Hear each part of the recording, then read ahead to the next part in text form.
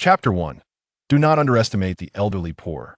Su Chen, we are no longer kindred spirits. I have become a disciple of Tianlan's sect. Do you even comprehend the nature of Tianlan's sect? That is a place you shall never reach in your lifetime. The strikingly beautiful woman looked down upon him. On that fateful day, Su Chen could never have anticipated the dramatic turn of events that would unfold. What a relief it was to be free from this engagement. Without hesitation, Su Chen followed the script and penned a letter of repudiation. 30 years in the East, 30 years in the West. Do not underestimate the youth and poverty. Li Qingwei, I hope you do not come to regret this decision. That day, the rain poured heavily. Su Chen felt an overwhelming sense of joy. Others believed him to have lost his senses. Even Li Qingwei thought he had gone mad. Without a backward glance, she departed, too weary to argue with a fool. Only Su Chen understood the significance of this moment. He was a transmigrator, armed with the script of a rejected engagement, that if he was not the protagonist, then who could claim that title? 3 days passed without a whisper of change. Strange? Could it be that my golden finger lacks sufficient energy? Su Chen waited patiently for 3 days. The golden finger did not arrive, but that was of little concern. He possessed patience, having proclaimed 30 years in the East and 30 in the West. Wasn't there still a span of 30 years ahead? 3 months later, could it be that my golden finger has been misappropriated? Suddenly, Su Chen realized that perhaps a prematurely awakened antagonist had stealthily seized his golden finger. In the years before his transmigration, such villains who specialized in pilfering others' golden fingers were all the rage. Thus, Su Chen busied himself in the quest to locate his missing golden finger. 3 years later, Su Chen had achieved nothing. His cultivation stagnated, leading his father to despair, convinced that Su Chen had lost his mind following the broken engagement. Disheartened, he ceased to invest in Su Chen's training and instead focused on nurturing his half-brother. Though his brother's aptitude was slightly inferior, he compensated with cleverness and wit. Such was the nature of the contest for the title of heir. By the time Su Chen realized the gravity of his situation, it was too late. All his resources had been usurped by his own brother. He had become a pawn. 30 years later, reflecting on those tumultuous times, Su Chen felt a pang of nostalgia. Ever since his father, Su Nan, had diverted all resources to his half-brother, Su Chen had quarreled fiercely with Su Nan and severed ties with the family.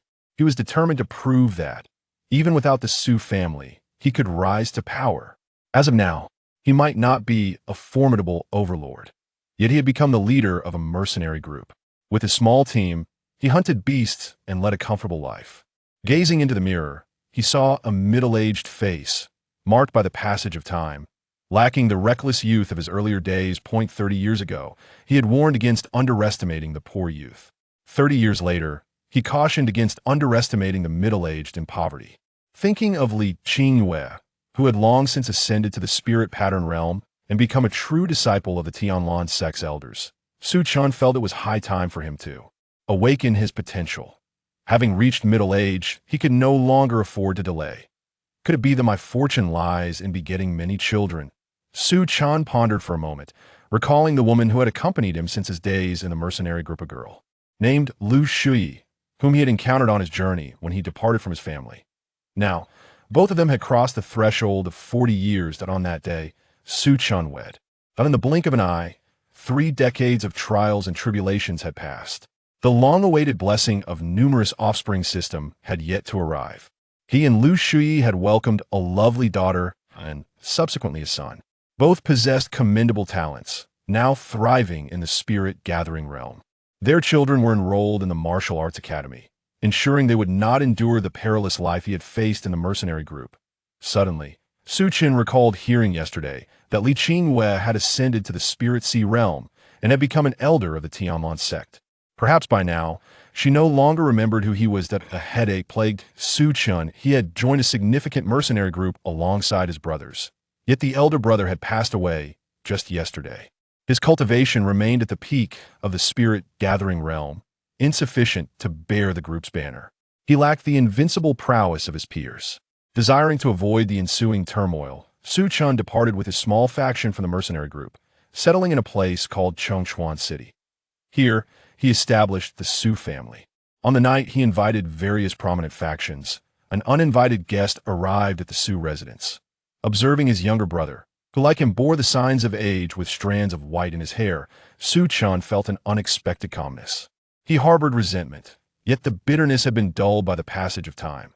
"Brother, since your departure, our mother has suffered from heart disease and passed away 20 years ago," his brother lamented. "Father also left us just a year ago, still murmuring your name, yearning to see you one last time. Brother, I understand you still harbor grievances over my past transgressions. I seek to atone for my mistakes. Please return to the family with me." Chen coldly declined. With a heavy heart, Shua had departed. Why is the sandstorm so fierce today? As he watched his brother's retreating figure, Chen brushed the corner of his eye, feeling a swell of moisture. The other Su family he could never return to. Here, in this place, was his true home. That on that day, Chen drank himself into a stupor. Do not underestimate the elderly and impoverished. Chen had aged. Even Lu Shui had been laid to rest by his own hands, not in this place. But the sight of their first meeting at IT was not a romantic gesture, rather. Chen wished for no one to disturb her eternal slumber. This time, it had not been 30 years that had passed, but rather 2 decades that on his centennial birthday, he still awaited the system that never arrived. He understood that today marked both his birthday and his impending demise. Fortunately, his son, daughter, grandson, granddaughter, and the core younger members of the Su family had been sent away. Outside, the clash of blades echoed. Chen grasped the long sword, now covered in dust. An old man from the neighboring Su family had transcended to the spirit pattern realm. An second voice was permitted within Chongchuan City. Chen had misjudged the circumstances. He had assumed the city lord would be the first to break through. Instead, he had been ambushed and slain. The next stage was inevitable retribution. The door was forcefully kicked open, and an elder dressed in a stone-blue brocade robe entered with measured steps. This was the ancestor of the Su family, Su Ba, a formidable presence in the spirit pattern realm. Chen faced death with unwavering resolve. Although he had grown old, his time in the mercenary group was not in vain. Behind him emerged a young man, brandishing several severed heads. The heads tumbled to the ground at Chen's feet. Upon recognizing the faces, Chen's expression darkened. Then, he perished. After a century of trials and tribulations, he ultimately met his demise alongside his clan. In the haze of his fading consciousness, he seemed to hear the young man muttering to himself, "What a pity." Chen's 2 children and several elders fought valiantly to protect him. Yet even with prior knowledge of the Su family's retreat route and sending numerous people to intercept, some of the younger members still managed to escape. Then let us send people to pursue, to search, to apprehend. This old fellow, Chen, is a cunning fox, careful in his dealings. The disciples he arranged to send out must possess exceptional talents. Should they grow, they would pose a significant threat to my Su family. Were it not for inheriting the legacy of a spiritual sea realm powerhouse, it might well have been my Su family facing annihilation. Chen's consciousness faded.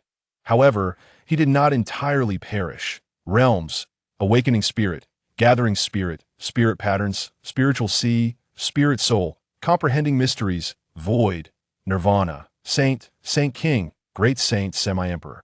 Emperor. Chapter 2. The Striving Son of the City, Lord Part 1. Upon realizing he had died, Chen found himself in a peculiar space, dark and void. What the hell? That old dog from the Su family possesses such fortune. Recalling the last words of Su Ba, Chen seethed with indignation. The city lord's breakthrough to the spirit pattern realm was practically assured. Yet, it was the Su family that broke through first. Such was fate, a cruel twist of destiny that the ancestor of the Su family once said. Had the city lord achieved his breakthrough first, it would have been the Su family's turn to retaliate against the Su family.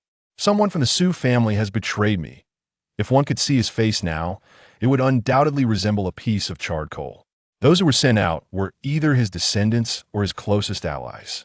Yet, now Chen had no time to ponder these matters, for he had encountered a golden opportunity. The long-desired boon he had yearned for a century had arrived after his death. Could it be that his century-long lifespan had activated it? But now that he was dead, what use was this boon? Chen dutifully began to examine it.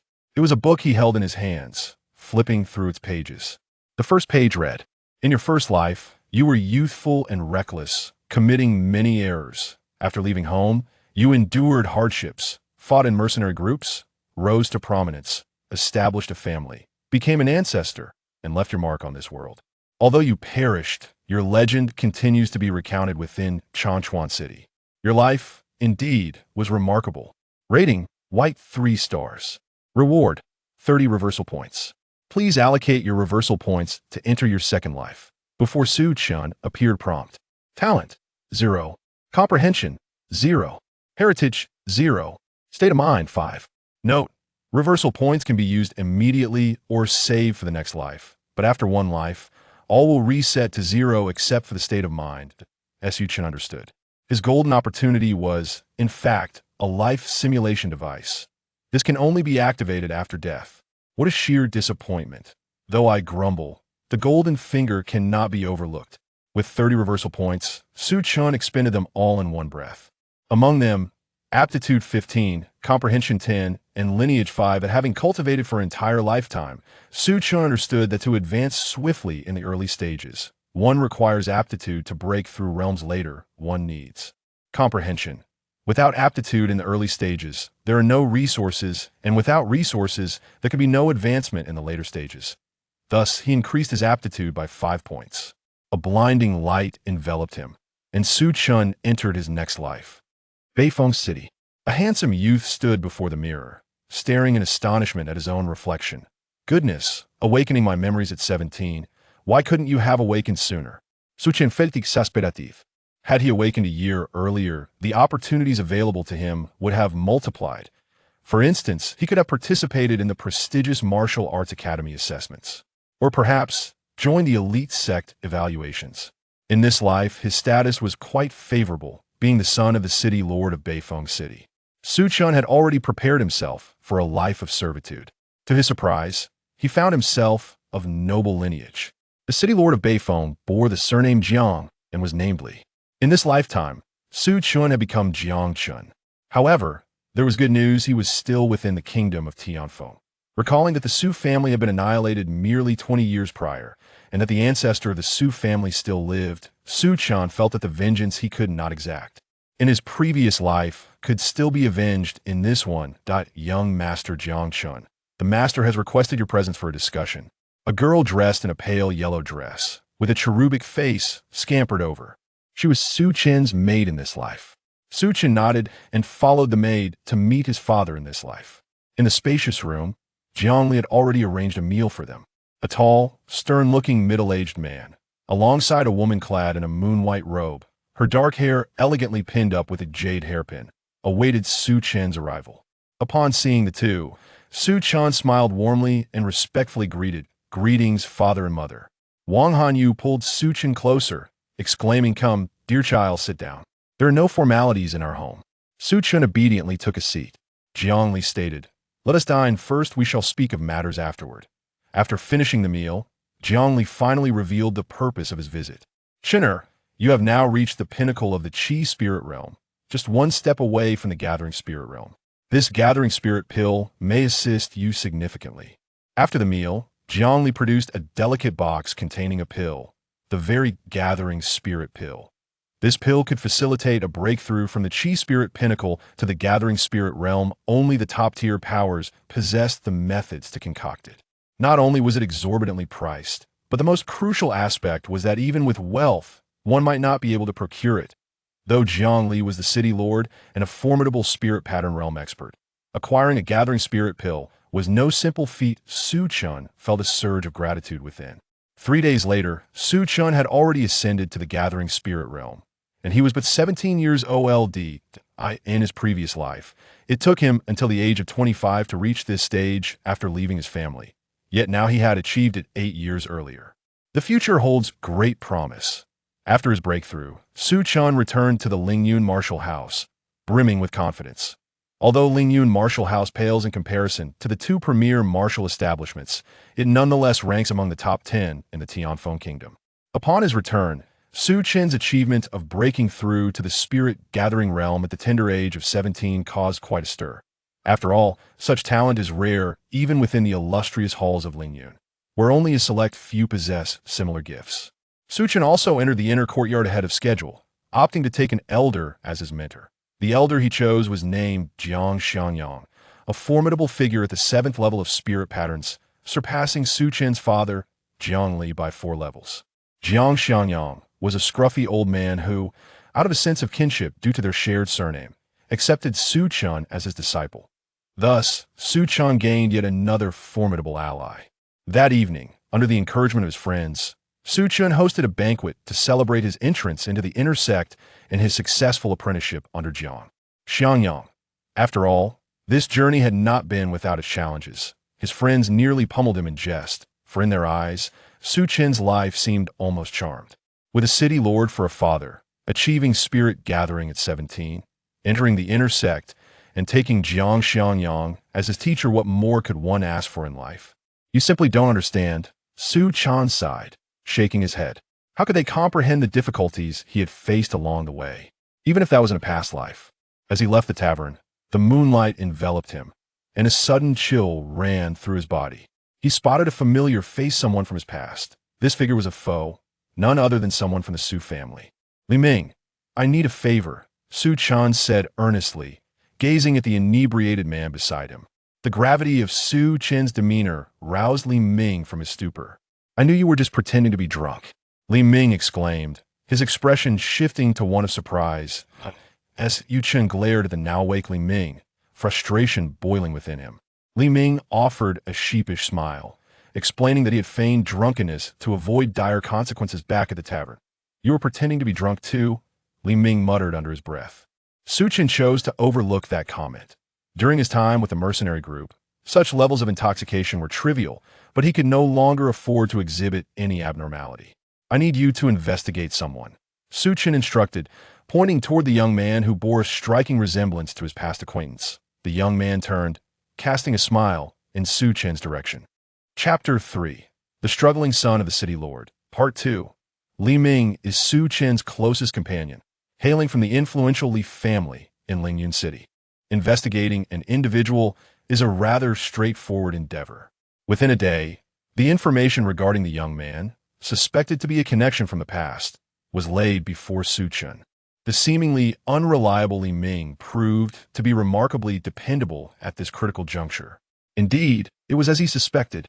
A cold smirk appeared on Su Chen's face. His expression fierce. His instincts, sharp as a lone wolf's, had not betrayed him. The young man, who bore the semblance of a long-lost acquaintance, was indeed the offspring of an old friend. 2 decades prior, he had stood behind Su Ba, the most distinguished of the younger generation from the Su family. Su Changji's son.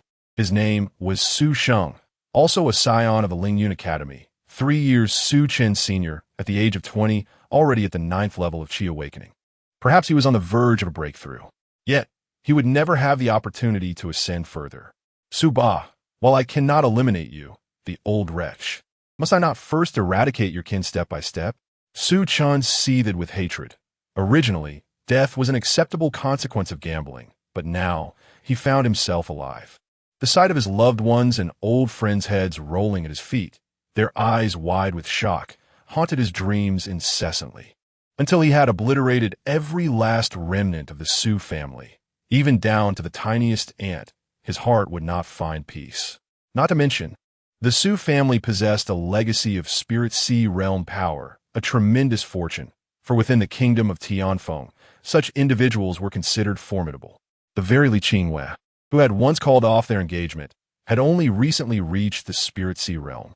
This level of talent shone brightly within Tianfeng, making their decision to sever ties with him all the more understandable. They were indeed justified in proclaiming they were from different worlds. Yet, Su Chen clung to his grievances, unable to let go. It was true that they were now worlds apart. Li Qingwei had aged, while he was still a mere 17. He would rather die than wed an older woman. It was no longer a mere matter of inheriting riches. Su Chen pondered how to discreetly eliminate a disciple of the Lingyun Academy. Intra-academy conflict was a grave offense, punishable by confinement or, in severe cases, expulsion. Thus, Su Chen could not resort to overt violence.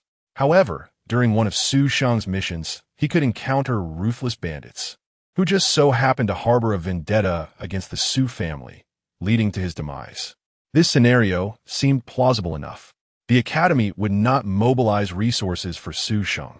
With the Su family now holding the legacy of a spirit sea expert, they would be keen to keep a low profile and would not act recklessly on his behalf. Ultimately, 3 months later, Su Sheng received a particularly lucrative mission. "Who are you?" Su Sheng, clad in the academy's attire, regarded the 3 cloaked figures that appeared before him with wariness. "Your end is near." The trio launched an assault, forcing Su Sheng into a desperate retreat. In a final moment of peril, he unleashed a fierce punch, a hint of a white tiger roaring within, managing to turn the tide and counterattack against the 3 assailants. Gasping for breath, he could not comprehend why he'd been ambushed by 3 attackers. He sought to unveil their cloaks and discern their true identities. In the next instant, a sharp blade pierced through his chest. What a pitiful bunch, unable to take down even a single life. Fortunately, I remained vigilant and stealthily followed them. Yesterday, Su Chen recklessly indulged in alcohol, intoxicating everyone, and quietly slipped away. He scattered a few drops of corpse-burning liquid, obliterating several bodies, and departed unnoticed amidst a throng of reckless souls. No one suspected him. Even if Su Sheng's demise were uncovered, it mattered little. In this life, he is known as Jiang Chen. What concern is it of Su Chen's? Su Chen returned to Ling Yun City discreetly, and when people finally noticed him, he was still lying in bed, seemingly asleep. A month later, Su Sheng's death was finally investigated. As Su Chen had anticipated, the academy hastily concluded that Su Sheng had provoked an enemy and was slain as a result. This is the martial world. The death of an ordinary student goes unnoticed. Most people remained oblivious to the loss. The Su family was aware but dared not raise a fuss. Only Su Changji, the head of the Su family, seethed with anger. Yet no clues could be found. Ultimately, the matter faded away. Only Su Chen understood that this was merely the beginning. A single life was far from enough to avenge a family's annihilation. With the enemy in plain sight and himself concealed, Su Chen was in no rush for revenge and continued his cultivation at Ling Yun Academy. A year later, upon reaching the age of 18, Su Chen was summoned home by Jiang Li. Upon returning, he found an elderly gentleman sitting beside his father, someone he recognized. He was not from the Su family. Reality was not so melodramatic. The old man was the former head of the Wang family from Beifeng City, a man of great repute whom Su Chen had met a few times.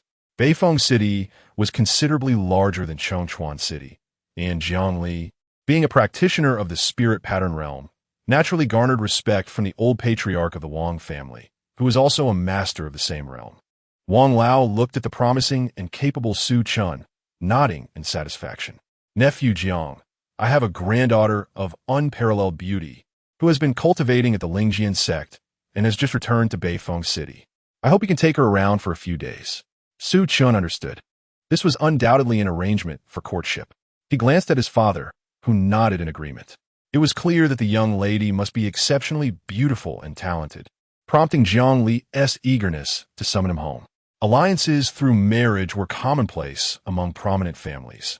Su Chen's previous life saw the Su family allied with the Li family, with Li Qingyue as his intended.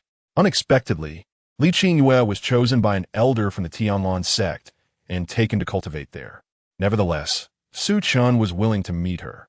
To thrive in each life, he must leave a mark in this world and earn points against fate. He soon encountered Wang Bailu, the granddaughter in question. Clad in garments as white as snow, with a graceful figure, she leaned against a railing as gentle raindrops fell, untouched by makeup, yet radiating an ethereal charm. This was Su Chen's first meeting with Wang Bailu. Wang Bailu lifted her gaze, resembling a proud snow blossom, her eyes fixated on Su Chen.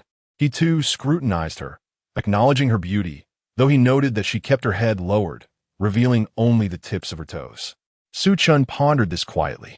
Indeed, Father's judgment is astute, albeit with a slight imperfection. Wang Bailu remained oblivious to Su Chen's contemplations. However, with his striking looks, it is only natural that he would leave a favorable impression on the fairer sex. This time, the narrative of breaking off an engagement was absent, with both parties expressing their satisfaction. Su Chen took Wang Bailu on a leisurely stroll through Beifeng City, and for 3 consecutive days, the two were inseparable. After 3 days, they parted ways, promising to reunite at the decennial youth competition in Tianfeng Kingdom.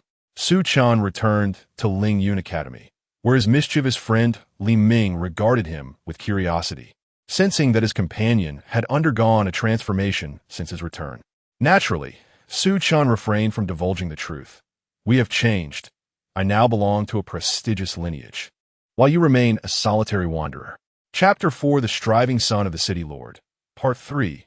Su Chen devoted himself wholeheartedly to his cultivation at Lingyun Academy. It has been nearly 2.5 years since he awakened his past life memories. He advanced from the 9th level of Qi awakening to the 6th level of spirit gathering. At the age of 19, this rate of progress astounded the academy. The elders convened and decided to nurture Su Chen as a seed-level contender in the Spirit Sea. Everyone regarded him as a prodigy. However, only Su Chen was aware that his rapid advancement stemmed from 2 factors. Firstly, he had already traversed this path in his previous life, and secondly, in this life. His innate talent, comprehension, and resources were significantly superior to those of his past existence. Nonetheless, he remained a mere pretender among the seed-level contenders of the Spirit Sea. Yet, Su Chen had no intention of clarifying this. He would gladly accept the benefits, viewing them as the Academy's investment in him. The Su family remained tranquil. With no news of the Su family, which he had established in his previous life, Su Chen had lost interest in these matters. His current focus lay on the decennial youth competition of the Tianfeng Kingdom. The Academy held high hopes for him, anticipating a commendable ranking. Accompanied by the elders and a group of other talented youths cultivated by the Academy, Su Chen embarked on the journey to the capital of Tianfeng Kingdom. His mischievous friend, Li Ming, also accompanied him on this trip. "Jiang Chen, do you have confidence in this competition? I suddenly feel an overwhelming pressure. Just the Lingyun martial house has so many geniuses." Li Ming gazed at the countless stars in the sky, feeling a sense of bewilderment. Over the past 2 years, Li Ming had successfully advanced to the spirit gathering realm, currently at the 1st level. His close friend Su Chen had already reached the 6th level and was a year younger than him. He had once thought Su Chen was a genius. Yet all the young disciples participating in the competition from the martial house were equally impressive, with the weakest among them being at the 5th level of spirit gathering. In this world, true geniuses were as numerous as the stars.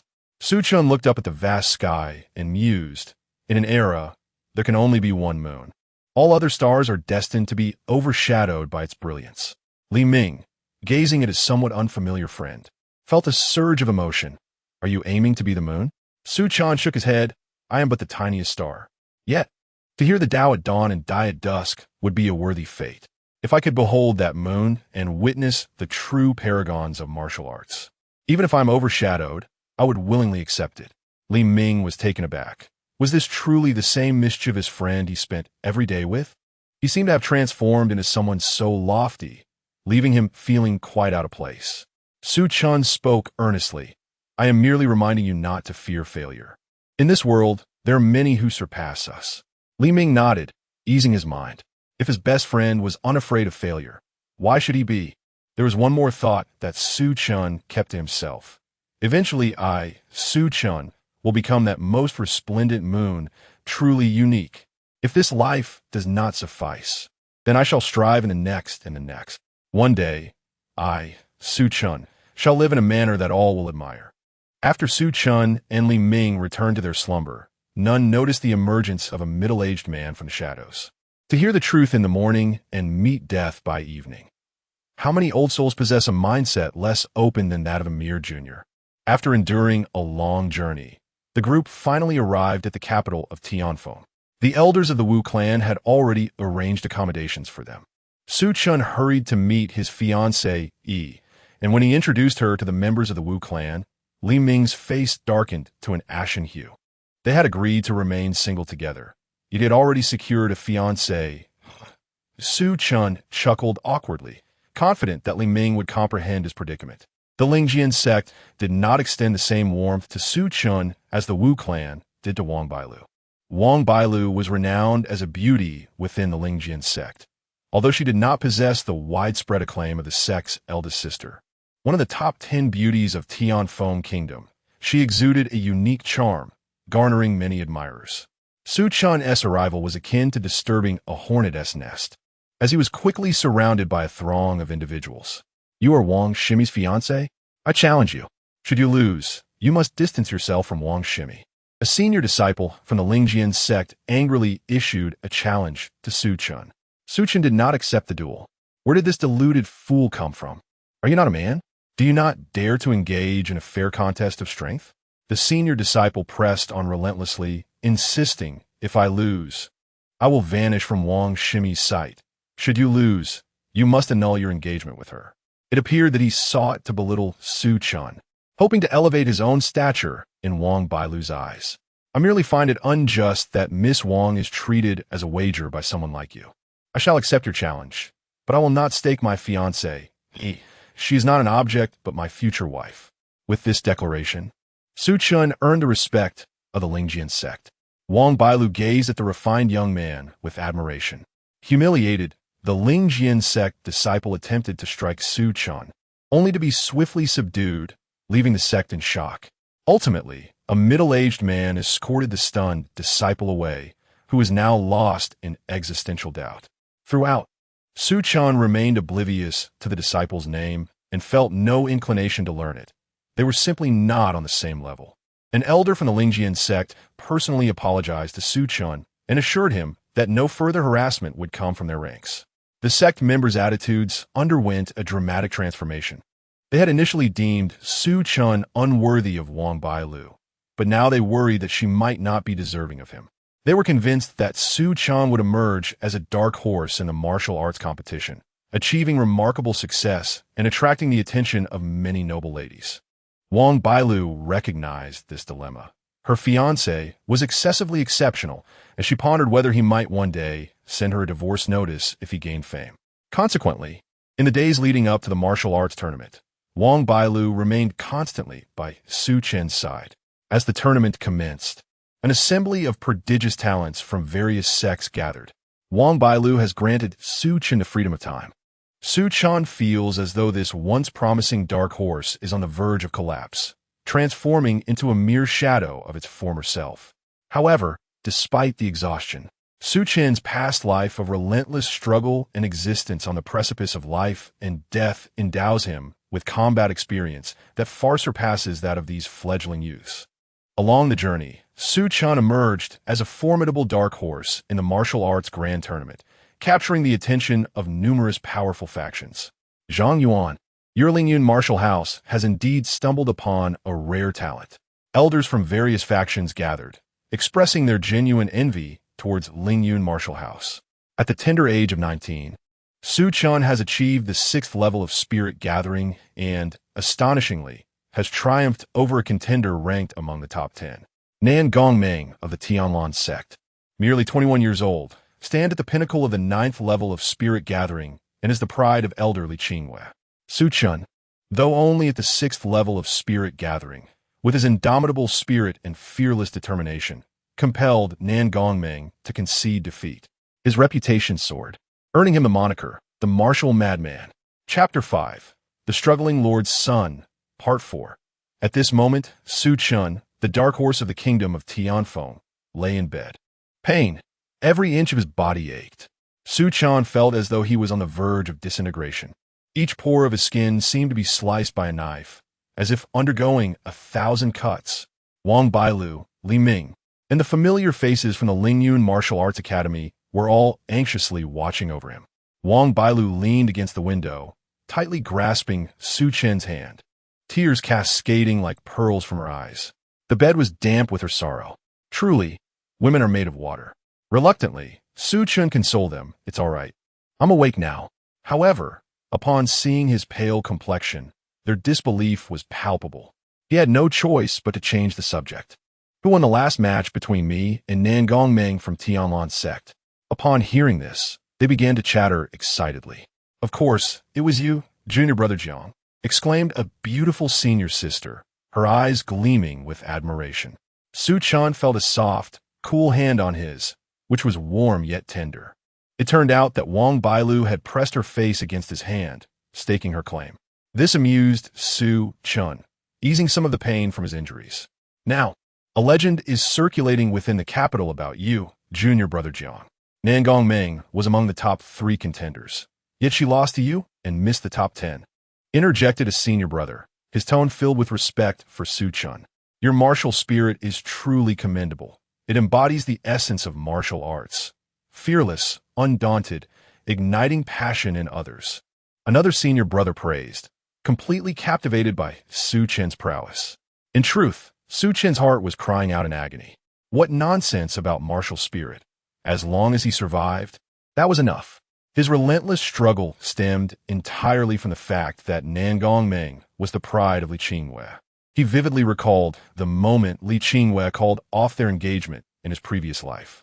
If he couldn't defeat Li Qingwei, could he not triumph over her disciple? This was a battle of proof. Su Chen reminded himself that he could not afford to lose. In the end, a singular voice echoed in his mind: defeat Nangong Meng. Hence, Su Chen emerged victorious. In a straightforward contest, he would never have been a match for Nangong Meng. Yet, when it came to combat experience, she could not rival him. Jiang Chun, you are truly remarkable. Nangong Meng, the enchanting fairy among the top 10 beauties of the younger generation, was made to cry and concede to you. Li Ming exclaimed, his face brimming with admiration. Watching his best friend achieve fame ignited excitement within him. Riches and honor should not be forgotten, he thought. A true friend shares both glory and shame. Su Chen, however, sank into deep contemplation, a question echoing in his mind. Did such an event truly occur? Was it possible for such a prodigy to be brought to tears? How could he, the protagonist, be unaware of Nangong Meng's tears? Slowly, he inquired, when did this happen? Surely, as a martial arts prodigy, Nangong Meng wouldn't be reduced to tears. Li Mingxin solemnly declared. The streets and alleys are abuzz with this matter. Storytellers are elaborating on it, claiming that you reduced the dream fairy to tears. Many young talents from influential factions are preparing to unite and confront you. If your injuries have not yet healed, I advise you to stay out of sight. In his heart, Su Chen was filled with a myriad of obscure botanical thoughts. If he were to discover which scoundrel was spreading these rumors, he would undoubtedly hang him up and administer a few lashes. It was not that Su Chen wished to see Nangong Meng weep. Rather, he had not caused her tears, but had instead invited significant trouble upon himself. What a misfortune! At that moment, a middle-aged man entered the room, striding confidently towards the awake Su Chen and heartily clapped him on the shoulder, laughing, Jiang Chun, splendid work. Our Lingyun Martial Academy has finally produced a top 10 contender in this martial arts tournament. The man's expression radiated joy, but as he lowered his gaze, he realized that Su Chen lay on the bed, unable to move. Only a faint voice could be heard, Elder Mu. Could you be a little gentler? Su Chen drifted back into unconsciousness. The room full of people gazed at Elder Mu with a mix of concern and exasperation. Elder Mu, feeling awkward, forced a smile and reluctantly produced a third-grade medicinal pill for Su Chen to consume. There was no choice. It had been 5 consecutive tournaments without anyone breaking into the top 10, and now, at last, there was Su Chen. If he were to be rendered incapable, the old geezers at the academy would surely flay him alive. Elder Mu lamented, how much better it would have been if I had not come here today. A third-grade pill cost over 100,000 gold coins. Eventually, Su Chen roused once more, experiencing the effects of the third-grade pill for the first time. It was akin to a divine elixir. The rewards from the capital of Tianfeng were reasonably generous. 3 days of cultivation in the spirit pool, a blue spirit rune, and a low-grade profound weapon, from which Su Chen chose a spear. An inch in length, an inch in strength. After 3 days, Su Chen's cultivation advanced further, breaking through to the 8th level of spirit gathering. Upon leaving the spirit pool, Su Chen encountered a familiar figure. Her graceful silhouette was perfectly draped in a purple robe. Her countenance as cold as winter snow, with a few strands of hair cascading across her forehead, ethereal and dreamlike, a beauty that countless souls yearned for. If only it weren't for those murderous glances. Su Chen grimaced internally. The approaching individual was none other than Nangong Meng, whom he had previously bested. Chen, I challenge you, Nangong Ming declared defiantly. The rumor that she had been reduced to tears by a lunatic from Lingyun Martial Academy spread like wildfire through the streets. She accepted her defeat, as she would not stoop to quarreling with a madman. However, she did not cry. Nangong Ming was determined to prove this point. She sought to defeat Su Chen and redeem her honor. Su Chen sidestepped the confrontation, now that his cultivation had advanced to the 8th level of spirit gathering. Defeating Nangong Ming would not pose a challenge. Yet, he was reluctant to engage. Seeing herself ignored by Su Chen, Nangong Ming was infuriated. Chen, are you even a man? Su Chen turned to face the furious Nangong Ming, a look of perplexity crossing his features. What does my masculinity have to do with whether I accept your challenge? He could not comprehend the logic of these young girls. Nangong Ming, filled with fury, resolved to take matters into her own hands. With sword in hand, she charged fiercely at Su Chen. What initially appeared to be a serene demeanor concealed a tempestuous tigress within. Su Chen muttered softly, his words crystal clear to Nangong Ming's ears. As he brandished his spear, its tip glimmered with a chilling light. The icy brilliance pressed against her forehead, piercing the delicate skin, and crimson droplets cascaded down. It presented a unique allure reminiscent of a beautiful woman. Su Chen sheathed the spear and waved his hand dismissively, saying, "Little girl, perhaps you should wait until you enter the spirit pattern realm before challenging me." He then departed with effortless grace. Nangong Ming stood in a daze for a considerable time. Aside from the bloodstain on her forehead, her eyes brimmed with tears like precious pearls, falling one by one. "You scoundrel! Chen, you despicable wretch!" On that day, the capital trembled once more. Whispers spread that the dream fairy had been abandoned by Chen, heartbroken and weeping for an entire day. This incited the younger generation of the Tianfeng kingdom, who clamored to ensure that those who had bullied the dream fairy would pay dearly. Chapter 6. The Struggles of the Lord's Son, Part 5. Time flows like water, and in the blink of an eye, 3 years have passed. This year, Su Chen turns 22. Reflecting on the moments of the martial arts tournament, he is plagued by a profound headache. He cannot fathom which scoundrel has distorted the truth so egregiously, from initially defeating Nangong Ming in the arena to ultimately abandoning her. The tales have multiplied into countless versions. If he were to uncover the culprit behind these slanders, he would undoubtedly exact a thorough punishment. Moreover, many suitors of Nangong Ming have approached Su Chen, seeking to create trouble for him, but these nuisances are trifling in nature. After all, he is a seed-level contender of the Lingyun Martial Academy. However, 3 years have elapsed, and Su Chen finds himself stuck at the 9th level of Qi gathering. Despite possessing the spiritual patterns distributed by the royal palace during the martial arts tournament, it will take him another year or two to ascend to the realm of spiritual patterns. Meanwhile, all the top 10 prodigies, save for Su Chen, have already entered the realm of spiritual patterns. His innate talent, it seems, pales in comparison to theirs. Even Nangong Ming, whom he easily defeated back then, has reportedly entered the realm of spiritual patterns months ago, adorned with a rare blue spiritual pattern. In the kingdom of Tianfeng, those with blue spiritual patterns are exceedingly few. Su Chen's thoughts drift back to Nangong Ming, not out of longing, but rather recalling the words he had spoken 3 years prior, words that had merely been a boastful flourish. Fitting for the moment. Surely, she cannot have taken his words to heart. His musings stem from the imminent conclusion of his long-term relationship with Wang Bairu. As tomorrow marks their wedding day, Su Chen fervently hopes that no unforeseen incidents will occur. As he turns to head back inside the residence, a flash of striking purple catches his eye. He lowers his gaze, hastening his steps. Suddenly, he feels a chill at his neck, as an ice-blue longsword is pressed against him. Su Chen stiffens and raises his head, only to be met by a flawless visage that regards him coldly, a hand gripping the sword poised at his throat. Truly, what one fears most often comes to pass.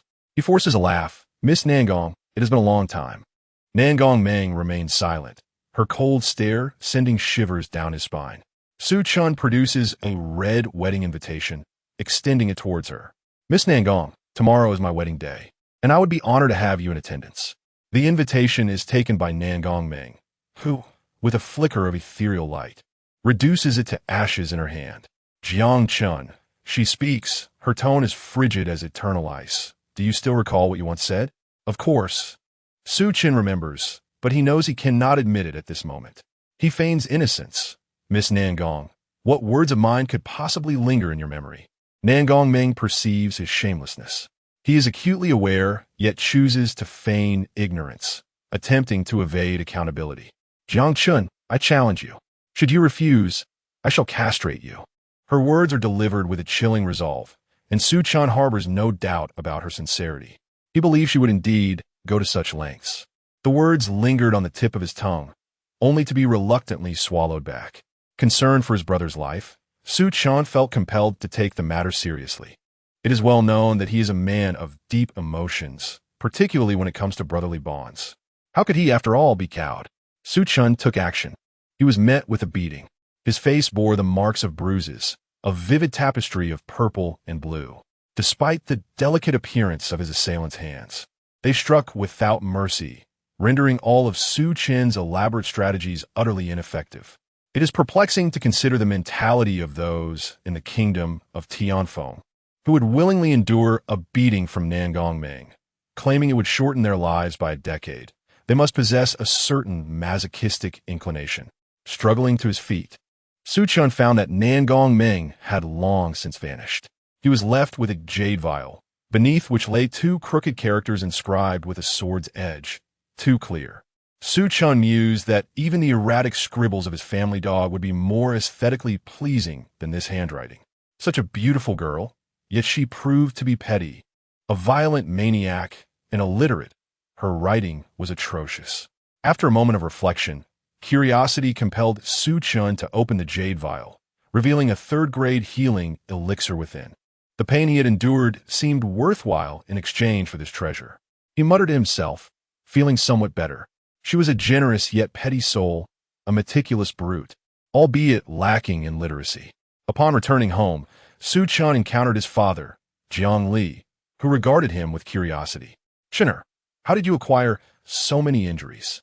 Su Chen looked up, responding sullenly, "I had an accidental fall." Jiang Li, skeptical, queried how a fall could result in such distinct marks of a fist. Noticing his father's disbelief and the impending investigation, Su Chen reluctantly confessed. "I encountered a senior on the road who required a sparring partner to test new techniques and rewarded me with a third-grade elixir." Jiang Li's expression was one of suspicion. Yet, upon Su Chen producing the elixir, he remained dubious but chose to entertain the notion. To receive a third-grade elixir after a mere beating, such a senior, I have yet to encounter. Jiang Li contemplated, deeming Su Chen's experience a worthwhile trait. He wished for more encounters of this nature. The following day, Su Chen's injuries had wholly healed. On the day of the wedding, the venue was bustling with guests, as many flocked to Beifeng City. Among them were senior acquaintances from Lingyun Martial Academy, some of whom had even paused their own tasks to attend.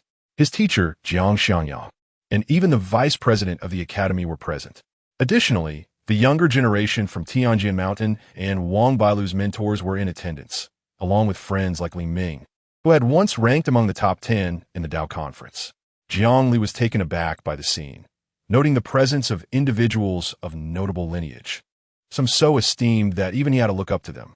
These figures treated his son with remarkable courtesy, which felt quite unfamiliar. Meanwhile, the elder of the Wang family beamed with delight, convinced that this was the wisest decision he had ever made.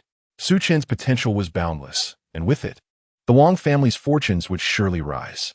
In a single day, the atmosphere was filled with joy, and for the first time, Su Chen felt the intoxicating effects of merriment. Thinking of his close friend Li Ming, who had already succumbed to slumber, Su Chen added with a playful tone, "Novice." The moonlight was hazy, creating an enchanting atmosphere perfect for a wedding night. Su Chen surmised that Wang Bailu must have been waiting for him for quite some time. Today he was the husband, and she was the wife. This world would bear witness to the indelible marks of his existence. Upon arriving at Wang Bailu's door, Su Chen lifted his gaze, noticing that the clouds shrouding the moon had dissipated, revealing a particularly bright and full moon. In the distance, beside the moon, A figure clad in purple appeared to be standing atop a towering building. Su Chen blinked, and the purple silhouette vanished. Perhaps it was merely an illusion? He attributed the occurrence to having indulged too much in wine. Husband, a delicate call emanated from within the room. Without further hesitation, Su Chen opened the door and stepped inside. Chapter 7. The Struggling Son of the City Lord, Part 6. Another year has passed, and Su Chen has successfully merged with the spirit pattern, stepping into the realm of spirit patterns. This particular spirit pattern, a product of the third-tier Gale Demon Wolf, is a beast pattern of azure quality, yet Su Chen felt no right to be choosy. In this world, spirit patterns are categorized into white, azure, blue, purple, orange, and red. A high-quality spirit pattern signifies combat prowess, amplifying the abilities of its bearer. The Gale Demon Wolf's enhancement lies in speed. Azure particles spiraled upward from beneath Su Chen's feet, ascending in a helix. Is this the power of the spirit pattern realm? In his previous life, Su Chen never managed to break through to the spirit pattern realm, lacking both techniques and spirit patterns. Yet in this life, at merely 23 years of age, he has transcended into the spirit pattern realm. The Su family. A chill swept over Su Chen's expression. He still harbored a deep resentment towards the Su family. The grudge of his previous life, the annihilation of his clan, left him restless. If even a single member of the Su family were to escape, it would leave him unsatisfied.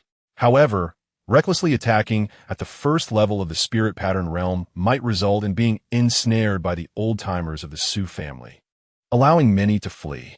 What Su Chen desired was the complete eradication of the Su family, leaving no trace behind. He refrained from immediate action. After enduring for so many years, why rush in these last couple? Following his breakthrough into the spirit pattern realm, Su Chen returned to the Lingyun martial manor, causing quite a stir. He acquired a wealth of cultivation resources, precisely what he sought. With these resources, reaching the second level of the spirit pattern realm within a year would not be a dream. Thus, Su Chen continued his seclusion. 2 years later, the patriarch of the Su family celebrated his 140th birthday. Members from all branches of the Su family returned to honor the occasion. The atmosphere was festive, with decorations adorning the estate. Yet, unbeknownst to them, in the shadows of the night, a figure cloaked in a black shroud and donning a ghostly mask lurked, casting a sinister gaze towards the Su family. It was Su Chen, having emerged from his seclusion at the Lingyun martial manor.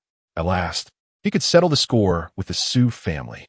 Seizing this once-in-a-lifetime opportunity, Su Chen planned to ensnare the entire Su family in one fell swoop. His movements were swift. With each step, azure currents manifested, his figure flickering as he appeared in the next location. Behind him, the sounds of disturbance echoed. As a cadre of prepared warriors followed Su Chen into the Su family estate.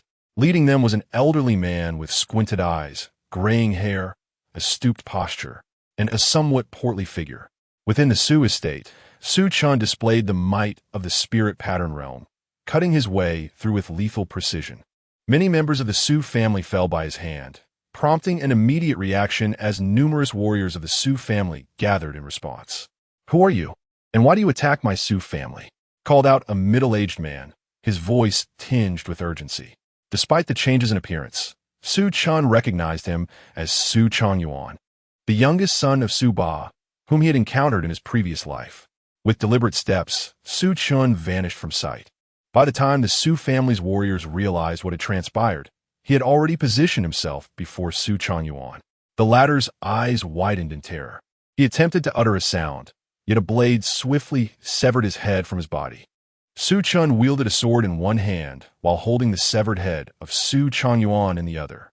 The direct descendants of the Su family were engulfed in profound sorrow, rallying the martial artists who had pledged their loyalty to the Su clan to confront Su Chen fiercely. He casually dispatched several of the undeterred foes, causing the rest to retreat in fear. He refrained from further engagement, deeming it a waste of energy to contend with these individuals.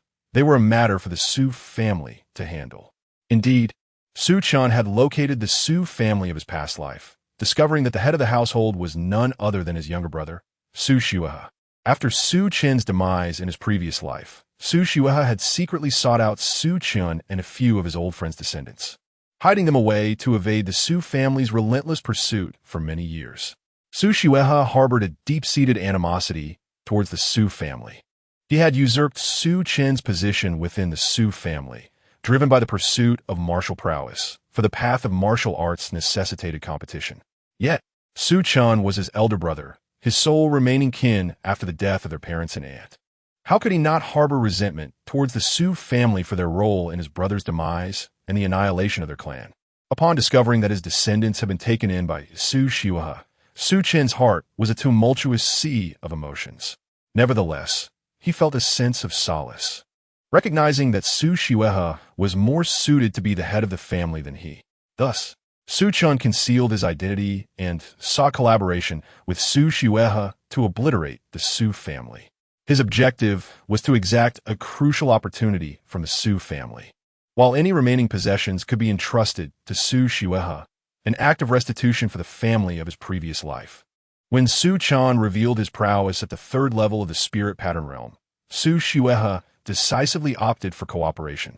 For when Su Chen demonstrated his abilities, the Su family had but one choice. Their legacy was merely an aging relic of the first level of the spirit pattern realm, in dire need of a new guardian at this level.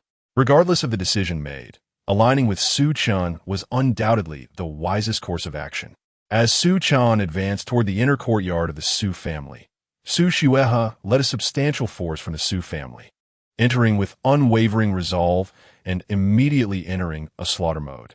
With both new grievances and old vendettas, only complete annihilation could settle the score.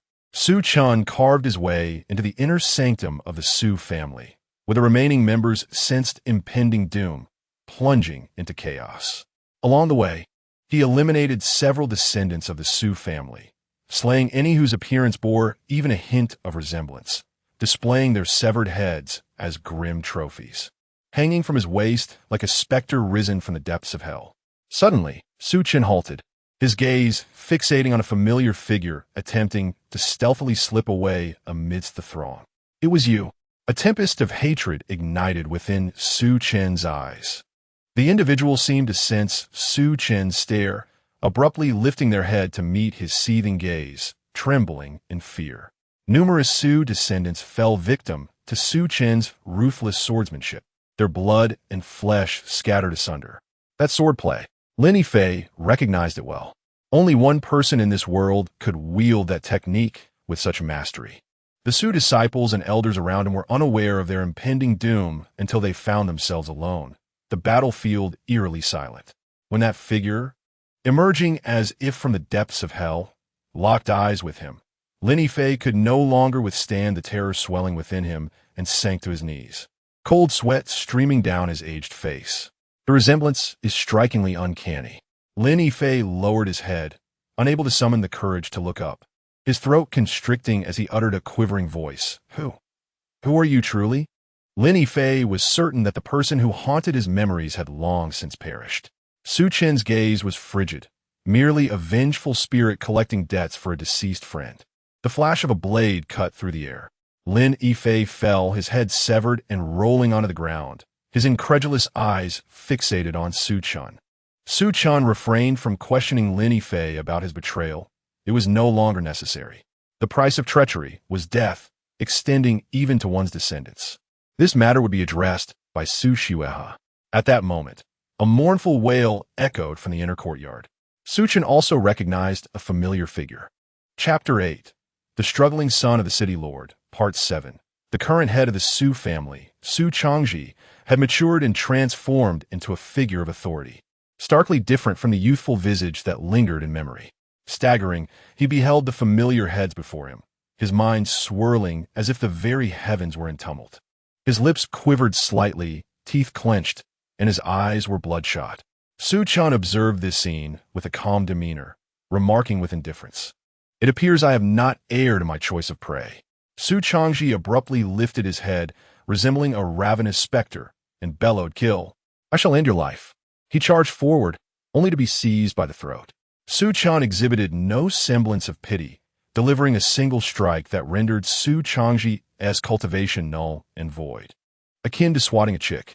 Of course, exceptions existed for prodigious talents, yet Su Changji was far from being one of them.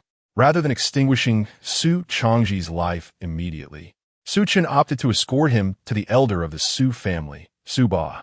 Upon sensing the commotion within the Su residence, Su Ba emerged from his seclusion, only to be met with the ghastly sight of a cloaked stranger dragging his most cherished son, adorned with the severed heads of his descendants, including his beloved great-grandson and great-granddaughter, now lifeless. Pray tell, what grievance do you hold against my Su family, that you would spare not even these innocent children? Su Ba lamented, his voice a heart-wrenching cry, for there exists no greater sorrow than a parent burying their child. Where's the legacy of the spirit sea? Speak, and perhaps I shall spare this wretch before me, allowing your family to retain a flicker of hope. Su Chen replied with a frigid tone, his gaze wary of Su Ba. He held no underestimation of his adversaries. Su Ba contemplated a desperate fight against Su Chen, but sensing the elder's intent, Su Chen unleashed the full force of his cultivation at the third level of the spirit pattern realm. Despair enveloped Su Ba. His advanced age had diminished his vitality, and this stranger's prowess surpassed his own. Even a last-ditch effort might not yield a decisive blow. After a tumultuous internal struggle, glancing at the unconscious Su Changji, he was overcome with tears of sorrow, having made a resolution. Will you, esteemed one, vow to honor your word? Should I relinquish the spirit sea legacy? Your promises must hold true. Su Ba did not inquire how this enigmatic figure had come to know of the Su family's legacy. Such questions were now moot. Even if it were a fabrication, it had to be accepted for the sake of preserving the last ember of their lineage. Su Chen nodded. I have come solely for the spirit sea legacy. Should it be obtained, preserving a remnant for your Su family would not be unthinkable. Should I breach this promise, may my martial path cease. With the outcome he desired secured, Su Ba retreated indoors, retrieving a hide inscribed with peculiar runes, accompanied by the translations painstakingly deciphered by the Su family over the years. Observing Su Ba's fervent efforts, Su Chen was momentarily reminded of their past encounters fraught with cunning and strategy, stirring a fleeting inclination to grant him clemency. Yet, such leniency was not an option. Su Chen accepted the inheritance of the spirit sea, and then, just as Su Ba was about to take over Su Changji, a sword severed Su Changji's head, which rolled on the ground, blood gushing forth like a fountain. Su Ba was rendered speechless, his heart twisted in anguish. A familiar yet indifferent voice echoed in his ears. Do you still remember the Su family, the ancestors of Su Chen? When you annihilated the Su family, did you ever consider the young and old? Now, it is merely a case of someone coming to collect a debt. Su Ba's eyes widened. From the very beginning, this figure in the black robe had no intention of sparing the Su family. May you suffer a wretched fate. You have defied the oath of martial arts, and you shall ultimately be devoured by 1,000 ghosts. The entirety of the Su family shall witness your demise on the road to the Yellow Springs. With a tragic cry, Su Ba was slain by Su Chen. He arranged all the severed heads with precision, the debt of revenge settled, and Su Chen remained silent for a long while. Finally, he softly declared, I shall not descend to the Yellow Springs. Even if you wait for me there until the waters run dry, you shall not find me. He would only endure ceaseless cycles of reincarnation, but he would not descend into the underworld.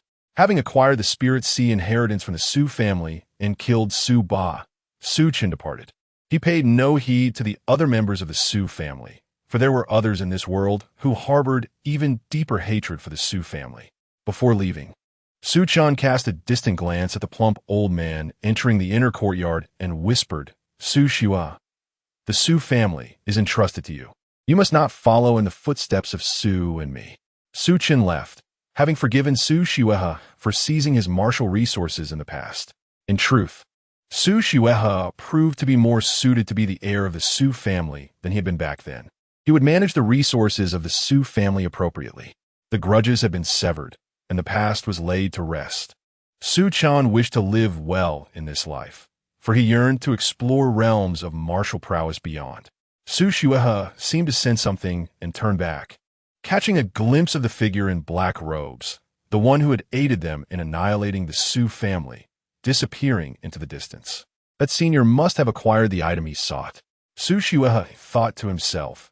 That item was undoubtedly precious, yet beyond their reach. However, he found it strange that the figure's silhouette bore a resemblance to someone from his memories when that person left the Su family. It must be an illusion. Su Xuehe walked alone into the inner courtyard, leaving the Su family's guards outside. Upon seeing the neatly arranged heads of the Su family, a sudden smile broke out on Su Xuehe's face as he viciously kicked the unblinking head of the aged patriarch. The skull shattered instantly, yet as Su Xuehe laughed, tears streamed down his cheeks. "Brother Chen, did you see this? Snow River. At last I have avenged you. Brother Chen, it was my youthful folly, my jealousy of our father's affection for you, and my envy of the love bestowed upon you by the Su family that led me astray. Yet, I never intended to usurp your rightful place, nor did I wish to compel you to depart from our family. Brother Chen, you are unaware that during those 3 long years of silence, my mother, she truly needed the miraculous Qian Nian Snow Lotus Pill to save her life. I implored them for it, but they refused to grant my plea. Only by becoming the first in line for inheritance could I earn the right to rescue her. Brother Chen, after your departure from the family, I searched for you tirelessly for 60 years. When I finally learned of your whereabouts, it brought me not joy, but dread. I feared you would refuse to meet me, terrified that you still harbored resentment. The day you agreed to see me was the happiest I had been since my mother's passing. In truth, as I made my way home that day, I wept for a long time. Had you known, you would have surely laughed at me. I was a child who cried easily, and you often reminded me that a man does not shed tears lightly. I believe this was a fallacy, merely a reflection of not having reached the depths of sorrow. Brother, it was Snow River's fault. It was I who caused your demise, leading you to a life of solitude. Su Xuehe's voice, choked with suppressed sobs, gradually transformed into a childlike wail. The sounds of clashing swords reverberated throughout the night. Ultimately, dawn broke. Chapter 9. The Struggles of the Lord's Son, Part 8. The annihilation of the Su family in Chongchuan City is a matter of considerable import, yet it may also be deemed trivial in the grand tapestry of the Tianfeng Kingdom. However, within the confines of Chongchuan City, this incident bears significant weight. The distance between Chongchuan City and the Su family of Qingshi City is vast, yet the latter's obliteration of the former piqued the curiosity of many. It was not until over 2 decades ago that the truth emerged. The Su family, which had been decimated by the Su family, was founded by Su Chen, who was, in fact, the younger brother of Su Xuehe from the Qingshi Su family. This revelation unveiled the hidden motives behind the Su family's downfall. How ruthless was Su Xuehe, who bided his time and, without a sound, ensnared the entire Su clan in one fell swoop. The admiration for Su Xuehe's cunning and brutality soared, as the prestige of the Qingshi Su family reached unprecedented heights. Within a few years, the Qingshi Su family welcomed a new prodigy of the spirit pattern realm, heralding a promising future. Meanwhile, the architect of these events, Su Chen, observed with a smile as his daughter, Jiang Mingwei, playfully engaged with him in Beifeng City. Su Chen harbored aspirations of having a son with Wang Bailu, whom he intended to name Jiang Hao. Though his surname did not belong to one of the 4 prominent families, he sought to compensate for this through his lineage. Having descendants marked a footprint in this world, yet his renown remained insufficient. In recent years, as talents emerged in abundance, a decade had passed since his affair with Nangongming. Su Chen found himself contemplating how to live a life of greater significance. Since the Su family's downfall, the resources invested by the Lingyun Marshall House had been depleted, causing his cultivation to stagnate. 4 years had elapsed, and he had barely managed to break through to the 4th level of the spirit pattern realm. It is noteworthy that Su Chen managed to decipher a quarter of the legacy obtained by the Su family. This inheritance was not left by a powerful figure of the Spirit Sea realm, but rather by a formidable being known as the Spirit King, Li Zhen, a legacy of a transcendental monarch. Unfortunately, only the first part of this legacy remained. One could only wonder about the fortuitous fate that had befallen the Su family. Had they been granted a few more years, Su Chen's hopes of revenge would have been dashed. With the Spirit King's legacy, Even a mere third of it would ensure the Su family's prosperity. What a shrewd family the Zus were. What a remarkable figure Su Ba was. What a formidable individual Su Changji proved to be. Su Chan finally comprehended why, after the death of Su Changji's esteemed son, Su Sheng, the Su family refrained from extensive investigation or public discourse, opting instead to suppress the matter. This monumental secret, had it not been for his reincarnation, could have facilitated the Su family's resurgence. Now, this secret belonged to Su Chun. He could only dare to secretly unravel the legacy of the Spirit King under the guise of retreating into seclusion, fully aware of the consequences should anyone learn of his possession of such a transcendent legacy. Should the Jiang family's connection to the Su family be revealed, their fate would likely mirror that of the Su family. At the dining table, Jiang Mingyue playfully gnawed on a chicken leg, while her parents, Jiang Fu and Jiang Mu, tended to her. Wang Bailu, observing the troubled expression on Su Chen's face, gently inquired, "Husband, do you carry any burdens upon your heart these days?" Having known each other for 12 years, Wang Bailu could hardly overlook the peculiar state that Su Chun had recently exhibited. With a soft sigh, Su Chen remarked, "Another war has erupted in the south. The Kanglan Kingdom is launching an offensive against the Tianfeng Kingdom and has already captured several cities." Both Jiang Fu and Jiang Mu were astonished, wondering if this young man had suddenly developed an interest in matters of state. Wang Bailu chuckled gently. "It seems my husband is intrigued by the resource demands put forth by the royal family." Although Su Chun had the backing of the Lingyun Martial Academy, it was a collective institution that could not solely nurture his singular potential. In a few years, lacking sufficient training resources, this pretender of a genius might be exposed. Su Chun nodded thoughtfully. This time, there are titles awarded to those with remarkable military achievements. I wish to enlist. In tumultuous times, heroes emerge. Su Chun sought not only to procure cultivation resources, but also to carve out a name for himself, leaving a more profound imprint on this world and securing better conditions for the Jiang family's future endeavors. Wang Bailu's tone was resolute. "If this is what you desire, then pursue it." Su Chun was taken aback, expecting her to dissuade him. Noticing his surprise, Wang Bailu smiled playfully. "Did you think I would stand in your way?" She nestled against his arm, tilting her head slightly, and said softly, "Have you forgotten that I, Wang Bailu, hail from the Spirit Sword sect? I am not a burden to you, but rather your capable support. The reckless Jiang Chun should not remain hidden in this trivial Northwind city." Su Chen's heart swelled with emotion, and he ultimately resolved to join the military. He aimed for training resources and sought to elevate the Jiang family standing. Moreover, he aspired for greater opportunities in the next life. After making this decision, he encountered many familiar faces, especially Li Ming, whom he had not seen in years. Since their wedding, a full 7 years had passed without a meeting, and Li Ming had begun to take over the Li family, appearing somewhat prosperous.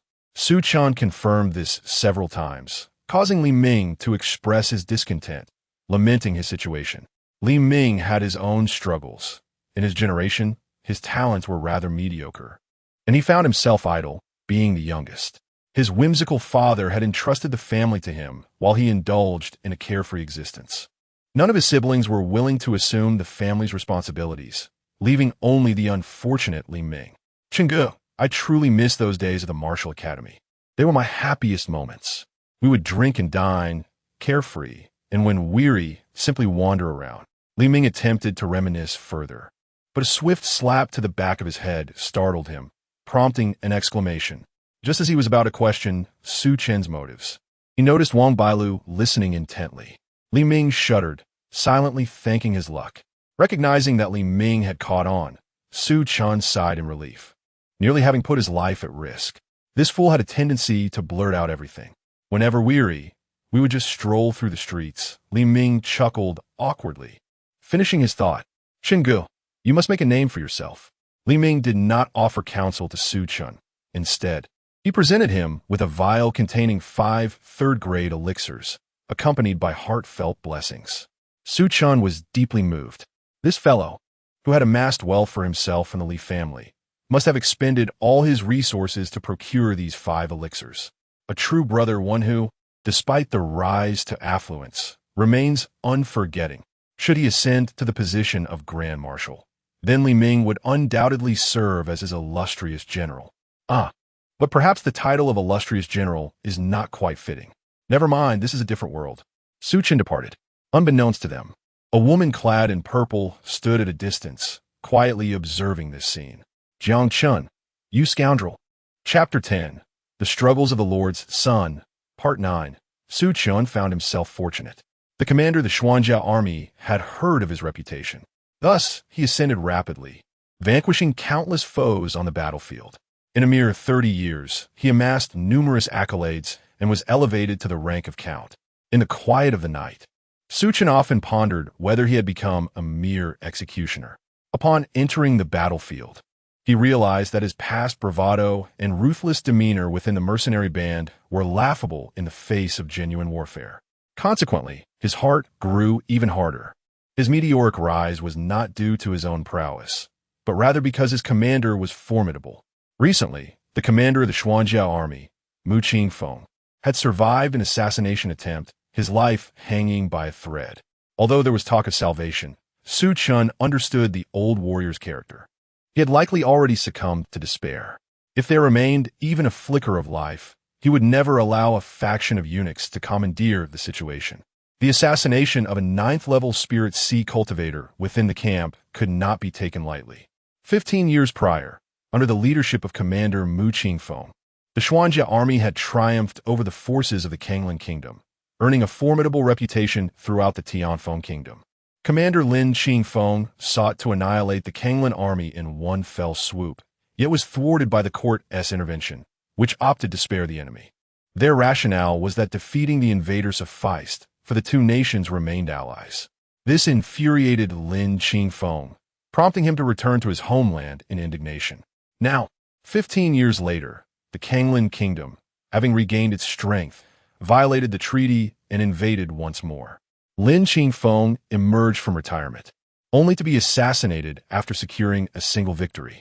Su Chen silently poured out a jug of wine as a farewell to Commander Lin, expressing gratitude for his recognition. Commander Lin, should I find myself alone in another life, I shall unveil the truth and avenge you. In this life, however, I have family. I am merely a 9th-level spirit pattern cultivator, insignificant in the grand scheme of the court. The following day, a military order arrived, assigning Su Chen to another border post. Several comrades sought him out. General Jiang, shall we rebel? Su Chen dismissed their pleas and left without a backward glance. This is not rebellion. This is sheer folly. In a world that reveres martial prowess, a few spirit pattern cultivators conspiring against a Spirit Sea expert would be swiftly dealt with. Subsequently, Su Chen learned that the faction of eunuchs was retreating, nearly allowing the Kanglan forces to advance unchecked. Ultimately, the royal family deployed 2 formidable Spirit Soul cultivators, compelling the Kanglan army to withdraw. The Spirit Soul realm, being above the Spirit Sea, was a rarity even within the Tianfeng Kingdom. Su Chen briefly paid attention to the unfolding events of war, but soon relinquished his interest, having been sidelined and relegated to a life of idleness. However, letters on the table brought a smile to his face. Over the years, Wang Bailu had gifted him 2 sons, the eldest Jiang Hao and the youngest Jiang Ping'an. His daughter, Jiang Mingyue, and eldest son, Jiang Hao, had both married, while Jiang Ping'an roamed the world as a wandering hero. Su Chen was remarkably open-minded. He supported whatever choices his children made. Beside him lay letters sent from the Lingyun Martial Academy, containing messages from his esteemed mentor Jiang Xiangyang, as well as from old friends who had chosen to remain at the academy. Upon hearing of Su Chen's demotion, they promptly inquired about his well-being. Su Chen felt a deep sense of gratitude toward the Lingyun Martial Academy. Without it, he could scarcely have reached this juncture in his life. Should he grow old, he might consider staying at the academy as a mentor, much like Jiang Xiangyang. In addition, there were letters from Li Ming. Approaching 60, Li Ming had wed and wished for Su Chen to take the time to attend his grand wedding, marking a reunion after 30 years. Nonsense. This rascal must be joking. A 60-year-old man luring a young girl. Su Chen scoffed, finding Li Ming utterly shameless. He initially penned a scathing message, denouncing him as a beast, but upon reflection, He deemed it inappropriate, promptly tearing it up and rewriting it. Ultimately, only a single line remained. Live well. This is my brotherly sentiment. Su Chen retrieved the jade slip containing the martial arts techniques he had translated years ago, which included the spirit communication king technique. Since enlisting, the progress on this translation had only reached halfway over the years. Yet this half was sufficient. Theoretically, he could cultivate to the spirit sea realm without issue. This spirit communication technique was a boon for that rascal. Whether he could reach the spirit sea realm his lifetime would depend on his own fortune. Li Ming's aptitude was not lacking. With a soft sigh, Su Chen packaged a congratulatory gift and entrusted it to a confidant for delivery. This city felt like a cage, and he found himself unable to escape its confines. Not long ago, the trusted aides of General Lin conspired to rebel, resulting in their inevitable demise. Countless eyes were upon him. Whether Su Chen would conspire or not remained uncertain. Regardless, leaving this place would likely lead to death or something equally grim. Damn those eunuchs. Frustration welled within Su Chen once more. After enduring years of tumult, he was now nearing 70. As a peak spirit pattern expert, 70 was hardly significant. He had endured numerous injuries but still hoped to live beyond 300 years, with 200 years feeling rather unpressured. Just yesterday, the Kangling Kingdom had rallied its forces to invade the Tianfeng Kingdom. Su Chen was baffled by the thoughts of those in power. It seemed relentless, akin to a stubborn adhesive, as they sought yet another battle before they had even had time to recuperate. Peace talks, peace talks, peace talks. Were they not peaceful doves?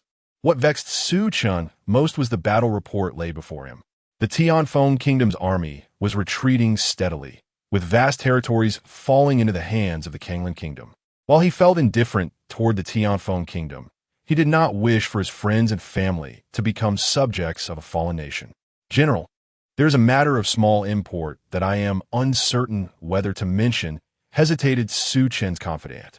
If you are uncertain whether to speak or remain silent, it is perhaps best to refrain from uttering a word.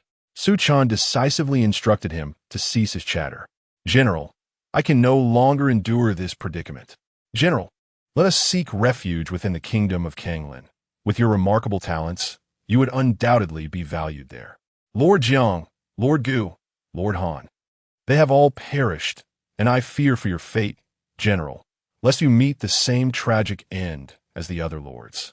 Su Chen regarded his intrepid confidant with a hint of annoyance, remarking, "Does that fool not fear that the walls might have ears, that his words might be overheard?" He scratched his head and chuckled foolishly. "I know the general is cautious and would not allow others to draw too near. General, as men of the world, is it not a folly to traverse this mortal realm without leaving behind a legacy of great deeds and resounding achievements?" Su Yi's gaze was fervent. He understood that, deep down, his general bore little notion of national loyalty. Chapter 11. The Struggling Lord's Son, Part 10. Su Chen regained his composure, reflecting that this young man was indeed his loyal confidant, fully aware of his long-held desire for rebellion. "All right, you should return to rest," Su Chen said in a calm tone, which brought immense joy to Su Yi, for the general's lack of anger indicated his approval. However, just as Su Yi turned, he heard a metallic clang behind him. The next moment, he lost consciousness. Su Chen gazed impassively at the dismembered body of his trusted aide, contemplating his own aging state. Realizing that he had to concern himself with even a mere 6th-level spirit pattern practitioner. Aiming to avoid unnecessary commotion, he opted for a stealthy approach. Su Yi's words rang true. He had indeed contemplated rebellion for some time. Yet, he felt he could not act upon it. In the kingdom of Tianfeng, he had a wife and children, parents and mentors. Should he rebel, all those close to him would face death. With such numerous ties, even if he sought refuge in the kingdom of Kanglin, he would be unable to transport them all. So, he resigned himself to this life, hoping to settle scores in the next. Su Chen buried Su Yi, lamenting how well the young man understood him. "I had warned you. Don't speak of matters best left unsaid." With Su Yi gone, curiosity arose among others, to which Su Chen simply replied that he had sent Su Yi home. After all, remaining in such a mundane border town held no promise for the future. Upon hearing his explanation, no one dared to inquire further. 3 months passed, bringing with them grim news. The Xian Yuan army had been entirely annihilated.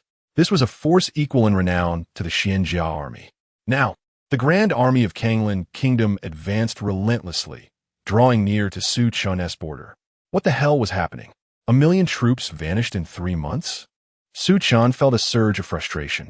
It was an utterly outrageous situation, compounded by the higher-ups' message about mobilizing reinforcements, urging Su Chun to hold the line for a month. Hold what? A frail old man in the Spirit Sea realm was all he had, with the strongest among them being himself, at the 9th level of spirit pattern. That very night, Su Chun entered seclusion, preparing to break through to the Spirit Sea realm. The spirit communication technique possessed secret methods for a short-term breakthrough to the Spirit Sea realm, albeit at the cost of longevity. Given another 20 years, he could have secured a stable breakthrough to the Spirit Sea realm without resorting to such extremes. But now, it mattered little. Death was imminent regardless. So he might as well break through and take down a few more enemies. Not long after Su Chun entered seclusion, a contingent from the Kanglan Kingdom arrived to besiege his position. After 10 days of steadfast defense, the elderly lord of the Spirit Sea realm was brutally slain. A sense of sorrow enveloped the people. Although the old man had amassed wealth and frequently withheld their cultivation resources, he was universally despised. Yet, no one wished for his demise at this moment. How long would General Jiang Chun take to break through to the Spirit Sea realm? The heart of the defending general felt a chilling dread. The defensive formation had lost its backbone and could not hold much longer. However, just as the city seemed on the brink of collapse, the previously dim formation surged to life, annihilating thousands of Kanglan soldiers. A majestic figure soared through the air, lifting the formation's core, which was on the verge of extinguishing. In a crucial moment, Su Chun had successfully broken through to the Spirit Sea realm and emerged from his seclusion. I never expected that I would one day become a savior, Su Chun mused, feeling a sense of wonder as if he had opened the door to another realm. With a mere gesture, he could cleave mountains and sever rivers. The first wave of assault from the Kanglan Kingdom had finally been withstood. The survivors bore smiles of relief, animatedly recounting the harrowing details of the battle. When they spoke of Zhou Paipi, who had valiantly sacrificed himself to take down an enemy general from the Spirit Sea, Su Chun couldn't help but feel a surge of respect. This old rogue had indeed died a hero, though tragically, no remnants of his valor remained. Su Chun and the others could only gather what was left to erect a modest tombstone in his honor. Su Chun had previously held a rather poor opinion of Zhou Paipi, as they were not particularly fond of each other. Yet, upon learning that Su Chun was determined to break through to the Spirit Sea at the cost of his own life, Zhou Paipi had selflessly bestowed all his cultivation resources upon him, instructing his soldiers that after his demise, Su Chun would be the sole commander of the city. Flawed in life, he had managed to achieve a moment of perfection in death. Before Zhou Paipi's grave, Su Chun poured out a flask of strong liquor, murmuring, "If only I had broken through earlier, perhaps you would not have had to die." It was not that Su Chun had been swayed by Zhou Paipi's sacrifice. In another time, he might have wished for Zhou Paipi's swift end. However, now, with Zhou Paipi gone and only himself remaining in the Spirit Sea realm within the city, it was painfully clear that the next legion from the Kanglan Kingdom would undoubtedly be stronger. Reinforcements would arrive in 20 days. Su Chun thought of his wife, children, and parents, as well as his grandchildren, both known and unknown. I must endure for 20 days. 10 days later, the Kanglan Kingdom launched another massive assault on the city where Su Chun resided. This time, a dark wave of troops, numbering at least 50 or 60,000, led by 3 generals of the Spirit Sea realm, approached ominously. Su Chun cursed inwardly, but was compelled to rally the citizens. He thought of his wife, children, and parents, with the city brimming with soldiers. During these 10 days, Su Chun had fervently propagated tales of the Kanglan soldiers' brutality, warning that should they capture the city, a massacre would ensue, resulting in the death of every man, woman, and child within its walls. When asked what would happen if someone attempted to flee the city, Su Chun had long since declared that the city was surrounded by the Kanglan forces and that leaving meant certain death. Those who chose to escape seemed to confirm his words, as none ever returned. They had indeed perished, meeting their end at Su Chun's hands.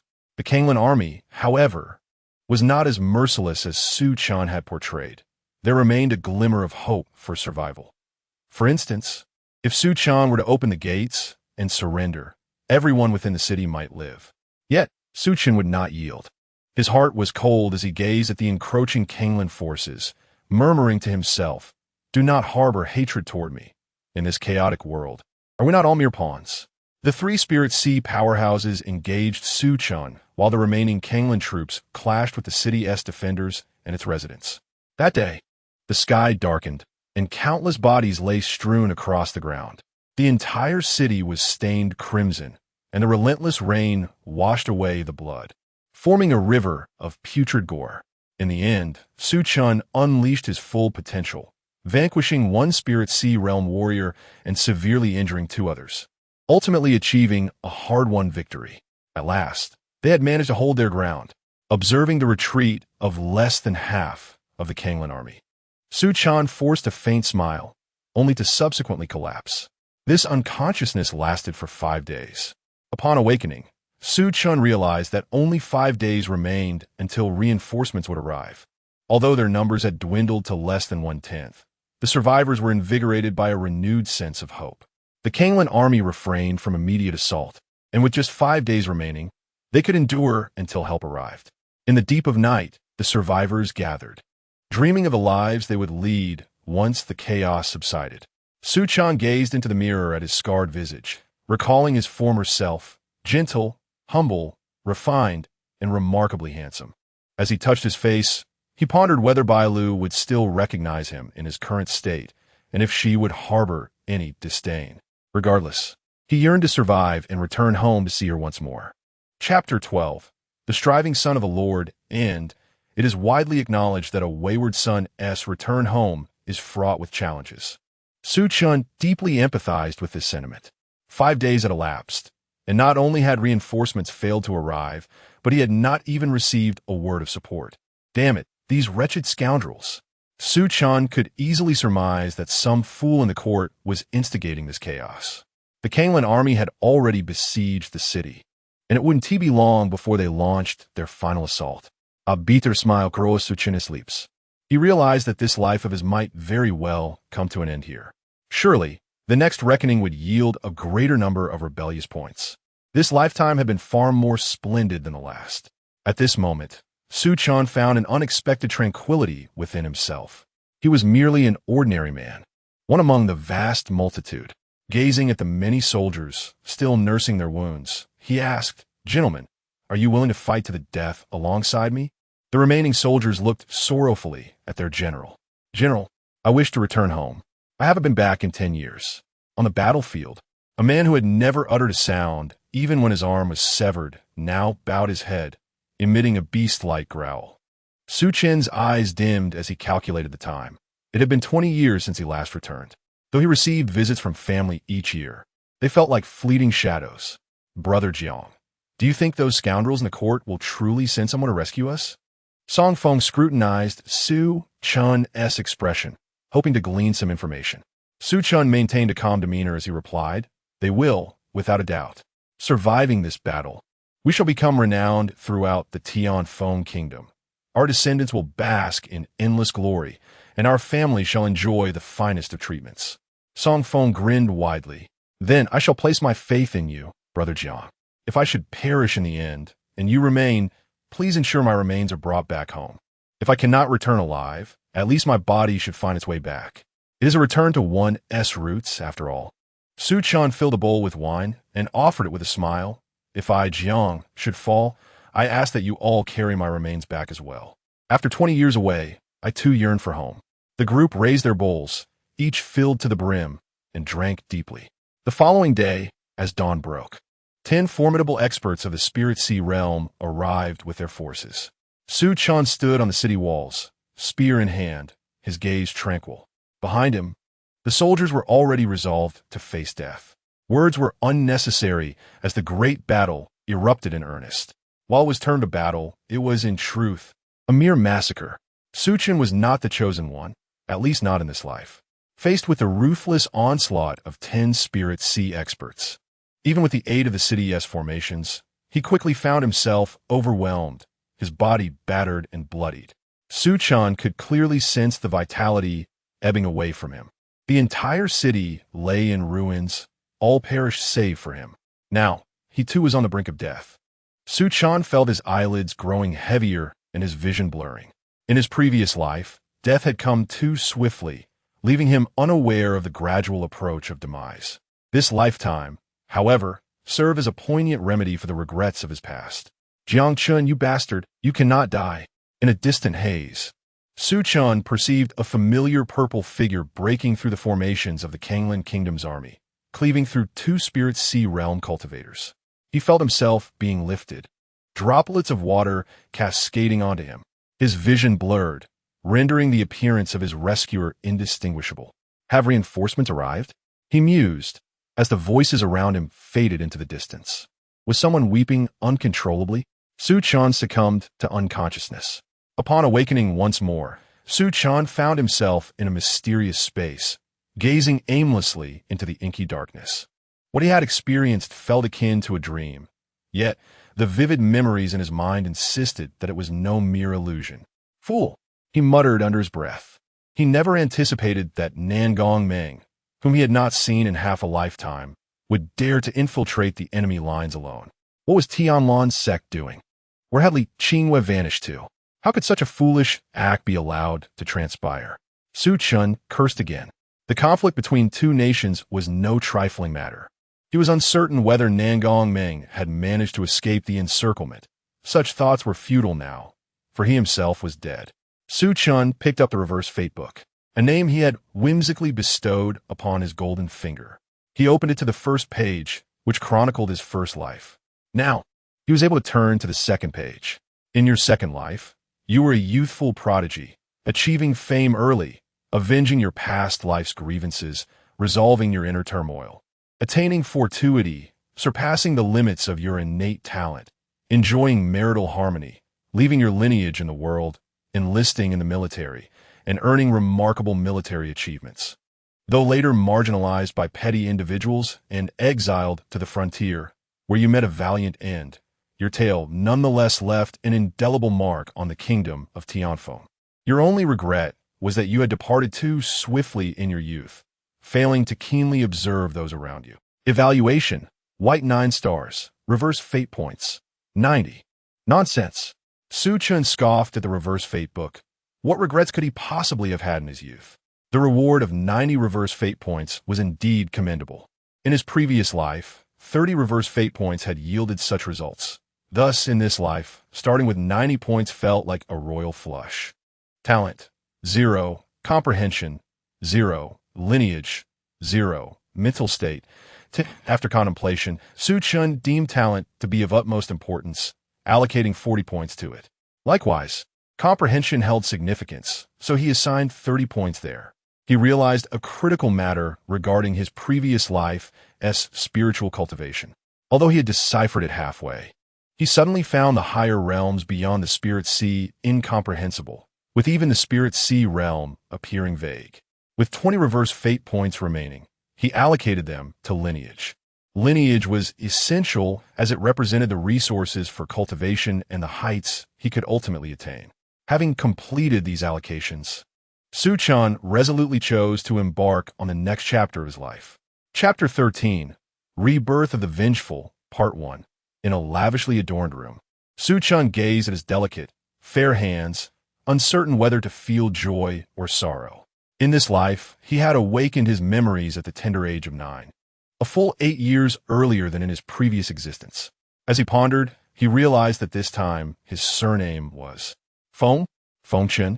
The connotation of such a name was rather unfortunate. Suddenly, a thought struck him, causing his pupils to constrict sharply.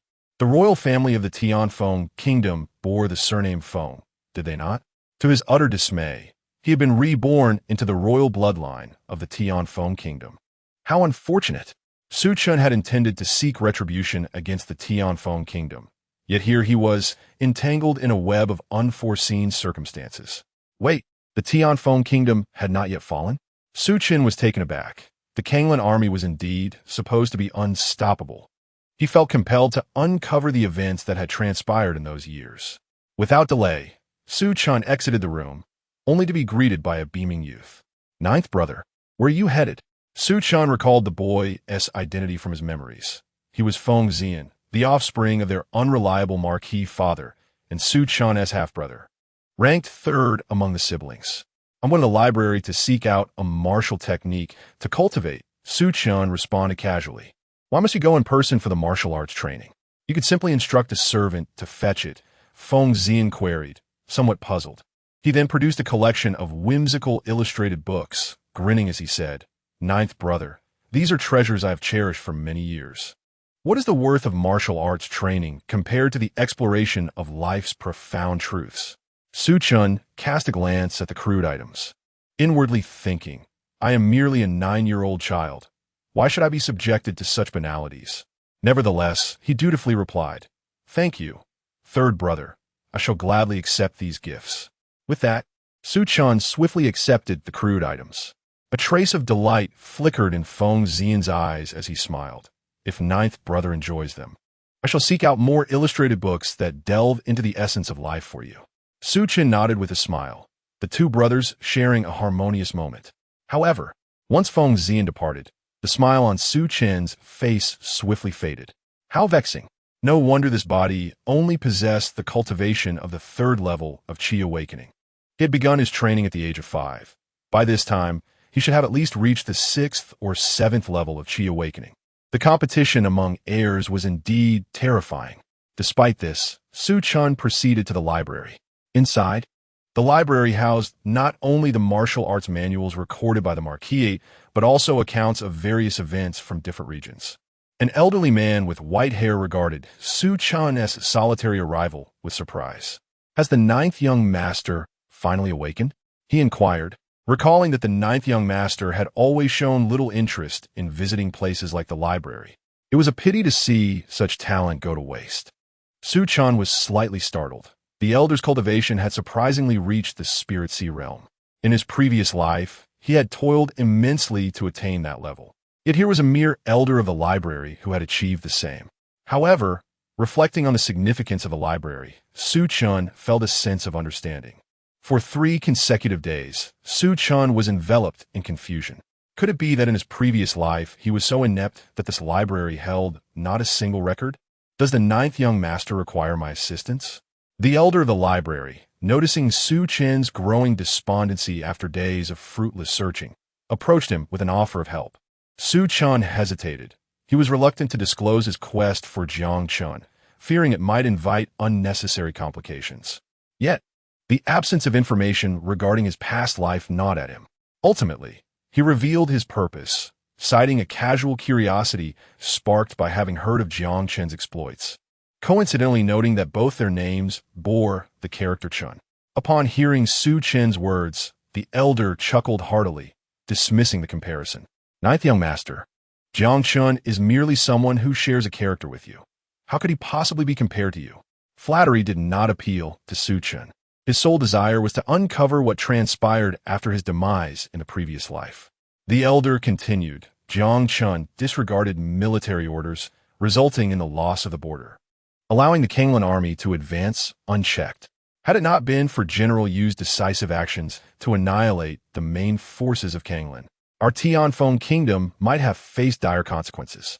Alas, the enchanting Nanguameng of the Tianlan sect charged into the fray and nearly jeopardized General Yu's efforts, ultimately perishing alongside Jiang Chen under the siege of the Kanglan army." As the elder rambled on, Su Chen suddenly felt an icy chill envelop him, rendering the elder's words faint and distant, accompanied only by a persistent buzzing in his mind. He disregarded military orders?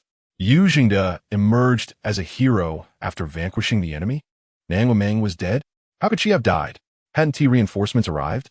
Su Chen's heart felt as if it were gripped by an invisible hand, mercilessly squeezing and twisting, overwhelming him with a pain that made existence feel unbearable, accompanied by a splitting headache. "Ninth young master, are you unwell?" The elder, noticing the beads of sweat dotting Su Chen's brow, called out, jolting him back to reality. There was indeed this matter to consider. A shadowy smile crept across Su Chen's face, one that appeared unsettling. The elder found this curious. However, recalling the estate's peculiar assessments of the ninth young master, he felt a sense of understanding. After all, the young man was indeed an oddity, preferring to explore eccentricities rather than honing his evident talent for cultivation. And what of Jiang Chen's family?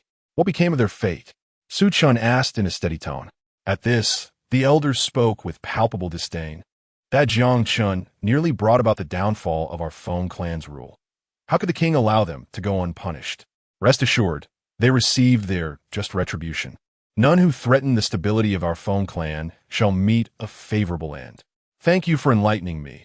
Elder, Su Chen replied calmly, then swiftly departed the library.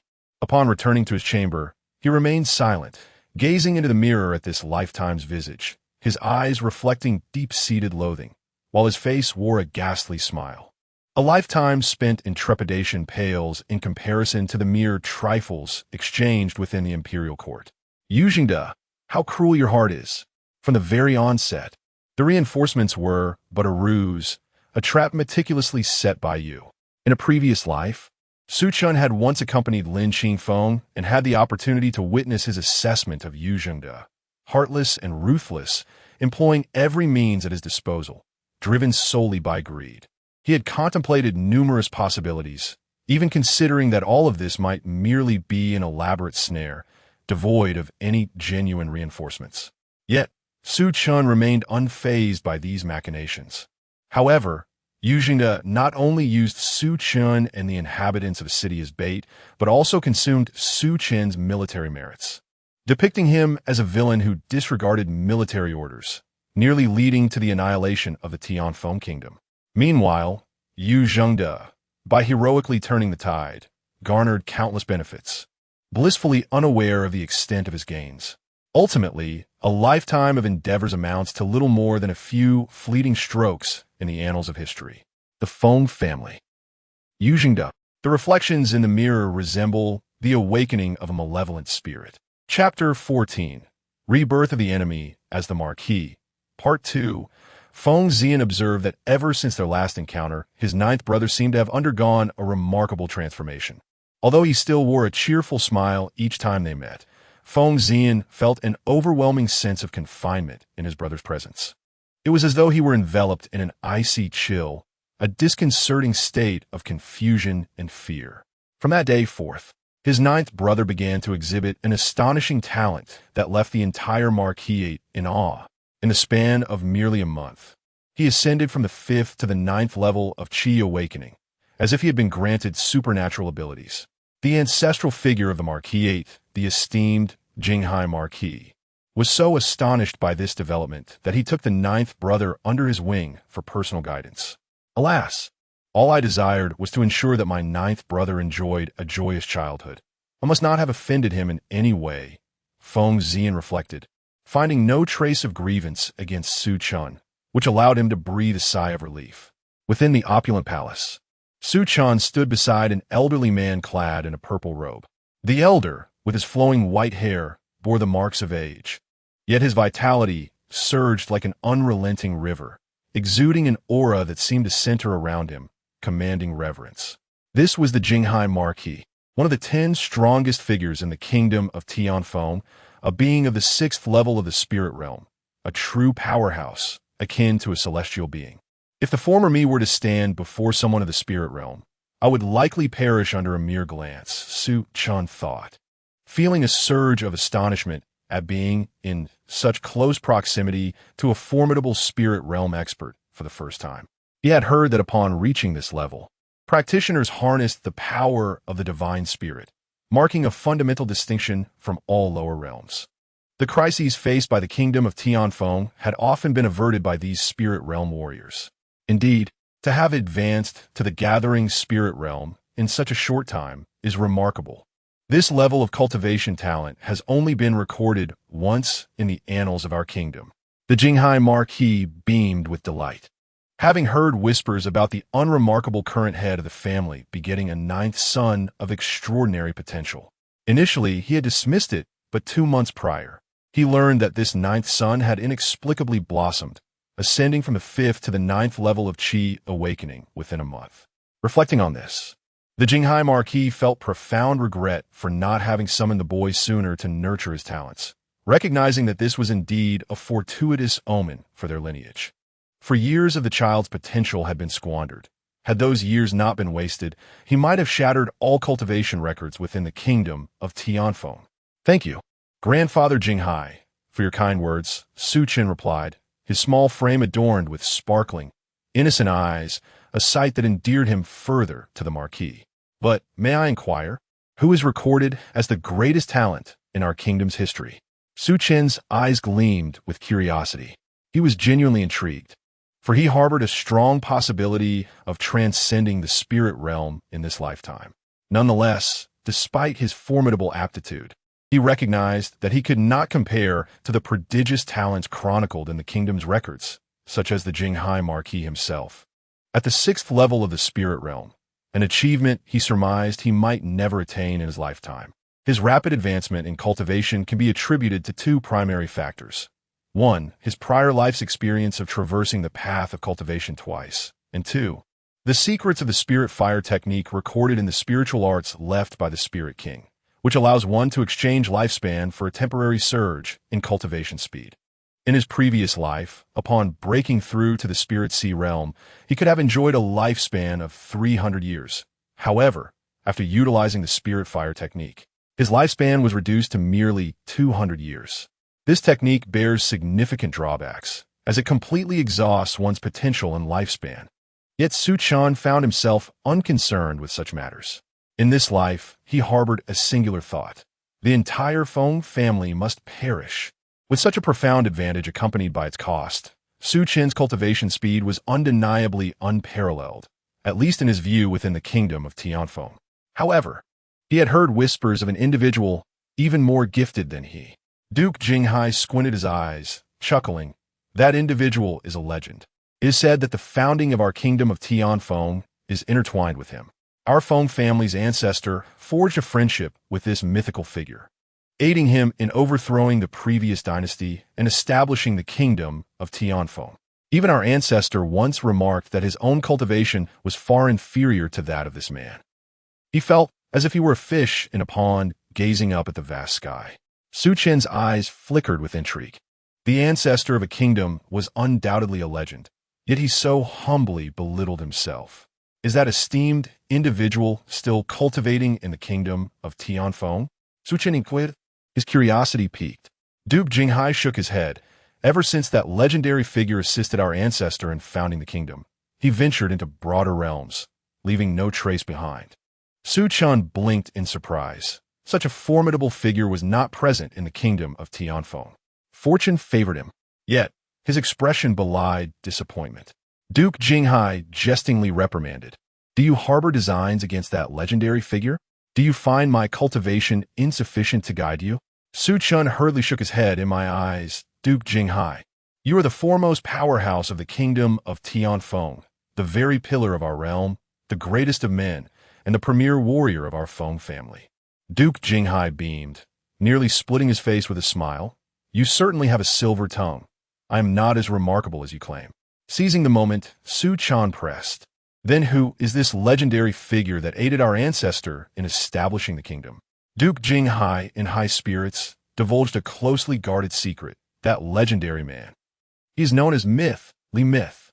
He hails from the Li family, the one bestowed with divine gifts. Before long, 5 years had elapsed. Under Duke Jinghai's tutelage, Su Chen's cultivation soared, swiftly attaining the first level of spirit patterns. At 14, achieving the first level of spirit patterns was nearly astonishing. That year, Duke Jinghai pondered and ultimately decided to send Su Chen to the Tianfeng Martial Academy for further honing. Within the Duke's lineage, Su Chen was undoubtedly the young master. In many instances, the title of young could even be omitted. He wielded the full extent of the Duke's influence, both overt and covert. In this life, his ineffectual father was merely a figurehead. In Duke Jinghai's eyes, Su Chen was the true heir. Returning to the royal capital, Su Chen was filled with myriad emotions. In this life, his identity and talents positioned him at the pinnacle of the Tianfeng kingdom. If only he could slow down and savor the journey of this existence. Perhaps it would culminate in a fulfilling life. Alas, Su Chen closed his eyes, and the images of his past life surged forth in his mind. Outside the opulent carriage, snow fell like down feathers, blanketing the world in white. "Young lord, we have arrived at the Tianfeng Martial Academy." The steward murmured softly from outside the carriage, seemingly cautious not to disturb Su Chen. He slowly emerged from the carriage, where a multitude of mentors and students from the Tianfeng kingdom gathered, their curious gazes fixed upon the resplendent carriage. Therein resided the foremost genius of the Tianfeng kingdom. Chapter 15. Rebirth of the Vengeful Enemy as the Marquis. Part 3. Since that day, Su Chen has been studying at the Tianfeng Martial Academy. As the foremost martial academy in the Tianfeng kingdom, its profound heritage is unquestionable. Its founder, much like the Marquis of Jinghai, ranks among the 10 most formidable figures of the kingdom. Those who are privileged to study here invariably possess the noble blood of the kingdom's elite. Young Marquis, Master Feng Hongyu has sent an invitation requesting your presence at a banquet. A strikingly graceful and well-educated young woman inquired respectfully, standing beside Su Chen. Su Chen cast a glance at the exquisite invitation in her hand, the unique metallic engraving alone worth a fortune. Memories of Feng Hongyu's background surged in his mind, a prodigy from the main lineage, who had achieved a breakthrough to the first level of spiritual patterns at the tender age of 17. Accepting the invitation, Su Chen refrained from further conversation. The young woman, a maid assigned by the Marquis of Jinghai to attend to him, had been with Su Chen for 3 years and understood his character well. It was likely that he had piqued her interest in the banquet. Once the young woman departed, Su Chen toyed with the invitation, letting out a soft sigh. His grandfather, the Marquis of Jinghai, truly cared for him, having dispatched several spiritual sea realm experts to watch over him day and night. Although well-intentioned, such attentiveness hindered Su Chen from revisiting the familiar grounds of his past life. Moreover, the spirit communication technique buried in the earth remained inaccessible for the time being. Fortunately, the technique he had translated in his previous life would suffice to guide him to the spiritual sea realm. Setting aside the invitation, Su Chen's intention to attend Feng Hongyu's banquet was not merely to partake in the festivities or seek amusement. Rather, it was an opportunity to observe the most elite youth of the Tianfeng kingdom, none of whom posed a threat to him, or perhaps he might forge alliances for grander ambitions. Additionally, he sought to see if there were any offspring of old acquaintances present. 5 days later, within the opulent estate, throngs of young individuals gathered. Each one of them, if plucked from the crowd and cast elsewhere, would undoubtedly incite a stir. Their parents bore the most esteemed bloodlines. A luxurious carriage, drawn by 9 magnificent flying steeds, came to a halt before the estate, capturing the attention of many. Each steed, resplendent with a silvery sheen, resembled a finely crafted work of art. Remarkably, each had attained the strength of the spiritual patterns realm, being rare and exotic beasts. It is the young Marquis of the Marquis of Jinghai's residence. The crowd buzzed with excitement. They were all geniuses, yet the youth seated within the carriage surpassed them in talent and noble lineage. Inside the estate, the palace was shrouded in mist, a scene reminiscent of a celestial realm, with 20 to 30 figures engaged in lively conversation. The young Marquis of Jinghai has arrived. With this announcement from the attendants, all eyes instinctively turned toward a singular direction. A youth, with an indifferent demeanor and an aura of nobility, slowly entered the palace, surveying the surroundings. To Su Chen's surprise, he indeed spotted several descendants of his adversaries. Maintaining a composed demeanor, he took his place at the secondary seat. Upon the arrival of Su Chen, Feng Hongyu's expression radiated joy. "Cousin, my father speaks of you incessantly, painting you as a celestial being. Today, upon meeting you, it is evident that his praises are well-deserved. It is no wonder he holds you in such high regard." Feng Hongyu, the 43rd son of the reigning monarch of the Tianfeng kingdom, was favored by the king. Addressing Su Chen as a cousin was undoubtedly an attempt to forge a closer bond. Su Chen slightly raised his gaze and replied calmly, I am grateful for the king's and your highness's kindness. Despite his gratitude, his face betrayed no emotion, appearing as cold as a block of ice. However, Feng Hongyu was undeterred. He understood that genius often bore an air of arrogance, especially one so highly esteemed by the elders of the main lineage. He was confident he could win Su Chen over for his own purposes. As the banquet unfolded, filled with clinking goblets and lively chatter, Su Chen encountered many young scions of the Tianfeng kingdom, each boasting illustrious ancestral achievements. Among them was his relentless adversary, the renowned commander of the Xuanwu army, Yu Zhongdesong. Lowering his head, a wave of murderous intent washed over Su Chen's eyes. The old man Yu, who had spent his life siring daughters, had seemingly defied fate by producing a son. Su Chen pondered whether this was a divine gift or a cruel twist of fate. What would it be like to witness the demise of his most cherished son right before his eyes? Yet, he concluded that the time was not ripe.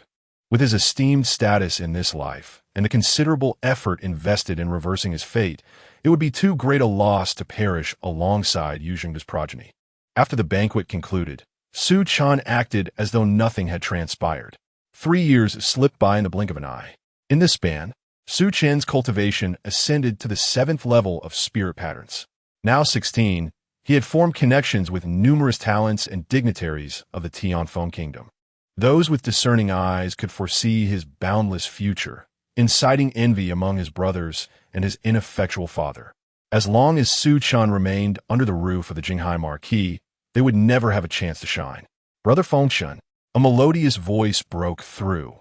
As a radiant girl of 15 or 16 entered, her beauty captivating beyond measure. Princess Huayan, celebrated as the most exquisite maiden of her generation in the Tianfeng kingdom, was her father's most cherished daughter and Su Chen's betrothed. Aside from Huayan, his grandfather, the Marquis of Jinghai, had arranged numerous noble daughters for him, hoping to expand his lineage. Ah, it is you, Huayan. Su Chen concealed the enmity in his eyes, lifting his gaze to speak lightly. Princess Huayan eagerly produced an assortment of items, pills, techniques, and spiritual artifacts. Brother Fengshen, you are to participate in the martial arts grand competition tomorrow. These items will surely be of use to you. She pushed a pile of treasures before Su Chen, her large, glistening eyes squinting playfully like crescent moons. Should outsiders witness the first beauty of the Tianfeng kingdom treating a man in such a manner, many a young hero's heart would surely shatter. Upon witnessing such a multitude of items, a flicker of astonishment crossed Su Chen's face. Among the possessions brought by Feng Huayan were numerous treasures of immeasurable worth, including 4th-grade elixirs. It seemed as if he had pilfered a considerable portion of the royal treasury. Su Chen, pushing the items back, remarked nonchalantly, "Even without these possessions, I remain the foremost genius of the kingdom of Tianfeng. If your father were to discover that you have spirited away so many items from the palace, the consequences would undoubtedly be dire." Feng Huayan shook his head repeatedly. "My father cherishes me so dearly. He would never punish me." She then insisted on returning the items to Su Chen, her cheeks puffed out like a docile kitten. "Brother Fengshen, these gifts are from Huayan to you. You cannot decline them." With no choice but to accept, Su Chen acquiesced to her wishes. Upon seeing this, Feng Huayan's joy was boundless. Yet, a faint sense of guilt lingered within Su Chen. How could I so cunningly manipulate a young girl? If she were to uncover the truth, she would likely harbor deep resentment towards me. Meanwhile, Feng Huayan's smile remained unwavering, akin to a radiant moon illuminating the darkness. Chapter 16. Rebirth of the Vengeful Enemy as a Marquis, Part 4. The following day marked the martial arts competition of the Kingdom of Tianfeng, a gathering of prodigies unparalleled in the past century. Unfortunately, this edition was marred by the emergence of a formidable entity. Despite possessing a talent that reached the 3rd level of the spirit pattern realm, it proved futile. The chasm between the 3rd and 7th levels of the spirit pattern realm was insurmountably vast. Su Chen, without so much as a motion, vanquished his opponent with a single strike. He subsequently retreated to the spirit pool for cultivation, where he made further strides, breaking through to the 8th level of the spirit pattern realm. His path of cultivation in this life has been remarkably smooth. After an additional year of training at the Tianfeng Martial Academy, Su Chen reached the 9th level of the Spirit Pattern Realm, becoming the youngest graduate in the institution's illustrious history. Upon leaving Tianfeng Martial Academy, Su Chen did not return directly to the Jinghai Marquis' residence. Instead, he first visited the Tianlan sect. His purpose was to validate his martial arts. Thus, accompanied by his maid, guards, and steward, Su Chen made a grand journey to the Tianlan sect. 2 weeks later, within the Tianlan sect, the sect master cautiously inquired about the young Marquis' intentions for visiting. The young man's status far surpassed that of the sect itself. Su Chen replied calmly, "I wish to cultivate in the Tianlan sect for half a year. This is my sincerity. I hope Sect Master Yang will grant me permission." He presented a jade box to the sect master, who, upon opening it slightly, was taken aback and quickly closed it again, wearing a broad smile. "Since it is the request of the young Marquis, it shall certainly be accommodated." However, a hint of hesitation crossed the sect master's face as he grappled with inner conflict. Su Chen, with a gentle smile, reassured him, "Rest assured, Elder Yang, I harbor no desire for your sect's core techniques, nor will I venture into forbidden areas." Upon hearing this, the sect master's expression brightened once more, and he acquiesced to Su Chen's request. Within the Tianlan sect, Su Chen's purported validation of martial arts was merely a ruse. What he truly sought was a reunion with an old acquaintance. A month later, his guards finally relaxed their vigilance, allowing Su Chen to explore the Tianlan sect at his leisure. He soon discovered the whereabouts of his long-lost friend. At the Bamboo Peak, upon encountering Li Qingyue, he noted the significant toll time had taken on her. He vividly recalled her imperious demeanor during their first encounter when she came to annul their engagement. Now, the figure before him was that of a solitary elder, spending her days in the company of bamboo groves. Nearly 2 centuries had slipped by unnoticed. Does the young Marquis seem to recognize this old woman? Li Qingyue queried, perplexed by the familiarity in the young man's gaze, akin to that of a long-lost friend. Su Chen nodded. "Though I have never met Elder Li, I have often heard of your remarkable deeds." Li Qingyue chuckled self-deprecatingly. "What remarkable deeds could an old woman like me possess? They are merely tales of the past, likely concocted by others for their amusement." Su Chen fell into a contemplative silence. Indeed, as Li Qingyue remarked, the tale of her former engagement with Drawl had long been fabricated into a narrative, achieving considerable popularity. Regrettably, the protagonist ultimately did not attain the renown akin to that of the story, leaving Li Qingyue with profound regrets. He was not Xiao Hua, and she was not Nailin Yinran. Su Chen, seemingly intrigued, inquired, "Elder Li, what prompted you to withdraw from the engagement?" A flicker of surprise crossed Li Qingyue's eyes. She had not anticipated that this esteemed young lord would harbor such an interest in gossip. She sighed softly, reflecting that in her youth, she would have been reluctant to discuss such matters. Yet now, with age weighing upon her and the remnants of her life dwindling after the last battle, the once fuzzy memories had begun to sharpen, entwining themselves within her heart. Perhaps having more listeners would not be amiss. Li Qingyue smiled. "Since the young lord is so intrigued by my tale, I shall recount this old story for you." Su Chen poured 2 cups of tea and placed them before them, listening intently. "The tragedy stemmed from my youthful naivety.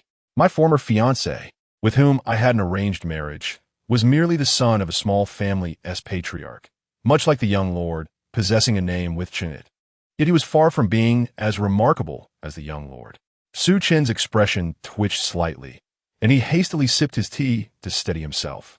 After complimenting Su Chen, Li Qingyue continued, "At that time, I was held in high regard by my master, with the promise of ascending to greater realms of cultivation. Young and ambitious, I believe that with so many heroes in the world, how could I, Li Qingyue, resign myself to a life of domesticity within a small family? Though I am a woman, I possess the aspirations to engage with the world elite." As if reminiscing about her youthful appearance, a smile graced Li Qingyue's face. She had no regrets about joining Tianlan's sect, nor about her decision to withdraw from the engagement. Su Chen remained silent. Had it been his first life, he truly would not have been worthy of Li Qingyue. Their families were merely acquaintances, and while he shared a decent rapport with her, it was by no means one-sided in terms of devotion. However, he later became ensnared by the narrative of the engagement withdrawal. Su Chen asked, "Was this the reason for your withdrawal, elderly?" Faced with his inquiry, Li Qinghua paused for a moment. Her voice hoarse as she replied, "Yes and no. If he were my husband, I, Li Qinghua, would accept it, but he cannot be my fiancé. Since childhood, my father, mother, and kin have dictated that I was to marry into his family, yet I have always despised having my fate orchestrated by others." Su Chen was taken aback. He had not anticipated that Li Qinghua's reason for withdrawing from the engagement was this. Noticing his astonishment, Li Qinghua chuckled. "You are quite surprised, aren't you? The tales proclaim that I am a woman who abandoned her fiancé for the sake of ambition, and indeed, I did so. If you believe that, I bear no grievance." Su Chen nodded earnestly, having once shared this belief in his first life. He continued, "Elderly, having never married, do you ever regret your decision to withdraw from the engagement?" This time, it was Li Qinghua who was momentarily taken aback. She seemed to glimpse a figure, once vivid in her memory, now blurred, sitting across from her, posing this very question. After a long while, Li Qinghua finally regained her composure. Confronted by a visage that was entirely unfamiliar, not at all reminiscent of the faces etched in her memory.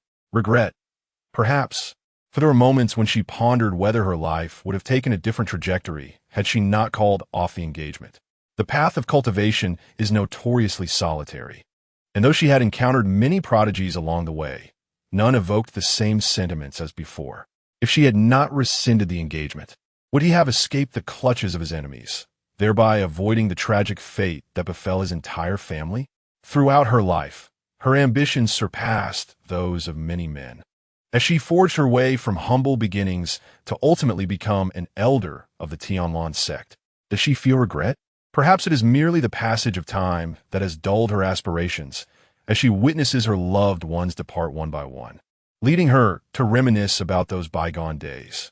Yet, the woman she was back then harbored no remorse for the choices she made. Chapter 17, Rebirth of an Enemy as a Marquis, Part 5. Su Chen was engulfed in a myriad of emotions. He had often pondered what it would be like to meet Li Qinghua once more, yet he never imagined that their reunion would unfold in such a manner. Out of pity for your old age, I, Su Chen, shall spare you this time, he mused inwardly. The past, with its entangled grievances and injustices, was beyond his capacity to unravel. All he knew was that he would lose yet another acquaintance in the days to come. Does the young Marquis have any questions? Li Qinghua inquired leisurely, draining her cup of tea while gazing at the dazed Su Chen. Rising to his feet, Su Chen expressed, "Thank you, esteemed elder, for enlightening me. You have altered my perception of you." With a smile, Li Qinghua replied, "The impressions of the world are merely the world's impressions. My desire is to be true to myself, unhindered by the judgments of others." Su Chen remained silent, choosing instead to take his leave.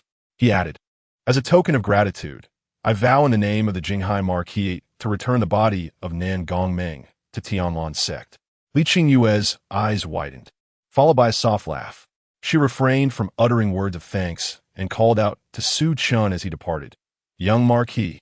Turning back, Su Chen met her gaze, and in that fleeting moment, Li Qinghua was reminded of the youth from many years past, whose eyes mirrored those of the boy before her now. She had many things to say, but ultimately they condensed into a single plea. "Please take care, young Marquis." With a gentle smile, Su Chen responded, "Esteemed elder, you too." In the serene bamboo grove, Li Qinghua found herself alone at last. She wandered deeper into the thicket, where bamboo tablets stood, memorializing the departed, her sole disciple, Nan Gongmeng, her mentor, her parents, and a grave marked for a betrothed named Su Chen. Seated before the grave, she murmured softly, "Su Chen, I must appear quite foolish now. You spoke of the cyclical nature of time, yet 2 centuries have slipped by. Perhaps my actions were indeed misguided, and yet you never graced Tianlan's sect with your presence. In this world, many matters are beyond our control." As Su Chen exited the bamboo grove, he cast a glance into the depths where that long-lost figure had vanished. With hands clasped and strands of hair falling gently over his forehead, he reflected on his journey, partly to resolve the grievances of his first life, and partly to grant this old friend her final farewell. Li Qingwei was nearing the end of her days. 2 decades prior, after the deaths of Jiang Chun and Nan Gongming, she had ventured alone into the fray, determined to retrieve Nan Gongming's body, only to find herself ensnared by overwhelming odds. It was only through the timely arrival of Yu Zhengde and his forces that she narrowly escaped with her life. However, that day had left her with irreparable injuries. Su Chan sighed deeply, feeling the weight of loss as acquaintances faded away like leaves in the wind. The grievances of youth now seemed trivial. The traces of his first life were ultimately erased by the relentless passage of time. 7 days later, the news of Li Qingyue's death spread, and after a moment of mourning, the Tianlan sect ceased to mention her. Su Chan felt a sense of release as his mindset subtly shifted. The previously immovable bottleneck of his spiritual sea realm began to show signs of change, leading Su Chan to sense the opportunity for a breakthrough. He decided to remain at the Tianlan sect, seizing this fleeting chance to see if he could ascend to the spiritual sea realm. His stay extended far beyond the anticipated 6 months, lasting a full year. During this year, Su Chan, at 18, became the youngest spiritual sea realm martial artist in the Tianfeng Kingdom. In his past life, it took him 70 years to reach this stage. In this life, he achieved it in merely 18 years, though, strictly speaking, it hadn't yet been a full 18. These details have become insignificant. Having broken through to the spiritual sea realm, the path ahead would be one he had to explore on his own. Fortunately, in this life, he had the ancestral support of the esteemed Duke Jinghai, one of the top 10 powerhouses of the Tianfeng Kingdom. He no longer needed to struggle alone as he had in previous lives. After breaking through at the Tianlan sect, Su Chan paid his respects to Li Qingwei before departing for the Duke Jinghai's residence. However, on his return journey, misfortune struck. Su Chan fell into an ambush. Confronted by 15 spiritual sea realm experts, their faces obscured and a chilling aura surrounding them. What audacity! Who are you to target the young lord? Are you not afraid of the Duke Jinghai's wrath and the repercussions on your kin? The steward shielded Su Chan behind him, while a group of spiritual sea realm guards positioned themselves in front, protecting him, yet casting wary glances at the cloaked figures. They were outnumbered, with 15 against their mere 8. Ha! Since we have come to eliminate the young lord, we naturally have no fear. One of the black-clad figures sneered, but was interrupted by their leader. Enough chatter. Act swiftly to take the young lord down, lest the situation change. In an instant, all the cloaked figures surged forward. The steward blocked 4 of the spiritual sea realm attackers, shouting to Su Chan, "Young lord, flee. I will hold them off." Without hesitation, Su Chan unleashed his spiritual sea realm aura, dispatching one of the assailants, and then darting toward the Duke Jinghai's estate without a backward glance. Damn it! How could he break through so quickly? One of the black-clad figures exclaimed in shock.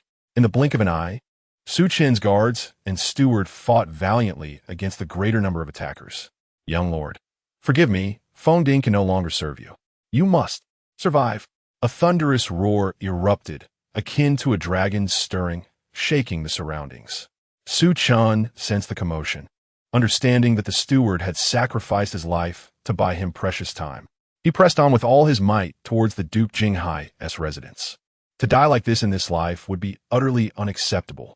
In the distance, amidst the cataclysmic upheaval, 3 individuals emerged, battered and disheveled. Of the 15 who had conspired against Su Chan, only these 3 remained.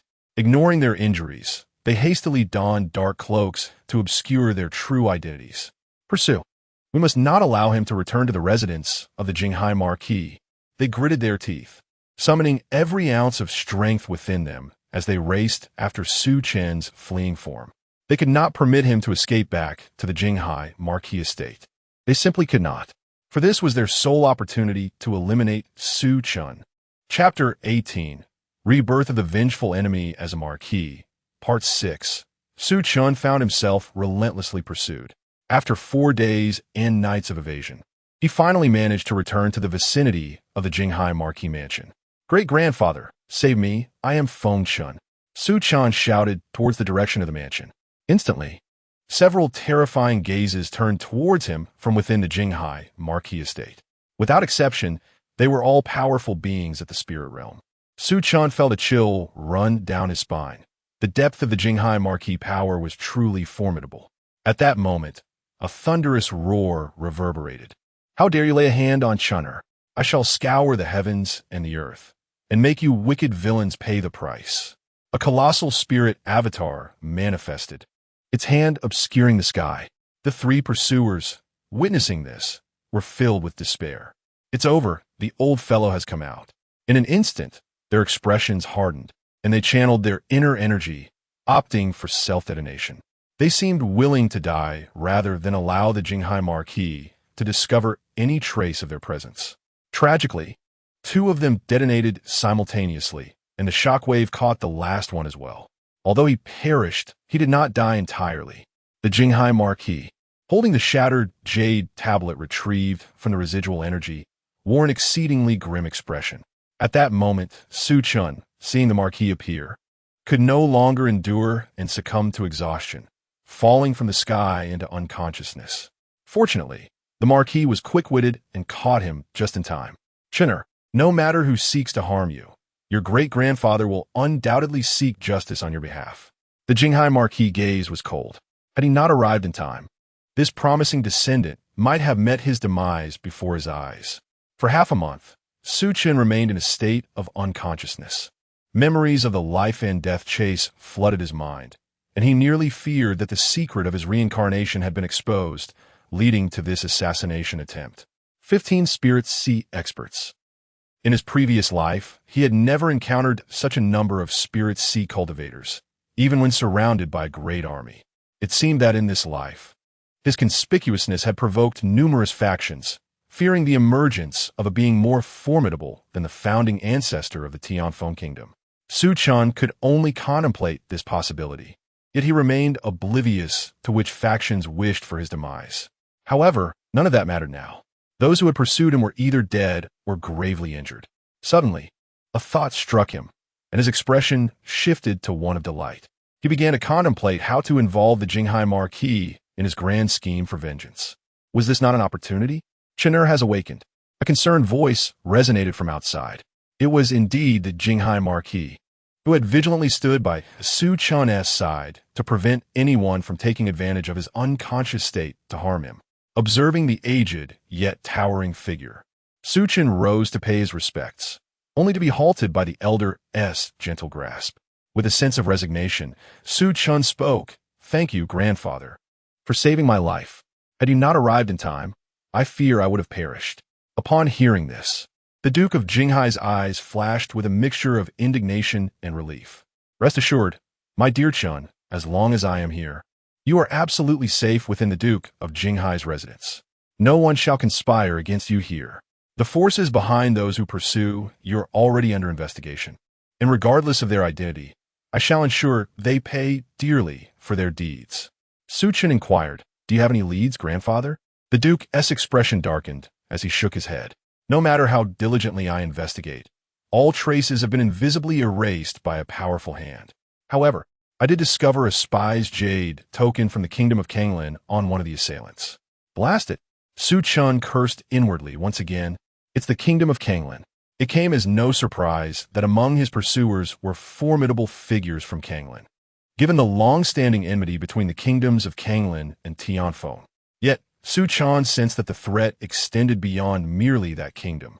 Regaining his composure, he posed a question. "Has it not crossed your mind, grandfather, that perhaps someone is deliberately steering the clues towards the kingdom of Kanglin?" The Duke's gaze flickered as he replied coolly, "Please, continue."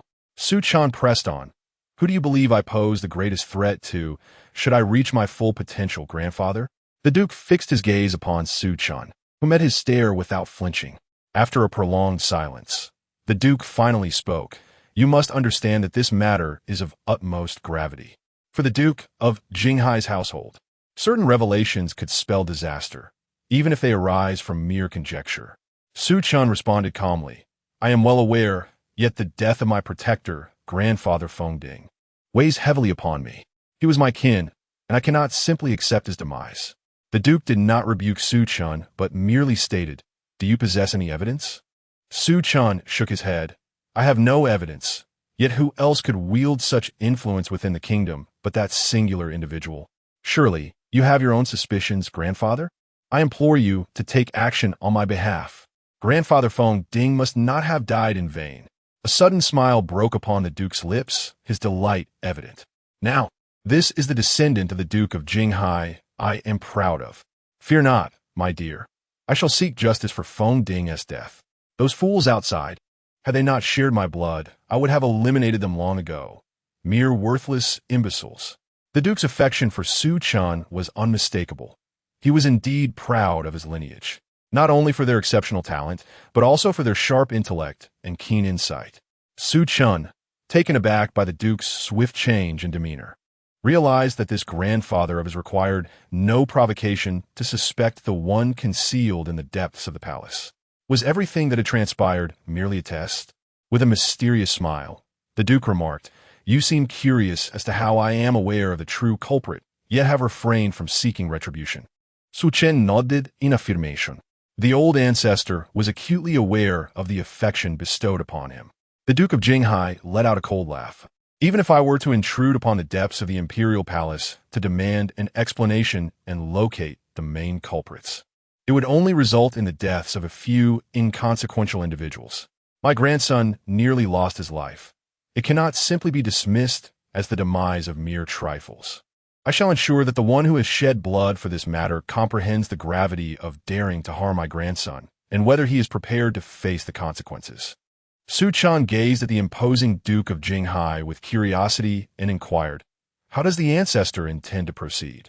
The Duke's gaze drifted thoughtfully. "Naturally, it shall be a river of blood. To achieve such a deluge, war must be waged. I shall incite conflict between the kingdom of Tianfeng and the kingdom of Kanglan. And then—" The Duke's expression turned to one of mirth as he looked at Su Chen. "Grandson, which legion do you favor?" "That legion shall be my gift to you." Su Chen's pupils constricted sharply. Chapter 19. Rebirth of the Enemies as a Marquis, Part 7. The legion referred to by the Marquis of Jinghai undoubtedly comprises the 4 esteemed legions under the current king's command. Astonishingly, the Marquis intends to bestow one of these legions upon Su Chen as a gift. The 4 grand legions of the Xuanjiao army, the Xianyuan army, the Xuanwu army, and the Xianlin army. Although 2 legions were lost in the previous life, the king swiftly reorganized them, and now, the commander of the Xuanwu army is none other than Yu Jingde. Without hesitation, Su Chen declared, "Great-grandfather, I desire the Xuanwu army." He had anticipated that Yu Jingde would have to pay a price, which would take at least several decades. To his surprise, it would happen so swiftly. The Marquis of Jinghai nodded, stating, "I will ensure that Yu Jingde makes a grave mistake, and you only need to effortlessly seize his military authority, placing my people from the Marquis of Jinghai's residence within the Xuanwu army." Days later, the Marquis summoned a trusted guardian of the spirit realm to protect Su Chen while he ventured alone to the royal capital. The news of the assassination attempt on the young Marquis of the Jinghai residence spread like wildfire throughout the kingdom. The Marquis of Jinghai was incensed, and panic swept through the kingdom as everyone feared being implicated in the assassination. For half a month, the Marquis of Jinghai's residence remained eerily quiet. Could it be that they had already uncovered some clues? Shortly after the Marquis entered the royal capital, a message emerged from within. The assassination of the young Marquis of the Jinghai residence by the Kanglan kingdom nearly deprived the Tianfeng kingdom of an unparalleled genius. Consequently, Commander Yu Jingde led the Xuanwu army to retaliate against the Kanglan kingdom. There was no consultation, no negotiation. Everything unfolded with startling abruptness. At the Xuanwu Marquis's residence, Yu Jingde, having garnered prestige from his previous military accomplishments in safeguarding the Tianfeng kingdom, stood in the court, second only to the king, wielding immense power and basking in success. After the birth of his son had a child of his own, cradling the tender little one in his arms. Yu Jingde could not help but shower affection upon the child. His head unconsciously leaned in, causing his stubble to prick the infant's delicate skin, prompting the child to wail. An elderly woman, hunched over, snatched the child away, exclaiming Look at you, old man. You frightened the baby. Despite the elderly woman's displeasure, Yu Jingde could only offer an embarrassed smile. Suddenly, a guard burst in, disrupting this tender scene. My lord, urgent news. The smile vanished from Yu Jingde's face, replaced by an air of grimness that sent shivers down the spine. What is the matter? He inquired. The guard, trembling with trepidation, responded, My lord, the king has ordered the commander to lead the Xuanwu army against the Kanglan kingdom. A flicker of surprise crossed Yu Jingde's face. As the esteemed commander of the 4 grand legions, the king would not lightly call upon him. The guard continued, It is because the young marquis of the Jinghai residence was attacked by the Kanglan kingdom's guards. In his wrath, the marquis of Jinghai has gone to the royal capital personally, and thereafter, the king consented to the marquis's demands, commanding the commander to spare no effort in avenging the young marquis of the Jinghai residence. Yu Jingde's understanding deepened. Not long ago, the assassination attempt on the young marquis of the Jinghai residence had stirred considerable uproar. He was curious about who possessed such audacity. To his astonishment, it turned out to be the work of the Kanglan kingdom. No wonder it could provoke the king into dispatching troops against them. Although he was also a marquis, his title paled in comparison to that of the Marquis of Jinghai, for his estate boasted not a single formidable spirit realm warrior. His status was solely derived from a past victory over the Kanglan army, which had earned him the title through military merit. In contrast, the Marquis of Jinghai was one of the 10 most powerful figures in the Tianfeng kingdom and belonged to the esteemed Feng clan, enjoying a prestigious standing. Once the guards departed, the elderly woman finally spoke, pondering the king's intentions in declaring war on the Kanglan kingdom without uttering a word. Yu Jingde, while amusing a baby, casually remarked, What do you understand? The young marquis from the Jinghai Marquisate is being hailed by the Feng clan as a genius on par with the founding ancestor of the nation. Who knows? He might even break through to the transcendental realm and become a new sovereign. The assassination of such a talent would not only incite the wrath of the Jinghai Marquisate, but also that of the old guards of the Feng clan.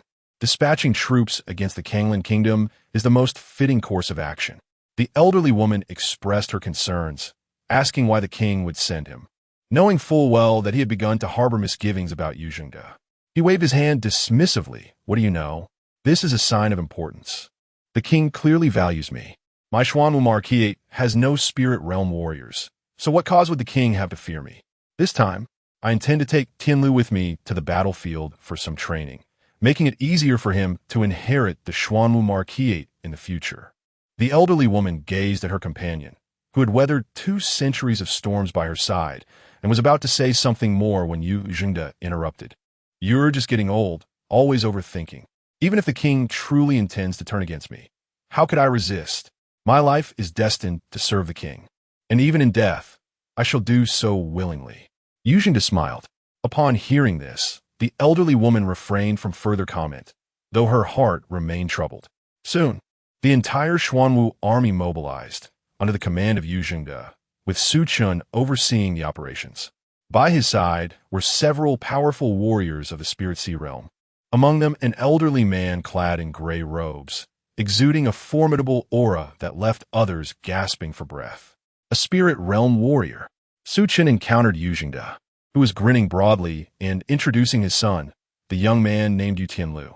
Young Marquis, I have met you before at the banquet of Prince Wangxi.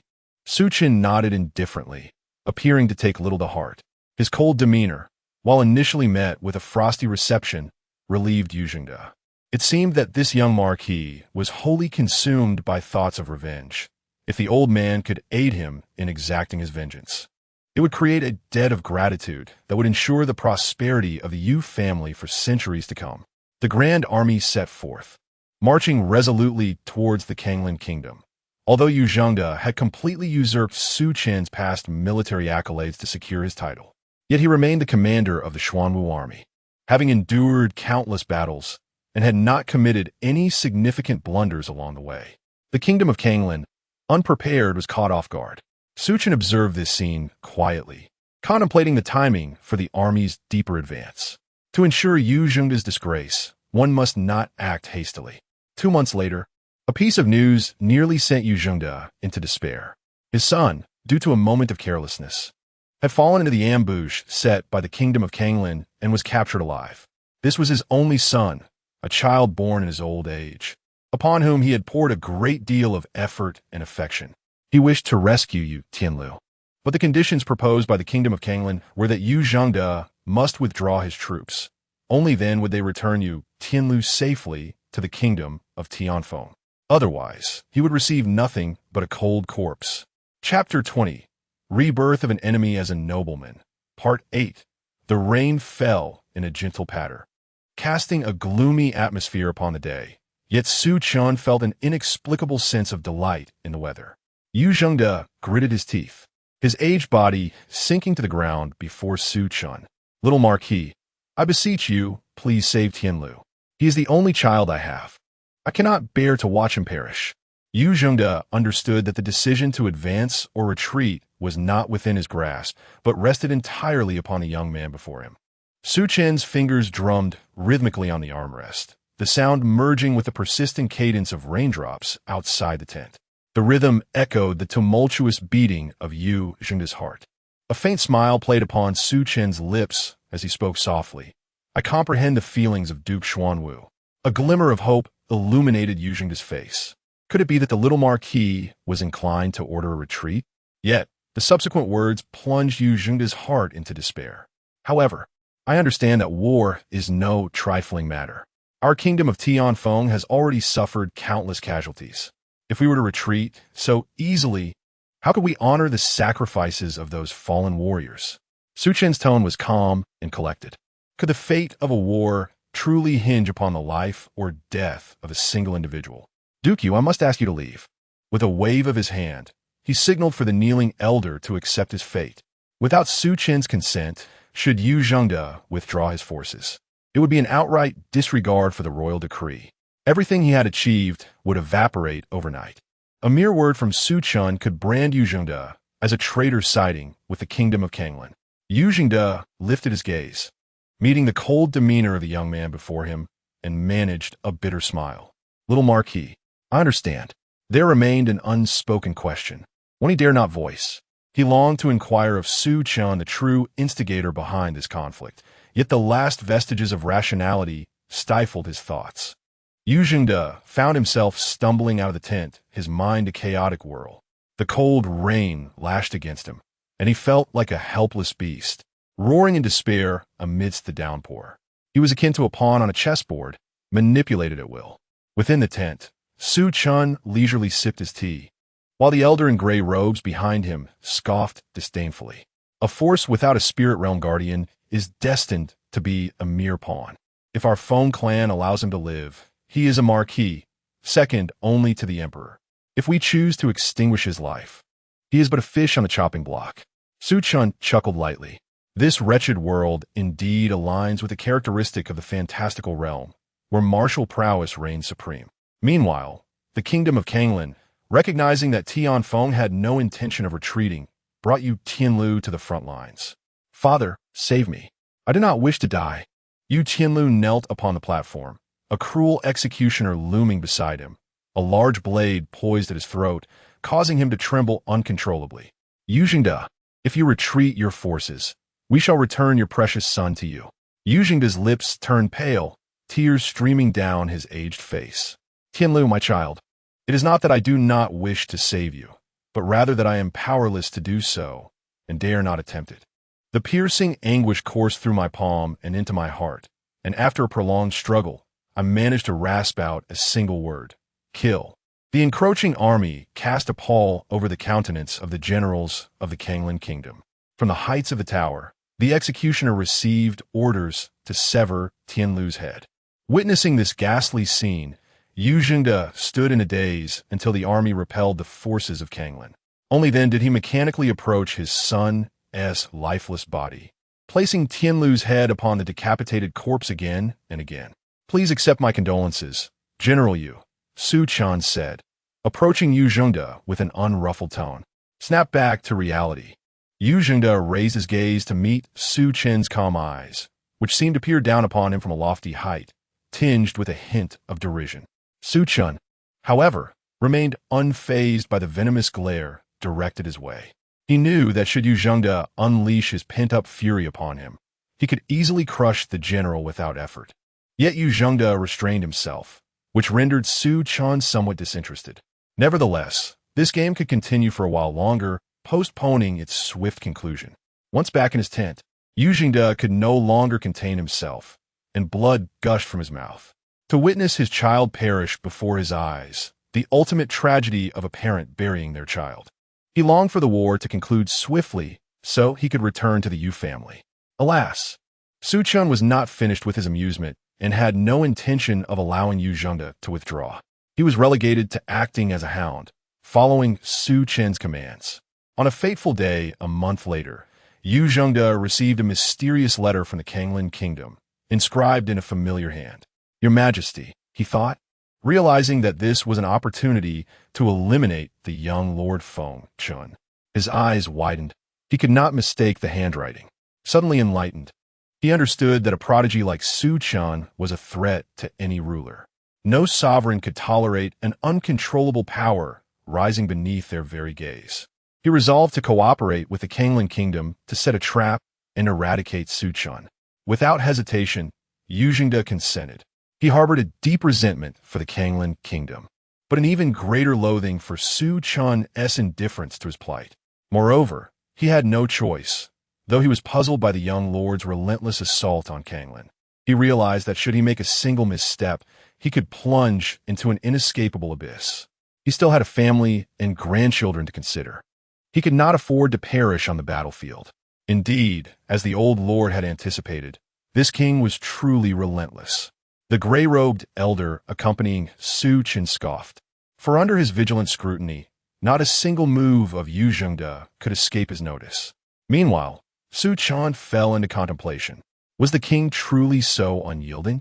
He had encountered that corpulent fool before, always wearing a smile, yet it seemed he was a tiger hiding its claws behind a facade of friendliness. In this life, he vowed never to allow that corpulent fool to find peace.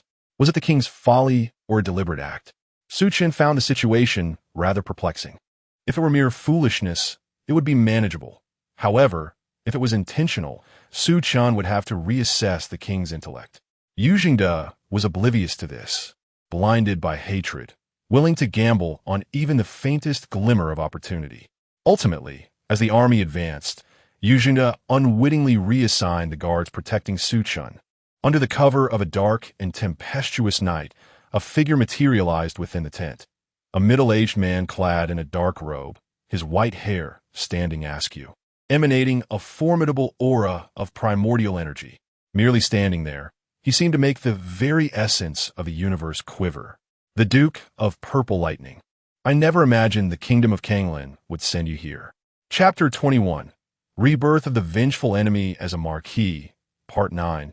Within the military tent, Su Chen sat with his hands clasped, showing no surprise at the arrival of a formidable spirit realm warrior. The elderly figure in a gray robe behind him recognized the white-haired man and revealed his identity. This revelation sent a jolt of fear through the heart of Marquis Zidian. Realizing the precariousness of his situation, the Marquis immediately sought to retreat. However, the elder's gnarled hand gripped a long spear, and the power of his spirit surged forth, transforming the night into blinding daylight. The surrounding commanders, sensing the shift, shouted in alarm, "Protect the young Marquis." If the young Marquis were to perish here, they would undoubtedly share in the consequences. It is you, the master of the stunning spear. How can you still be alive? The name Stunning Spear had dazzled many eras and dominated the neighboring kingdoms. 5 centuries had passed, during which many believed the master had long since succumbed to death. Now, he stood alive before the Marquis Zidian, a formidable spirit realm warrior at the 5th level. The Marquis, merely at the 3rd level, dared not engage in battle. His only desire was to escape swiftly. Yet, how could the master of the stunning spear allow him to flee? Cursed Yu Zhengde, you have brought this calamity upon me. The Marquis seethed. Is this the so-called ordinary spirit realm warrior you spoke of? Just an unremarkable old man? In the kingdom of Kanglin, the master of the stunning spear was undoubtedly among the top 10 warriors. The Marquis's words reached the ears of those on the ground, instilling shock and terror in their hearts. It seemed that their commander Yu was conspiring with the kingdom of Kanglan to harm the young marquis. The thought sent chills down their spines, for it hinted at impending calamity. Meanwhile, Yu Zhengde, within the tent, envisioned a future where, should Su Chen perish, he could conveniently withdraw his troops. However, the Marquis's words shattered his fantasies. Stepping out of the tent, he beheld the familiar gray-robed elder pursuing the Marquis, leaving his mind blank with disbelief. It was over. Soon, countless soldiers, generals, and guards surrounded Yu Zhengde. Yu Zhengde, how dare you conspire with the kingdom of Kanglan to harm the young Marquis? A commanding voice rang out, parting the crowd to create a passageway. Su Chen approached leisurely, flanked by two guards who glared menacingly at Yu Zhengde. Upon seeing Su Chen, Yu Zhengde felt as though thunder had struck, his legs buckled, and he collapsed onto the ground. Su Chen looked down upon him from a lofty position. Young Marquis, it was not me, I swear. I did not conspire with the kingdom of Kanglan against you. This must be a plot to sow discord. Yu Zhengde desperately attempted to clear his name. Su Chen merely coldly commanded, subdue him. The guards surged forward, and despite Yu Zhengde's futile struggles, he was swiftly overpowered. The Xuanwu army was thus placed under Su Chen's temporary command, and the master of the stunning spear returned with the head of Marquis Zidian. This left Su Chen in deep contemplation. Truly, this individual was formidable. Aside from his ancestral grandfather, one of the 10 strongest in the kingdom of Tianfeng, it could be surmised that the elderly man in the gray robe possessed the greatest strength. After assuming command of the Xuanwu army, Su Chen promptly reshuffled the ranks, imprisoning all those associated with Yu Zhengde and stripping them of their powers. Following a few symbolic campaigns led by Su Chen, the Xuanwu army returned to the capital. With Su Chen's return, news spread throughout the kingdom of Tianfeng. The commander of the Xuanwu army had conspired with the Kanglan kingdom to assassinate the young lord of the Jinghai Marquis, the kingdom's foremost prodigy, nearly leading to the young lord's demise and the downfall of 1 million strong soldiers. Ultimately, the young lord uncovered the plot, turning the tide and compelling the Kanglan kingdom to sign a series of treaties, resulting in a resounding victory. The remains of Nangong Meng, after decades, were also returned to the Tianlan sect by Su Chen, granting her a proper resting place. The king rejoiced, bestowing the title of Champion Marquis upon Su Chen. The tale of a youth being ennobled swiftly became a celebrated story within the kingdom of Tianfeng. From the heights of a tavern in the royal capital, Su Chen gazed down below. Since that fateful day, Yu Zhengde had irrevocably become a traitor allied with the Kanglan kingdom, tragically meeting his end in prison. Once, the Yu family had held a prestigious position. Now, they were reduced to prisoners, each met with merciless execution. Observing this scene, Su Chen smiled softly, reflecting on the cyclical nature of fate. One who had thrived by erasing the merits of his past life now faced annihilation in this one. Brother Chen, what are you gazing at? Feng Huayan, adorned in a pink flowing gown, rested her chin on her hand, observing Su Chen as he gazed out the window, pouting in inquiry. It was rare for her, the most beautiful woman in the kingdom of Tianfeng, to have the chance to be with him. Yet he seemed lost in thought beyond the window. Turning back, Su Chen smiled and replied, "It is nothing, merely some scenes that remind me of bygone days." He looked at Feng Huayan and spoke softly. "Huayan, I shall wed you next year, if that pleases you."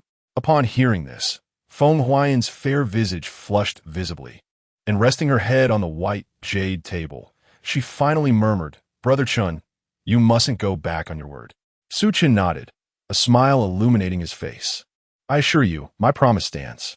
As night fell and Feng Huayan returned to the palace, Su Chen sighed softly. What a foolish girl. However, with her royal status, the possibilities for what could be achieved were numerous. A year passed, and Su Chen's cultivation barely reached the 2nd level of the Spirit Sea. In this year, the present Su Chen turned 20 and, as promised, married Feng Huayan. The Jinghai Marquis buzzed with excitement, celebrating the marriage of the kingdom's most beautiful maiden. The wine in the tavern was consumed in its entirety that day, leaving countless young talents in sorrow and despair. Yet, the brilliance of the foremost prodigy of the kingdom of Tianfeng was simply too radiant. After marrying Feng Huayan, Su Chen officially took over the Jinghai Marquisate. However, those brothers and his own ineffectual father appeared quite discontent, as Su Chen seized all power for himself. As he passed through the city of North Wind, Su Chen silently vanished, only to reappear in a place reminiscent of his past. The air was thick with dust, and his gaze fell upon a cluster of tombstones on the hillside of the backyard. Some offerings of wine and tributes remained on the graves. Was it Li Ming? Su Chen pondered the memory of his childhood friend, realizing that after all these years, only he could still recall the one named Jiang Chen. He refrained from disturbing the items. Instead, he bowed in succession to Zhang's father, Zhang's mother, Wang Bailu, and his own children, murmuring to himself, "Fear not. I shall soon make the Feng clan pay dearly." Following the traces left by his past life, he discovered the location where the spirit communication technique was buried and unearthed it. This would be his instrument of vengeance. Chapter 22, Rebirth of the Vengeful as a Marquis, Part 10. Within the residence of the Marquis of Jinghai, the Marquis stared in disbelief at the martial arts manual in his hands. His astonishment swiftly transformed into joy, which gradually turned serious. "Chinner, this is an authentic royal-level martial art, a legacy left by a formidable figure known as the Spirit King. We must not let this secret escape. Aside from you and me, no one else can be privy to its existence, lest our Jinghai Marquisate faces catastrophic doom.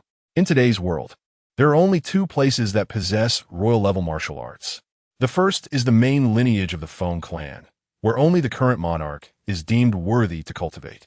The second is the Li family of Taiyuan, which holds the legacy of the mythical Li, yet none among them have comprehended its essence. Now, with the emergence of this new manual, if the main lineage were to discover it, the implications of acquiring a royal-level martial art, coupled with the previous series of upheavals, would undoubtedly provoke wild conjectures. The talents displayed by Su Chen are already sufficient to arouse their apprehension. Should he also possess a royal-level martial art, the Marquis fears that those old codgers might descend into madness. Su Chen nodded, fully aware of the gravity of the situation. The Marquis gazed at the spirit martial art with a mixture of fervor and trepidation. It was akin to a hot potato, yet it contained the profound martial secrets he had yearned for throughout his life. "Grandfather, please enter your meditation. Perhaps you might discover a pathway to further enlightenment through the spirit martial art," Su Chen suggested with a smile. The Marquis felt a surge of emotion. Amidst a brood of disappointments, he had finally found a true dragon among them. Once the Marquis began his retreat, Su Chen's expression regained its tranquility. It was intentional on his part to hand over the spirit martial art to the Marquis. After all, the Marquis represented his strongest asset. Should he wish to confront the main lineage, it would depend on whether the Marquis could comprehend the spirit martial art. If he could achieve further advancement, their chances of overcoming the main lineage would significantly increase. As for whether the Marquis would assist him in dealing with the main lineage, Su Chen smiled slightly. This was, of course, a certainty. Being human, one harbors desires. With strength comes an insatiable amplification of those desires, followed by decisive action. Even assuming the Feng clan's main lineage were to learn of the spirit martial art, they would not spare the Marquis. The moment Su Chen relinquished the spirit martial art, the two parties had already entered a deadly rivalry. "And I still require an opportunity. Dear father, beloved brother, and the esteemed monarch, I shall rely on you for this chance." Su Chen chuckled softly to himself. He understood that these individuals would not relinquish their intent to see him perish. Moreover, he could not afford to wait much longer. If decades were to pass, his facade as a genius might soon unravel. His life was slipping away too swiftly, and he could only rely on secret methods to conceal it. 10 years later, the Jinghai Marquisate flourished under Su Chen's governance. Since acquiring the spirit martial art, the Marquis had secluded himself, emerging only once to provide Su Chen with a complete manual before retreating once more. Feng Huai nestled quietly in Su Chen's embrace, resembling a serene kitten being gently caressed. In Huayan, a voice imbued with a hint of mirth reverberated in Feng Huai's ears. "Do you not wish for our child to become one of the most esteemed individuals in this nation?" Feng Huai shook her head gently, expressing, "I merely desire for our family to live in peace and safety at this moment." Su Chen, with a trace of helplessness, responded, "What if your father harbors apprehensions towards me and wishes to end my life?" Feng Huayan's eyes widened as she fervently shook her head. "That is impossible. How can my father ever contemplate such a thing? You are his champion." Su Chen smiled, but remained silent. Days passed, and Su Chen departed from the Jinghai marquis residence, accompanied by Feng Huayan, their child, and a retinue of guards. The blossoms in the 100 Flowers Valley had begun to bloom, and Feng Huayan, filled with longing, prompted Su Chen to take her to behold their beauty. After Su Chen's departure, an ominous shadow loomed over the Jinghai marquis estate, enviously watching the direction in which he had left. "That old fool is shrouded in mystery. He must possess earth-shattering secrets. A mere bastard dares to seize my marquis. Let us see how you survive this net of heaven and earth." The figure in the shadow sneered as he observed Su Chen leaving the royal residence. On the journey to the 100 Flowers Valley, Su Chen fell into an ambush. Nearly 20 formidable practitioners of the Spirit Sea realm launched their assault, each exuding a far greater aura than those who had attempted to assassinate him over a decade prior. Among them stood a figure whose presence was as profound as an abyss, a practitioner of the Spirit Soul realm. With a thunderous roar, it seemed as though the heavens and earth were collapsing. The guards surrounding Su Chen were swiftly slaughtered, leaving him grievously wounded, yet resolute in protecting Feng Huayan and their child. "Who are you? Why have you attacked my husband?" Feng Huayan inquired, her gaze darting to the injured Su Chen, recalling his earlier words. "Are you sent by my father?" Her eyes glinted like a serpent's as she stood defiantly before Su Chen. "Princess," the practitioner of the Spirit Soul realm involuntarily uttered. Quickly realizing the gravity of the situation, his voice trembling, "You should never have posed that question, Princess Huayan." Feng Huayan replied with a cold smirk. "Am I to witness my husband perish before my eyes, only to fall into unconsciousness and miraculously survive, while my child remains oblivious, destined to inherit the Jinghai marquis and watch it gradually erode?" Unbeknownst to her, Su Chen smiled. His objective had been achieved. A long spear descended from the heavens, resembling a mountain, obliterating the Spirit Sea practitioners in an instant. An elder clad in gray robes strode through the void, emanating an unparalleled pressure. "Jinghong Spearmaster, is that you?" the black-robed figure exclaimed in astonishment. Fortunately, the old marquis was concerned for Chenera's safety and dispatched me to follow discreetly.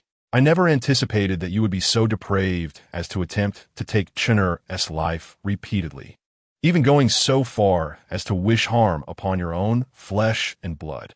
The Jinghong Spear Master cast a cold glance towards the figure behind the black-robed elder. The figure, observed by the master of the stunning gun, fled without a backward glance. However, the master merely waved a hand, and a shadow of a gun swept through the air, piercing the fleeing figure in black. This scene left the onlookers breathless. The master of the stunning gun had once again transcended death. Today, without fail, Feng Chen must perish. The figure in black exerted every ounce of strength to eliminate Su Chen. Alas, in the end, he was intercepted by the master of the stunning gun. The entire army was annihilated. The ultimate victor, Su Chen. Chapter 23. Rebirth of the Vengeful Family as a Marquis. Part 11. Return to the Jinghai Marquis residence. Su Chen lay in a state of heavy injury and unconsciousness. Feng Huayan remained vigilantly by his side.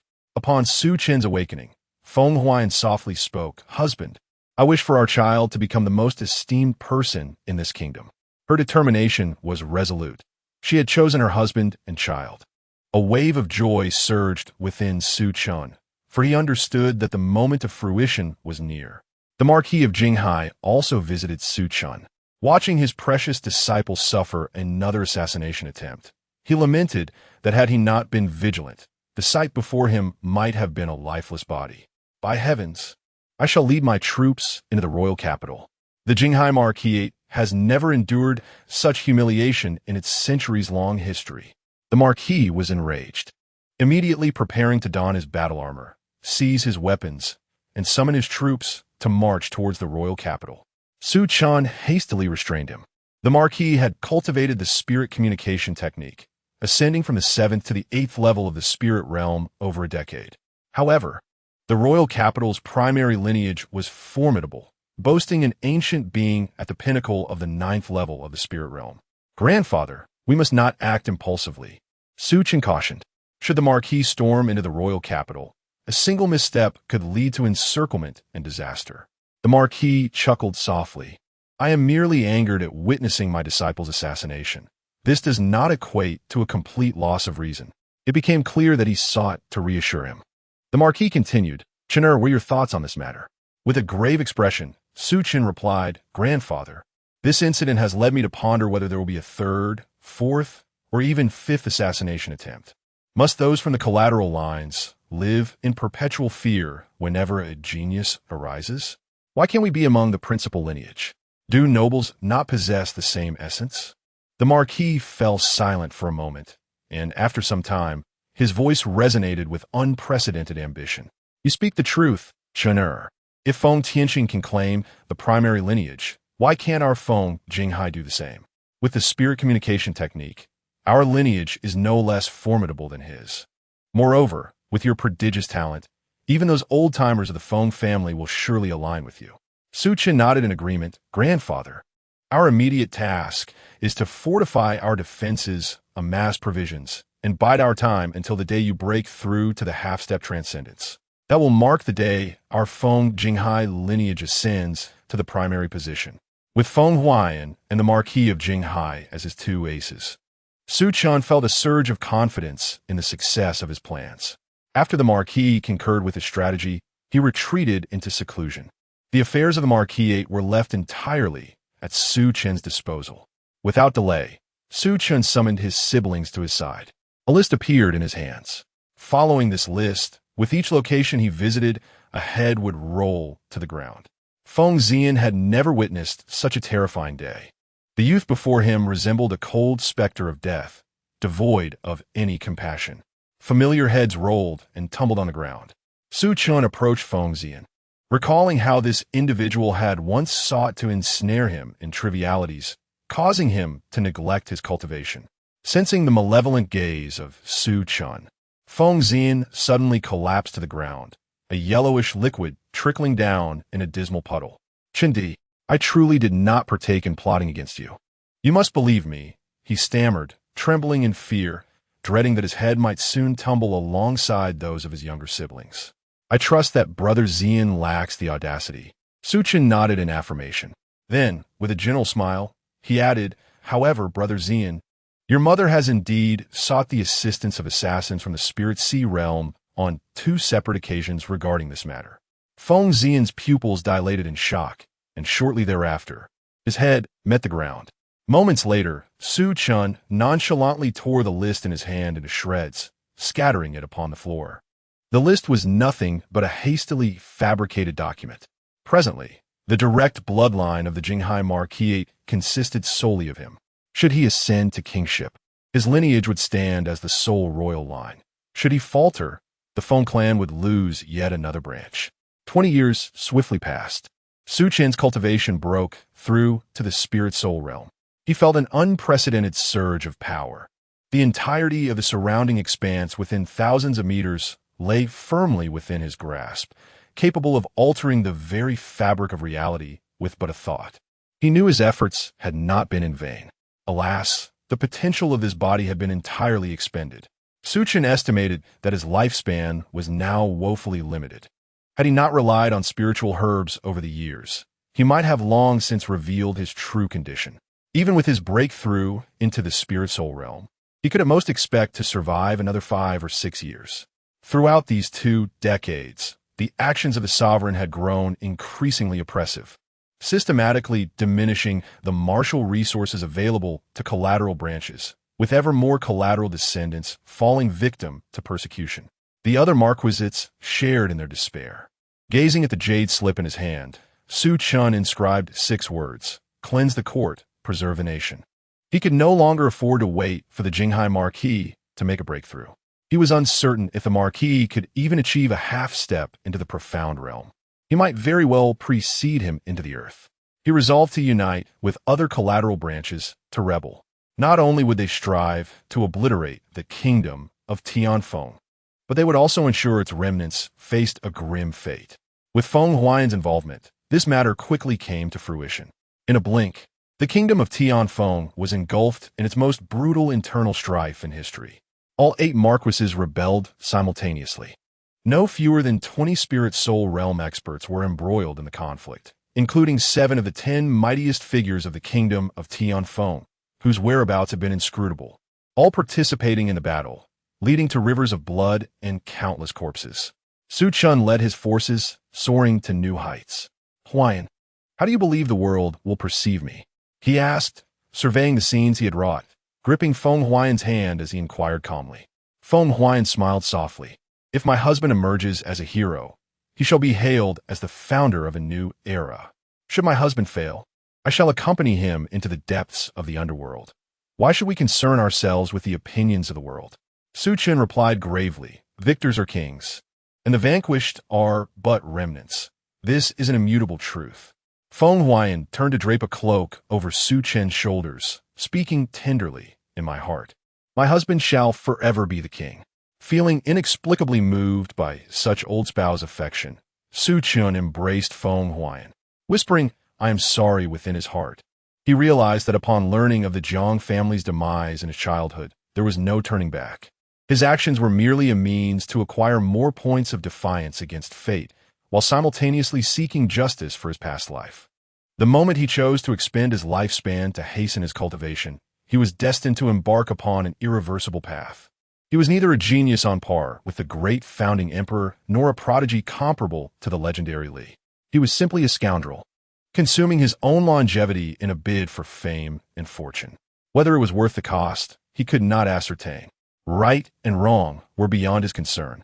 He could only immerse himself in the game, gambling against fate itself. Chapter 24. The Rebirth of an Archenemy. Complete. The resounding sound of horns reverberated through the royal capital, akin to thunder, echoing in all directions. A million-strong army of martial artists stood before the city. The generals of the Tianfeng kingdom felt a wave of despair wash over them upon witnessing this scene. The might of the 8 lords was overwhelming, and the hidden military forces proved to be no less formidable than the 4 great legions of the king. However, the 4 legions had now dwindled to 3, as the Xuanwu Legion had been effortlessly claimed by Su Chen. Within the royal palace, a high-ranking official of the Tianfeng kingdom stood trembling beside the king. "Your Majesty, I have just received news. The Marquis of Jinghai, the Marquis of Mo Yuan, the Marquis of Xianbing. The 8 great lords have already arrived at the city gates, seeking to..." Before he could finish, the king of Tianfeng interrupted coldly. "Seeking to kill me and usurp my throne. Am I correct?" The king sneered. "I should have eliminated that brat when I had the chance in the royal capital. Had it not been for the assurances of those old geezers from the main lineage, how could I have allowed this calamity to survive until now?" The official was drenched in cold sweat. The king continued, "Those from the main lineage wish to harness Feng Chen for their own purposes, aspiring to create a figure akin to the great ancestor to safeguard the Feng family. Little do they know that Feng Chen is a wolf in sheep's clothing, intent on toppling the main lineage of the Feng family, and even seeking my head. I initially intended to quietly dispose of Feng Chen, yet time and again he has managed to escape death. However, if he believes he can easily overthrow my main lineage, he is sorely mistaken." The king's expression remained calm, unperturbed by the looming threat at the gates. In that moment, he no longer disguised his cultivation level, half a step into the realm of the transcendent. Amidst the vast army, Su Chen furrowed his brow. He sensed an unprecedented and terrifying energy within the royal capital, at least a peak 9th-level spiritual soul realm expert. Indeed, there were ancient monsters concealed within the capital. Nevertheless, he felt no fear. He slightly cupped his hands toward the elder beside him. "I shall rely on you next, grandfather." The Marquis of Jinghai nodded in agreement. He then transformed into a towering figure, adorned in golden armor, exuding an overwhelming and commanding presence. He unleashed a high-grade spiritual weapon recorded in the Transcendence Arts, striking the formation with a mighty punch. Boom! A deafening sound erupted, causing countless runes to cascade like a shower of light. Within the royal city, innumerable individuals were instantly transformed into blood mist with a resounding thud. The once impregnable royal city was now stained crimson. The formidable formation had been breached, revealing a gaping hole. This sight invigorated the allied forces of the Eight Lords, while the citizens of the royal capital felt as though the sky itself had collapsed. In the blink of an eye, the formation had been dismantled. The Marquis of Jinghai was now perilously close to the transcendent realm. At that moment, a golden figure emerged from within the royal capital. With mere numbers, do you think you can replace me, clear my side, and bring about the downfall of the kingdom? Do you take me for a feeble-minded ruler incapable of defending myself? The hoarse voice resonated with an imposing authority, echoing throughout the surroundings and unsettling the entirety of the Eight Marquis alliance. Su Chen's expression grew grave.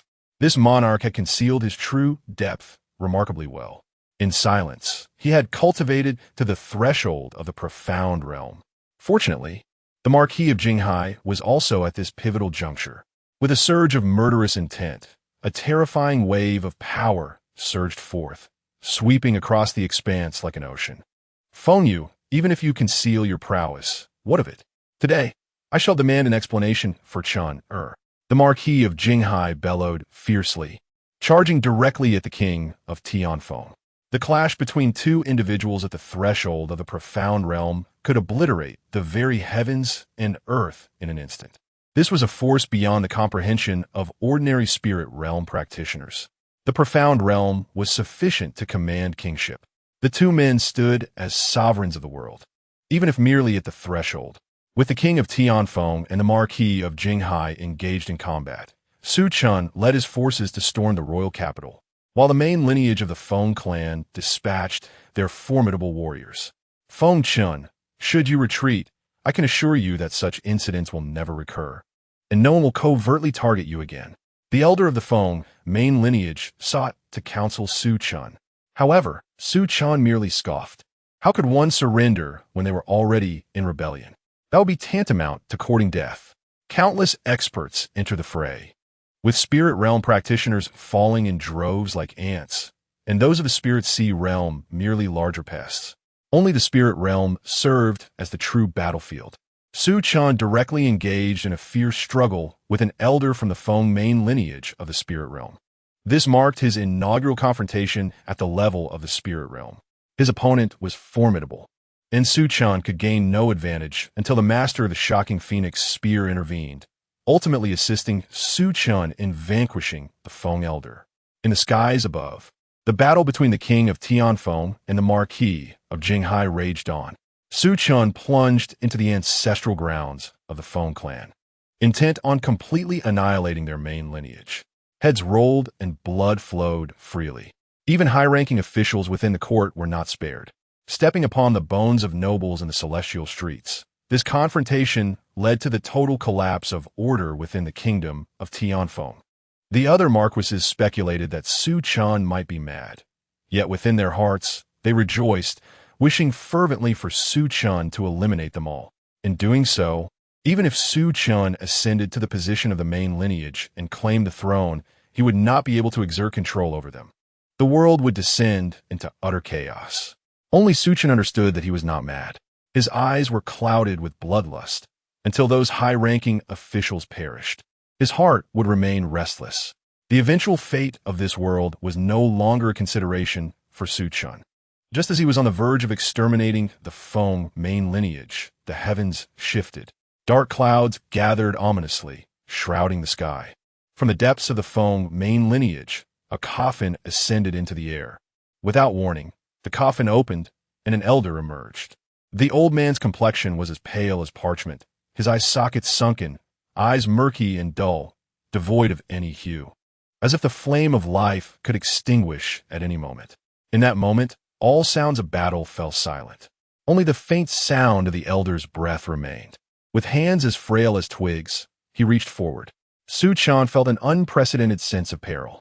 With a resounding boom, an ancient relic of the erupted into nothingness. With a mere gesture of his finger, another formidable spirit realm warrior disintegrated like a firework. Su Chen felt the hair on his neck stand on end. In a fleeting moment, he found himself utterly alone. All had perished, including the master of the realm was represented by Feng Tianxing, the progenitor of the Feng clan, who had not yet met his end. Cold sweat trickled down Su Chen's brow, his heart filled with an overwhelming sense of despair. He was so close, merely a step away. Yet, it was known that those in the could only survive a maximum of 800 years. Since the establishment of nearly a millennium had elapsed. Had this ancient being truly lived for over 1,000 years? Just then, the situation took a dire turn. Seeing the peril, Duke Jinghai abandoned his struggle against thee and sought to flee with Su Chun. Chener, you must escape. Before Duke Jinghai could reach him, the gaunt elder extended his hand and gently squeezed. In an instant, Duke Jinghai's form twisted grotesquely and was then obliterated. They arrived too late, his eyes blazing with fury as he surveyed the scene strewn with corpses. You possess a heart of unparalleled cruelty. I shall ensure your suffering is beyond imagination. As his words echoed, Su Chan laboriously raised his arm and extended his middle finger. The heavens reverberated with a tremendous roar. Ultimately, silence enveloped the surroundings. Chapter 25, The Li Dynasty, Part 1. Cursing under his breath, Su Chan gasped for air as he found himself back in the realm of the reversal scroll. The fact that the ancestral figure of the Feng clan still clung to life was infuriating. Most critically, it appeared that this ancestor was also a formidable force within the Transcendence realm. He had been so close to overturning the Feng dynasty, merely a hair's breadth away. A deep sense of dissatisfaction welled up within Su Chan. After an indeterminate amount of time, Su Chan finally regained his composure. In this life, although he had not dismantled the kingdom of Tianfeng, he had eradicated nearly the entirety of its main lineage. All 8 of the Feng clan's vassal lords, along with every formidable Spirit Sea and Spirit Soul practitioner, had perished in that battle. The entire court, both civil and military, had been ruthlessly annihilated. The kingdom of Tianfeng existed in name only. Su Chan retrieved the reversal scroll to examine the gains from this life. Opening to the 3rd page, he read, "In the 3rd life, you were the foremost genius of the kingdom of Tianfeng, with high expectations placed upon you. You did not disappoint, even sacrificing your lifespan for the sake of cultivation. In your quest for vengeance against your past, you chose to disrupt the world, ensuring that the Feng clan and your enemies paid the price for their actions. You succeeded in first causing the death of the marshal, who had led to your family's demise, and then allied with the other 7 lords to storm the royal capital, slaying all nobility and annihilating the main lineage. Alas, you ultimately encountered the last breath of the Feng clan's founder, resulting in failure. You are considered a madman, a king, a devil, and a hero. All your deeds will be judged by future generations. Evaluation. Azure 2 stars reversal points. 200 reversal points. How many lives have been claimed by Su Chen's actions? The direct and indirect deaths attributable to him likely numbered in the double digits. The Feng dynasty itself had been rendered nearly extinct due to his endeavors. Had he succeeded in usurping the main lineage of the Feng clan, perhaps his evaluation would have ascended to a higher tier. Su Chan felt a pang of envy. The Azure rank was tantalizing, with a single star requiring an additional 100 reversal points. Unfortunately, he had to contend with an ancestor who had not yet succumbed. In this perilous world of fantasy, danger lurked at every corner. Qualifications, 0. Comprehension, 0. Lineage, 0. Mental state, 15, with 200 reversal points at his disposal. If allocated wisely, perhaps this life would truly afford him the opportunity to break through to the Transcendence realm and become a genuine sovereign, rather than merely a fabricated genius reliant upon the burning of his lifespan in his previous life. He allocated the majority of his points to qualifications, adding 90 points. For comprehension, he added 70 points. Finally, he directed the remaining 40 reversal points entirely towards lineage. The 4th life commenced. As dawn's light filtered in, Su Chan opened his eyes to find himself surrounded by intricately woven silken drapes adorned with golden and silver threads. It appeared that his status in this life was no less than that of his previous incarnation. He felt a surge of relief as he inspected his hands, relieved to find that he was not in the form of an infant. In this life, he was known as Chen, the second son of the Li family from Taiyuan, colloquially referred to as Li heir. Su Chen's gaze turned vacant. The Taiyuan Li family, was it not the very lineage that had produced the legendary figure, Li Shanhua, of the kingdom of Tianfeng?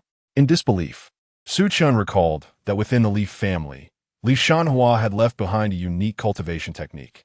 The esteemed patriarch of the Feng clan has openly acknowledged that Li Shanhua possesses far greater prowess than himself. Furthermore, the patriarch's cultivation has transcended the realm of Tongxian, raising the question of what extraordinary level Li Shanhua must have attained. Su Chen remains oblivious to the answer. However, he is envious of the techniques left behind by Li Shanhua. In this lifetime, his memories awakened at the age of 13, corresponding with his achievement of the 9th layer of spirit gathering. In his previous life, even burning his lifespan for cultivation could not compare.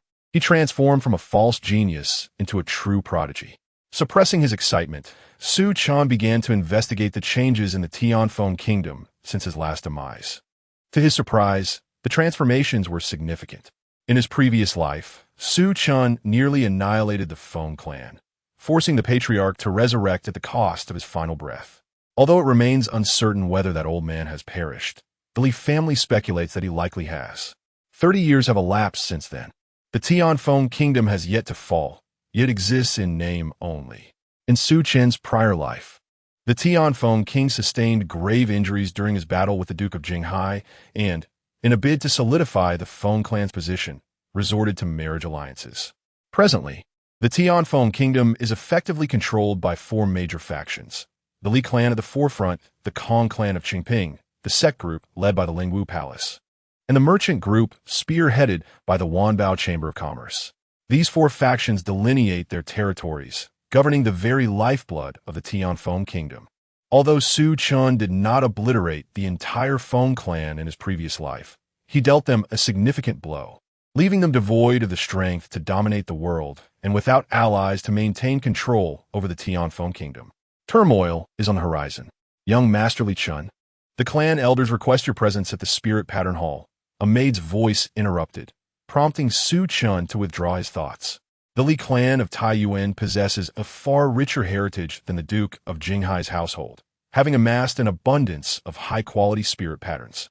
Among them, it is said that there exist golden-quality spirit patterns left by Li Shanhua, although no one from the Li family has ever obtained them. Even the purple-quality spirit patterns have remained elusive for centuries. In his previous life, the best Su Chen could claim was merely a blue-quality spirit pattern. Upon arriving at the Spirit Pattern Hall, Su Chen found numerous young members of the Li clan present, who parted to create a path upon his entrance. He is heralded as the foremost genius of the Li family in centuries. However, one individual cast a disdainful glance in Su Chen's direction, exuding an air of arrogance. A well-dressed youth obstructed Su Chen's path, declaring, "Li Chen, no matter how impressive you may be, my father will not spare you a second glance." Li Wenxuan lifted his chin, brimming with self-satisfaction, as if this proclamation could somehow rival Su Chen. Su Chen chose to disregard him. In this life, although he holds the esteemed title of the second son of the Li clan, his mother is merely the daughter of a minor sex leader, lacking a formidable backing. Prior to demonstrating his talents, he was often overlooked and subjected to bullying. It was only after Su Chen's gifts became apparent that his fortunes began to improve, earning him the favor of the clan elders. However, this also incited the animosity of his brothers, as no one relishes being surpassed by someone they once regarded as beneath them. One by one, the youths entered the Spirit Pattern Hall to obtain their respective spirit patterns. When Li Wenxuan emerged, he was filled with uncontainable joy. "I have acquired the rare blue-quality spirit pattern, Thunder Galloping Horse." The crowd gazed at him with envy. The Thunder Galloping Horse was indeed a rare spirit pattern, capable not only of astonishing speed, but also of unleashing small-scale lightning attacks on adversaries, making it exceptionally practical. Li Wenxuan, brimming with pride, approached Su Chen and declared, "Once I break through to the 9th level of spirit gathering, I will be able to absorb the spirit pattern. Your lead in cultivation is merely temporary. I will soon catch up to you and surpass you. Su Chen couldn't help but chuckle at the audacity of a mere second-level spirit gathering challenging him, a ninth-level practitioner. Reluctantly, he chose not to shatter Li Wenxuan's daydream, brushing past him as he entered the spirit pattern hall. Chapter 26, The Li Dynasty, Part 2, within the Lingwen Hall. The legacy of the Li family is epitomized by the spirit patterns derived from the slain beasts of yore. The more exceptional one's innate talents, the greater the resonance they can evoke. With each resonance, the likelihood of acquiring rare spirit patterns increases. Su Chen closed his eyes, attuning himself to the energies around him. Dozens of azure lights flickered momentarily. He couldn't help but marvel at the profound heritage of the Li family. If he so desired, he could effortlessly grasp a precious blue-quality spirit pattern. Yet in this lifetime, with his extraordinary gifts, how could he content himself with merely integrating a single blue-quality spirit pattern? Su Chen remained unperturbed, patiently continuing his search. Before long, a glimmer of violet light appeared before him. Elated, he recognized it as a purple spirit pattern, extracted from a beast known as the thousand-armed spider. This creature, nearly extinct in the kingdom of Tianfeng, is exceedingly rare. Its body adorned with countless arms that produce threads as resilient as steel, laced with potent venom. Should he merge with it, he would transform into a superior version of Spider-Man. However, Su Chen refrained from choosing the thousand-armed spider immediately. He had no desire to become a mere toxic entity. With steadfast determination, he soon encountered another purple-quality spirit pattern, the lava rampaging ape.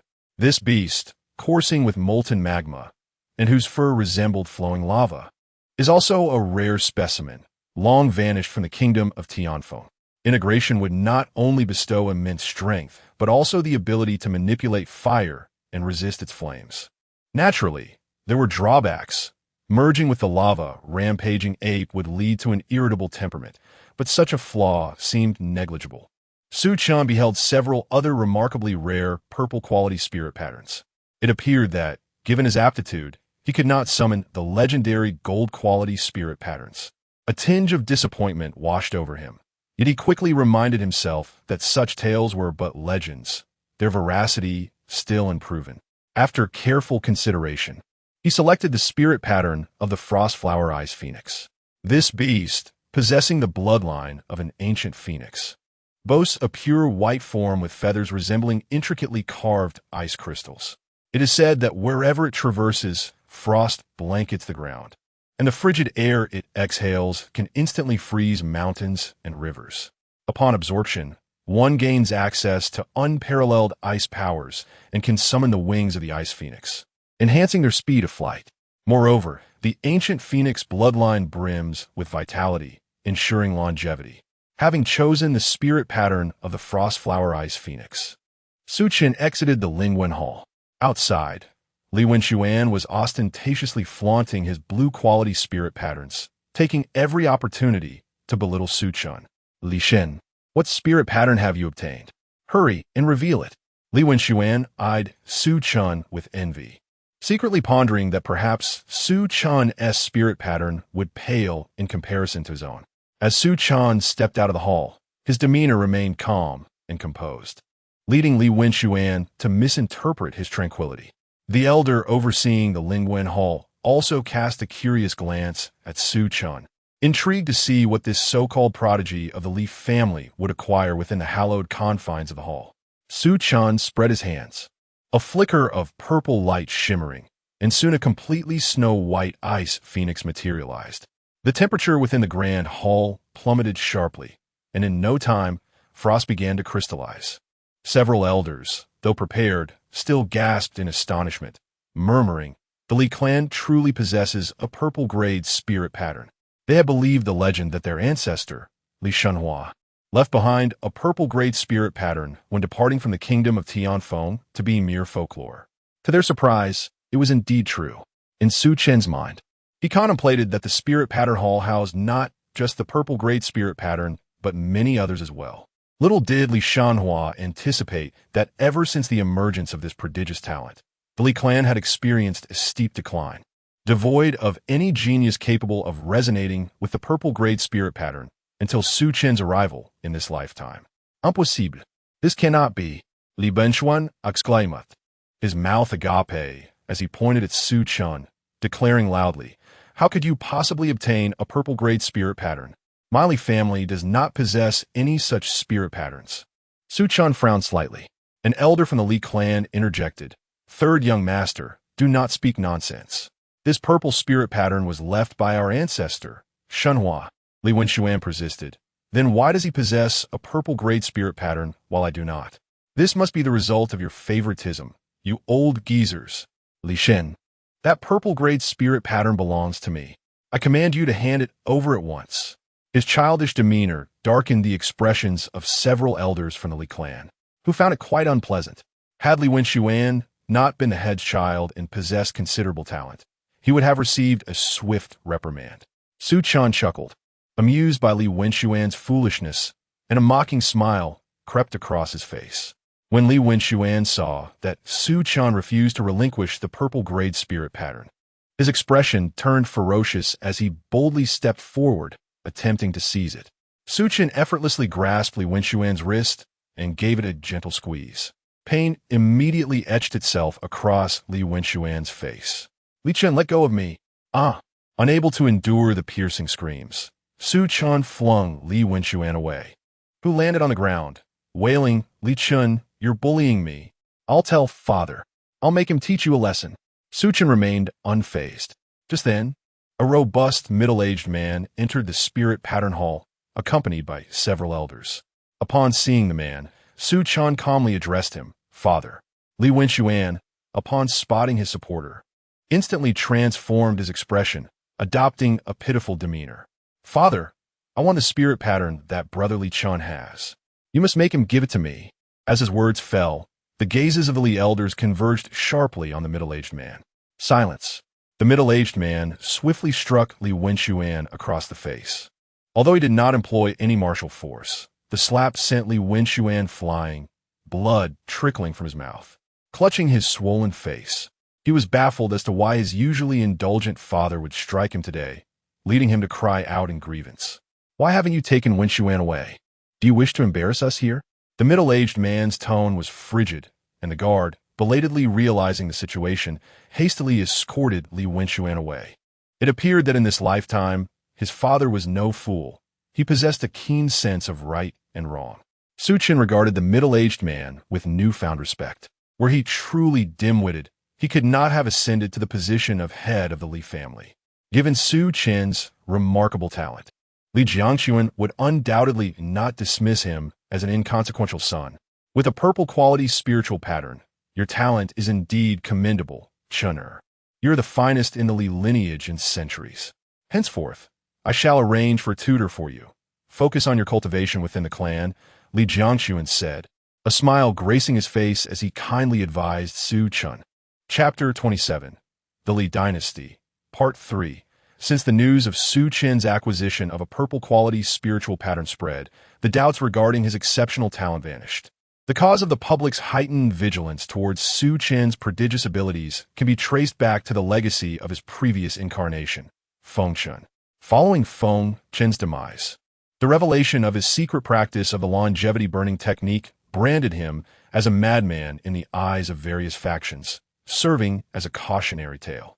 Su Chen's standing within the Li group experienced a remarkable elevation, swiftly attaining the treatment befitting a true second son. Many elders favored this astute young man, choosing to become his supporters. With the elevation of his status, Su Chen's birth mother also enjoyed a significant rise in her position within the Li group, no longer subjected to any form of bullying. In the blink of an eye, 5 years had passed, during which Su Chen's cultivation broke through to the third level of the spiritual sea realm, astounding the numerous clan elders within the Li group. Remarkably, he surpassed the speed at which Feng Chen, who had once wreaked havoc upon the world over 30 years ago, burned through his lifespan. This was the mark of a true genius. It was only natural for Su Chen to express his desire to study the techniques left behind by the legendary ancestor. Li Shenhua. After deliberation among the elders, they consented, allowing Su Chen the opportunity to attempt the cultivation of the fabled techniques. Upon encountering the martial art he had long yearned for, the Imperial Extreme Astonishing Technique, Su Chen was taken aback by its formidable name. The technique exuded an air of grandeur, with golden characters signifying its esteemed nature. Su Chen devoted 3 months to the study of the Imperial Extreme Astonishing Technique. Yet he remained utterly perplexed. What on earth is this technique left by Li Shenhua? Does one not consider whether future generations possess the aptitude to comprehend such a level of martial art? He grumbled. In comparison, the royal-level technique, spirit communication, seemed akin to mere common fare. Despite his inability to grasp the technique, Su Chen refused to relent and informed the elders that the name of the technique was indeed the Imperial Extreme Astonishing Technique. Upon hearing Su Chen utter the name, several elders exchanged glances, overwhelmed with joy and moved to tears. After several centuries, a second individual had finally emerged to speak the name of this technique. The legendary ancestor had proclaimed that anyone capable of recognizing the name possessed the potential to cultivate this art. The second son truly embodies the fortune of our Li family over these centuries. Our clan is destined to produce another sovereign. The elders encircled Su Chen, regarding him as a treasure. However, Su Chen pondered how long it would take to comprehend this technique. He did not have the luxury of time to waste. Consequently, he opted to practice the spirit communication technique under the guise of the Imperial Extreme Astonishing Technique, as no one in the Li family had ever witnessed the latter. After all, the spirit communication technique was still a royal-level martial art. In this lifetime, Su Chen chose not to engage in the burning of his lifespan for cultivation, as it was entirely unnecessary. 3 months later, news of Su Chen's successful comprehension of the Imperial Extreme Astonishing Technique spread, igniting a fervor throughout the Li family. His supporters rapidly multiplied, and the position of heir apparent increasingly leaned towards Su Chen. The eldest son, Li Yuanfa, was furious upon hearing the news. This was inconceivable. How could a child born of a lowly maid comprehend the profound techniques that had eluded the Li clan for centuries? This must be false. Li Chen was undoubtedly deceiving the many elders within the family. Li Yuanfa could not fathom that his brother possessed such extraordinary talent. If this continued, his own position would be jeopardized. The future leader of the Li clan was destined to be him alone. Li Yuanfa sought out his father, Li Jiangquan. Rest assured, your brother will not contest the position of heir. It is yours alone. Li Jiangquan reassured him. Father, have you devised a strategy? Li Yuanfa inquired, suppressing the excitement bubbling within him. With a chuckle, Li Jiangquan continued, the Xianyuan sacred sect is hosting a grand competition among the 100 nations. Those who emerge victorious will gain the opportunity to cultivate within the sect. Your brother's talent is unparalleled in the Tianfeng kingdom, even in the imperial courts. He would be considered a prodigy. Gaining entry into the Xianyuan sacred sect will not be difficult for him. The Xianyuan sacred sect is a colossal entity that governs hundreds of kingdoms and several empires, said to be founded by a legendary sage. The sage, a figure of mythic proportions, possessed the power to alter the heavens and pluck stars from the sky, a true master of unparalleled strength. Su Chen's talent holds the potential to reach the profound. Among the ranks of the Xianyuan sacred sect, even the strongest would not be commonplace. Upon returning home, Li Yuanfa could no longer restrain the smile on his face and laughed aloud. Once his brother entered the Xianyuan sacred sect, he would no longer compete for the title of heir. How could a true dragon be confined to shallow waters? Yet, Li Yuanfa suddenly realized that as his brother ascended to a higher realm, the coveted position of heir would be his alone. Like discarded refuse, he felt an inexplicable joy in his newfound circumstance. No matter how splendid the outside world may be, it is filled with exceptional talents. No matter how high Li Chen's aptitude in the vast expanse of the universe, he remains but an ordinary individual. It is better to be the head of a chicken than the tail of a phoenix, Li Yuanfa consoled himself. Meanwhile, Su Chen was still immersed in his cultivation. By chance, he encountered an acquaintance, an elderly figure with a lingering spark of familiarity. Li Ming, his comrade from his past life, was still alive in this world, which filled Su Chen with delight. However, he could not reveal his identity to Li Ming. In secret, Su Chen summoned his guards to investigate the events of Li Ming's life over the past 2 centuries. Upon inquiry, he discovered that Li Ming had indeed been fortunate. After Su Chen's demise in his second life, Li Ming seemed to have experienced a stroke of luck, breaking through to the Spirit Sea realm in less than a decade, easily surpassing a multitude of gifted siblings. The Li family, which governed Lingyun City, rapidly flourished from an inconspicuous branch. The true catalyst for Li Ming's rise was his involvement in the turmoil of the Tianfeng Kingdom, where he managed to eliminate nearly all the branches of the Feng family. Seizing this opportunity, Li Ming established the Li Merchant Association, profiting immensely and transforming from a weak, overlooked branch into one of the wealthiest merchants of the Li conglomerate. Unfortunately, with newfound wealth came the envy of thieves. Li Ming's most cherished descendant was captured by the infamous 12 Heavenly Fiends, who demanded the exorbitant sum of 10 million gold coins for her release.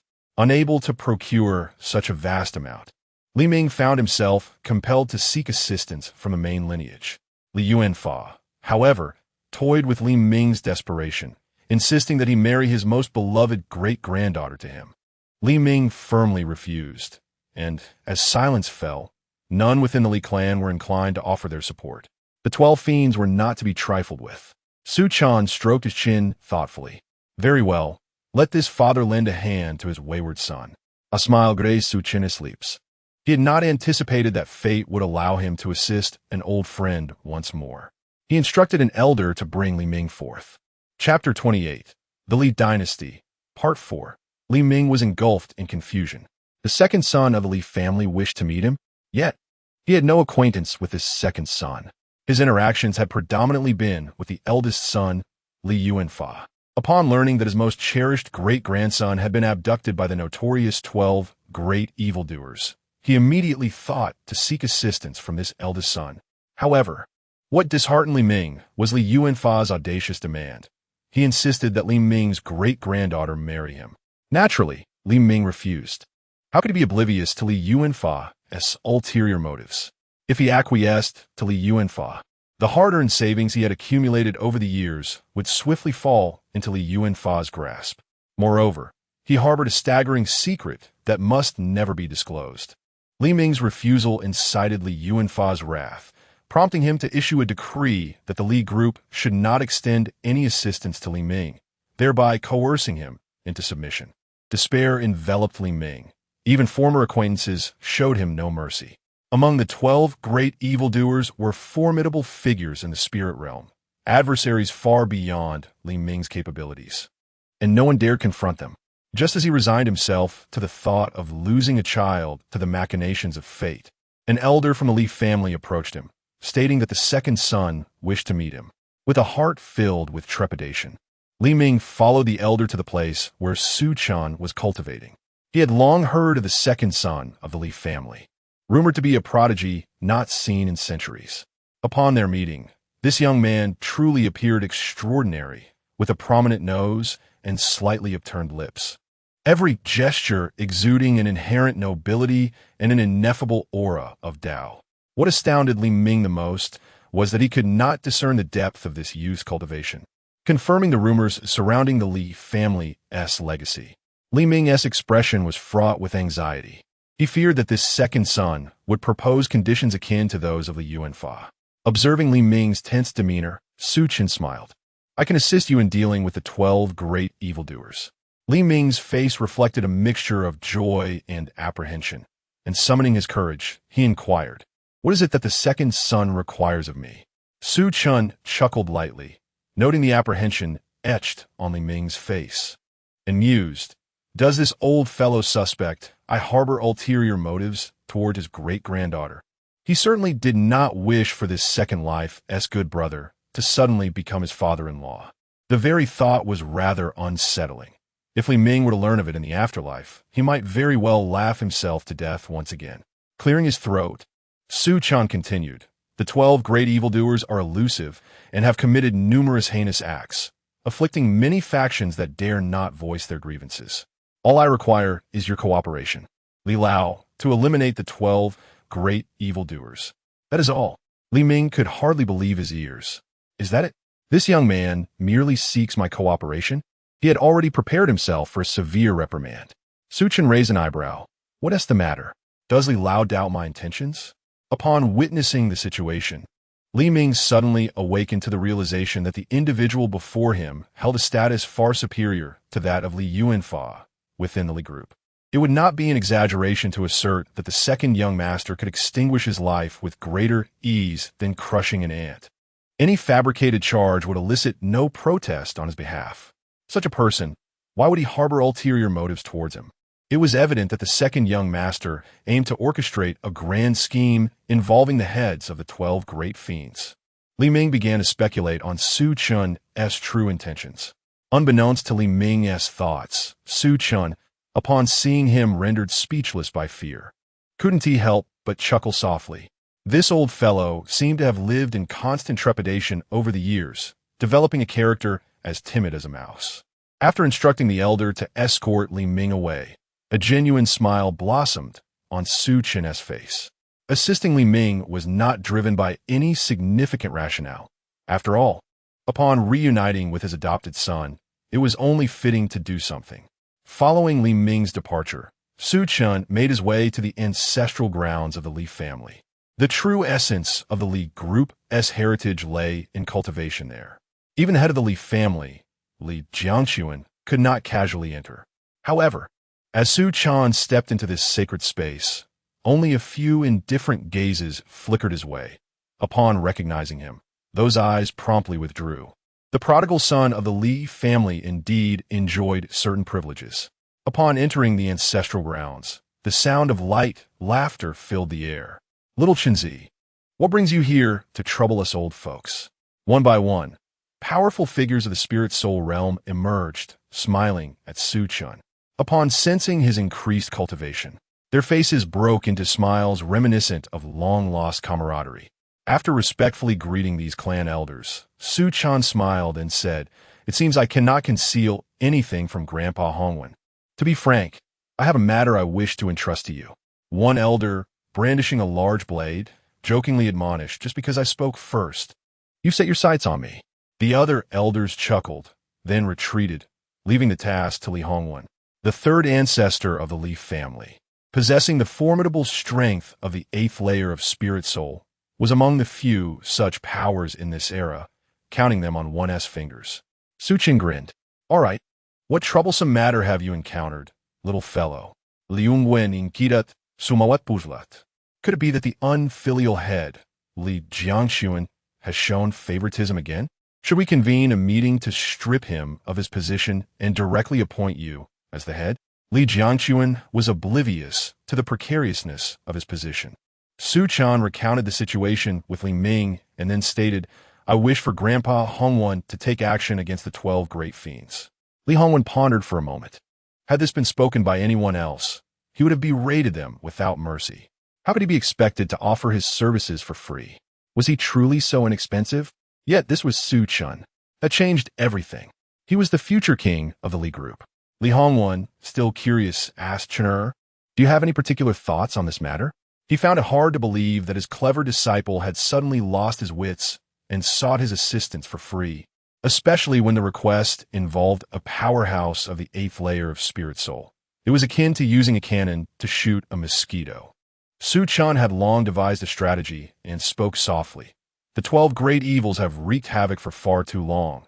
Their notoriety is immense. Should Grandfather Hongwen take action to eradicate the 12 great evils, it would undoubtedly enhance the reputation of the Li family, allowing our great vessel to navigate the tumultuous seas with fortitude. Moreover, Li Ming has shown unwavering loyalty to our Li group. If we were to disregard this matter, it would inevitably dishearten the other branches of the family. I wish to set an example for the rest of the Li family, demonstrating that as long as loyalty prevails, our main lineage of the Li family will always serve as the most steadfast support."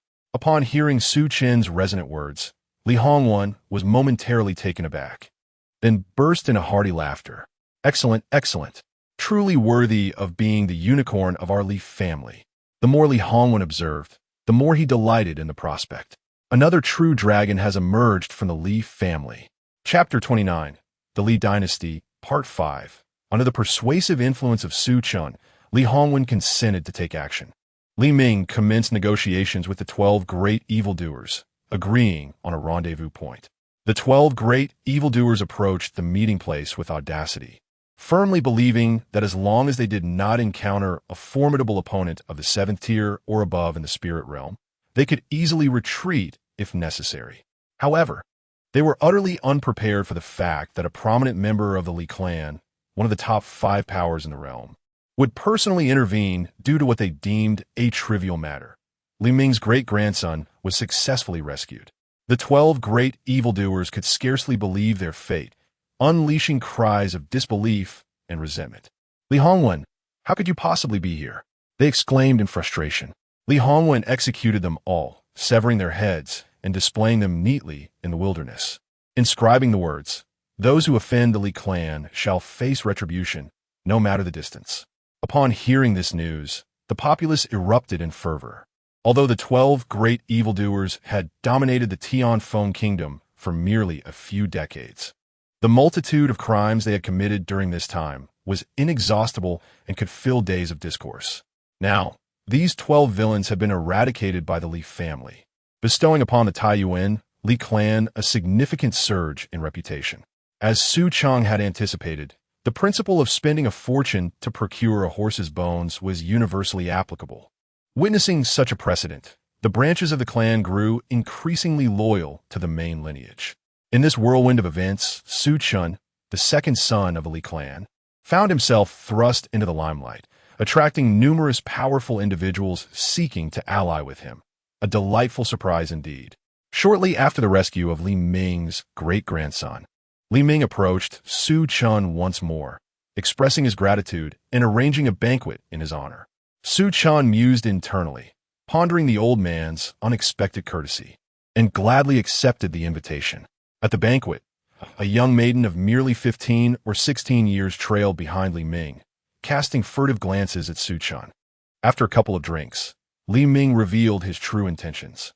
"Damn it, Li Ming, can you truly face me in the afterlife?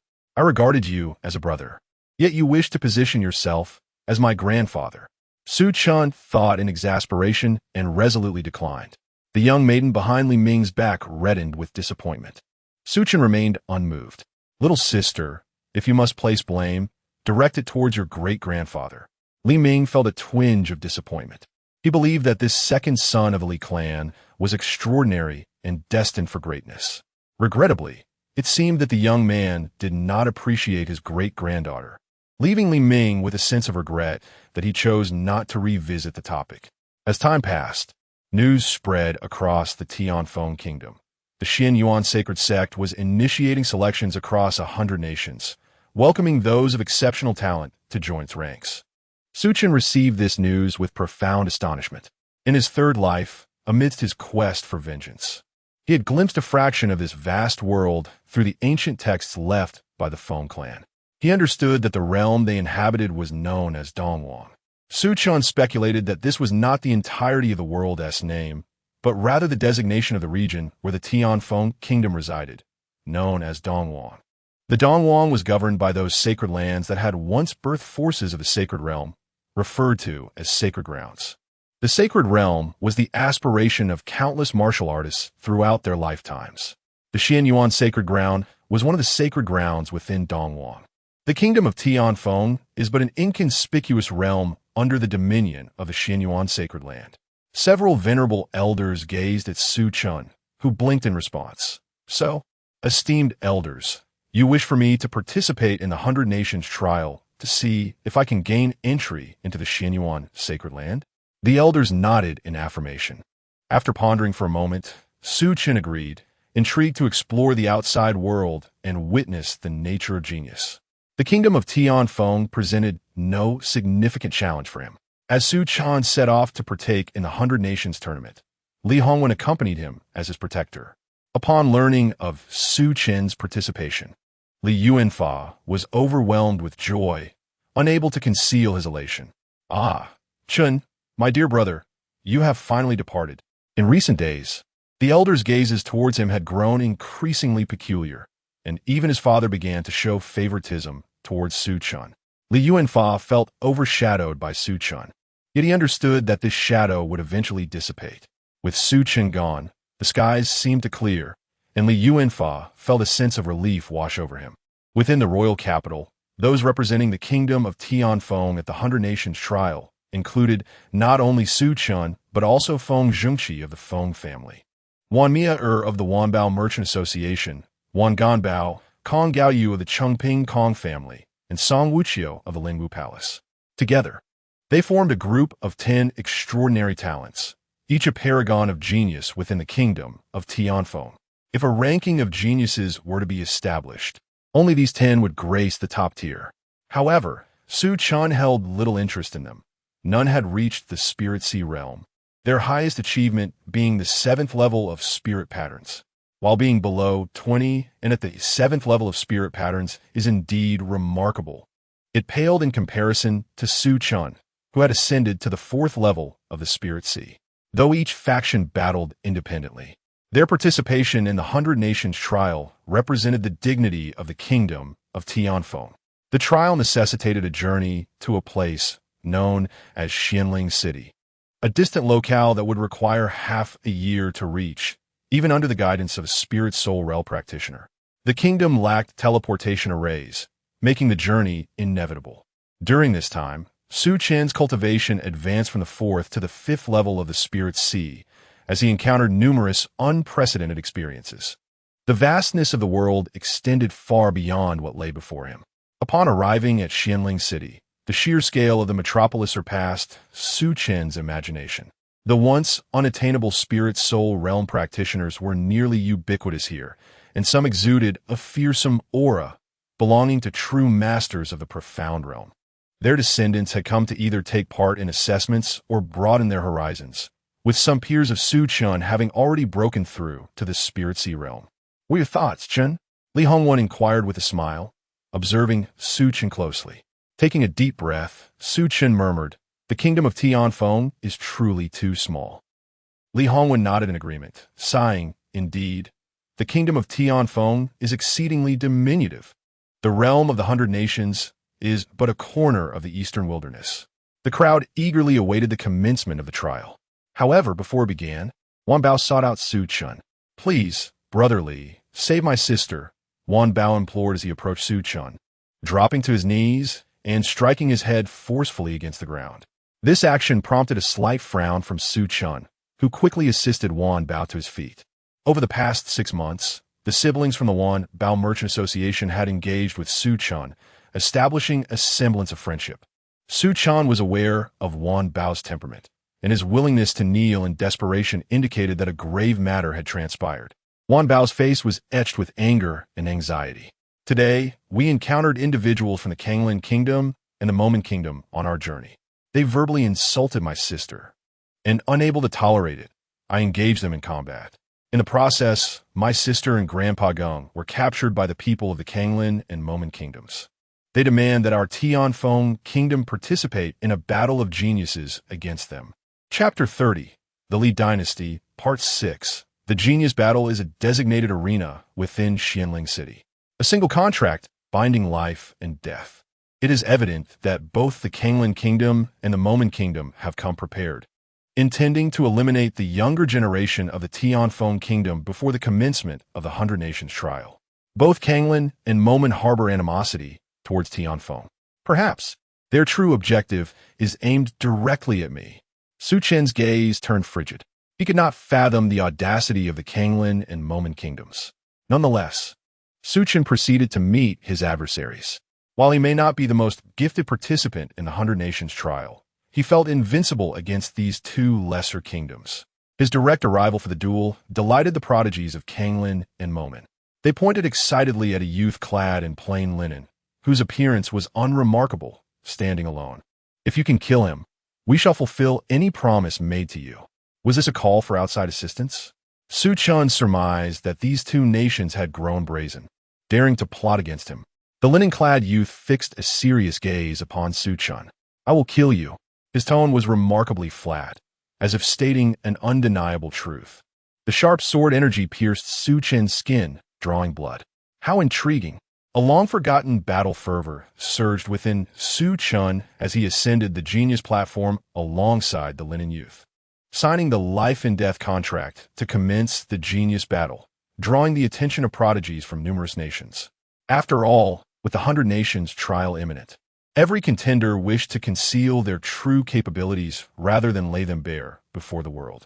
Each individual was a rival, and those who revealed their strengths naturally piqued interest. On the genius platform, Su Chen calmly regarded the Linen Youth before him. I find myself curious. How does a talent like you allow yourself to be swayed by mere fools? He voiced his question. The youth before him was at the third level of the Spirit Sea realm, and that keen sword light suggested a profound understanding of sword intent. He was a talent not inferior to Su Chen. The prodigies of Kanglin and Momin turned pale upon hearing Su Chen's blunt declaration of their inadequacy. In their respective nations, each of them was regarded as an extraordinary talent. The youth fell silent, his expression serious and resolute. I require an enormous sum of gold. If they offer me gold, I shall assist them. Su Chen was taken aback. In the youth's eyes, he perceived unwavering determination. Su Chen tentatively inquired, how much gold did they offer you? Perhaps in the youth's view, Su Chen had already become a dead man. Thus, the youth did not rush to strike, as if indulging Su Chen's last wish. He responded, 1 million gold coins. 1 million gold coins, what a staggering amount. If merely killing a 5th-level Spirit Sea warrior could yield such a fortune, many would be eager to seize the opportunity. However, Su Chen smiled. 1 million gold coins? I shall offer you 10 times that amount. If you bring me their heads, I will grant you 10 million gold coins. When he spoke of them, he naturally referred to the prodigies of the Kanglin and Momin kingdoms. As the voice faded, the faces of the two prodigies turned pale with fear. They were well aware of the terror that the youth in the coarse robe embodied. Fortunately, the youth ultimately declined. My father taught me that one must adhere to principles. The young man's gaze was resolute, seemingly unwilling to engage in further banter with Su Chen. Perhaps he feared that Su Chen's demands might waver his decision. Thus, he took action against Su Chen. Understanding the essence of swordsmanship is a mark of genius. Yet, is Su Chen not a genius in his own right? As the breathtaking sword strike approached, Su Chen placed one hand behind his back while the other elegantly transformed into a sword with outstretched fingers. The Li family's supreme technique, the Lingxi sword finger. The clash of the two sword lights erupted into a myriad of shadows. A more terrifying aura surged forth on the prodigy platform. Regrettably, those outside could not discern the exact scene within. Only the youth in the coarse robe was aware of the horrifying spectacle unfolding at the center of the platform. With both hands clasped before him, his ebony hair danced in the wind, and his eyes bore no trace of emotion. The temperature of the world plummeted suddenly, snowflakes swirling around. The youth in the coarse robe felt an intense chill. Not a mere physical cold, but a bone-deep frost within his heart. The pristine snowflakes falling before him appeared as crimson blood. Beneath the icy landscape lay mountains of corpses and seas of blood. He had witnessed scenes of famine stretching for miles, with countless bodies lying in wait. Yet the spectacle before him was far more terrifying. The youth gritted his teeth. He could not afford to yield. There remained a reason for him to survive. Channeling all his strength, he thrust his sword forward. In Su Chen's hand appeared an ice spear, which then danced with deadly grace. It was, astonishingly, the essence of the spear. With a single thrust, accompanied by a terrifying roar, it once again engulfed the prodigy platform in chaos. The battle would determine a victor. Amidst the swirling dust, the youth in the coarse robe knelt on the ground, an ice spear pointed directly at his throat. If Su Chen so desired, he could easily take the youth's life. Watching his opponent retract the spear, the youth in the coarse robe was bewildered. Why do you spare me? In his understanding, having failed, he ought to perish. Su Chen replied calmly, because I believe you should not die here. The youth was momentarily taken aback, then let out a laugh. My name is Lin Wu. Su Chen nodded. Li Chen. Lin Wu called out to the departing Su Chen. I owe you a life. If you ever need it, this life is yours to take. Su Chen smiled. He had achieved his objective. This was a man of principles, and perhaps unexpected rewards awaited. The prodigies from the kingdom of Kanglin and the kingdom of Momin were astounded. Su Chen had not only survived, but had also triumphed over such a formidable adversary. They understood well the strength of the youth in the coarse robe. With dark expressions, they handed over Wan Yaoer, their hearts filled with trepidation. Wan Yaoer and her brother, Wan Yuanbao, expressed their profound gratitude to Su Chen. The storm soon passed. Chapter 31, The Li Dynasty, Part 7, The Trial of 100 Nations commences. In the heart of Xianling City lies a grand and expansive square, constructed entirely from white jade. The square is filled with young men and women, thousands in number, yet not a sound escapes their lips. They gaze forward in reverence, their eyes alight with anticipation. The site of the trial of 100 nations is a mystical realm, rich with opportunities as well as ferocious beasts. Points are awarded for seizing these opportunities and for vanquishing the beasts, and only those with the highest scores may gain entry into the Xian Yuan Holy Land. It is a straightforward yet brutal endeavor. A beam of light suddenly ignites upon the white jade square, piercing the heavens. When the light dissipates, all present vanish without a trace. Upon opening his eyes once more, Su Chen finds himself in an unfamiliar setting. He stands atop a dark, towering mountain, gazing into the distance. This mystical realm is vast, akin to a miniature universe. Su Chen murmurs to himself, is this the power wielded by those above the realm of Xian? Truly terrifying, beyond human comprehension. He begins his search for opportunities. The Xianling secret realm serves as a means for the Xian Yuan Holy Land to recruit disciples, and it is replete with numerous precious treasures that are difficult to find in the outside world. Securing even one is a fortuitous chance, irrespective of whether one joins the Xian Yuan Holy Land. This explains why, in addition to the 100 nations, many other factions participate in the trial. Before long, Su Chen encounters a fearsome beast. It is a massive serpent, its scales as dark as night, coiling upon the mountainside, camouflaged against the rocky landscape. Its two crimson eyes fixate upon Su Chen. It is a creature formidable enough to rival those at the 6th or 7th level of the Spirit Sea. Surprised, Su Chen feels a surge of battle fervor.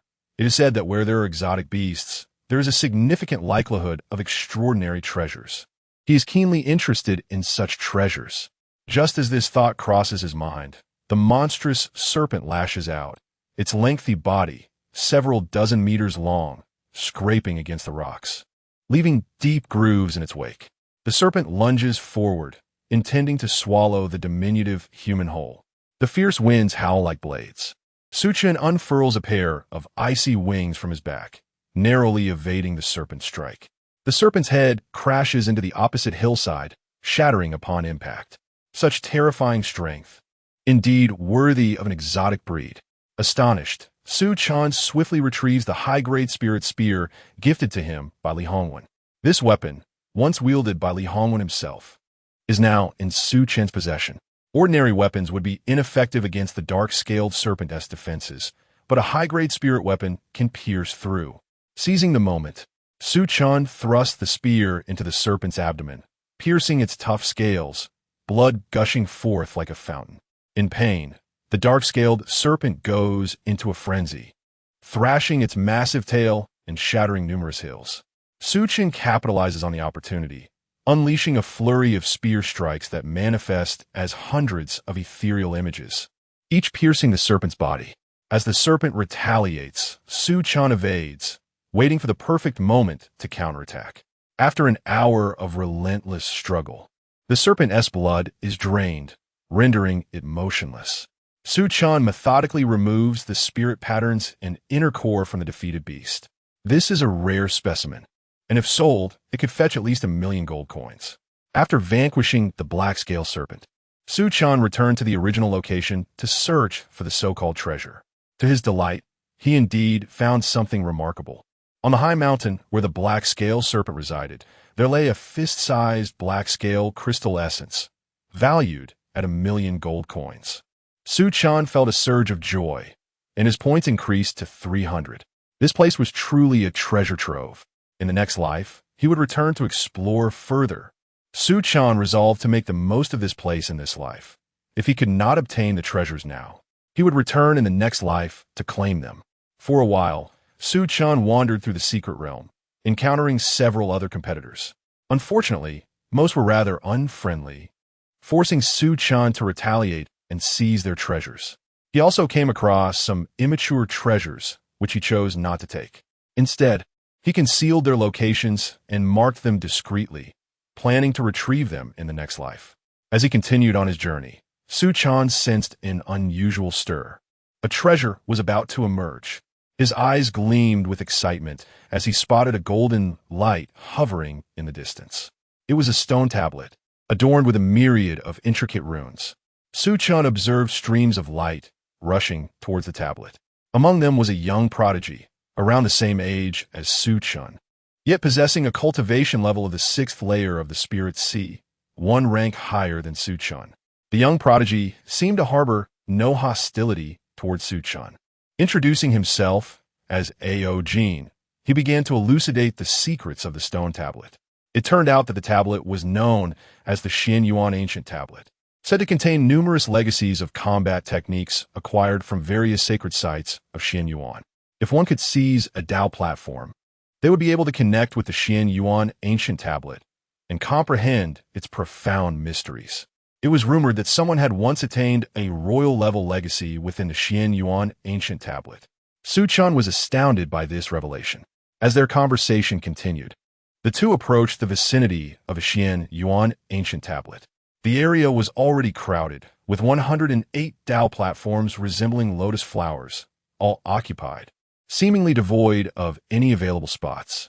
Ao Jin charged towards one of the Dao platforms, tossing a remark to Su Chen that the platforms were to be seized, and only those with strength could hold them. Observing Ao Jin engaged in combat with an adversary for the Dao platform, Su Chen wasted no time. He targeted a seemingly weaker genius of the 3rd layer of the Spirit Sea and launched his assault. "I am a descendant of the Thunderstorm King. Do you dare to seize my Dao platform?" The young man recognized Su Chen as the prodigy who had triumphed over his opponent in the genius battle. Realizing he was no match and resorted to threats. With a cold smirk, Su Chen swiftly defeated him, sending him tumbling from the platform. In this place, who wasn't he of noble lineage? If one lacked strength, it was wise to step aside. Su Chen paid no heed to the young man's departing threats, claiming the Dao platform and awaiting the opening of the Xian Yuan Ancient Tablet. Soon, he spotted a familiar face, Lin Wu, who had also arrived and was challenging a genius guarding a Dao platform, defeating him in battle. Additionally, there were prodigies from the Kanglin Kingdom and the Momen Kingdom. Upon encountering Su Chen, those individuals fled in haste, terrified that any delay would result in their demise at his hands. Su Chen harbored a cold chuckle in his heart. Could they outrun the 1st of the month and evade the 15th? He had presumed that the prodigies from both nations would be too intimidated to participate. To his surprise, they exhibited a modicum of courage.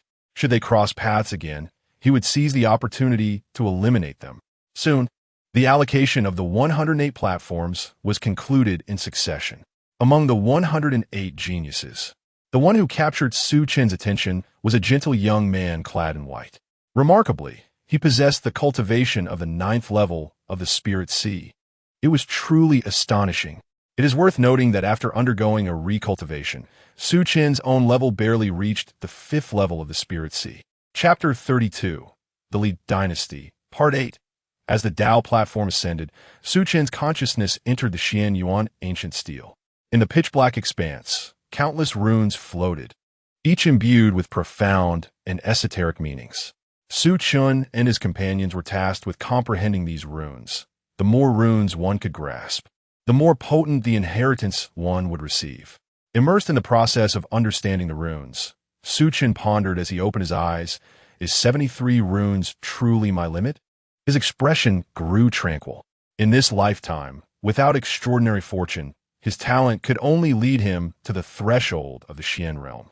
With 73 runes, he had acquired a fragment of the inheritance from a formidable Xian realm expert, known as the Winter King. I knew the Xian Yuan sacred land wouldn't be so benevolent. Su Chen's face darkened. The inheritance he received was merely a fragment. Fortunately, it was the martial art known as the Heavenly Sealing Absolute Earth Technique, a half-step king-level skill, rare and perfectly aligned with Su Chen's own spiritual patterns. As he gazed at his points, they had increased by 500, surrounding the steel. 3/4 of the Dao platform remained, with 1/4 of individuals like him. Lin Wu was indeed one of those 3/4. It seems this favor is not in vain. Su Chen smiled, feeling no jealousy within. In life after life, he would ultimately rise above these geniuses. Lin Wu was a principled individual. Disguising himself as this lifetime successor in the next life would prove to be quite useful.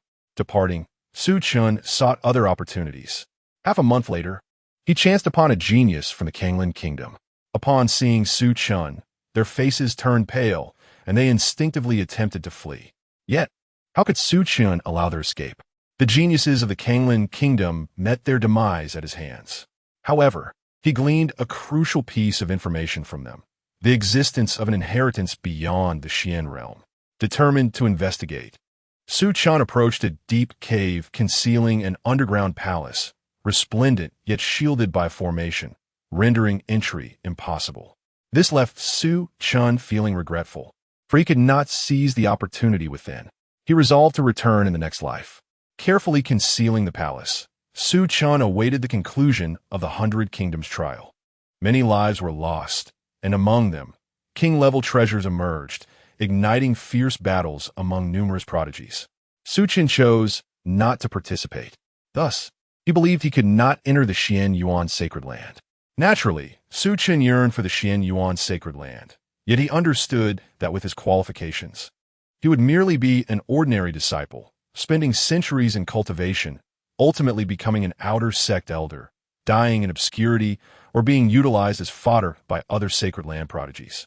Individuals like him were abundant in the Xian Yuan sacred land, and none would remember him, rendering him unable to accumulate significant fate points. However, in the Tianfeng Kingdom, the situation was markedly different. Becoming a king at the Xian realm would elevate him to the status of a revered ancestor. Furthermore, he was determined to strategize around the numerous opportunities presented by the Li family. The final outcome was soon to be revealed. The top 50 can pay homage to the Xian Yuan sacred land. Su Chen ranked 57th in points, thus failing to enter the sacred realm. Could it be that I misread the situation? A profound disappointment flickered in Ao Jin's eyes. He believed that Su Chen possessed the strength to enter the Xian Yuan sacred land with relative ease, hence his desire to forge a connection. However, it now appeared that he was mistaken. This individual would ultimately fade into the mundane world, unable to ascend to the sacred land. Even if the gap was merely 7 places, they were not of the same realm. Unbeknownst to Su Chen, Ao Jin's thoughts were far removed from him. He noticed a list featuring Lin Wu, who successfully entered the Xian Yuan sacred land. Additionally, Su Chen learned the name of the prodigy at the 9th level of the spiritual sea, Lang Chao Tian. It seemed a bit ostentatious. Su Chen chose to pay it no further heed. Li Hongwen felt a tinge of disappointment at Su Chen's failure to enter the Xian Yuan sacred land, just 7 places away. What he did not realize was that this was all part of Su Chen's deliberate choice. Lin Wu approached Su Chen, expressing that he believed Su Chen was more deserving of the opportunity to enter the sacred land and wished to relinquish his spot to him. Su Chen repeatedly waved his hands, saying, "This is your opportunity, Brother Lin. You should focus on your cultivation in the sacred land." Having expended considerable effort to forego entry into the sacred land himself, Lin Wu promptly seized Su Chen's hand, declaring, "Brotherly from now on. You shall be my elder brother. If you have any requests, I, Lin Wu, will certainly fulfill them." A hint of guilt flashed in Lin Wu's eyes, as he mistakenly thought that his earlier battle with Su Chen had exposed Su Chen's strength, leading to his being targeted by other prodigies, and thus missing out on the opportunity to enter the Xian Yuan sacred land. Su Chen clasped Lin Wu's hand, and the two swore a blood oath, becoming sworn brothers. Lin Wu departed, following the elders to the Xian Yuan sacred land, while Su Chen and his companions began their return to the Tianfeng Kingdom. They had arrived as 10, but now returned as merely 5. The other 5 had perished within the mystic spirit's secret realm. Such losses were neither trivial nor catastrophic. certainly better than those suffered by the Kanglan Kingdom and the Momen Kingdom, where all prodigies have been wiped out by Su Chen. After 6 months, Su Chen and his group returned to the Tianfeng Kingdom.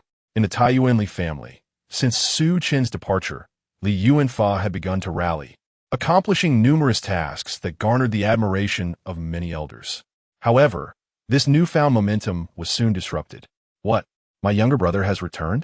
Li Yuanfa's expression fluctuated as he listened to the report from his trusted elder, eventually managing a strained smile. Surely, this must be a jest? Li Yuanfa had anticipated that once Su Chen entered the Xianyuan sacred land, he would ascend as the future head of the Li family.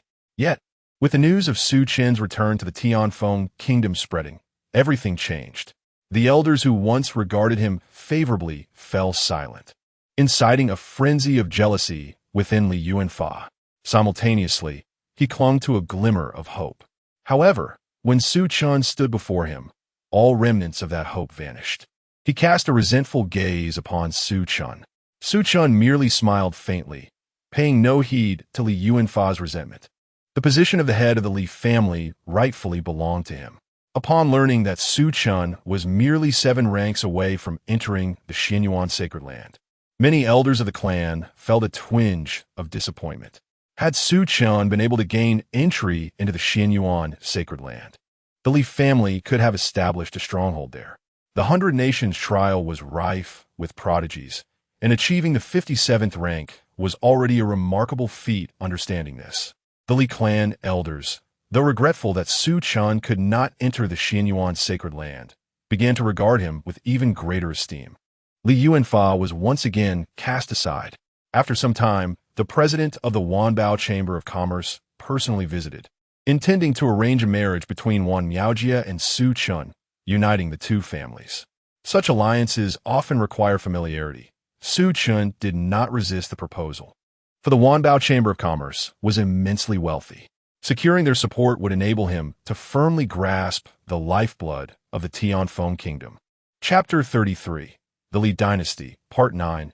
Time flows swiftly, and Su Chen has reached the tender age of 23. This year, he has successfully ascended to the 9th level of the spiritual sea and is now endeavoring to breach the boundaries of the spiritual soul realm. It is also the year when the fortunes of the Tianfeng Kingdom dissipate, plunging the realm into chaos.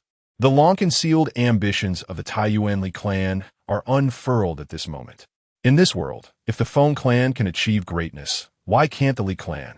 The elders of the Li family are filled with fervent excitement. The Tianfeng Kingdom fractures into countless factions, each embroiled in conflict, giving rise to numerous warlords from the tumultuous era. Under Su Chen's relentless pressure, Li Yuanfa intensifies his efforts, commanding a legion and conquering several cities with commendable achievements. However, in comparison to Su Chen, the chasm between them remains insurmountable. In his previous life, Su Chen nearly annihilated the Tianfeng Kingdom, seizing an entire prefecture in less than 2 months with the aid of his formidable generals and champions. Li Jianxuan reflects with deep emotion, I have a Qilin son. He is the future of the Li family.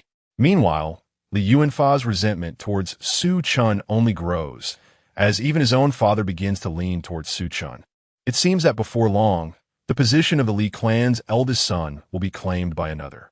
Li Yuanfa is consumed by dissatisfaction, believing that if only he possessed Su Chen's warriors and their strength, he would undoubtedly surpass him. Driven by an insatiable desire to compete, Li Yuanfa seeks to challenge Su Chen, but alas, he is not an unparalleled general. In his reckless ambition, he falls into an ambush, suffering heavy casualties, which leads to the utter disappointment of the Li clan. Ultimately, it is Su Chen who resolves the ensuing mess, earning the admiration of the Li clan members. Within the residence, Li Yuanfa kneels before the door of Li Jianxuan's chamber, pleading, Father, I am the heir, the rightful heir of the Li family. I beseech you to grant me another chance. Inside, Li Jianxuan's heart aches. This is his most cherished child, the one upon whom he has poured his utmost devotion. If circumstances permitted, he would undoubtedly bestow the position of clan leader upon Li Yuanfa rather than Su Chen. Yet, this is a fantastical world, and even as the clan leader, he is not entirely in control of his destiny. The elders of the Li clan are reluctant to allow Li Yuanfa to squander further resources, unwilling to grant even a single opportunity. Disheartened, Li Yuanfa departs, fully aware of his father's decision. The position of heir to the Li family is rightfully his. It must only belong to him. Li Yuanfa has descended into madness. At Su Chen's celebratory banquet, numerous strong figures gather, sharing laughter and conversation. Wan Miaoyao sits beside Su Chen, observing the scene. Perhaps in a few years, the world will bear the Li surname. Just as the guests indulge in their visions of the future, a message is delivered to Su Chen, causing his expression to shift abruptly. The festivities come to a sudden halt. The Tianfeng monarch has commanded the forces of the Kanglan kingdom to march directly into the territory of the Tianfeng kingdom, evidently prepared to engage in a final, devastating confrontation. The Kanglan army is alarmingly close to the Li clan as stronghold. Su Chen must return at once to intercept the advance of the Kanglan kingdom. While Su Chen is delayed, Li Yuanfa is released, along with his younger brother, Li Wenxuan. Continue the assault on the kingdom of Tianfeng. It is only through the formidable alliance of the Li group and the Wanbao Chamber of Commerce, both regarded as the most powerful and affluent forces within the kingdom of Tianfeng, that such a feat can be accomplished. Su Chen has clashed with the Kanglan kingdom on multiple occasions, understanding that their bravado is but a fa ade. When faced with true adversity, they flee faster than anyone else. This battle marks the culmination of 2 years. Su Chen, at the age of 25, has also achieved a breakthrough in the spirit realm. A 25-year-old in the spirit realm astonishes the world. He leads 500,000 soldiers of the Qinyuan army to defeat millions of troops from the Kanglan kingdom. Even with Li Yuanfa's numerous accolades, he remains overshadowed by Su Chen, gasping for breath. As long as Su Chen exists, Li Yuanfa shall never see the light of day. Shortly after Su Chen's victory over the Kanglan kingdom, Li Yuanfa suffered a defeat. What a disappointment. Su Chen silently escoughs. While Li Yuanfa possesses some capability, his entire army was annihilated, with most of his men either dead or wounded, all thanks to his younger brother, Li Wenxuan. From a young age, Su Chen had perceived Li Wenxuan as a liability, destined to become a burdensome ally. Today, his predictions have proven accurate. Indulging in wine and lust, overreaching for accolades, and heeding slanderous words have led to Li Yuanfa's downfall.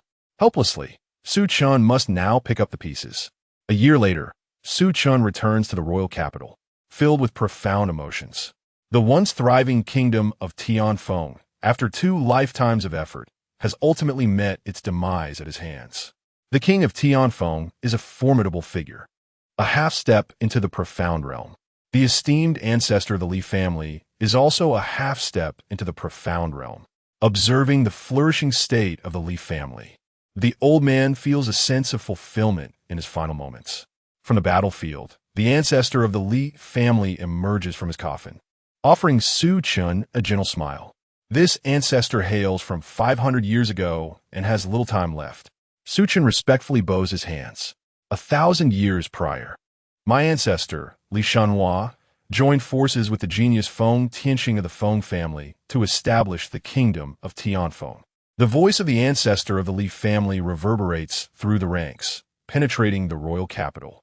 The king of Tianfeng's voice echoes from within the capital. If that is the case, why does your Li family rebel against me? Why betray the Feng family? In this realm, the Feng family has already lost its prestige. If you allow the Feng family to run amok, the foundations laid by my ancestor, Li Shanhua, and the Feng patriarch will be destroyed at your hands. Thus, this realm rightfully belongs to the Li family. King of Tianfeng, should you surrender the city, in light of the friendship between our ancestors, vow, in the name of the Li family, to preserve a fragment of your Feng lineage. The ancestor of the Li family attempts to persuade the king of Tianfeng to surrender. The king of Tianfeng scoffs derisively. You old fool, your words are grandiose. Yet you only speak so because the patriarch has passed.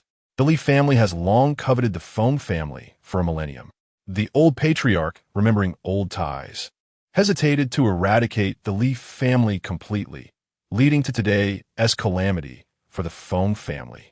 Today, even if it costs me my life, I shall fight you, old man. Even if the Feng family is annihilated, we shall take a piece of flesh from the Li family. A tide of resentment surges within the king of Tianfeng. Had it not been for the chaos of the Eight Marquis, which decimated the strong of the Feng lineage, how could the Feng family have fallen into such desolation? Had it not been for the insurrection of the Eight Lords, how could the founding emperor have been forced into exile, allowing these individuals to discern the Wind family's ultimate trump card? Had it not been for the emperor's excessive benevolence and his reminiscence of past affections, the Li clan would have long been exterminated without a trace. How could such a calamity have transpired? Given another century, could he not have glimpsed the profound mysteries of the transcendent realm? Could the Wind family not have continued for millennia? Little does King Tianfeng realize that the true architect of all this chaos is once again assaulting the royal capital. From afar, he observes with indifference the final struggles of this forlorn sovereign. The kingdom of Tianfeng roars with fury. Shall my Wind family scions be reduced to slaves of a fallen nation? Waves of survivors from the Wind family's great turmoil surge forth from the barrier, declaring their willingness to fight to the death alongside their king. With a hearty laugh, King Tianfeng ascends into the sky alongside the founding emperor of the Li clan.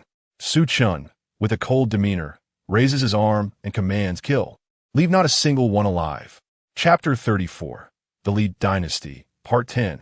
The clash of armies resulted in a landscape strewn with corpses. The kingdom of Tianfeng faced a catastrophic defeat, a collapse akin to a mountain crumbling. No matter how fiercely they fought, even the most valiant warriors could not withstand the relentless tide of historical change. Since the death of the kingdom's founder, the fate of Tianfeng had been sealed. Shortly after Chen led his forces into the royal capital, a chilling wail echoed through the skies above the city. "The heavens do not await me. This is the will of fate. Wind Chen, I loathe you. My kingdom of Tianfeng has perished by your hand, and the legacy of the Feng family lies in ruin because of you." Chen lifted his head, reflecting, "Hatred, yes, let it be so.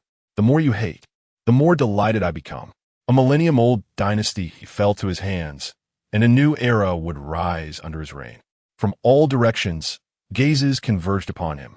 In the end, did that old man from the Li family emerge victorious? Alas, the Li clan had seized their fortune first. Even if that old ghost from the Li family triumphed, it would come at a significant cost. A semi-royal being is not easily vanquished. The true chaos of the world is about to unfold. Within the royal capital, Chen observed the return of the Li family's great ancestor, a sense of concern permeating his thoughts. Following the battle, although the Li ancestor had successfully slain the king of Tianfeng, the situation remained dire. One of his hands had been severed, and his life ebbed like a parched river. Li Hongwen hurriedly brought forth a blackened coffin, crimson with blood. The Li ancestor reclined within, and Li Hongwen gazed upon the stained steps, a wave of emotion washing over him. Who could have foreseen that the legendary founding ancestors of the Li family and the Feng family, who once joined forces to establish the kingdom of Tianfeng and thrive for a millennium, would ultimately see its demise at the hands of the Li family? Chen smiled faintly and remarked, "Perhaps this can be seen as an end that follows its beginning." Li Hongwen laughed heartily. "What a perfect ending that is." Chen, seemingly struck by a thought, inquired with curiosity, "Grandfather Hongwen, do you know the whereabouts of our founder, Ancestor Li Shenhua? Is he still alive?" Li Hongwen pondered for a moment before replying, "This is a secret of the Li family, but given your status, it is permissible to share these mysteries with you." Chen's expression turned serious as he focused intently. When Ancestor Shenhua departed from the kingdom of Tianfeng, he had already attained the realm of Dongxiu, a level beyond comprehension. Revered as an emperor, he left behind words that he would venture beyond the eastern wilderness, beyond the realm of Tianxian, to witness the heavens beyond, to seek the title of emperor. Chen's heart surged with astonishment. Could it be that he is a reincarnation of a great power? The title of emperor, regardless of the fantastical world, signifies the pinnacle of existence. How could Li Shenhua, born of a mere small kingdom, aspire to transcend the heavens, stepping upon the heads of countless prodigies? Chen continued to inquire, "Has there been any trace of Ancestor Shenhua in the eastern wilderness, Grandfather Hongwen? Su Chen was filled with curiosity, yet Li Hongwen shook his head. The ancestral mythic figure once proclaimed that he traverses the world under an alias, lest he inadvertently invite calamity upon future generations. I, of the Li clan, remain ignorant of the whereabouts of this legendary ancestor. Yet I'm certain he still breathes among us. A fleeting shadow of disappointment flickered in Li Hongwen's eyes. If the ancient sage were present, to what heights might the Li clan ascend? Su Chen listened with utmost patience, his heart swelling with joy upon learning that the legendary Li was still alive. Such a formidable force could serve as an unparalleled bastion of support. Perhaps in some future incarnation, he might cross paths with the esteemed Li. Before long, the Li clan commenced a grand migration. With the downfall of the Tianfeng kingdom, the Li clan, having seized its dragon vein, emerged as the new sovereign of this territory. After deliberations among the clan elders, the dynasty was named Yuan, thus establishing the Tianyuan dynasty. The ruler was Su Chen's adoptive father, Li Jiangquan. Shortly after the establishment of the Tianyuan dynasty, several other factions, each claiming their own territories, also declared their kingdoms, refusing to concede and vying against the Li clan for supremacy.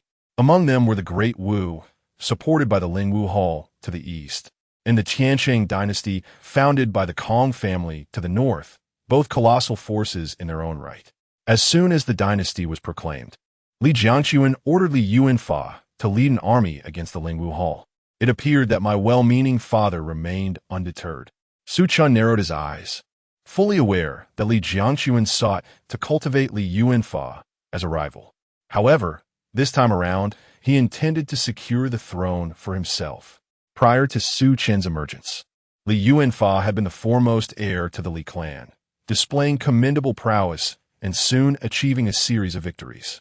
Upon hearing such news, Su Chen merely smiled nonchalantly, choosing to focus on his own cultivation, for years of warfare had somewhat hindered his progress. In the 30th year, Su Chen's cultivation reached the 3rd level of the Lingpa realm, marking him as a formidable figure within the Li clan, as even some elders who had lived for centuries found themselves eclipsed by his strength. That year, Li Yuanfa encountered an extraordinary talent from the Lingwu Hall, faced repeated setbacks. And under mounting pressure, Li Jiangquan had no choice but to once again send Su Chen to lead the military against the Great Wu.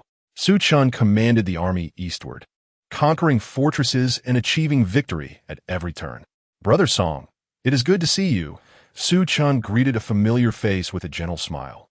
The exceptional talent from the Lingwu Hall, who had repeatedly bested Li Yuanfa, was none other than Song Wuqing, the prodigy who had accompanied Su Chen to Xianling City to seek discipleship at the Xian Yuan sacred grounds. With a wry smile, Song Wuqing replied, "After defeating Li Yuanfa, I sensed an ominous portent, and little did I know it stemmed from you. Brother Li, as we meet today, it seems we will have little time for reminiscing." The mighty river flowed relentlessly as soldiers from the Tianyuan dynasty and the Great Wu faced each other across the water. A million warriors assembled, their every movement stirring the very heavens. At times, dark clouds loomed. At others, torrential rains fell, snowflakes danced in the air. And then the skies cleared to reveal brilliant blue. Su Chen laughed heartily. "Fear not, Brother Song. Once I vanquish the Great Wu and capture you, we shall surely have ample opportunity to reminisce." Song Wuqing's expression turned solemn, for he understood the formidable nature of the man before him. A monumental clash was set to engulf both banks, with nearly 20 formidable beings of the Lingpa realm prepared to engage in battle. A formidable warrior from the Great Wu dynasty, a master of the spirit realm, was undaunted by death and sought to eliminate Su Chen. Only by vanquishing Su Chen could the scales of victory in this war tip in favor of the Great Wu dynasty. In the face of his adversary, Su Chen let out a hearty laugh, exclaiming, "Come forth, allow me to stretch my limbs." The might of hundreds of thousands of troops converged upon Su Chen, causing his cultivation to soar, swiftly elevating him to the 7th level of the spirit realm. As he faced the relentless onslaught of the Great Wu dynasty's spirit realm warriors, Su Chen dispatched 2 weaker opponents with a single punch and palm strike. Witnessing this scene, Song Wuqing felt a bitter pang in his heart. he realized that Su Chen was indeed an extraordinary talent. Song Wuqing understood that the fearlessness of the great Wu dynasty's spirit realm fighters was paradoxically creating an opportunity for him, a chance to strike down Su Chen in one fell swoop. As he watched his former mentors fall before him, gazing at the figure that seemed both divine and demonic, Song Wuqing reminded himself to remain calm. A crescent moon bow materialized in his hands, and as he drew the bowstring, a radiant blood arrow, infused with martial essence, gradually took shape. With a release, the arrow soared, and the heavens trembled. Chapter 35, The Li Dynasty, Part 11. Su Chen sensed a terrifying aura locking onto him, with no path for retreat and no means of evasion. This was a force capable of ending his life. It must be the trump card of the Lingwu Hall, the king's slaying arrow, a legendary weapon said to have the power to slay a true master of the profound realm. Su Chen recalled the records about Lingwu Hall, initially believing it to be mere myth, yet it appeared to be all too real. The Lingwu Hall indeed possessed formidable secrets that allowed it to stake its claim on a third of the realm. However, if Lingwu Hall had its trump card, then what of the Li family? The Imperial Battle Armor. A golden stream of energy enveloped the heavens, manifesting a sacred, resplendent golden armor that adorned Su Chen. This was the heritage of the Li clan, a legacy bestowed by their mythical ancestor to protect future generations. It was through this armor that the great ancestor of the Li clan triumphed over the King of the Wind. Clad in the Imperial Battle Armor, Su Chen had never felt so magnificent. It was as if a single punch could shatter the very heavens, and he felt a fleeting illusion that he could slay gods. The collision between the king's slaying arrow and the Imperial Battle Armor sent tremors across thousands of miles, radiating brilliant white light. Even those at the Soul Realm could not perceive the spectacle within. Yet the clash of these trump cards concluded with Su Chen's victory. The armor on his chest shattered, his body drenched in blood, yet he smiled radiantly under the sunlight. In this battle, it was he who emerged victorious. The hidden cards of the great martial dynasty failed to extinguish Su Chen's life. Recognizing the inevitable decline, Song Wuqiao discarded his bow and arrows, choosing to submit. Even if Lingwu Hall harbored intentions of resistance, it would be futile. The great martial dynasty had fallen, following the demise of the Wind King dynasty. Yet another dynasty met its end at Su Chen's hands. While the Wind King dynasty had the assistance of the great ancestor of the Li clan, the great martial dynasty was obliterated purely through Su Chen's might. Upon returning to court, Su Chen was bestowed the title of Champion Marquis, becoming the national marshal of the Tianyuan dynasty. With titles exhausted, it would not be long before the elders of the Li clan opted to depose Li Jiangxuan in favor of a younger ruler. However, Li Jiangxuan had presided over the Li clan for many years and was now the sovereign of a nation. He would not easily tolerate being supplanted, even by his own son. Within the court, currents of intrigue stirred. Su Chen was a guest at Li Ming's home. Li Ming, now aged, still clung to the hope of marrying his great-granddaughter to Su Chen, only to be met with refusal. "Perhaps I am truly getting old," he lamented, as petals fell like rain, landing on their garments. Li Ming reflected on the past, recalling how, over 200 years ago, he too had been vibrant and had companions by his side. Now, all his old friends had departed, and his own time was running short. Listening to Li Ming reminisce, Su Chen softly murmured, "Rest assured, old friend, as long as I draw breath, your lineage will continue to thrive, thanks to the several bottles of third-grade elixirs you gifted me in the past. However, I truly cannot agree to your wish of marrying your great-granddaughter to me." He harbored no desire for his dear friend to become an old man. In the corner, a graceful woman played the guzheng, her heart heavy with sorrow. Time flew by, and in the blink of an eye, a decade had passed. The Tianyuan dynasty had swept across the seas, once again achieving unity. Su Chen's cultivation had reached the 5th level of the spirit realm, yet his progress had become increasingly sluggish. Throughout these 10 years, he had remained steadfast in his study of the imperial marvelous scriptures left by Li Shenhua, but ultimately, he had gleaned nothing. The demands of this technique were exceedingly high, and Su Chen's innate talent could barely allow him to grasp its name. "Oh, father, please do not turn against me." Su Chen sighed. His father had been making more and more subtle moves lately. A ruler in this world not only stands above the masses, but also wields the fortune of the nation, which could accelerate cultivation. Li Jiangquan had no intention of abdicating anytime soon. Within the palace, Li Jiangquan summoned Li Yuanfa. Yuanfa, do you wish to become a crown prince? Li Yuanfa's eyes widened in astonishment, an indescribable excitement surging within him. Could it be that father has not given up on me? Ever since his defeat against Song Wuqiu, everyone had lost faith in him, deeming him unworthy of the title. Li Yuanfa had been despondent in the mansion. Now Li Jiangquan's attitude rekindled a glimmer of hope. Li Jiangquan smiled kindly. Among all my children, you Yuanfa are the one I cherish and have the highest hopes for. The position of crown prince rightfully belongs to you. Li Yuanfa, brimming with excitement, inquired, "Is what you say true, father? Do I truly still have a chance to become a crown prince? Will the old guards of the Li family allow you to do so? They all support Brother Chen." Li Jiangquan's gaze turned cold. As a king, how can those old men dare to influence my decisions? The foundation of a nation cannot be swayed by the mere words of others. Li Yuanfa nodded in agreement, his anger flaring. As the ruler of a nation, your word should be law. The old guards of the Li family are far too audacious in their attempts to control the succession. But how can you establish me as the crown prince? Father? Li Yuanfa asked, perplexed. Although he despised the elder council, he knew their power was formidable. Not only was he unable to contend with them, but even his father, Li Jiangquan, seemed like a puppet in their hands. A smile crept across Li Jiangquan's face, one that sent shivers down Li Yuanfa's spine. If you're my only child, would I still have a choice? Li Yuanfa was taken aback. He had never perceived his father as so foreign, his eyes glinting with madness and desire. Yet, the momentary chill was swiftly replaced by the fervor of ambition. If Brother Chen were to be removed, then the crown prince's position would be rightfully mine. Li Yuanfa's gaze began to blaze with intensity. With Li Jiangquan's support, the possibility of eliminating Su Chen became substantial.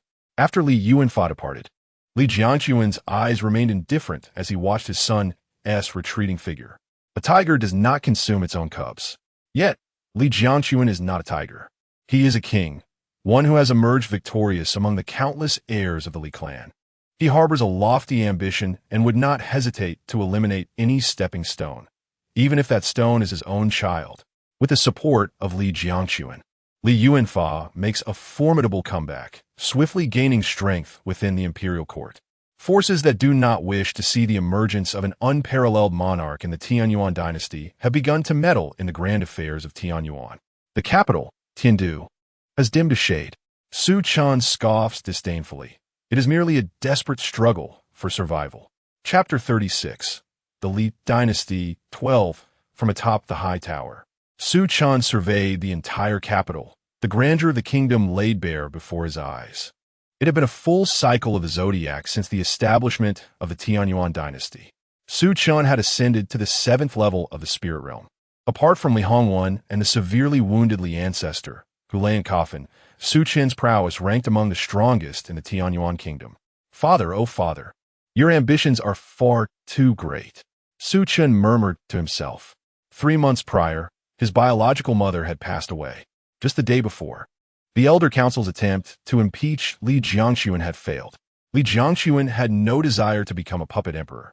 Within the capital, the presence of many unfamiliar spirit realm experts had emerged.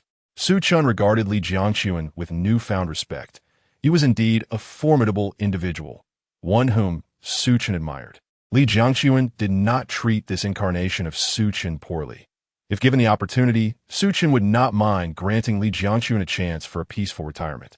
Alas, Li Jiangquan was unwilling to relinquish power, even if it was his own offspring seeking to usurp him. Su Chen grew impatient and decided not to delay any longer.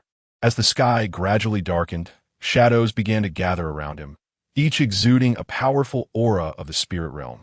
Kill. Leave no one alive, Su Chen commanded coldly. If Li Jiangquan could not make a decision, then Su Chen would assist him in making one. Within the residence of Li Yuanfa, bolstered by the support of the Shadow God cult, Li Yuanfa was currently in his prime. Your Highness, it seems the champion duke has made a move. The high priest of the shadow god cult spoke gravely to Li Yuanfa. Brother Chen has finally taken action. I have prepared for this day for a full 50 years. Li Yuanfa's heart surged with excitement, feeling that the vast territory was within his grasp. The shadow god cult boasted two formidable experts at the late stage of the spirit realm.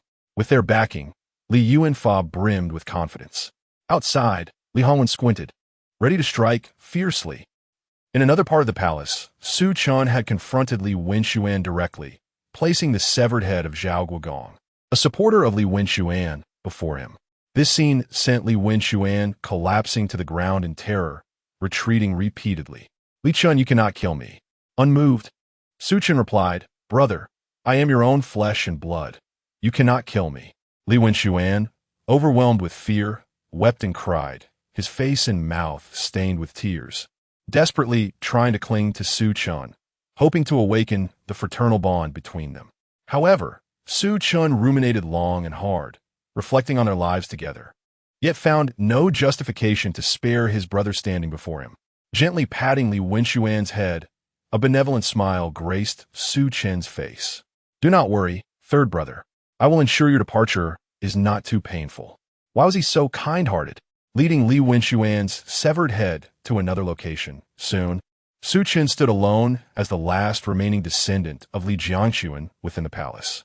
In the grand hall, a middle-aged man clad in black robes sat imposingly, while formidable auras circled around him, wary of his presence. As Su Chen entered, the man finally opened his eyes and smiled, asking, Is it over? Su Chen nodded, concluding the matter. The middle-aged man in the black robe was none other than Lin Wu, whom he had not seen for a long time. Li Jiankun, seated upon the throne, gazed at the severed heads of his siblings that Su Chen had placed before him. Even he could not suppress a chilling sensation in his heart at that moment. He laughed heartily, exclaiming, Excellent, excellent. Truly, you are the child of Li Jiangxuan. To have a child such as you brings me no regrets in this life. It is indeed an honor. I hope the Tianyuan dynasty will reach unprecedented heights under your stewardship. The victor claims the throne, and Li Jiangxuan understood that his reign was at an end. Su Chen successfully seized the throne of the Tianyuan dynasty from him. With the blessing of national fortune, Su Chen felt his cultivation speed accelerate several-fold. After presiding over the national ceremonies, Su Chen engaged in a hearty discussion with Lin Wu, delving into the tales of the Eastern Wilderness. The realm in which they resided was known as the Tianxin Domain, divided into 5 major factions: Eastern Wilderness, Northern Desolation, Southern Barbarians, Western Regions, and Zhongzhou. Zhongzhou served as a sacred land for all martial cultivators, hosting countless holy sites and having once birthed emperors of unparalleled lineages. The Eastern Wilderness, while slightly less potent, still housed several sacred traditions, including some declining imperial lineages. The Xianyuan Holy Land was but one among them, and there were at least a dozen similar traditions in the Eastern Wilderness, teeming with prodigious talents, as numerous as the fish crossing the river. Su Chen reflected on the vastness of this world. In this realm, the Tianyuan dynasty was scarcely more significant than a speck of dust. He and Lin Wu raised their glasses in celebration. Beyond learning about their surroundings from Lin Wu, they also shared their experiences since departing from Xianling City. From Lin Wu, Su Chen learned that after joining the Xianyuan Holy Land, he had caught the attention of an elder at the Void Realm and became his disciple. The Void Realm stood on par with the rulers of empires. 70 swift years had passed. Lin Wu's cultivation had reached the 8th level of the spirit soul, surpassing Su Chen by 1 level. He was now dispatched by the sect to gain experience as one of the inspectors among the 100 nations. This was a position rich in resources. The Tianyuan dynasty was also one among these 100 nations. A seemingly casual action had yielded such rewards, surprising even Su Chen. In the 100th year of Su Chen's governance, the Tianyuan dynasty flourished remarkably. By the 143rd year, Su Chen found himself at the Li Guogongfu, where Li Ming lay upon his bed, dismissing all attendants. Your Majesty, I fear I may no longer serve you, share tea and discourse, or partake in hunting, Li Ming said, nearing the end of his life after 3 centuries. His existence approached its conclusion. Your Majesty, I have one last wish. I beseech you to grant it. Su Chen, curious, wondered if this old fellow had perceived something amiss. Li Ming, clinging to his final breath, continued, "Your Majesty, my great-granddaughter harbors deep affections for you and has remained unmarried for many years. Perhaps you could consider marrying her?" Su Chen's countenance darkened. "My minister, I shall never agree to such a matter." Li Ming chuckled weakly, his breath fading. A dear old friend slipped away once more before his eyes. Su Chen was flooded with memories, scenes of youth and vigor flashing through his mind like a fleeting panorama. In that life, he was known as Jiang Chen, merely the son of an ordinary city lord. Likewise, Li Ming was just the son of a typical head of the Li family. That old fellow, even on the brink of death, still sought to take advantage of me. Su Chen chuckled in reproach. This time, he articulated the thoughts that had long been festering within him. Yet, Li Ming offered no further response. The traces of Jiang Chen had all but vanished from this world. Su Chen felt a profound understanding. His cultivation had already reached the pinnacle of the spirit realm, mere steps away from the transcendence realm. He entered seclusion, determined to seize this opportunity to break through to transcendence. Chapter 37, The Li Dynasty, Part 13. Su Chen secluded himself to break through to the Tongxian realm. The surrounding dynasties were restless. A formidable Tongxian expert, who had lived for 800 years, posed a threat. Su Chen, however, was only 150 years old. Should Su Chen ascend to kingship, they would find it difficult to rest easy. Would a youthful king remain content within a single territory? Not all dynasties boasted Tongxian masters. Only the more powerful ones did. After much deliberation, they resolved to bribe the inspector of the Xian Yuan sacred land, enlisting another inspector to assist in obstructing Lin Wu. Initially, the inspector was reluctant. However, with the participation of over a dozen dynasties, the offered price became too tempting to refuse. Wang Ziyuan, another inspector from the Xian Yuan sacred land, agreed to help the various nations in thwarting Lin Wu. Before the inspection hall, Wang Ziyuan smiled as he caressed the storage ring in his hand. With these resources, he need not worry about cultivation materials for decades to come. The following day, chaos erupted within the 13 dynasties. Upon receiving the news, Lin Wu was instantly filled with rage. He was acutely aware that Su Chen was in a critical period of seclusion, and any disruption could have dire consequences. Just as Lin Wu prepared to aid the Tianyuan dynasty, Wang Ziyuan obstructed his path. Junior brother Lin, as an inspector, one must fulfill their duties and refrain from exploiting their position for personal gain, Wang Ziyuan admonished. Lin Wu's expression darkened. Wang Ziyuan's cultivation was at the 3rd level of Tongxian, while Lin Wu was merely at the 1st. Wang, if anything should happen to Brother Li, I vow to take your life. Lin Wu swore silently. As both were inspectors, Lin Wu found himself unable to proceed to the Tianyuan dynasty with Wang Ziyuan in his way. Within the Tianyuan dynasty, the coalition of 13 dynasties pressed upon them. Despite the continuous emergence of talents in the Tianyuan dynasty over the years, they could not possibly withstand the combined forces of 13 dynasties. It was a fight to the death. Corpses littered the land, and the rivers ran red with blood. Countless soldiers of the Tianyuan dynasty perished, delaying the advance of the coalition. Many lives were lost in this battle. Numerous sects were decimated, their legacies fading into history. Many noble families rallied together, leaving the final pages of their genealogies. Others, overwhelmed by despair, chose to surrender. The great Xia was on the brink of collapse. Many familiar faces of Su Chen fell in this battle. It seemed that this old man would also die for his country. Liu Nguyen smiled faintly. The foundation of the Li clan was nearing depletion due to this conflict. Only he and the ancestor within the coffin remained at the spirit realm. As the coffin opened, the Li ancestor, clad in royal armor, said nothing, yet his aura steadily grew. This battle would be his final stand. Do 2 old bones think they can halt our army? The coalition laughed heartily as spirit realm experts ascended like stars in the sky. 2 old bones? Let me join as well. A golden light enveloped Li Jiangquan as he made his appearance. After stepping down from the throne, he had traveled across various nations, and his cultivation had reached the 7th level of the spirit realm. Upon learning of Su Chen's seclusion and the invasion of the Tianyuan dynasty, he did not hesitate to return to the Tianyuan kingdom. No matter what, I am still a member of the Li family, Li Jiangxuan remarked. Casting a glance toward the royal capital, a smile of contentment gracing his features. Ignorant of the impending doom, with the army closing in, bolstered by the formidable presence of the Li clan's ancestral patriarch, a half-step into the transcendence realm, alongside Li Hongwan, a formidable 8th-tier spirit soul master, and himself, a 7th-tier spirit soul adept, support surrounded them from all directions.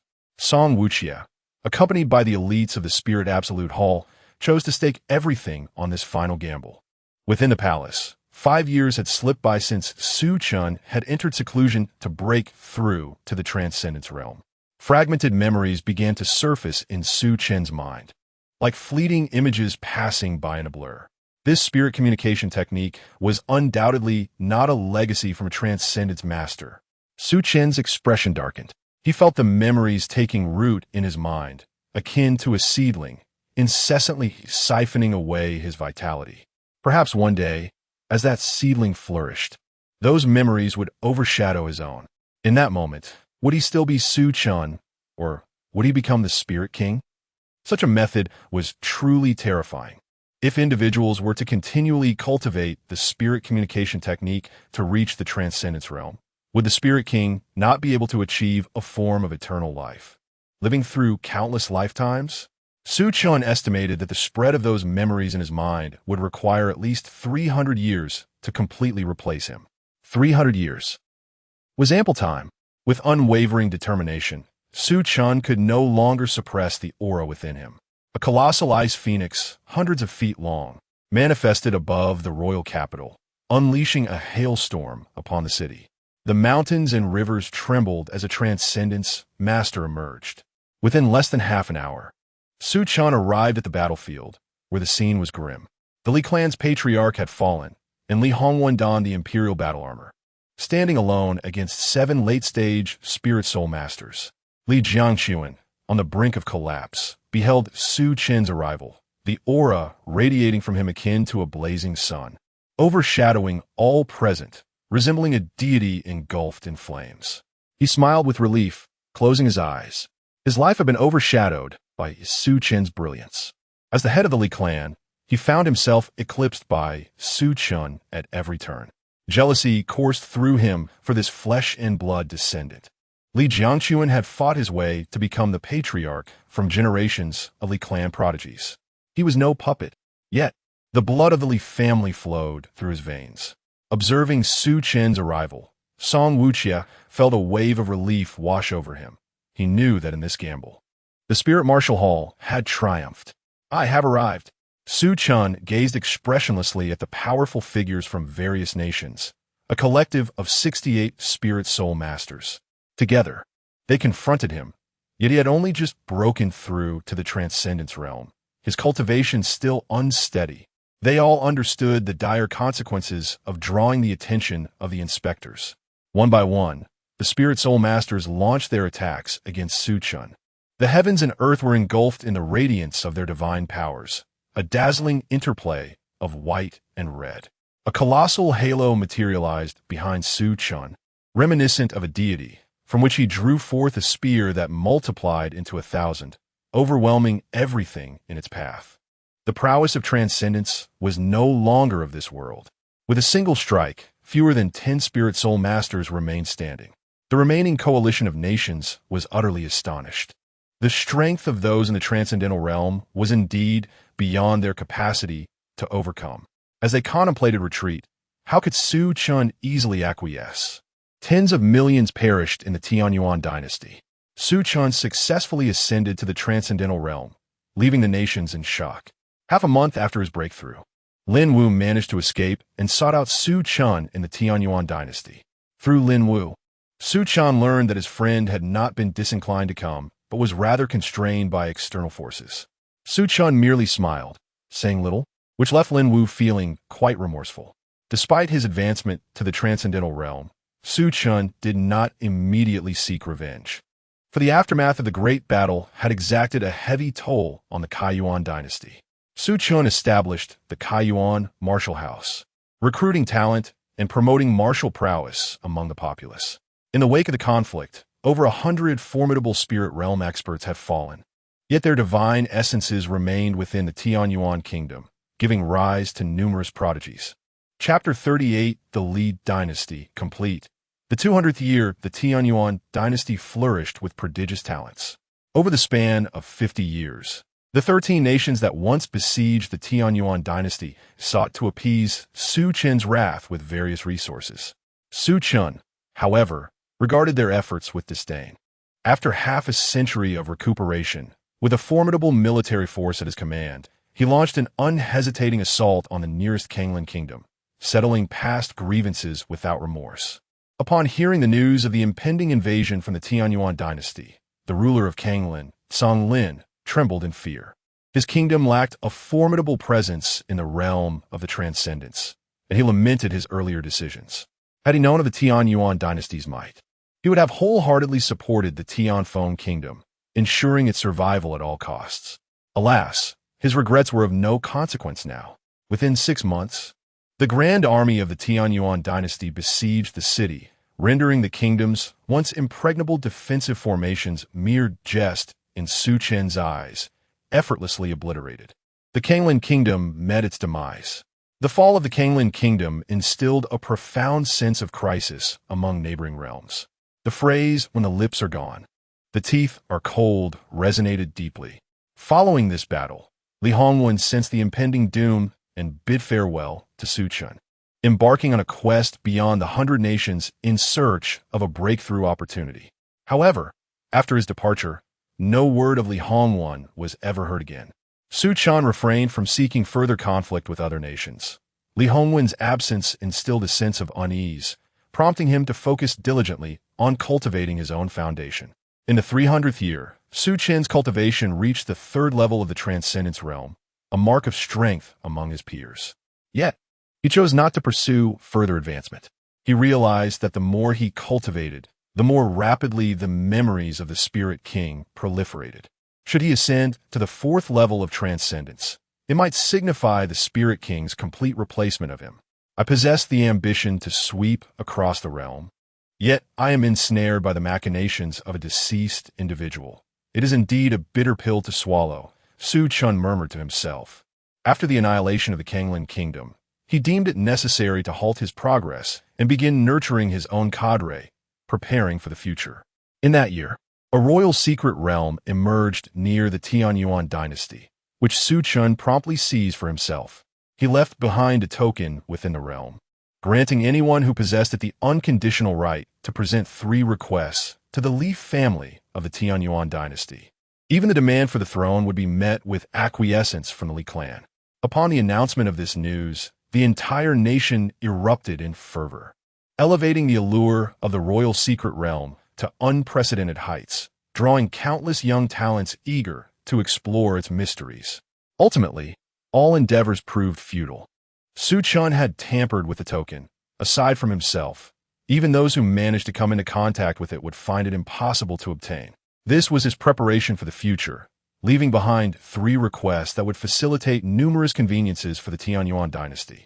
As for the techniques left by the divine Li, which he could not comprehend in this life, was it not plausible that he could in the next? It was also in this year that Su Chen made a pivotal decision. The Tianyuan Martial Academy began to recruit talented commoners. Those of exceptional aptitude could ascend through rigorous selection to enter the academy. Governors who uncovered such commoner talents would be rewarded handsomely, while those commoner prodigies who gained admission to the Tianyuan Martial Academy would be exempted from exorbitant tuition fees, supported by the royal treasury.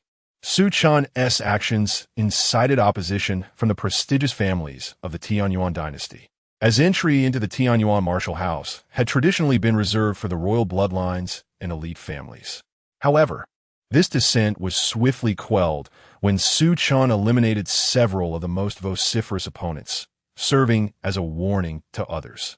In the 320th year, Su Chen's great-grandson was born, possessing the legendary Ice Soul martial body. On the day of his birth, an extraordinary phenomenon occurred. Icy winds swept through the air, freezing lakes and rivers. Su Chen was exceedingly fond of him, bestowing the name Li Xianbing upon him. Li Xianbing's path of cultivation was unparalleled, advancing with remarkable speed.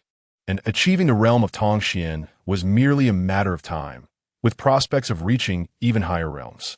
At the age of 18, Li Xianbing participated in the assessment of the Xian Yuan sacred land and successfully became a disciple of an ancient powerhouse there. Following his admission, the status of the Tianyuan dynasty among the nations soared. In the 350th year, another prodigy, Li Xianyuan, emerged from the Li family.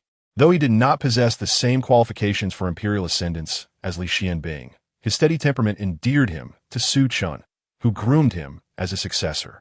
Meanwhile, a representative figure emerged among the commoners of the Tianyuan dynasty, Ji Chongping, whose exceptional talents allowed him to break through to the Spirit Sea realm by the age of 20. Li Xianyuan and Ji Chongping became known as the twin dragons of the dynasty. In the 400th year, the aged Su Chen abdicated, passing the throne to his grandson, Li Pinggan, the father of Li Xianyuan. Su Chen then departed the Tianyuan dynasty in search of opportunities for breakthrough.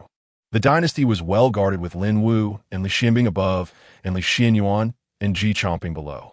With 50 years remaining, Su Chen yearned to explore the vastness of the eastern wilderness. The expanse of the eastern wilderness was far greater than he had ever imagined. Lin Wu's descriptions merely scratched the surface. Talents beyond his comprehension abounded. Individuals born to wield the laws of thunder, invincible prodigies, and young beasts capable of annihilating entire kingdoms. In the span of 50 years, Su Chen traversed but a fraction of this realm. He sensed that the spirit king in his mind was poised to supplant him entirely. On the day of his reckoning, Su Chen quietly returned to the Tianyuan dynasty, storing all his possessions within a small secret realm, sealing it with precautions to ensure its safety. In that instant, a sparse spiritual rain began to fall within a 10-mile radius of the secret realm.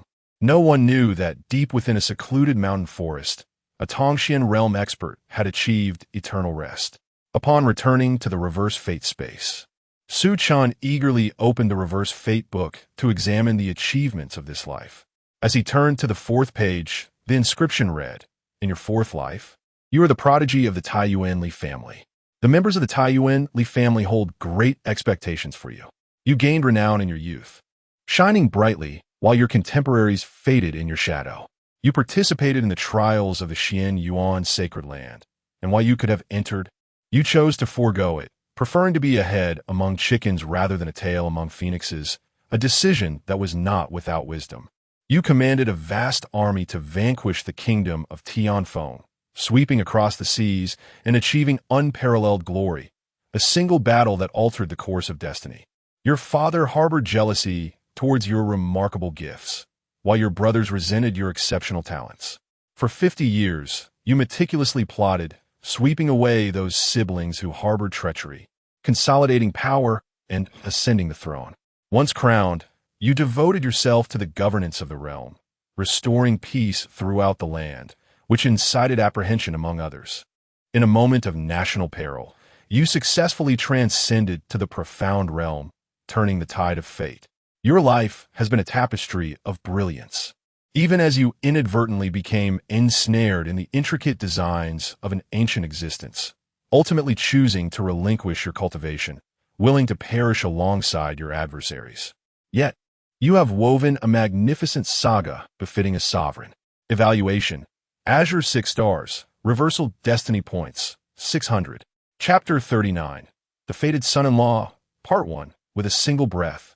He amassed 600 reverse fate points. Su Chen speculated that had he not met an untimely demise, his current standing in this life could have been even loftier, effortlessly obtaining a blue star rating of 7 or 8. The spirit communication technique was no longer an avenue for him to pursue. Su Chen resolved firmly. He would not engage further with this troublesome practice. In the absence of the spirit communication technique, Su Chen turned his attention to the imperial extraordinary scripture left behind by Li Shanhua.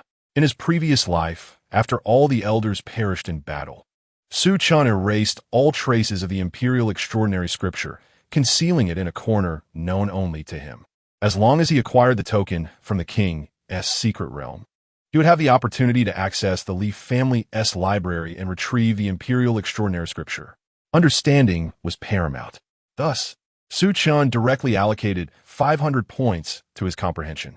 The remaining 90 reverse fate points were dedicated to enhancing his aptitude, while the last 10 were invested in his lineage. In this life, he was determined to pursue the imperial extraordinary scripture with unwavering resolve. The conveniences afforded by high-quality technique were immense, akin to possessing an invaluable advantage. Without hesitation, Su Chen commenced his next life. In the Great Yin dynasty, the Xia family was merely a small clan within the Great Yin dynasty, with its most formidable member being but a spirit sea realm cultivator. Among them shone a gem named Xia Yingwe, whose talents were not only remarkable, but whose beauty captivated the hearts of every youth in Qinghe City with her every glance and smile. However, Xia Yingwe was unfortunately bound by an engagement to a man named Mu Chun. The Mu family and the Xia family had enjoyed a long-standing friendship, with their patriarchs having sworn brotherhood. A betrothal was arranged between their son and daughter. Regrettably, 18 years prior, the Mu family was ravaged by a beast tide, leaving only a blind old servant to carry a baby to the Xia family, the very infant who would grow to become Mu Chun, and in this life, Su Chun. Su Chun shook his head as the scenes from his past life gradually became clearer. At the age of 18, he awakened to his former memories. To think I had become a child groom. As fragments of the past 18 years flickered through his mind, he could not help but smile wryly. The Xia family demonstrated a commendable sense of loyalty. Despite the Mu family's downfall, the Xia family upheld their promise to marry Xia Yingwe to him. Moreover, Xia Yingwe did not concoct any melodramatic schemes to dissolve the engagement. She grew up alongside him, consistently defending Su Chen within the Xia family, vigilantly preserving his dignity. Unfortunately, Su Chen found himself in a predicament. The Xia family treated him well, yet Mu Chen's actions were utterly disgraceful. He not only regarded the Xia family as adversaries, believing them to have conspired against the blind old servant and seized the treasures left for him by the Mu family, but he also repeatedly squandered the resources of the Xia family, indulging in debauchery and turning Xia Yingwe into a laughingstock among the noble women. Reflecting on the despicable deeds of his previous incarnation, Su Chen felt an overwhelming urge to end it all, to take a decisive step into his next life. However, the investments made in this life were too significant. Fortunately, he was still within the eastern wilderness, abandoning the notion of a swift exit. Su Chen recognized that the Great Yin dynasty was one of the 10 dynasties under the rule of the Xian Yuan sacred land, not far from the Tian Yuan dynasty, accessible by several teleportation arrays. Yet in this life, he could not afford the luxury of teleportation. He still needed to amass wealth, which left Su Chen in a state of considerable distress. Outside, a cacophony of voices erupted. "Father, why doesn't this ungrateful wretch simply end him? The audacity to consume from the Xia family, exploit our name, and tarnish my sister's reputation by forcing her to wed this lowly creature. Father, allow me to enter and deliver a fatal blow. I assure you, for the sake of both families, I will make it swift and painless. Father, I understand your reluctance to see the last bloodline of the Mu family extinguished, but does this fool truly merit your protection?" Su Chen's expression twitched as he recognized the source of such impetuousness, his hot-headed brother-in-law, Xia Chenfeng, the brother of Xia Yingwe. Chenfeng had long harbored a desire to end his life. "Silence. Mu Chun is your half-brother. Should you utter such words again, do not blame me for invoking the family's rules." The middle-aged man's deep reprimand incited Chenfeng's ire, leading him to kick open Su Chen's door with a contemptuous tone. "Young Master Mu is truly remarkable, gravely injured by a mere waste of the Feng family. If I were young Master Mu, I might never wish to awaken again." The middle-aged man's face darkened with anger. "Chenfeng, you shall not speak of Chener in such a manner." With a look of grievance, Chenfeng stormed out. The middle-aged man turned to Su Chen with concern. "Nephew Mu Chen, is your health improving? If you are still unwell, Uncle Xia will summon Master Yuan to examine you. Master Yuan is the foremost alchemist in Qinghe City, and his services command a steep price." The concern displayed by the middle-aged man was genuine.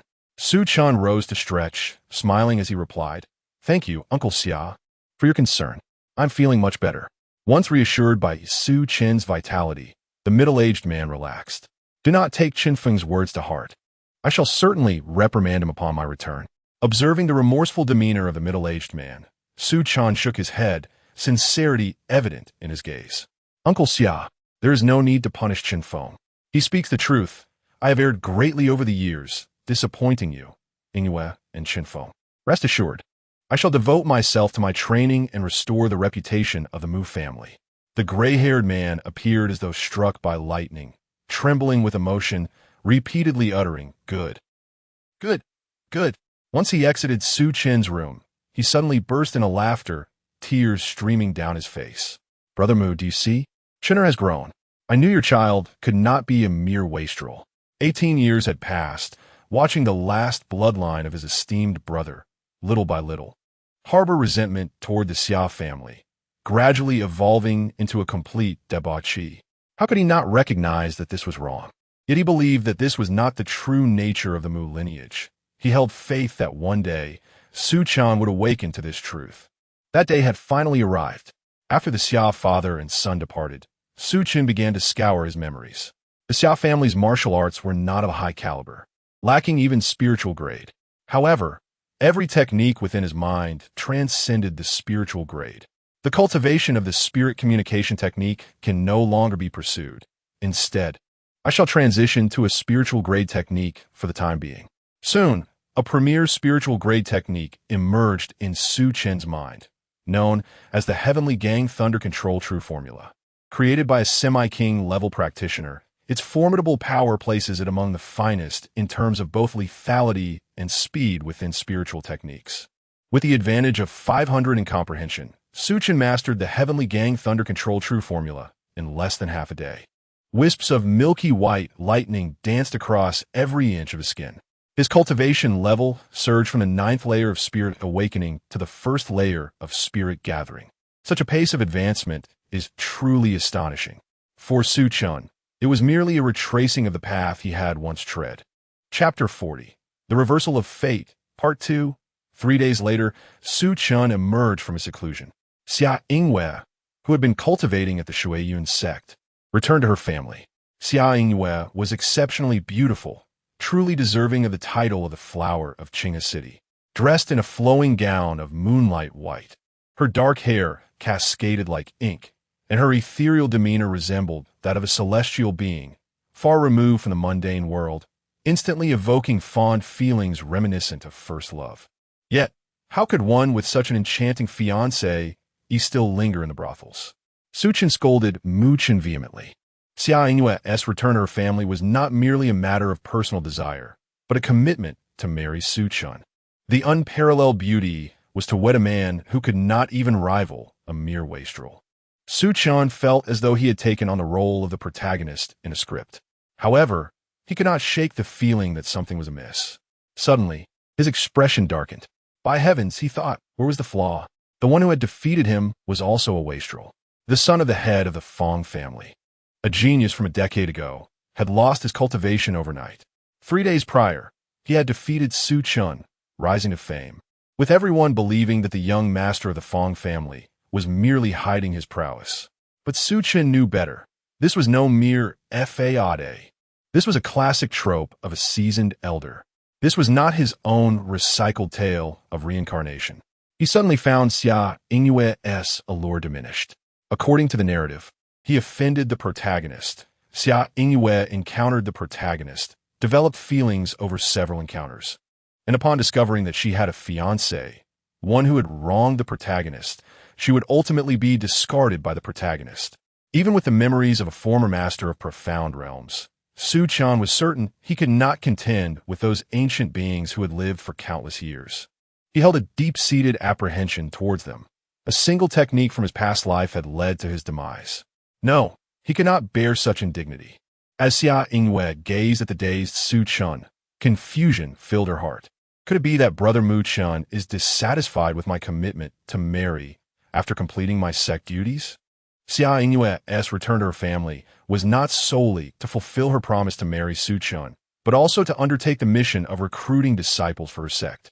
Su Chen felt an immense weight upon his shoulders. The following day, Su Chen quietly departed from the Xia residence and made his way to the local auction house. The night prior, he had toiled to compose a profound technique of the highest order. Auctioning it for tens of thousands of gold coins was surely not an insurmountable task. With a figure who appeared to be a child of destiny looming over him, Su Chen felt a heavy burden.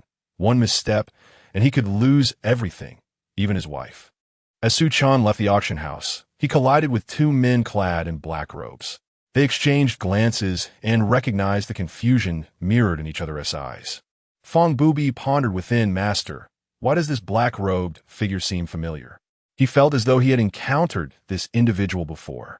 Su Chen, too, sensed a faint familiarity radiating from the black-robed figure before him. Could it be mere coincidence? Su Chen's expression grew peculiar. He was 100% certain this was the eldest young master of the Fong family, rumored to be a child of destiny. Indeed, there were secrets at play. Su Chen discreetly withdrew from the scene. Although Fong Bubi was curious about the identity of the black-robed figure, he did not pursue him. He had more pressing matters to attend to. Upon departing from the auction house, Su Chen was resolute in his belief that the young master of the Fong family was likely a person of great fortune. A fleeting thought of eliminating him crossed Su Chen's mind, but was quickly dismissed. The likelihood of his own demise seemed far greater, as he could not discern Fong Bubi's cultivation level.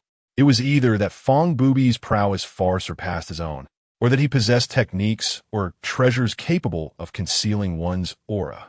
Alternatively, it was possible that formidable beings far beyond Su Chen's previous life's capabilities were aiding Fong Bubi in masking his presence.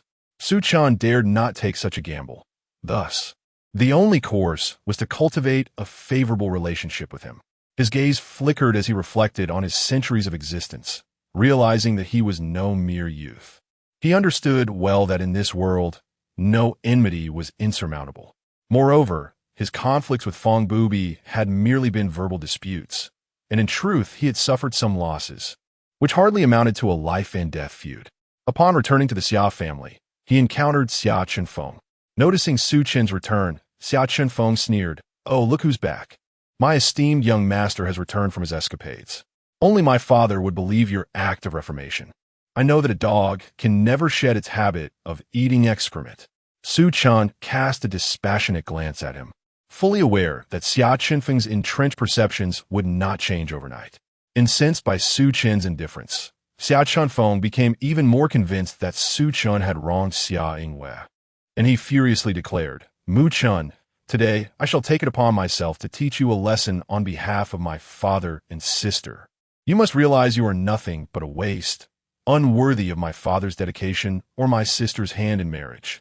Clenching his fist, Xia Chenfeng unleashed the Xia family's ultimate technique, the five-finger piercing fist, fueled by his fifth stage of spirit gathering.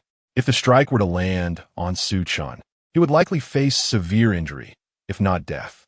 However, just as the punch was about to connect, Su Chen swiftly retreated, allowing the force of the blow to merely graze past him, narrowly avoiding this lethal strike. Just luck, Xia Chenfeng thought. Can you possibly evade twice? Skeptical of Su Chen's capabilities, he transitioned his punch into a palm strike, channeling his energy towards Su Chen. Yet, Su Chen's speed proved superior. In a blur, he seized Xia Chenfeng's arm and executed the Heavenly Gang pulse sealing technique. In an instant, Xia Chenfeng felt a tingling numbness in his arm, rendering him powerless. Realizing something was amiss, he attempted to retreat, but his arm hung limply at his side as he exclaimed, "What have you done to my arm?" Observing Xia Chenfeng's dramatic response, Su Chen replied nonchalantly, "Merely sealed one of your spiritual meridians. It will gradually restore itself after several hours." Relieved upon hearing that his arm was not permanently damaged, Xia Chenfeng regarded Su Chen with a mix of astonishment and newfound respect.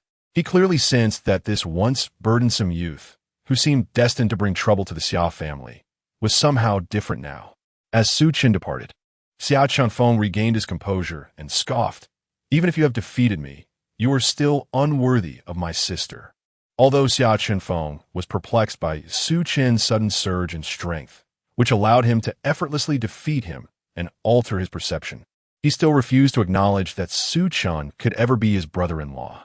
Su Chen's victory over Xia Chunfeng stirred considerable upheaval within the Xia family. Xia Chunfeng, regarded as the foremost prodigy of the Xia family, second only to Xia Yingwei, who was cultivating in the Shuoyuan sect, was easily bested by Su Chen, which was truly astounding. For Su Chen, defeating Xia Chunfeng was not a source of pride, as a reincarnated being who had undergone hundreds of years of cultivation. He found it unacceptable to struggle against a mere youth. It would be better to abandon cultivation altogether, excluding the chosen ones of fate, who were merely showpieces. A week later, Su Chen's cultivation technique was auctioned for 80,000 gold coins. With this substantial initial capital, Su Chen was confident that he could elevate his cultivation to the pinnacle of spirit gathering within half a month. Chapter 41. The Fateful Son-in-Law, Part 3. Half a month later, Su Chen's cultivation reached the pinnacle of spirit gathering. To transcend into the spirit pattern realm, one requires spirit patterns, which can only be found on the beasts above the spirit pattern realm. Upon exiting his seclusion, he was visited by Xia Yingwei, who had heard of Su Chen's victory over her brother. Although Xia Chunfeng possessed only average strength, he was undeniably a prodigy in the small town of Qinghe. Mu Chen, I hope you will participate in the upcoming Qinghe Grand Tournament. Given your abilities, achieving a commendable rank should be within your grasp, Xia Yingwei expressed to Su Chen. With his remarkable talent, it was clear that, should he dedicate himself to diligent practice, his future was boundless. As his fiancée, Xia Yingwei naturally wished for Su Chen to excel and flourish. Su Chen was no stranger to such competitions and readily accepted the challenge. Intuitively, he sensed that the forthcoming tournament would be fraught with unexpected twists. For a child of fortune, surprises often herald opportunities. Even if such an opportunity were not specifically intended for him, he was determined to seize it. Upon learning of Su Chen's participation, Xia Chunfeng was taken aback. While Uncle Xia expressed delight, having regarded Su Chen as his own son over the years. Indeed, Su Chen's standing was even superior to that of Xia Chunfeng. 3 days later, the Qinghe Grand Tournament commenced. The so-called tournament involved hunting beasts in a demonic forest located outside Qinghe City. The ranking was determined by the number and strength of beasts slain, with the ultimate condition being survival until the end. The prominent families of Qinghe City had long since driven away all beasts above the spirit pattern realm from this area, leaving only minor beasts of the awakening and spirit gathering realms. Su Chen encountered Feng Bubu once more, who recognized him as the individual he had reprimanded over a month ago for attempting to dishonor Hong Fei. Recently, his master had cautioned him telepathically to be wary of this defeated foe. Could it be that he, like me, possesses hidden opportunities? Noticing Feng Bubu's unwavering gaze upon him, Su Chen discreetly concealed himself behind the numerous young members of the Xia family. This was not out of fear of being discovered, but simply because it seemed inappropriate for one man to gaze so intently at another. Qinghe City was neither too large nor too small, with 3 major factions participating: the Shuoyuan sect represented by Xia Yingwei, the martial house of the Great Yin dynasty, and a force known as the Flame House. As the competition began, Su Chen entered the forest alongside the younger generation of the Xia family.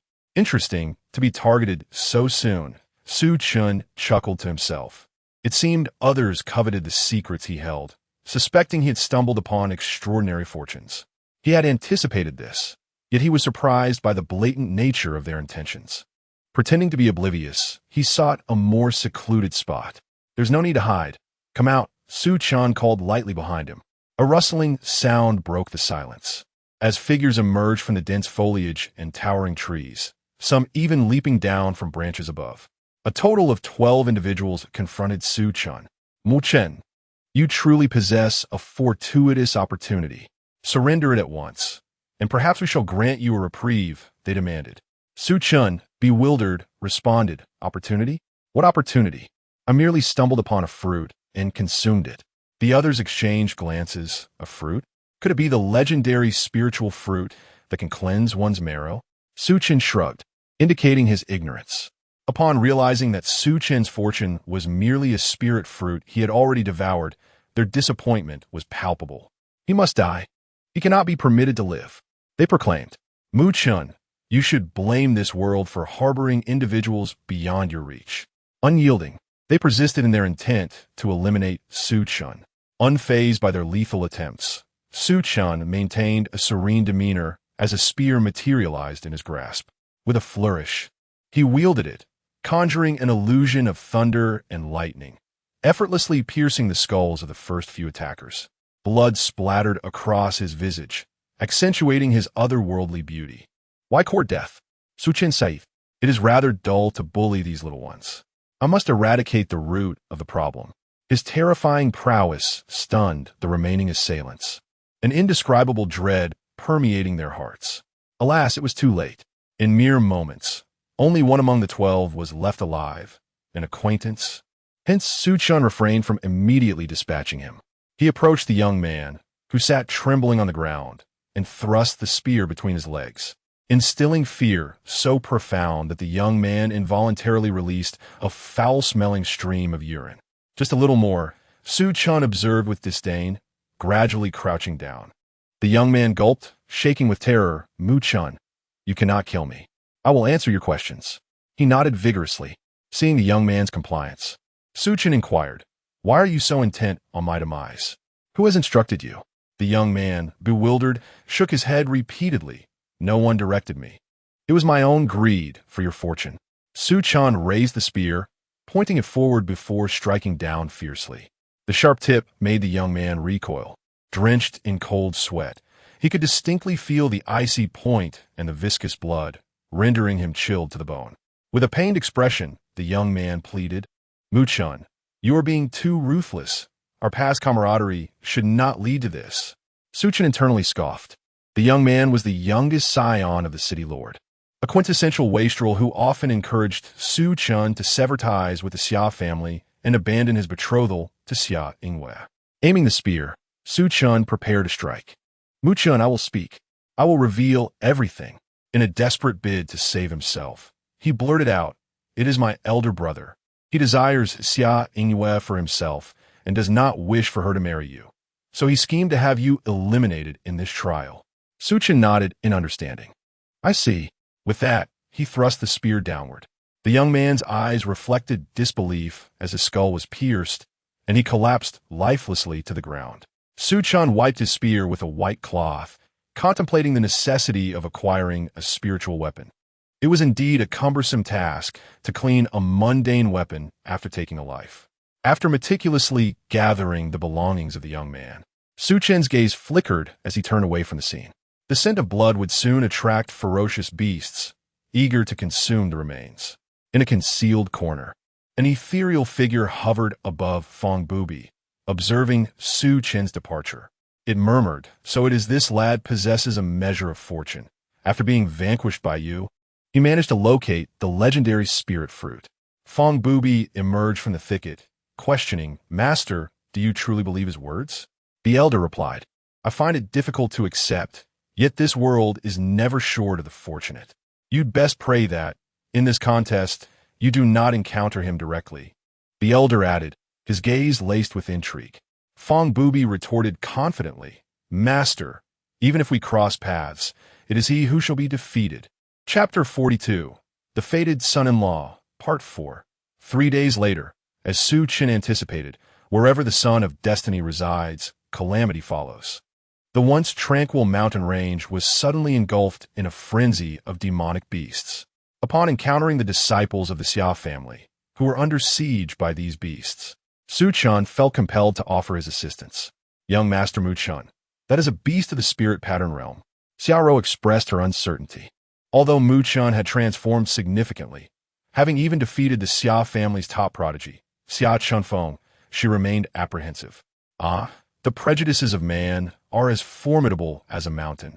Su Chen demarked, exasperative. "Hurry, lead the way. If we delay, there will be nothing left but corpses."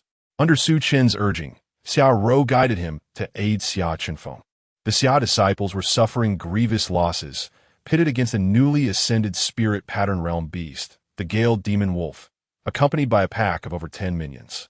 The Xia family disciples stood no chance, even with Xia Chunfeng's numerous hidden cards. The cunning Wolf King deliberately wore them down. and it wouldn't be long before their reserves were exhausted, leaving the Xia disciples as mere prey for the wolf pack. Damn it!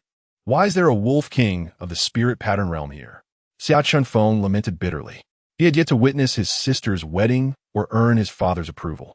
If he were to perish, would Su Chen take advantage of his sister? Xia Chunfeng was unwilling to meet his end, yet reality seemed indifferent to his desires. From the concealed underbrush, the venerable Feng Bubi observed with astonishment. This is indeed a mutated wolf king. It appears there are treasures nearby, perhaps a rare heavenly artifact. Little Bubi, you're truly fortunate. As he noted Xia Chunfeng's plight, Feng Bubi contemplated whether to intervene and save him. As the son of the current head of the Xia family, rescuing Xia Chunfeng could forge a powerful alliance between their families, given the excellent reputation of the Xia patriarch. While Feng Bubi sought an opportunity, a figure dashed onto the battlefield, wielding a silver spear and taking down several demon wolves with ease. It was him. Feng Bubi recognized the individual, none other than Su Chen. Xia Chunfeng, spotting Su Chen amidst the encirclement of wolves, shouted urgently, "Mu Chen, I don't need your help. Just leave." That beast was a wolf king of the spirit pattern realm. No matter how formidable Su Chen was, he wouldn't stand a chance against it. Su Chen immediately chuckled, "Unfussed. Don't flatter yourself. I'm here to hunt this wolf king and claim its spirit patterns. Get out of my way. Don't hinder my efforts to slay the wolf king." Xia Chunfeng's face flushed with indignation. Though he couldn't best Su Chen, he wasn't weak. He had diligently cultivated himself and had reached the 6th level of spirit gathering. Yet, he soon noticed something amiss. The pack of wolves that had tormented them for so long was effortlessly dispatched by Su Chen, leaving only the menacing wolf king, which awaited an opening from Su Chen. However, Su Chen's reactions were astoundingly swift, eliminating the wolf pack without leaving any vulnerabilities. The wolf king was filled with trepidation. Yet upon witnessing Su Chen eliminate all of his subordinates, he found himself rendered a commander without an army. However, the wolf king was furious, for his strength far surpassed that of this mere human. He resolved to take action. The Gale demon wolf bore a green emblem, and in an instant, it vanished, leaving behind only a flash of emerald light. Xia Chunfeng felt his heart leap to his throat as he exclaimed, "Be careful, it's behind you." With a single bound, the wolf king appeared behind Su Chen, his claws sharper than swords. In the blink of an eye, Su Chen pivoted his spear, its tip glowing with a white radiance as it lunged towards the approaching wolf king. Though he lacked a formidable spirit body, Su Chen's combat experience, whether against men or beasts, was exceedingly rich. The sharp spear aimed for the wolf king's abdomen as he leapt into the air. The wolf king's expression was fierce. Disregarding his injuries, he was determined to kill Su Chen. Was he seeking mutual destruction? A disdainful smile curled at the corners of Su Chen's mouth. The celestial vitality erupted from his body, forming a protective barrier. As the wolf king's paw struck down, the barrier creaked ominously, on the verge of shattering. Su Chen reacted swiftly, executing a slide to evade the wolf king's razor-sharp claws and retaliated with a flurry of thrusts. The wolf king let out a few weak howls before collapsing to the ground. Was the wolf king of the spirit pattern realm truly dead? The members of the Xia family gaped in disbelief, as if witnessing an illusion. Su Chen peeled off the spirit pattern from the Gale demon wolf. Although he deemed it of little worth, selling it for several thousand gold coins would pose no challenge. Xia Chunfeng opened his mouth, wanted to say something, but found himself at a loss for words. After a moment, he managed to utter 2 words, "Thank you." Su Chen stored the spirit pattern and turned to the Xia family members, instructing, "You should leave the mountains. A beast tide is likely to erupt here." Xia Chunfeng inquired, "And what about you?" Su Chen glanced at him. "I intend to venture deeper into the mountains." He had discerned the presence of treasures nearby, and he naturally would not relinquish such an opportunity. The Xia family exchanged glances, all looking towards Xia Chunfeng. Although he was uncertain why Su Chen wished to delve deeper into the mountains, he understood that he could not dissuade him. "Take care." Xia Chunfeng led the surviving members of the Xia family back, while Su Chen advanced deeper into the mountains, followed closely by Feng Bubi. He He was determined to seize the opportunities that awaited in the Qinghe Mountains. The beasts of the Qinghe Mountains were in a frenzy, and the more powerful creatures were fleeing in a singular direction. Thus, Su Chen easily discerned the location of the opportunity. However, acquiring it proved to be a challenge for him. There were dozens of spirit pattern realm beasts surrounding the area, along with 3 or 4 from the spirit sea realm. Even with immense capabilities, it would be impossible for him to snatch the opportunity under the watchful eyes of several spirit sea realm beasts. A thought struck Su Chen, and he turned slightly, addressing the air behind him. You have followed me for quite some time. It would be rather impolite not to reveal yourself. There was no sound in the air, at least not on the surface. Fong Bubi was startled by Su Chen's sudden remark. Master, has he discovered us? Fong Bazai inquired of the old man with his thoughts. He is deceiving you. Remain steady. Su Chen observed that no one had emerged, and he continued, Brother, I am aware that you have been trailing me. You must have surmised that treasures lie within the mountains. Shall we join forces to retrieve these riches and distribute them according to our contributions? As his words lingered in the air, a masked man descended from a towering tree moments later. Ahem, your powers of observation are truly remarkable. I am in admiration, he remarked. Both Fong Bazai and the old man were perplexed, unable to comprehend how Su Chen had discerned their movements. Su Chen's expression remained unperturbed, as if he had anticipated this encounter. By heavens, he has genuinely been following me all along, Su Chen thought, feeling somewhat speechless yet relieved that his suspicions were validated. Had he not remained vigilant, once he initiated his actions, it might have resulted in a fierce confrontation, ultimately leading to a fruitless endeavor. Chapter 43, The Faithful Son-in-Law, Part 5. The two quickly reached a consensus. Su Chen would divert the attention of the beast, while Fong Bubi would stealthily obtain the treasure. With a tremendous crash, Su Chen created a massive disturbance, startling the beast, which then pursued him. Seizing the opportunity, Fong Bubi slipped into the heart of the beast's tide. Thanks to the concealment provided by the old man, the spirit sea-level beasts were oblivious to Fong Bubi's presence. Before long, he deftly navigated past numerous beasts and arrived at the entrance of a cave. Inside the cave stood a tree adorned with several fruits, and he also discovered an egg of an unknown species. Concealing the egg, he plucked the fruits and made his escape. Roar! Su Chen heard the furious roar of the beast. He knew that Fong Bubi had succeeded. In a state of disarray, Su Chen fled, and Fong Bubi caught up with him, urgently exclaiming, The beasts here are going wild. We must flee. Without daring to pause, the two raced towards Qinghe City. The Qinghe Mountains erupted in chaos, with the beasts surging forth, intent on locating and devouring those who dared to encroach upon their territory. Within Qinghe City, Xiao Chenfeng stood before Xiao Hongkai, his head bowed in shame. Chenfeng, why did you not stop him? Xiao Hongkai seethed. The heart of the Qinghe Mountains is not a place for those in the gathering spirit realm. Even those of the spirit pattern realm dare not venture deep into it. We must see him alive or dead. Resolute, Xiao Hongkai decided to search for Su Chen. Despite the elders of the Xiao family urging him to reconsider, he coldly replied, He is my brother's child. How can I bear to watch my brother's only bloodline perish from existence? Meanwhile, Fong Zhan, the patriarch of the Fong family, grew increasingly anxious as Fong Bubi had yet to return. Bubi cannot possibly be dead. He will not perish. Fong Zhan, accompanied by Xiao Hongkai, headed toward the Qinghe Mountains to search for Su Chen and Fong Bubi. The elders of both families, seeing their determination, gritted their teeth and followed suit. As the sun set, 3 figures emerged at the entrance of the mountains. Among them was Xia Yingwe. Su Chen had never anticipated that, while everyone else chose to retreat. Xia Yingwe would charge into the beast's tide to rescue him. Had it not been for Su Chen's timely arrival, she might have met a tragic fate. Behind the 3, a massive wave of beasts surged forth. The strong members of the Fong and Xia families were taken aback, both astonished and relieved. Relieved that the 3 were alive, yet astonished at the audacity of their actions that had attracted such a horde of beasts. First, we must save them. The powerful members of both families reached a silent agreement and rushed forth to intercept the beast tide, buying the trio precious moments to breathe. Su Chen, without hesitation, swiftly carried Xia Yingwei back to the safety of the group. Fong Bubi soon followed, his mask having fallen away, revealing his youthful visage.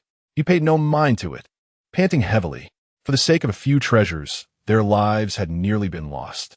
Fortunately, their resourcefulness had allowed them to escape. Su Chen and Fong Bubi exchanged knowing smiles. This ordeal had forged a bond of life and death between them. If Fong Bubi intended to ensnare Su Chen, he might have succeeded in leading him to his demise within the mountains. Conversely, if Su Chen sought to confront Fong Bubi, he would have at least compelled the elder within to succumb to slumber. Yet, neither of them pursued such actions. Do not forget my possessions. Su Chen guessed, addressing Fong Bubi. He had nearly lost his life, all for the sake of some treasures. Xia Yingwei regarded the two with suspicion. What treasures could they have acquired to incite such fury among the beasts dwelling deep within the mountains? Fong Bubi replied, Brother Mu, I discovered 3 spirit-infusing fruits and a peculiar egg in the depths. What do you desire? Fong Bubi shared his findings without reservation. Su Chen, astonished, remarked, Spirit-infusing fruits. No wonder these beasts relentlessly pursue us. The spirit-infusing fruit blooms once every 300 years, bears fruit after another 300, and matures after yet another 300, significantly enhancing the probability of breaking through to the spirit-soul realm. It is an exceedingly rare treasure of heaven and earth, each worth no less than several 100,000 gold coins, often with no market available. As for the peculiar egg Fong Bubi obtained, Su Chen speculated it might belong to a beast with a unique bloodline. Should it hatch, it could serve as a guardian spirit for the clan, albeit demanding considerable resources. Not being the child of fortune, Su Chen did not believe he could adequately nurture or protect it, and thus opted for 2 spirit-infusing fruits. Besides aiding the breakthrough to the spirit-soul realm, the spirit-infusing fruits also greatly benefit cultivation for those below the spirit-sea realm. Su Chen handed 1 spirit-infusing fruit to Xia Yingwei, retaining 1 for himself. Fong Bubi kept 1 for himself, along with the unknown beast's egg, feeling a sense of relief and developing a fondness for Su Chen. After all, his mentor had mentioned that the peculiar egg possessed a significant bloodline, perhaps even more valuable than the combined worth of the 3 spirit-infusing fruits. Soon, with the combined efforts of the Xia and Fong families, the beast tide was temporarily repelled, and they returned to their respective clans. Su Chen's status within the Xia family soared upon his return. He began to focus on breaking through to the spirit pattern realm, yet the Xia family possessed an insufficient reserve of spirit patterns, only having those of white and azure quality. Dismissing the lower-grade spirit patterns, Su Chen resolved to devise his own methods while awaiting the right opportunity. The paramount concern for the Xia family remained the marriage between Su Chen and Xia Yingwei. They performed the wedding rites and entered the bridal chamber. Xia Yingwei, with a sweet and delicate demeanor, implored, I beseech you, my husband, to cherish me. Su Chen, intrigued, inquired, Why did you choose to adhere to the family's wishes and marry me? Xia Yingwei leaned closer, her porcelain-like face radiant and blushing, shyly replying, Do you still remember our first encounter? Su Chen pondered, and scenes from that moment flooded his mind. It was a snowy night. An elderly blind man from the Mu family held him at the doorstep of the Xia family. He recalled seeing Xia Hongkai accompanied by Xia Yingwei. It seemed there was nothing particularly remarkable about it. Xia Yingwei blinked and smiled, saying, At that time, my husband's gaze was filled with confusion, resembling a wounded creature, solitary amidst the frigid expanse, evoking a desire to protect him. Su Chen replied. Xia Yingwei continued, My father informed me that you are my betrothed, and as a fiancé, I must safeguard my husband. Su Chen thought to himself, What a remarkable father-in-law. As time passed, her husband grew increasingly handsome, and naturally, her affection for him deepened, leading her to consent to the union. Xia Yingwei gazed intently at Su Chen's face, her eyes sparkling with admiration. In a swift motion, Su Chen turned, and the two harmonized beautifully. They became inseparable for nearly half a month before parting ways. My dear husband, do you truly not wish to return to the Water Cloud sect for cultivation?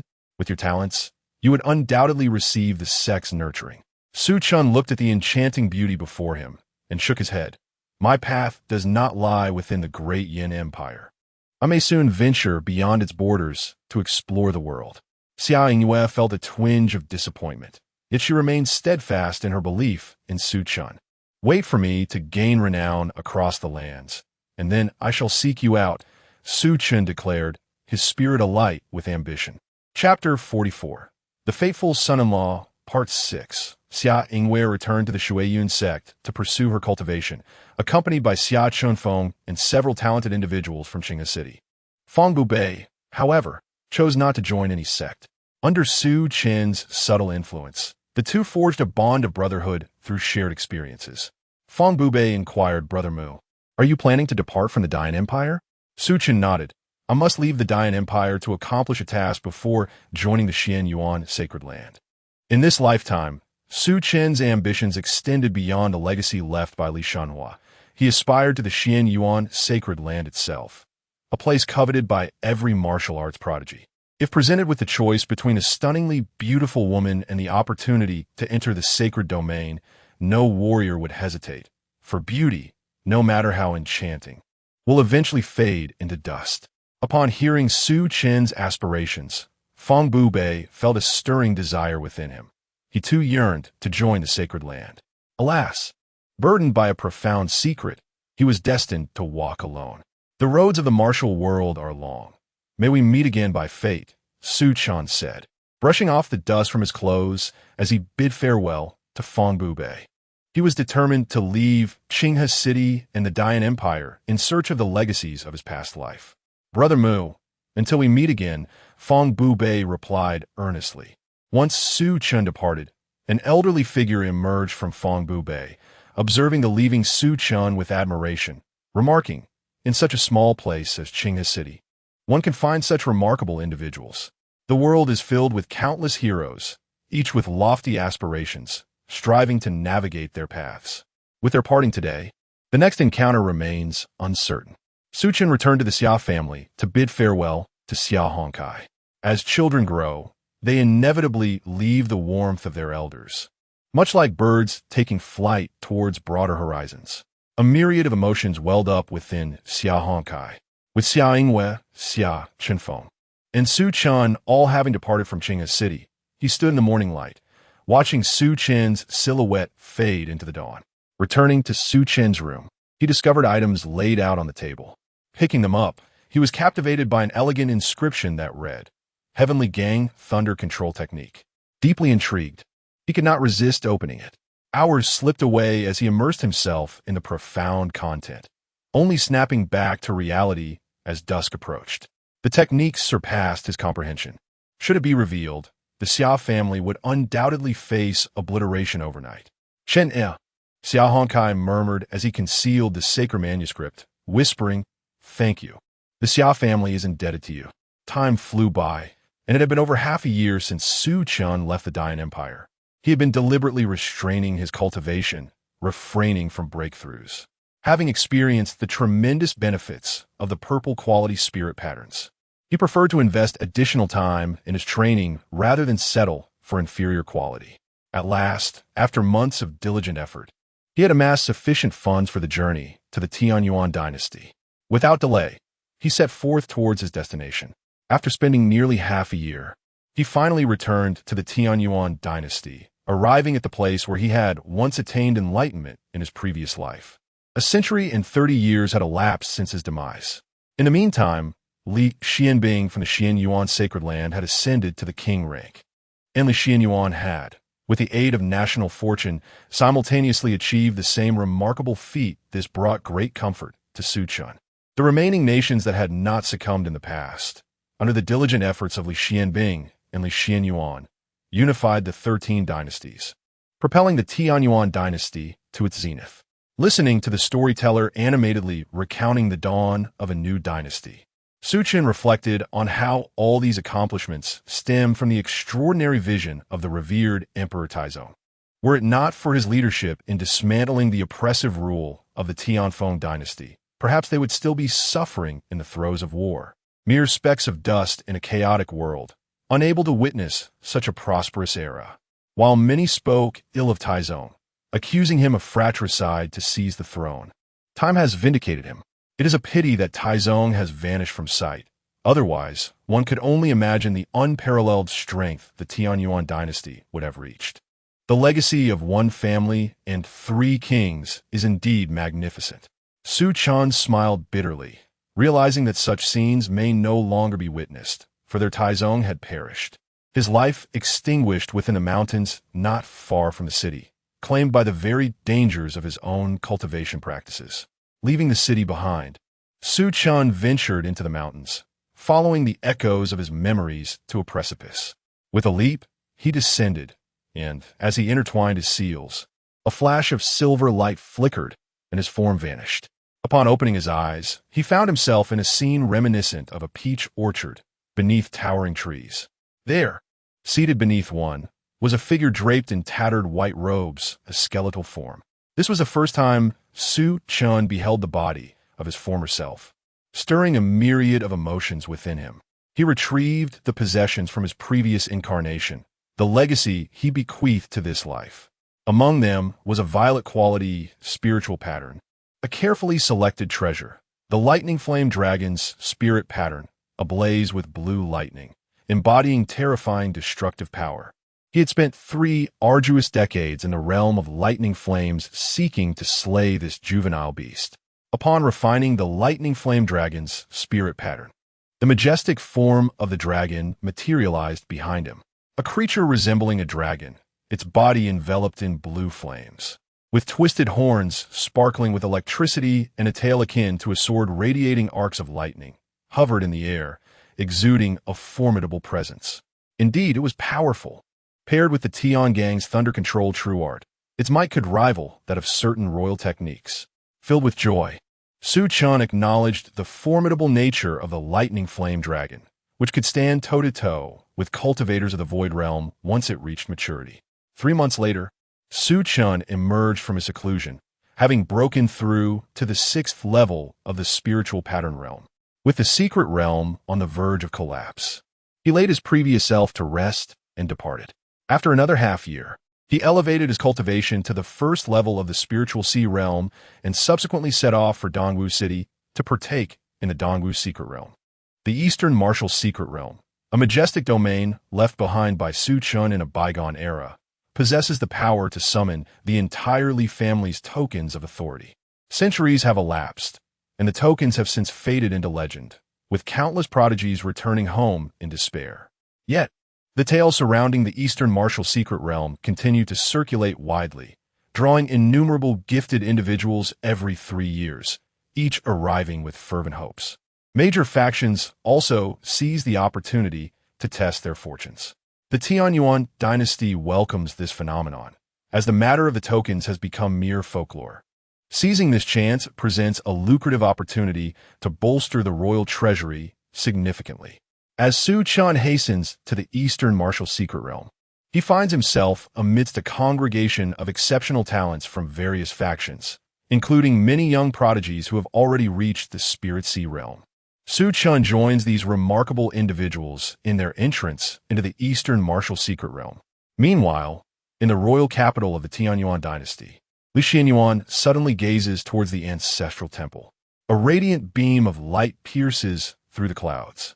Li Xianyuan's eyes widen, and he murmurs, "The token left by our founding emperor has emerged. The legend has come to pass." Chapter 45, The Fateful Son-in-Law, Part 7. Within the Eastern Martial Secret Realm, Su Chen found himself in possession of a gilded token, the legendary Imperial Command. This token granted him the unconditional ability to summon the Li clan to fulfill 3 requests. How formidable is the strength of the Heavenly Source dynasty today? Outside the Eastern Martial Secret Realm, a grand avenue extended toward Dongwu City, which trembled as its inhabitants bowed in reverence. For the one approaching was none other than the reigning sovereign of the Heavenly Source dynasty, King Tianyuan, Li Xianyuan. What circumstances could possibly warrant the attention of such a monarch? The crowd was taken aback, but it did not take long for astute minds to connect the dots. Pondering in astonishment, could it be that the fabled imperial command has manifested? Surely, Whatever could capture the attention of King Xianyuan was of grave significance. As the Eastern martial secret realm reopened, numerous prodigies emerged, and the thoughts of the crowd were soon validated. Wei Xianyan approached Su Chen, a smile breaking through his authoritative demeanor. "Ah, young one, have you truly come into possession of the imperial command left by the Taizong?"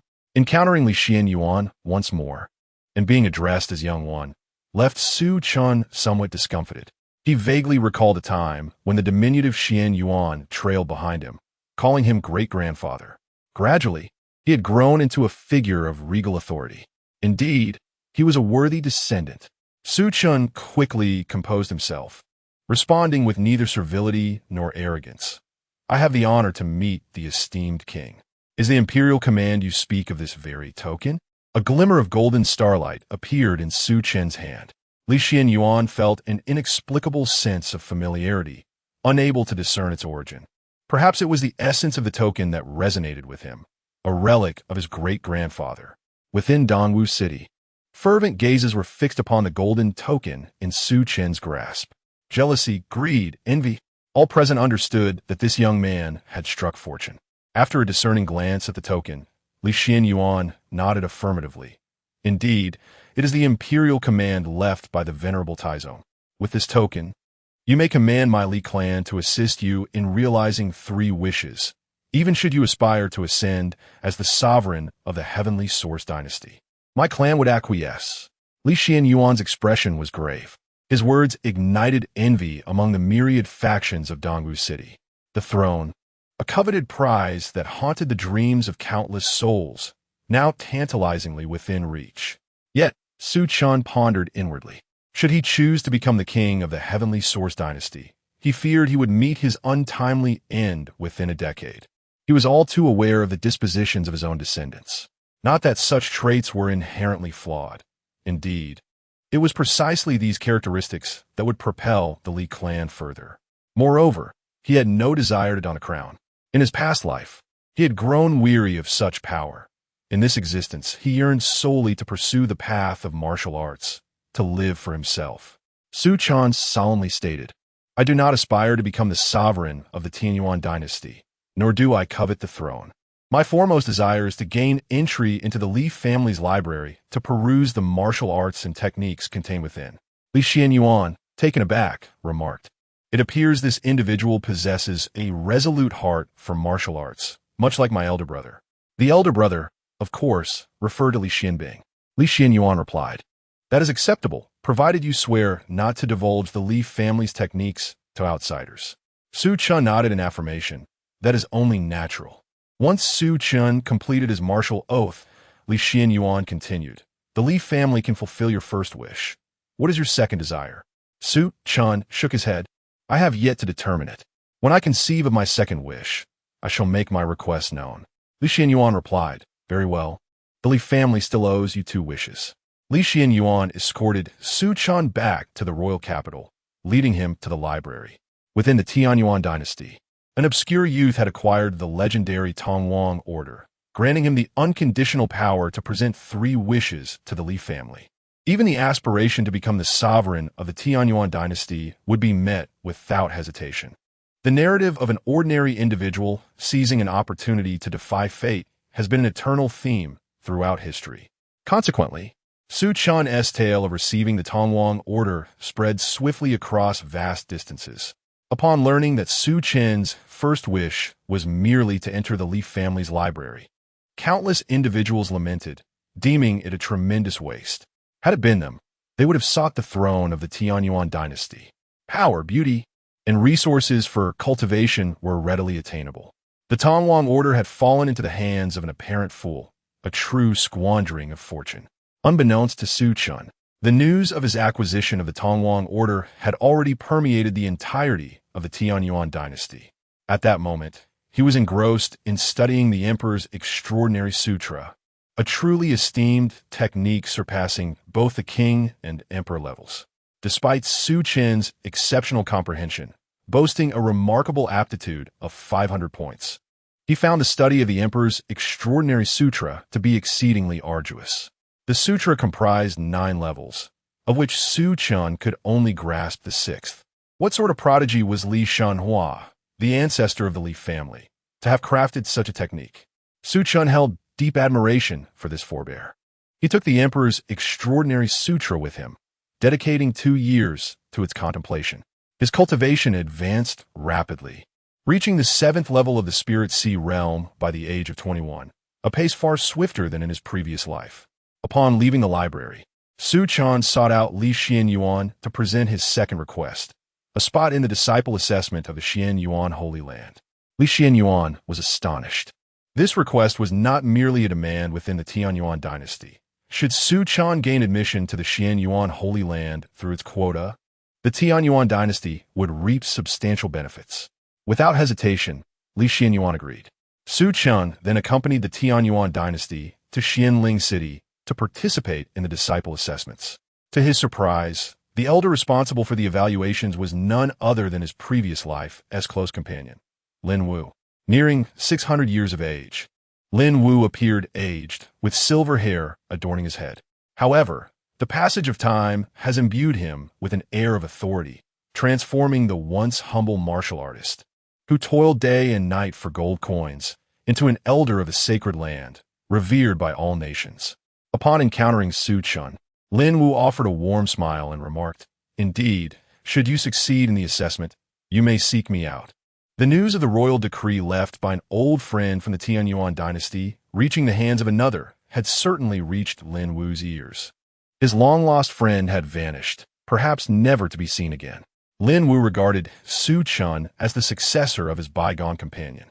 Should he pass the examination and join the Xianyuan sacred land, Lin Wu would not hesitate to assist him in finding a powerful patron. Such is the advantage of having connections. Many talented individuals gazed at Su Chen, who had garnered the praise of the sacred land's envoy, each harboring diverse thoughts. Yet a unanimous consensus prevailed.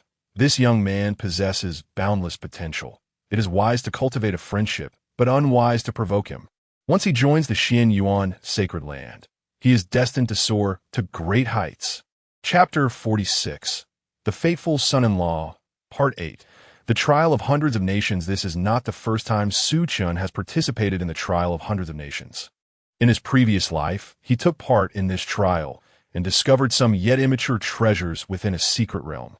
He concealed these treasures, waiting for an opportunity in the next life to seek them out again. As 5 centuries slipped by, Su Chen remained uncertain about how many treasures still lingered. The bitter frost and relentless snow of 500 years had erased even the marks he once left behind, rendering them non-existent. Following the threads of his memory, he found that the secret realm was no longer as he recalled. The markings he had made had become futile, and he could no longer locate them, which filled him with disappointment. He had no choice but to seek new fortunes. Fortunately, luck was on his side. He soon encountered a formidable beast, easily vanquishing it and obtaining a millennium-old rhizome. He continued his journey, acquiring several opportunities along the way. Suddenly, a resounding boom echoed through the heavens and the earth, heralding the appearance of an ancient monument.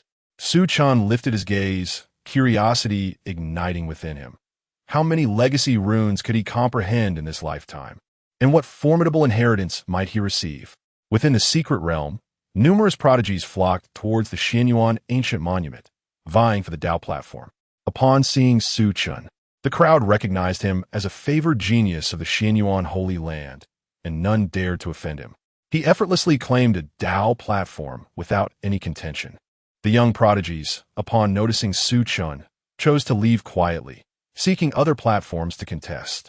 As the platform radiated brilliance, Su Chen's consciousness swiftly melded with it. Golden, resplendent runes cascaded through the air like raindrops. The enigmatic and arcane runes, in Su Chen's eyes, were as clear as the patterns in the palm of his hand, revealing all their secrets. Day turned into night, then into another day, and yet another. More and more prodigies awakened. The radiance surrounding Su Chen grew increasingly vibrant. The onlookers marveled, acknowledging him as a true genius favored by the elders of the Holy Land. They were keenly curious about how many runes Su Chen could ultimately comprehend. Gradually, he found himself the sole occupant of the platform. A month passed. A beam of light ascended. 531 runes. Was this my limit? Su Chen grasped the inheritance that filled his mind. It belonged to a powerful figure of the Void Realm. The Void Realm is a level above the Profound Realm. Revered as the Emperor.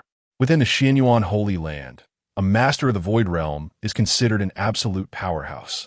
The inheritance Su Chen received was merely a low-tier martial technique of the Emperor level. No matter how inferior, an Emperor-level technique is still an Emperor-level technique. Beyond the secret realm, this event caused quite a stir. Lin Wu recalled that several hundred years ago, the most talented genius with the potential to become an emperor, Lang Tide, had only comprehended 480 runes. After entering the Xianyuan Holy Land, he had reached the peak of the Profound Realm, just a step away from breaking into the Void Realm. Now, Su Chen had comprehended over 530 runes. His comprehension was undoubtedly impeccable. In the end, the results aligned with Lin Wu's expectations. Su Chen secured the first place and entered the Xianyuan Holy Land. In the Eastern Wilderness, there exist 12 great holy land-level lineages. The Xianyuan Sacred Land ranks ninth, a realm that stands proudly amidst the myriad of beings.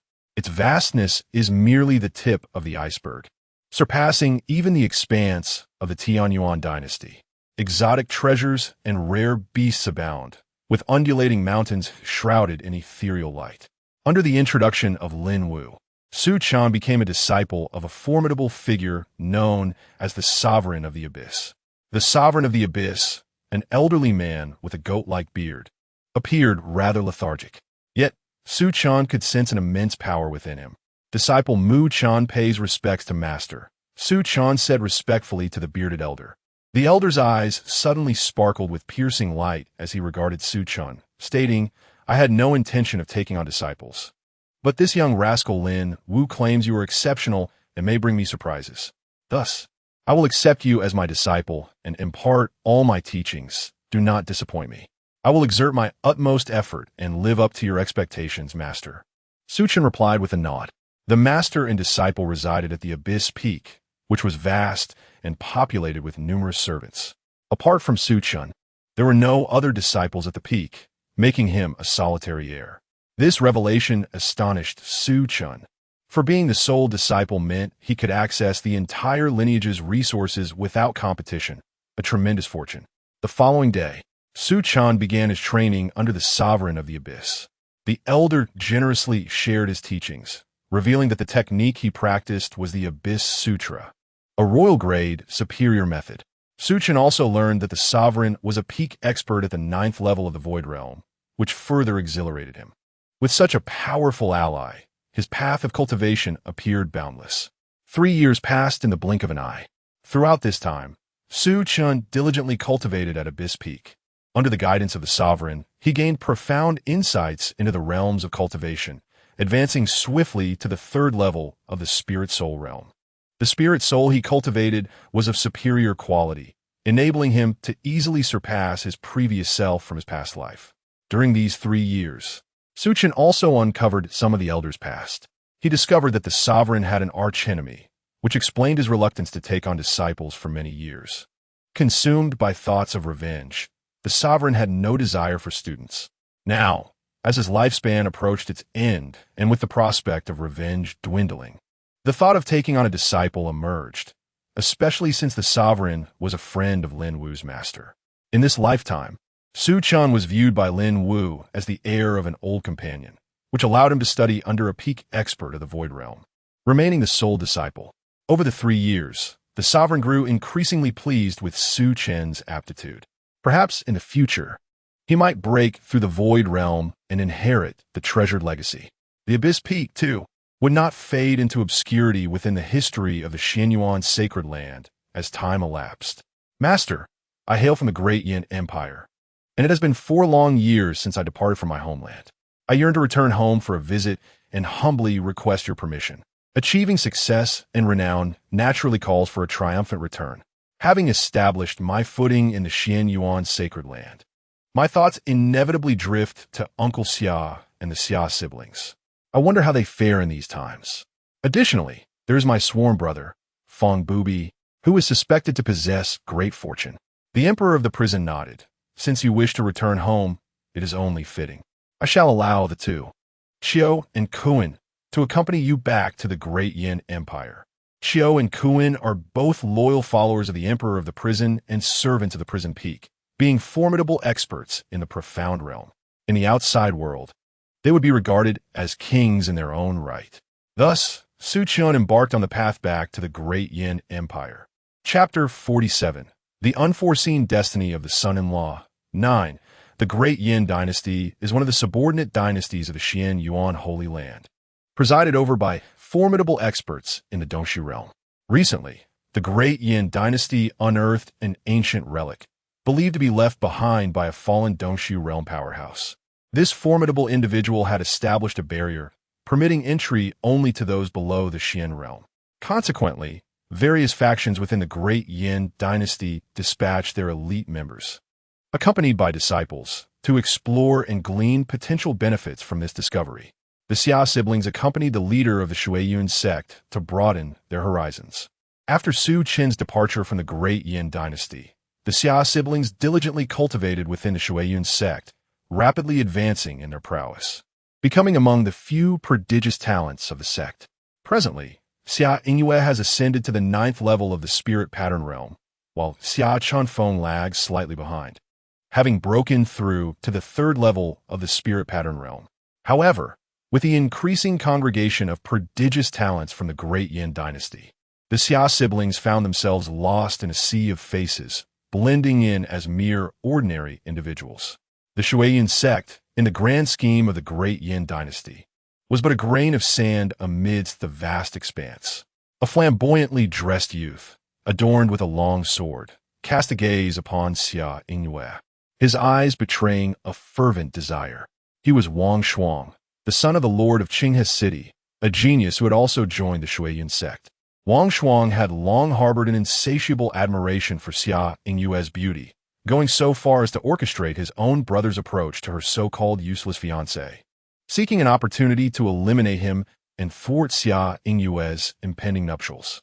Only then could he hope to win her heart. Yet, he had not anticipated that his inept brother would meet his demise amidst a beast tide, inadvertently allowing Su Chen to escape his clutches. Now, Wang Shuang intended to take matters into his own hands, but learned that Su Chen had long since departed from Qinghe City, whereabouts unknown. Perhaps even his remains were now scattered in some remote wilderness, devoured by passing vultures, thus sparing him the trouble of direct involvement, which might leave a negative impression on Yingyue. As he pondered this, his admiration for Xia Yingyue intensified. After her marriage, she radiated an alluring charm, more captivating than before. Suddenly, a powerful aura surged, shaking the ground and disrupting Wang Shuang's thoughts. He looked on in horror as 9 formidable prodigies encircled a solitary youth. Wang Shuang recognized all 9, for few could claim ignorance of such renowned figures, each ranked among the top 50 on the Great Yin Dynasty's prodigy list. The sight of them banding together against a single individual was nothing short of astonishing. Xia Yingyue's beautiful eyes flickered as she recognized the targeted youth. It was her husband's sworn brother, Fang Bubi. Armed with a silver spear, he emanated an overwhelming presence, confronting the 9 prodigies without flinching, effortlessly turning the tide of battle and gaining the upper hand. In mere moments, 3 of the 9 prodigies fell, prompting the remaining 6 to retreat from his fierce onslaught. Yet, Fang Bubi had no intention of letting them escape easily. Fang Bubi, are you courting death? A pair of colossal hands clasped together, enveloping the invincible Fang Bujian within their grasp. The towering manifestation of a spiritual entity revealed itself as a young man clad in purple garments, his eyes shimmering with a violet glow. The second ranked on the Great Yin Dynasty's talents list, the Purple Robe Marquis, had personally intervened. The young man was destined for doom. It was rumored that Fang Bujian had slain the younger brother of the Purple Robe Marquis, inciting the noble's wrath and prompting a manhunt. Unexpectedly, Fang Bujian not only survived the assassination order, but also established a formidable reputation in merely a year, ultimately defeating the 9 top talents before the public eye. The Purple Robe Marquis would surely not allow such a terrifying prodigy to live. What that stands out in the forest will inevitably be toppled by the wind. Alas, This genius failed to exercise restraint, opposing the purple robe marquis, and would undoubtedly perish here. Fong Bujian confronted the towering purple-clad youth. The animosity was palpable. The purple youth displayed his cultivation level at the first stage of the spirit embodiment, while Fong Bujian only possessed the 9th level of the spiritual sea. This battle should have been devoid of suspense. However, Fong Bujian, through some unorthodox means, forcibly elevated his cultivation to the first stage of the spirit embodiment. The purple youth, humiliated and enraged, no longer concealed his prowess, unleashing an aura comparable to the 3rd stage of the spirit embodiment. This was troubling. This individual was adept at hiding his true strength. Fong Bujian had not anticipated encountering someone like himself, who concealed their cultivation and gradually found himself at a disadvantage. Preparing to retreat. The purple robe marquis was furious. Fong Bujian had compelled him to reveal his true strength, and he must eliminate him. At that moment, the clouds above parted, revealing a magnificent carriage emerging between them. Flanking the carriage were 2 tall figures, impeccably poised, exuding an aura reminiscent of gods and demons. As if they were 2 stabilizing forces causing the surrounding air to freeze, leaving all present hesitant to breathe loudly. They were formidable experts at the Transcendence realm, undoubtedly powerful enough to claim their own territory within the great Yin dynasty. These 2 Transcendence experts appear to be mere bodyguards. Seated within the ornate carriage was a remarkably young man, his long hair cascading beside him, his presence tranquil as an undisturbed ocean, exhibiting an astonishing control over his vital energy. Wang Shuang looked up at the young man, feeling an inexplicable familiarity, as if he had encountered him before. However, he could not recall who this individual was. Unbeknownst to Wang Shuang, the sibling duo from the Xia family, upon witnessing that figure's emergence, was overwhelmed with excitement. Xia Chenfeng's eyes widened in disbelief as he murmured, "This guy, it truly is him." 4 years had passed without a word from Su Chen. Xia Yingyue's beautiful eyes sparkled with clarity. "I knew he would be fine. He has returned." 4 years, a span neither long nor short, was but a fleeting moment in the life of an exceptionally gifted warrior. Yet for the loved ones who cherished him, those 4 years cast a shadow that could occupy half a lifetime. Su Chen spotted the Xia siblings and offered a faint smile. He then turned his gaze towards the targeted Fong Bubi and whispered, "Brother, it has been quite some time." Fong Bubi's expression brightened with surprise. "Brother Mo?" Su Chen nodded and gestured towards the young man in purple, indicating Fong Bubi, "I have protected this individual. Do you have any objections?" The young man in purple's countenance shifted, and with a somber tone, he retorted, "You seem to hold me in rather low regard. Thinking a mere statement could compel my retreat. Would that not invite ridicule from the world?" Su Chen inquired, "Are you dissatisfied?" observing Su Chen's utter indifference towards him. The young man in purple was incensed and struck out. Su Chen remarked, "Your courage is commendable," which only fueled the young man's fury further. Chapter 48. The Fateful Son-in-Law, Part 10. Su Chen extended a solitary finger, commanding the mountains and rivers beneath his touch. The heavens and earth became mere prisoners to his will. Even the violet-clad youth, despite exhausting all his means, seemed futile and dim under this singular gesture. "Cease. My young master is the offspring of the Eastern King." An elder, filled with indignation, attempted to rescue the violet-clad youth. "The Eastern King? What significance does that hold?" Su Chen's retort was sharp. "My young master is a direct disciple of the imperial bloodline of the Xian Yuan sacred land. Not only the unheard of Eastern King, but even the sovereign of the great Yin dynasty must bow in reverence before him." The elder, struck with horror upon hearing the words of Su Chen's guards, was swiftly subdued alongside the youth. Yet Su Chen merely waved his hand, sparing their lives for the time being. "In 3 years, allow my sworn brother to resolve this enmity with his own hands." The violet-clad youth, struggling to rise, was overwhelmed by fury and fainted upon hearing this proclamation. Su Chen intended for Fong Bubei to personally handle the resolution, serving as a sharpening stone. Fong Bubei's expression turned grateful, while the crowd erupted in astonishment. The enigmatic youth was astonishingly, a direct disciple of a sovereign from the Xian Yuan sacred land. As Xia Yingwei recalled Su Chen's earlier words, "Once I achieve success, I shall surely return, the status of a sacred land disciple, a true heir of a sovereign, shone brightly like the sun, leaving her feeling insignificant in comparison." Su Chen approached Xia Yingwei step by step, and in the gaze of the onlookers, softly uttered, "I have returned." Xia Yingwei was overcome with joy, her tears flowing freely. Brother-in-law, and me, I have missed you as well." Xia Chunfeng exclaimed with uncontainable excitement.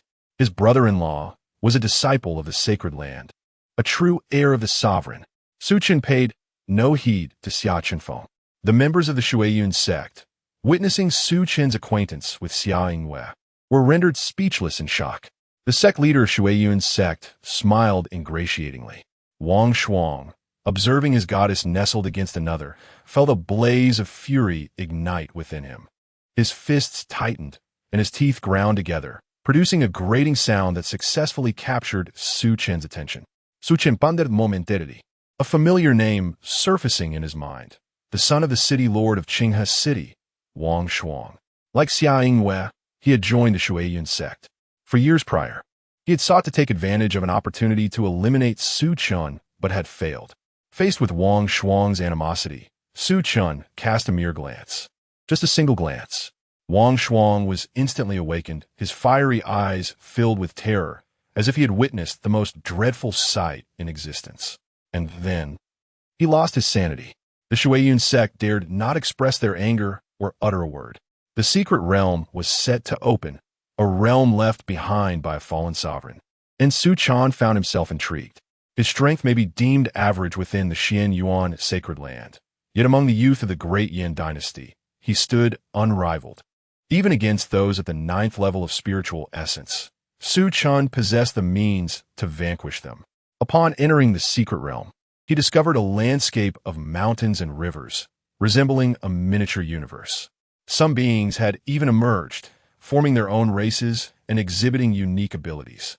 Su Chen's yearning for the transcendent realm beyond the mundane deepened. After death, the power within him transformed into a mystical domain, his blood flowing like rivers, his teeth, bones, and marrow coalescing into precious veins of ore, while his skin and hair transmuted into towering trees, nurturing new life forms. Such formidable strength surpassed the realm of imagination. The beings birthed within this secret domain, faced with invasion, found themselves powerless to resist. Their cultivation methods were mere remnants of an outdated bloodline heritage, thin and insubstantial, incapable of rivaling the distilled wisdom of countless individuals from the outside world over the years. Observing a race being plundered and extinguished left no ripples in Su Chen's heart. He discovered crystallized remnants left behind by a once sovereign priest, acquiring a legacy known as the Xian Yong Sword Classic, classified as a low-grade imperial technique, along with several fist-sized low-grade spirit crystals, which filled him with elation. Others within the mystical realm also reaped significant rewards, particularly Fong Bubi. The old man's soul was overextended, leading him into slumber. Just then, Fong Bubi stumbled upon a star spirit herb, which healed his spirit. If another century were to pass, this secret realm might collapse with the passage of time, and some expressed relief. Outside the mystical domain, the emperor of the Dai dynasty did not make an appearance. Instead, the eunuch Huang appeared, addressing Su Chen with utmost respect and a flattering smile. "Your Majesty has heard of your arrival and has prepared a banquet. Might you find the time to join us?" Even the sovereign of a dynasty had to tread carefully in the presence of a disciple from sacred land, adopting a humble demeanor.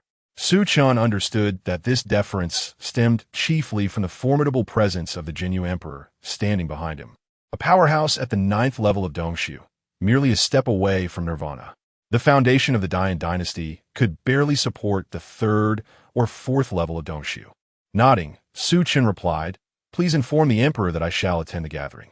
The leader of the Dai dynasty sought to forge a connection with him, and naturally, Su Chen would not decline. The eunuch Huang, having received Su Chen's message, left with a satisfied smile. Su Chen needed to make arrangements for the Xia family. Upon returning, he noted the significant changes within the Xia clan. Xia Honkai had received the cultivation techniques left by Su Chen and, without publicizing it, practiced diligently, breaking through barriers and becoming the strongest in Qinghe City, a half-step into the spirit realm. The Xia family had surged to become the foremost family in Qinghe City. Chen'er has returned. Xia Honkai exclaimed with unrestrained joy upon seeing Su Chen again, tears shimmering in his eyes. Xia Chunfeng felt puzzled. After all, he was the biological son. Yet, it was clear that old Xia had evidently overlooked this fact. Upon seeing Xia Honkai again, Su Chen respectfully bowed. In this life, although his biological father perished early in the beast tide, he was not without a father. Xia Honkai had become his father in this existence. Upon introspection, Su Chen recognized the profound love Xia Honkai had shown, treating an outsider as his own child for over a decade without faltering. When Xia Honkai learned that Su Chen had joined the Xian Yuan sacred land, he was filled with immense pride. As the leader of the Daiyan dynasty discovered Su Chen's background, news reached Su Chen upon his arrival in the imperial capital. 20 years ago, the Demon King, who instigated the surge of malevolent forces, was besieged by the great army of the Daiyan Empire. Su Chen understood all too well that this Demon King was the very architect behind his parents' demise in this lifetime. At long last, he had been vanquished. Countless individuals who had lost everything due to the eruption of demonic chaos rejoiced at the news, their tears flowing freely in their elation. Within the grand palace of the Daiyan Empire, Su Chen found himself the center of attention, surrounded by a constellation of influential figures. The powerful elite encircled him, yet he remained remarkably composed. Such scenes had become second nature to him. However, in the eyes of those illustrious nobles, he was a prodigious talent from the sacred grounds, utterly unfazed by fame or disgrace. His demeanor was indeed unparalleled. To the matter at hand, a hint of a smile crept onto the stern face of the formidable emperor. "This is my youngest daughter, Yan Qimeng," he announced, who has long admired heroes, particularly those of her caliber, hailing from the sacred grounds. The exquisitely beautiful young woman, delicate and demure, spoke softly. "I have harbored admiration for you for quite some time, and I wish to follow you, to be by your side." Su Chen could only think, "This is absurd. Am I truly the sort of person to entertain such notions?" Chapter 49. The Fated Son-in-Law, Part 11. In the face of the allure of beauty from the sovereign of the great Yin dynasty, Su Chen resolutely declined. Perhaps in his first and second lives, he found some temptation in physical allure. However, as his experiences multiplied, such superficial charms could no longer ignite his interest. Beauty fades into dust. He preferred the company of intriguing souls. After stabilizing the affairs of the Xia family, Su Chen returned to the Xian Yuan sacred land with the Xia siblings. He devoted himself to cultivation, and time swiftly passed. In the blink of an eye, 5 years had gone by, and Su Chen's cultivation had advanced to the 7th level of the spirit realm, progressing rapidly. Yet, he remained humble. In the Xian Yuan sacred land, even the most ordinary disciple would be regarded as a genius in the outside world. Some of the sequential disciples had even achieved kingship before the age of 20. The decade-held Dao Inquiry Conference was soon to commence, one of the grand events of the Eastern Wilderness, attracting numerous prodigies. "Disciple, you may accompany the senior brothers from the sacred land to participate in the trials and witness a broader horizon," commanded the Lord of Jinyu. Su Chen felt a yearning for the Dao Inquiry Conference, eager to engage with the elite geniuses of the sacred land, as he had never faced them before. Among the youthful men and women aboard the Sacred Land-S vessel, Su Chen curiously surveyed his surroundings. Each individual exuded the aura of the spirit realm. Some even bore a prodigious presence that was beyond his comprehension, far surpassing his former self. This revelation made Su Chen reflect on the Lord of Jinyu's intentions, how vast the sky truly was. Having been part of the Xian Yuan sacred land for 8 years, he primarily followed the Lord of Jinyu in his training. Although he was aware of the many formidable prodigies within the sacred land, he had yet to meet any of them. On the ship, Su Chen spotted a familiar face, Li Xianbing, the descendant he had once taken great pride in during his previous life. having taken a Nirvana realm elder from the Xian Yuan sacred land as his master. Li Xuanbing's current level of cultivation was inscrutable to Su Chen. However, he surmised that with Li Xuanbing's abilities, a breakthrough into the void realm was imminent. Li Xianbing also recognized Su Chen and greeted him with a warm smile and a nod. Upon arriving at the Dao Inquiry City, Su Chen found himself amidst countless prodigies.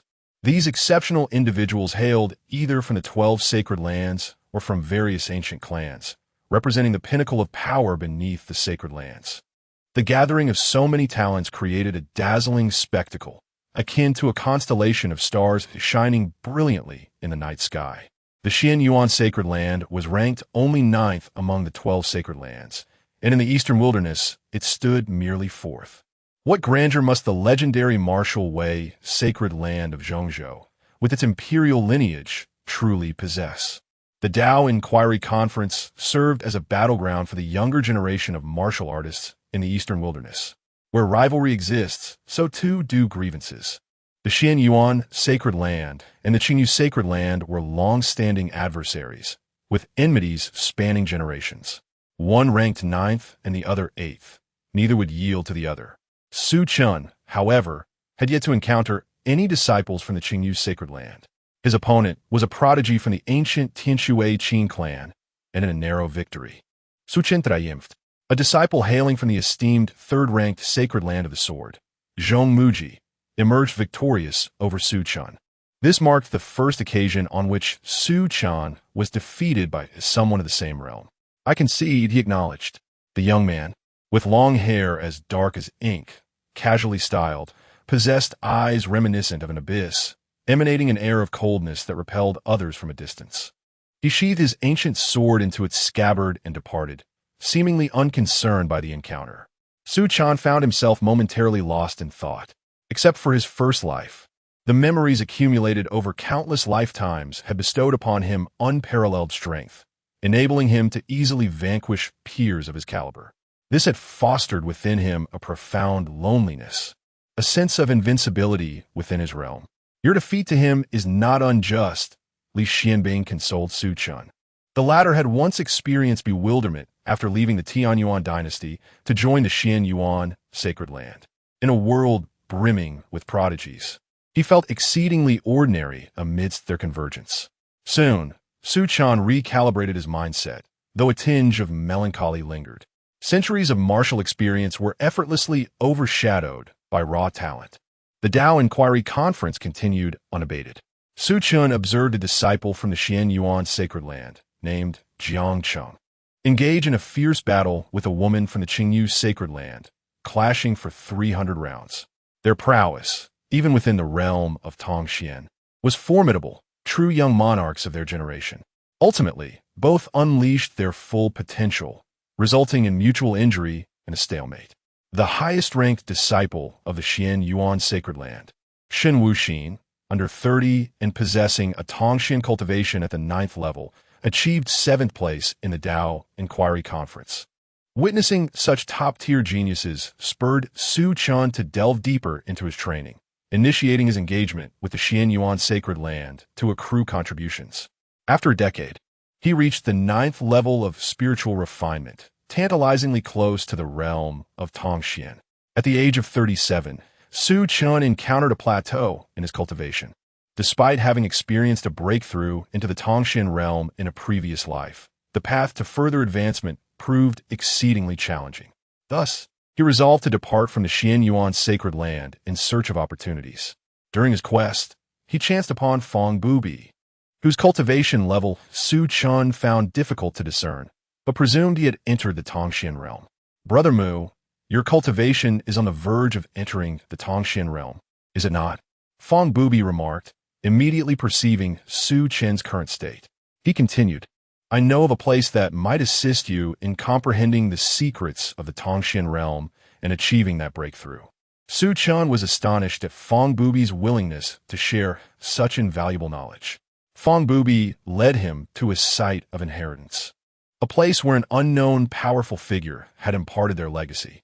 Here, Su Chen sought understanding while Fong Bubi trained outside. After 5 years, Su Chen finally sensed the threshold of the Tongxian realm and swiftly transcended it. I have finally broken through to the Tongxian realm, Su Chen exclaimed with joy. In his 40s, a cultivator of the Tongxian realm could indeed be considered a genius among the sacred lands. Upon witnessing Su Chen's breakthrough, Feng Bubi smiled and said, "Congratulations, Brother Mu, on successfully transcending into the Tongxian realm." Yet, Su Chen felt a deepening sense of uncertainty, unable to discern the true depth of Feng Bubi's cultivation. "Dear brother, what are your plans moving forward?" Su Chen inquired. "I, Feng Bubi, shall not align myself with any faction. I am determined to remain a solitary wanderer. Brother Mu, to speak candidly, I must embark on a journey to Zhongzhou." Feng Bubi exclaimed, his eyes sparkling with excitement. "Parting ways today, I know not when we shall meet again." Su Chen chuckled softly, clasping his hands in a gesture of respect. "Then I wish you great success in making your name renowned throughout Zhongzhou." Feng Bubi lifted a jug of wine, and together they indulged in a hearty feast. The following morning, he staggered away, setting forth on the road to Zhongzhou. Su Chen gazed after Feng Bubi as he receded into the distance, pondering that this separation might herald the emergence of a new legend in Zhongzhou. Upon returning to the Xian Yuan sacred land, Su Chen was met with troubling news. Lin Wu had failed in his attempt to break through to the Dongshu realm and was gravely injured, teetering on the brink of death. When Su Chen visited Lin Wu, who lay in a precarious state, he was met with immense joy at the sight of his friend. Chapter 50. The changed fate of his son-in-law. End. Lin Wu has passed away. The injuries he sustained were far too severe. Merely 3 months had elapsed before he could no longer endure. Fortunately, he departed this world with a smile. Su Chen was aware of Lin Wu's background. His life could be deemed illustrious, not a moment wasted in this realm. After pouring a jug of wine upon Lin Wu's grave, Su Chen took his leave. Life is ever unpredictable. The cycle of life and death had long ceased to weigh upon Su Chen's heart. Thus, 8 years slipped by. Su Chen reached the age of 50. "Brother-in-law, I wish to return to my family." Xia Chenfeng scratched his head. The cultivation at Xianyuan's sacred land was indeed splendid. Su Chen had provided him with training conditions beyond his wildest dreams. Yet, he yearned to return to his family, feeling that such a sacred place was not suited for him. Each individual harbors their own aspirations, and Su Chen respected Xia Chenfeng's choice. That year, Xia Chenfeng rejoined the Dayan Empire. In the 70th year, the lord of the prison summoned Su Chen and entrusted him with a token. "My disciple, your comprehension is remarkably high. Over the years, you have wholly grasped my teachings, 30 years ahead of my expectations. Thus, I am free from concerns.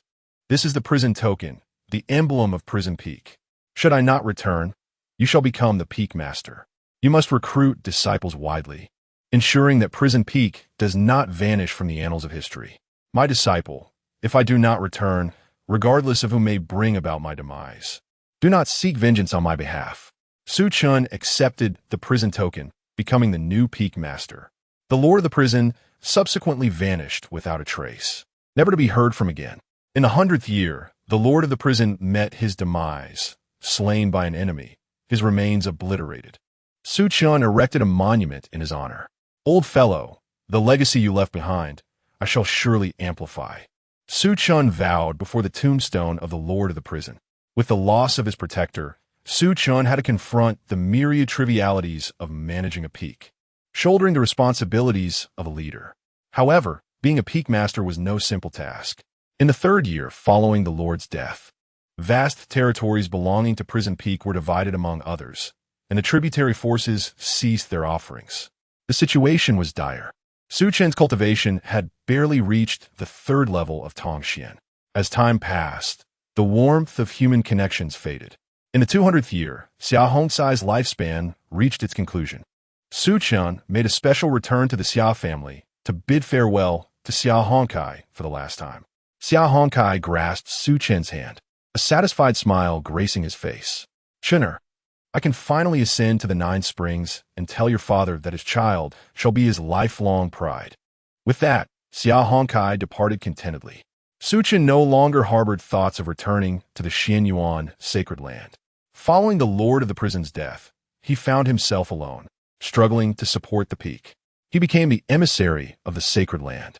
In the 300th year, Su Chen's cultivation broke through to the 5th level of Tongxian, surpassing his previous life. A significant event transpired within the sacred land.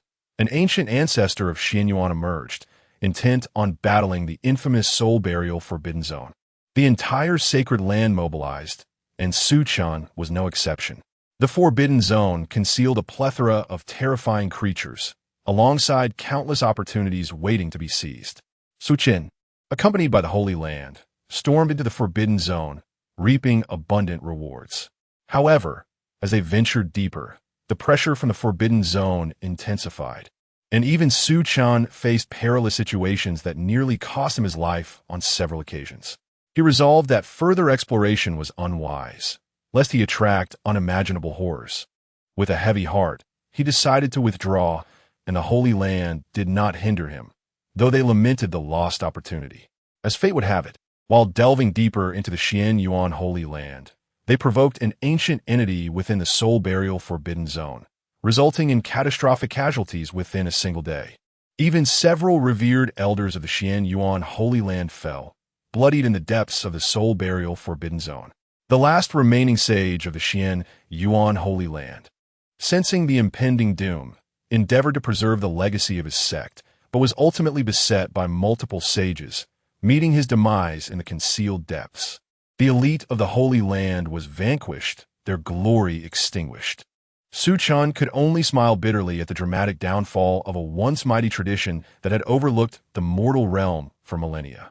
In his brief existence of merely 3 centuries, he witnessed the rise and fall of the Holy Land. After the death of its sages, the Xianyuan Holy Land languished, besieged by formidable forces vying for its heritage and precious treasures.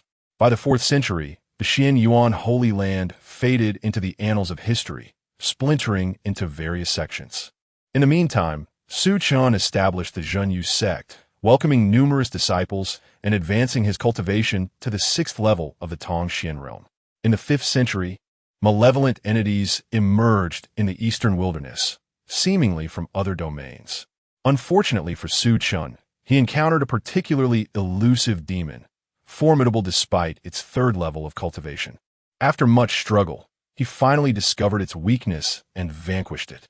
In the 6th century, the Dyan dynasty faced an invasion of evil forces, prompting Su Chen and the Zhenyu sect to extend their assistance, though the situation was dire. In this battle, Xia Chenfeng perished, an aged warrior. He chose to sacrifice himself to buy time for his kin. Su Chen laid Xia Chenfeng's body alongside that of Xia Hongkai. By the 8th century, the malevolent forces temporarily retreated. Su Chen learned of the renowned Feng Bubi, who had carved a niche for himself in the central continent. However, the sands of time were running out for Su Chen. He returned to the grave of the Zhenyu Emperor, lamenting, "Old fellow, I have failed to preserve the Zhenyu peak you left behind, nor have I avenged you. I have broken my promise. Even the Xianyuan Holy Land has perished." In a state of disorientation, Su Chen heard myriad voices calling out to him, yet he could no longer open his eyes. He departed from this world, his life reaching its natural conclusion. And then he returned. Su Chen opened his eyes, finding himself back in the realm of counterfate. In this life, his time had come to an end, narrowly escaping oblivion alongside the Xianyuan Holy Land. In his 5th life, he was a son-in-law whose family was annihilated by a beast tide, living under the roof of another. Fortuitously, he was taken in by a close friend of his father, who regarded him as more cherished than his own children. In his youth, he was rebellious, but as he matured, his character solidified, allowing him to deftly navigate crises. His cultivation progressed rapidly, and he shone brightly, becoming a disciple of an elder within the Xianyuan Holy Land. In the preceding 70 years, your journey was smooth sailing. However, with the passing of your revered master, you lost your greatest pillar of support within the sacred land. The elders and disciples of the sacred land began to ostracize you, leading to your expulsion from its confines. You proceeded with caution, and after the fall of the sacred land, you established a formidable faction known as the Zhenyu sect. This sect garnered considerable renown. nurturing several prodigious talents and achieving a modest reputation, ultimately leading to your peaceful demise. Evaluation: Azure 8 stars, reversal points 800. Chapter 51. The Swordsmanship Prodigy, Part 1. Alas. Su Chen felt a twinge of regret. Had it not been for the destruction of the sacred land, he might have glimpsed the threshold of the Void Realm.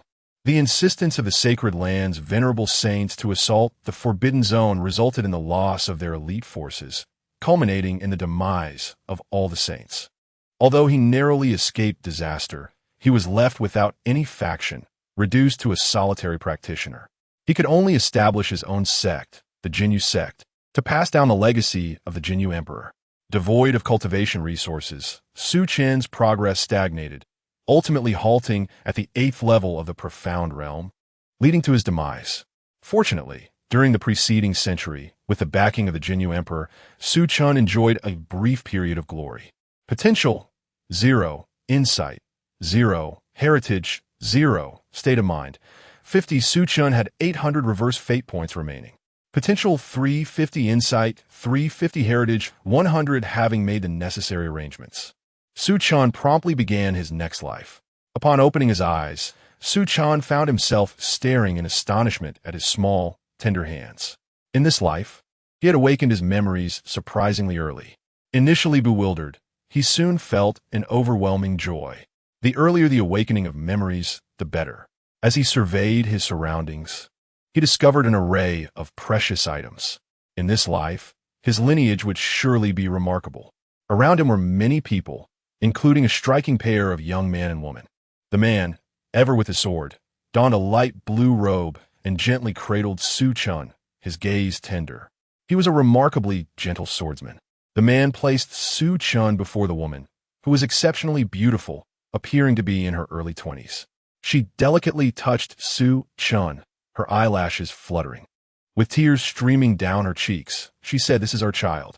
The man replied, "From now on, he shall be named Shun Chen, the heir of the Eujian villa." Su Chen's eyelids grew heavy, and he suddenly felt drowsy, gradually drifting into slumber. In the blink of an eye, 3 years passed. Su Chen had begun to comprehend the environment in which he found himself. He was no longer in the eastern wilderness, nor in the central continent, but rather in the south. The southern barbarians, the weakest among the 5 great realms. The eastern wilderness, though second in weakness, had at least 12 sacred lands to its name, alongside some declining yet formidable factions. In contrast, the southern barbarians could count their sacred lands on one hand. In this life, Su Chen was born in the Eujian villa, a prominent force dedicated solely to the art of swordsmanship, with a profound master in residence. Su Chen felt a sense of nostalgia for the sword path. Aside from his first life, where he practiced swordplay for its grace, he had not trained in swordsmanship again. An exceptional sword bone. Truly my grandson. Su Chen was taken aback. The master of Eujian villa was his grandfather. A middle-aged man with an unkempt beard that scratched Su Chen's small face painfully. After a moment of contemplation, Shen Lianxin smiled wryly, saying, "Father, please spare Chener. Your beard is making his face turn crimson." Realizing the situation, Shen Tianyi burst into hearty laughter upon seeing half of Su Chen's face redden from the prickles. Indeed, such resilience at such a tender age. He is a promising seed for sword training. Just now, I was merely testing Chen's perseverance. Mastering the sword requires not only talent, but also a tenacious spirit, steadfast as a rock, unyielding to the relentless winds and rains of 1,000 years. While other children might have begun to cry and fuss, Chen remained resolute. Shen Tian's eyes sparkled with brilliance. "Chen, extraordinary." Su Chen thought to himself, "What nonsense." Observing that smiling face, his small fists clenched tightly. Had he been older and stronger, he would have relished the opportunity to strike that face. Shen Lianxin regarded the situation with skepticism. Su Chen looked at his father's foolish demeanor and shook his head inwardly. Yet, this grandfather displayed an unexpected finesse amidst his roughness. Shen Tian rummaged through his belongings and produced a crystal-clear sword embryo, radiating a kaleidoscope of colors. Su Chen's eyes widened instantly, with his previous life's knowledge. He recognized its significance. The innate sword embryo, Even among the most talented individuals in the sacred lands, few possessed such a treasure. Dear grandson, do you fancy this? Shen Tian waved the sword embryo before Su Chun. The boy nodded vigorously. In light of this sword, I shall forgive you, Su Chun mused.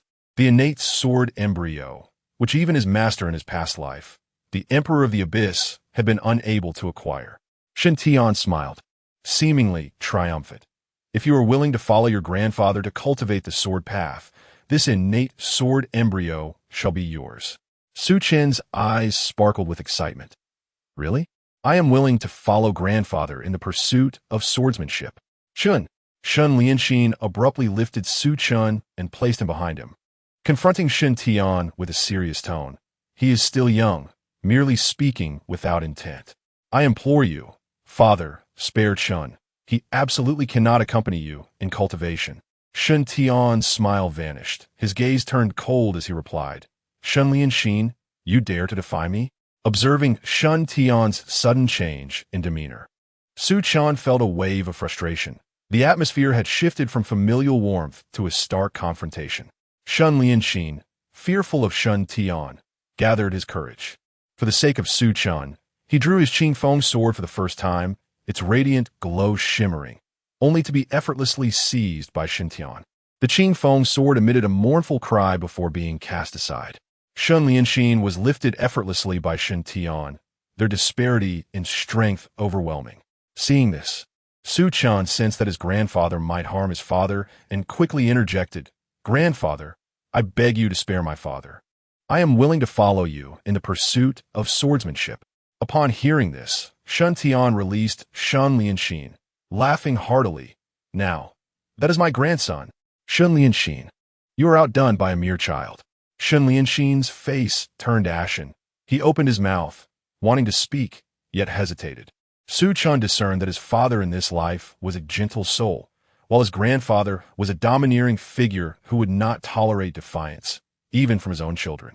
Su Chun was eager to learn the sword from Shen Tian, who, in turn, bestowed the innate sword embryo upon him. The two departed from the swordmaster villa. Su Chun finally comprehended why Shun Lianxin sought to impede Shen Tian from taking him under his wing for training. After all, he was merely a 3-year-old child.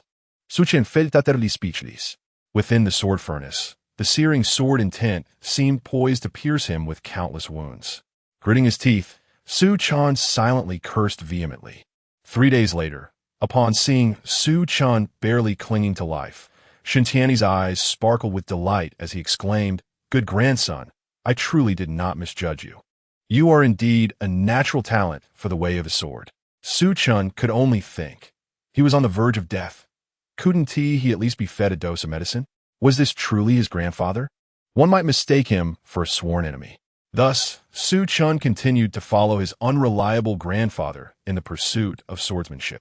Every conceivable form of torment was inflicted upon him, leaving Su Chun in utter despair. Yet, surprisingly, he found joy in the process.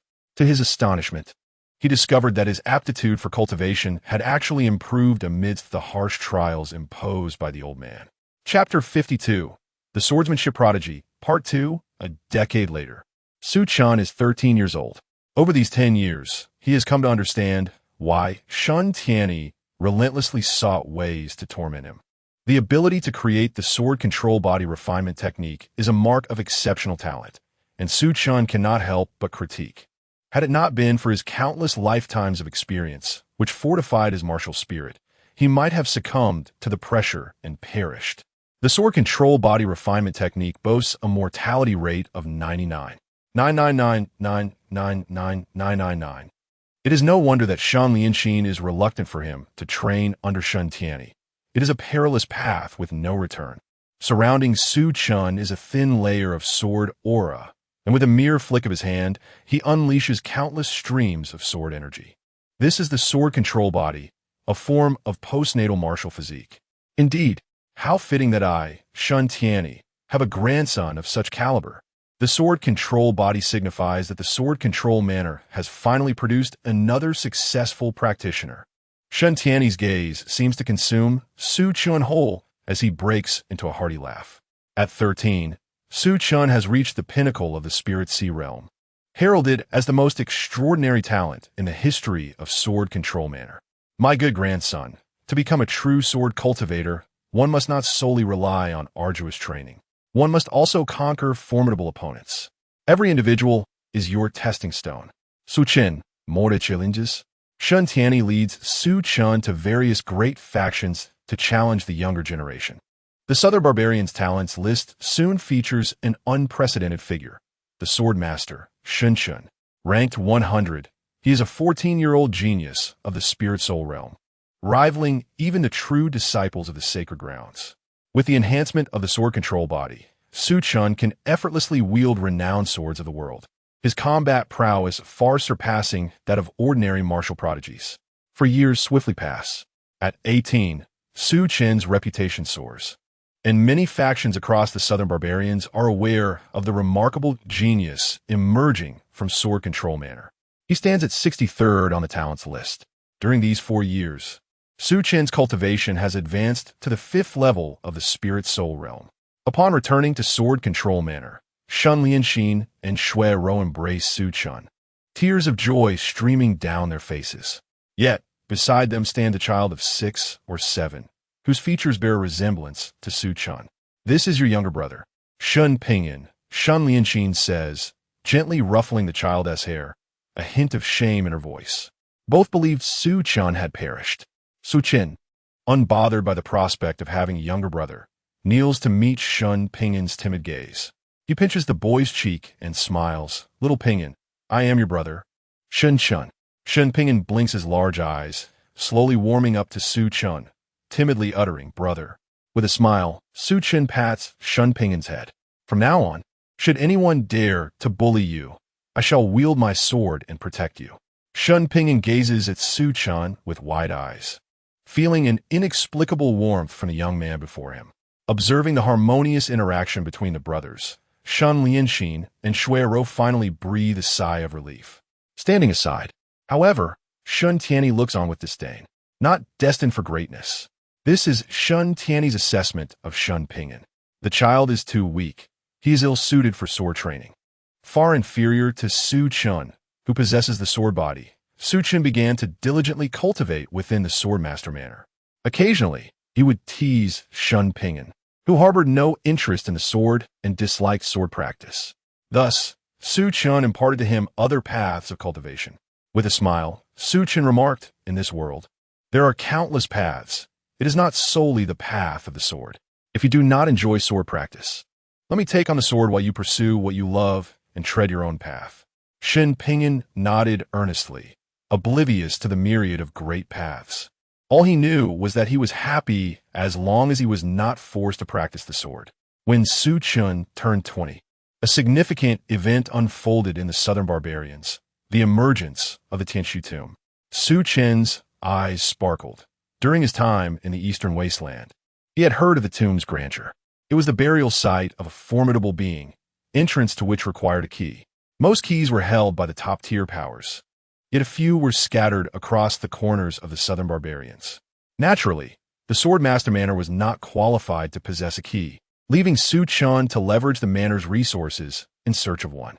The Tianshu tomb not only contained the legacy of the powerful being, but also a plethora of treasures that even sacred lands coveted. As currents of ambition surged, Su Chen, after 2 months of inquiries, finally discovered the whereabouts of a key. It lay within a realm of the demon race, where the talents of both humans and demons converged. It was he, the sword prince of the human race, Shun Chen. As the demon race's prodigies beheld a young man clad in white, he seemed to walk upon the air, with sword energy cleaving the heavens as if to part the clouds. Streams of sword light danced behind him, and just a glance instilled an overwhelming sense of dread among the demon elites. Su Chen raised an eyebrow, surprised to learn that even the demon prodigies had heard of his reputation. With the arrival of Prince Shun, it appeared that this Tianshu key would undoubtedly end up in his possession.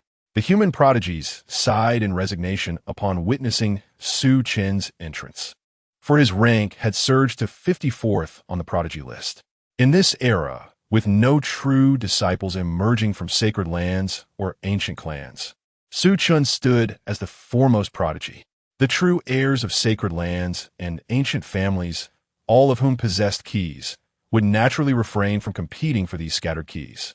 One of the demon race, a youth with piercing green eyes and slit pupils, flicked his tongue and licked his lips. His forked tongue, dark as night, resembled a serpent tasting the air as he coldly fixed his gaze upon Chen. He, the three-headed serpent little demon king speaks truth. The flesh of human prodigies is the most tender. I have long been ravenous and cannot wait to devour the prince. A young girl clad in a pale blue gown hovered in the air, her body adorned with feather-like patterns, exuding elegance and mystery, with wisps of light trailing behind her. Both demons were renowned prodigies of their race, intent on joining forces to feast upon Chen. Chen shook his head. That won't do. My flesh is rather tough. So you cannot eat me. His expression was earnest. He was not speaking in jest. Every word was the truth. Ha ha. Does the sword-wielding young master fear? Rest assured, I shall be gentle, savoring each bite of you. The maiden in the flowing gown gazed tenderly. Then she transformed into a majestic azure phoenix, opening her wide beak, intent on swallowing Chen whole. Beside her, the three-headed serpent bellowed, "Wait for me. How dare you attempt to feast alone?" All three heads simultaneously opened their gaping maws, exhaling flames, hail, and lightning. Chen, with a resigned expression, touched his nose. Did he truly appear as a mere novice? He unsheathed his sword directly, and the phenomena behind him converged at the sword's tip. With this strike, the malevolent spirits were subdued. The overwhelming sword energy obscured the sun. Everyone felt as though their bodies were sliced by countless sharp blades. Accompanied by two anguished cries, two prodigies of the demon race met their demise beneath this single stroke.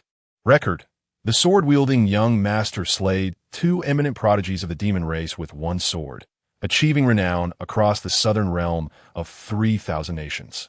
Chapter 53. The Swordsmanship Prodigy, Part 3. Chen, having fulfilled his desire, acquired the key to the Tianshu tomb. He vanquished two formidable heirs of the demon clans, thereby amplifying his renown.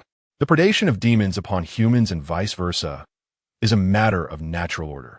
Thus, Chen's slaying of demon clan prodigies serves to exalt the human race, deserving of accolades. Within the confines of the sword control manor, Chen caressed the Jiechin sword, his gaze brimming with anticipation.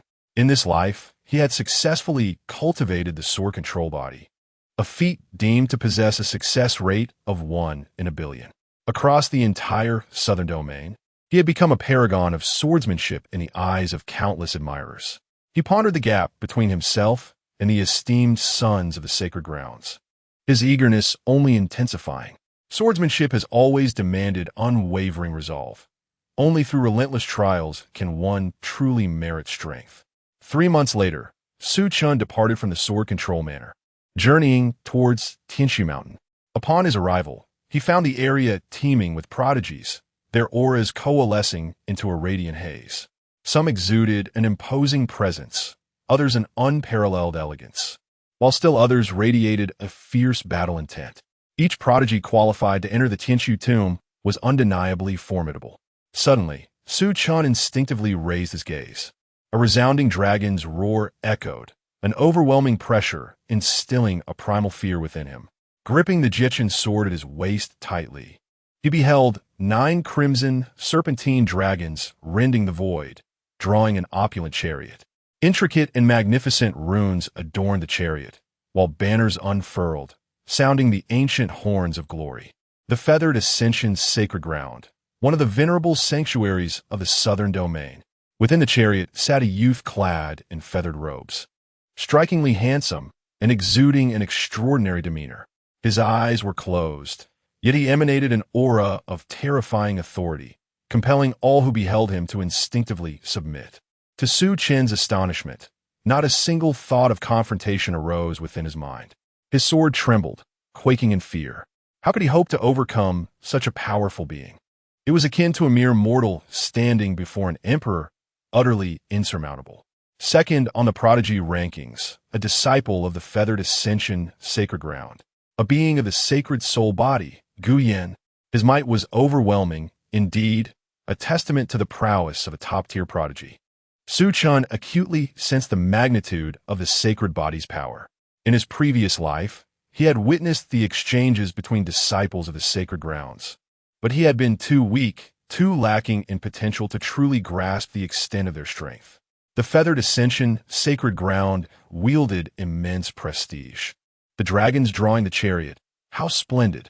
The sky darkened, as if a colossal form obscured the heavens. Ahead, towering hundreds of meters, descended from the clouds, its golden pupils shimmering brilliantly. The scales were as dark as ink, reminiscent of ancient celestial gold, exuding a black luminescence. The Dragon Emperor of the rending sky. It was he. It appeared that the Azure Dragon lineage had produced an exceptional successor.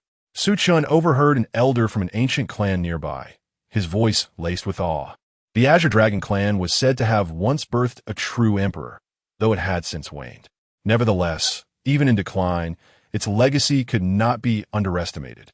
A colossal figure, spanning thousands of meters, transformed into a middle-aged man clad in black robes, yet his resplendent golden pupils remained unchanged.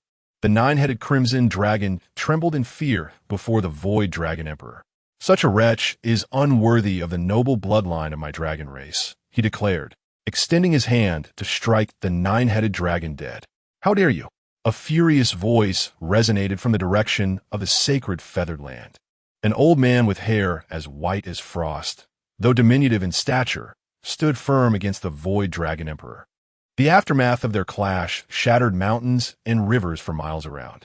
The confrontation between these powerful beings of the Void Realm was truly terrifying. At that moment, a hearty voice broke through the tension. "What a lively scene! A mudfish and an old man fighting to the death here. Do they intend to sink Tianshu Mountain?" A middle-aged man emerged from the void, accompanied by a youthful figure of striking beauty, wearing a nonchalant smile as he observed the spectacle. Seemingly unimpressed by the presence of the Void Dragon Emperor and the formidable warrior from the sacred feathered land. This was a master of the sword. Su Chen felt an overwhelming pressure, as if a blazing sun hovered above him, emanating from the middle-aged man, who was indeed fearsome. The gazes of the Void Dragon Emperor and the warrior from the sacred feathered land were filled with trepidation towards this man. Both sides snorted in disdain, halting their skirmish. The middle-aged man expressed his regret. What a splendid performance, now regrettably interrupted. It was the sword demon from the heavenly sword sacred land. He had actually arrived, and it seemed the youth beside him was the sword demon's heir. Such a madman. The heir of a madman must surely be a lunatic. One should keep a safe distance from such a character. Su Chen noted the unanimous assessment of the middle-aged man around him. Madman. He etched the appearance of the youth beside the middle-aged man into his memory. Shortly after, the final of the three great powers, the Yuan-Yang Sacred Land, also made its appearance. Under the watchful eyes of all, Tianshu Mountain suddenly trembled with a thunderous force, unleashing countless beams of light that coalesced into a towering bronze portal. The grand bronze structure was adorned with numerous totems, which, upon the emergence of a mysterious power, evolved into a vast primal continent. Powerful beings soared through the skies, accompanied by many exotic beasts, as if encapsulating a moment from a bygone era. Su Chen felt a gentle warmth enveloping him. Upon investigation, he discovered it was the key to the Tianshu tomb, radiating a brilliant light. The bronze portal seemed to respond to this, shooting forth a beam that enveloped Su Chen, drawing him into its embrace.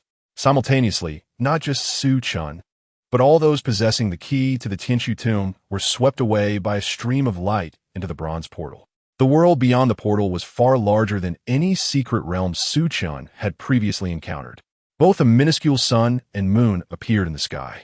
As Su Chen squinted against the brightness, he found himself in a dense jungle, with a serene lake before him, its waters rich with spiritual energy, shrouded beneath a veil of mist, concealing lurking dangers.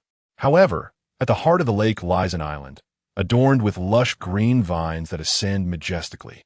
The tendrils of these vines exhibit peculiar patterns, seemingly alive as they exhale and inhale the mist hovering over the lake surface. What astonished Su Chen the most was the fruit nestled among the vines, resembling jade, brimming with vibrant life force. Su Chen murmured to himself, A treasure indeed.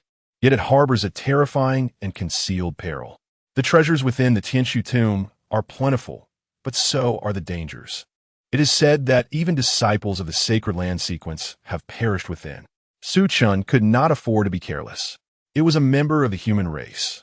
Su Chen turned to see a towering figure from the tiger-headed demon clan, brimming with delight and casting a covetous gaze upon him. Su Chen felt a surge of joy. "You are the one." The tiger-headed demon, oblivious to Su Chen's mutterings, suddenly perceived a sword suspended above his head, its sharp edge carving a modest yet significant opening into his skull. The joy on the tiger-headed demon's face froze in an instant. Chapter 54. The Swordsmanship Prodigy, Part 4. "Dear sir, let us speak amicably," meow, with a sudden thud. The young prodigy of the tiger-headed demon clan weakened and knelt before Su Chen, hoping this gesture would spare him. What is this creature, a tiger or a cat? Su Chen pondered, finding it peculiar. The tigers of the southern region were indeed strange. He raised his hand towards the center of the lake, pointing at the fruit hanging from the vines. "Go and pluck that fruit, and I shall grant you mercy." Su Chen was not one to take risks. The little tiger was a perfect candidate for this task. The tiger-headed prodigy, realizing the peril lurking in the waters, grimaced. "Can I refuse, my lord?" Faced with the choice of immediate death or a slim chance of survival, he felt the metaphorical sword hanging over him descend further. Without a second thought, he plunged into the lake. As he stepped into the water, Su Chen observed a massive shadow leaping beneath the surface. A ferocious blood shadow, fish, terrifying in strength, aiming to swallow the young prodigy whole. Startled, the tiger-headed prodigy cried out, "Meow, my lord, save me." In an instant, a blade of sword energy sliced through the air, striking the blood shadow fish. Inflicted with pain, the creature sank to the depths, bubbling furiously, and the waters soon turned crimson. Elated, the tiger-headed prodigy reached the small island, eager to harvest the fruit. However, upon touching the green vines, he froze, his expression vacant as if ensnared by some unseen force. Su Chen squinted at the scene. Indeed, there was something amiss, as the vines possessed the ability to control one's mind. If one were to recklessly venture forth, they would surely fall victim. It was imperative to avoid those bizarre vines. Having discerned the gravity of the situation, Su Chen steadied himself. He carefully approached and harvested the verdant fruit. The green vines visibly withered, desiccating before his eyes. Gradually, the tiger-headed prodigy regained his senses, filled with trepidation. He knelt before Su Chen, expressing his gratitude. "Thank you for saving my life, my lord. I have no means to repay you, but am willing to serve as your steed." Su Chen chuckled softly. "You are quite the quick learner." Just as he contemplated striking down the demon before him, the tiger-headed prodigy knelt in supplication. "Very well, I shall grant you your life, for I am indeed in need of a capable mount." He sheathed the Jechin sword. The tiger-headed prodigy displayed a servile grin, transforming into a sizable spirit tiger, complete with a pair of wings and a notable lineage. Su Chen nodded in satisfaction, mounting the spirit tiger as they set forth toward their next destination. Within the heavenly void tomb, prodigies gathered, a constellation of brilliance. Some wielded their blades to carve their names into the annals of history, while others left their mark upon the mountains. There were those who wielded their pens to inscribe their true names, destined for reverence by future generations. Some shone like the sun, while others glimmered like the moon. Amidst this secret realm, Su Chen rode the tiger demon, traversing the landscape, where the elite of both humans and demons converged. At the age of 20, Su Chen had achieved the cultivation of the 9th level of spirit soul. "Chen Chen, I hear the Heavenly Void Palace is soon to open. Will you not join the festivities?" A youth wielding a spear inquired. His name was Yin Chong, a prodigy ranked 48th on the southern region's talented individuals list. Su Chen located his companion, and the two engaged in a fierce battle, each admiring the other's prowess. With a spark of curiosity, Su Chen inquired, "Brother Yin, might you share some insights about the Heavenly Void Palace?" Yin Chong chuckled softly and replied, "Within the Heavenly Void Palace lies the true treasures. This Heavenly Void tomb, as our clan's formidable warriors have proclaimed, is the resting place of a saint. The Heavenly Void Palace is where that saint selected his heirs. While the external items may be commendable, they pale in comparison to the legacy contained within the Heavenly Void Palace. It's akin to the difference between mere refuse and pure gold. Those prodigies from the sacred lands come solely for the inheritance within the Heavenly Void Palace. Su Chen felt a surge of excitement. He had anticipated the extraordinary nature of the Heavenly Void Tomb, but had never heard it described in such remarkable terms. It was indeed a place of a saint's legacy. In his past life, he too had been a disciple of a sacred land, fully aware of the reverence commanded by such beings. Transcending to sainthood was no trivial matter. Each individual who achieved such a status was the brightest star of their era. Accompanied by Yin Chong, Su Chen rode the tiger-haired beast towards the Heavenly Void Palace. The palace was a convergence of numerous talents, disciples of the sacred lands, true inheritors, and heirs from ancient noble families, alongside formidable prodigies of the demon race. However, Su Chen's arrival did not go unnoticed. The human race, audacious indeed, dared to subjugate the talents of my kin. Su Chen recognized one of the demon prodigies, an elite from the blazing Lion clan, whose strength rivaled the top 20 of the human prodigy rankings. The golden mane flickered with flames, as if capable of incinerating the heavens and the earth. The gaze directed at Su Chen was laced with a chilling malice. And yet, what of it? Su Chen's eyes remained tranquil, unyielding in the face of danger. Seeking death, roared the elite of the blazing Lion clan, incensed as he launched an assault to crush the one who dared to defy him. A mere lion demon presumed to act with impunity against my race. Did he think the human race had been rendered powerless? At the moment the blazing lion struck, a young man clad in feathered robes, seated in the void, intervened. The might of his divine soul and sacred body was evident. With a single blow, he subdued the formidable lion demon, leaving him gravely injured and on the brink of death, instilling profound fear among the demon kin. The young man in feathered robes lowered his gaze towards Su Chen and asked, "Would you care to become my follower?" He sought to recruit Su Chen. Su Chen shook his head, declining, "Thank you, my lord, but I am accustomed to my solitary ways." Guyen felt a tinge of disappointment, but refrained from further comment. He had merely acted on a whim, finding Su Chen agreeable and wishing to extend an opportunity. After several days, the Heavenly Void Palace was opened, and Su Chen entered alongside the crowd. Though unfamiliar with the palace, Yin Chong's clan possessed some records about it, and together they uncovered numerous treasures, even encountering 7 or 8 royal herbs. Among these, Su Chen witnessed the emergence of an emperor herb. Regrettably, that battlefield was not one where he could intervene. On a whim, Su Chen discovered a place of inheritance. As he and Yin Chong were about to enter, a voice interrupted, declaring, "I shall claim the inheritance here." Su Chen and Yin Chong turned to see a young man clad in black, bearing a sword case upon his back, who appeared somewhat familiar. It quickly dawned upon them that this was none other than a disciple of the sword demon from the heavenly sword sacred land. Chao Tianming's gaze swept over the two, and he spoke with an air of indifference, "Leave or perish." Yin Chong felt a shiver run down his spine. He grasped Su Chen's arm, urging him to depart. However, he found himself unable to budge Su Chen, who stood resolute. Lowering his voice, Yin Chong implored, "Brother Shun, this man is a disciple of the sword demon, a madman. Even united, we might meet our doom beneath his blade." Yet Su Chen remained unmoved, his hand resting firmly on the Jie Chun sword at his waist. Realizing Su Chen's intent, Yin Chong's frustration peaked. "Are you seeking your own demise?" Chapter 55, The Swordsmanship Prodigy, Part 5, in the Sword Mastery Manner, Shun Chun. Please bestow your guidance. Su Chen's gaze was as piercing as a mountain peak, his presence akin to a sharp sword suspended between heaven and earth. Upon hearing this, Yin Chong cursed in anger and swiftly retreated into the distance. Just a glance was enough for him to ascertain that he was utterly no match for the disciple of the sword demon. This was a formidable individual. Did Su Chen not recognize this? His hand gripping the sword hilt trembled. A swordsman advances fearlessly, unyielding in the face of adversity. Indeed, he was a true swordsman. Chao Tianming was somewhat taken aback. Su Chen actually dared to strike at him. However, he ultimately chose to extend a magnanimous gesture, unleashing a single sword strike.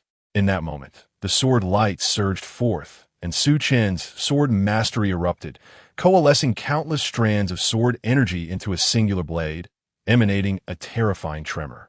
Su Chen's garments were rent asunder, and his Jichin sword bore fine cracks. With a violent retch, he expelled the fragments of his internal organs along with a stream of blood. In a daze, Su Chen stared at the sword in his hand until Chao Tianming brushed past him and entered the inner chamber, snapping him back to reality. Behind him lay a profound chasm, alongside the obliteration of the defensive array by a single sword strike. This truly is a monster. Su Chen swallowed the metallic taste of blood, his internal organs torn by the sword energy. That strike had nearly claimed his life. He comprehended that he still had a considerable journey ahead before reaching the level of such a monster. Brother Shun, you actually survived. Yin Chong returned, exhilaration lighting his features upon seeing Su Chen alive, stepping forward eagerly.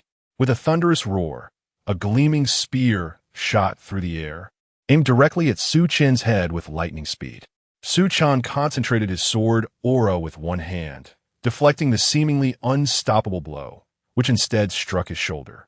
Enduring the pain, he utilized the momentum to retreat swiftly.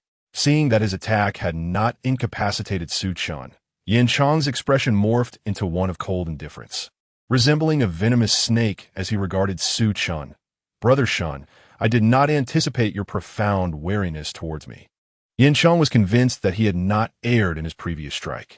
The only plausible explanation was that Su Chen had never placed his trust in him. Su Chen grimaced, his mouth stained with blood. Brother Yin, we have only known each other for a few days. I cannot risk my life on your word. Yin Chong replied with a frigid smile.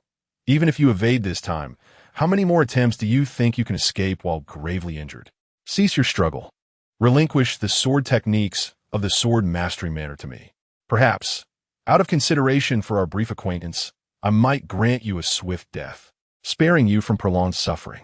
A radiant smile graced Su Chen's face.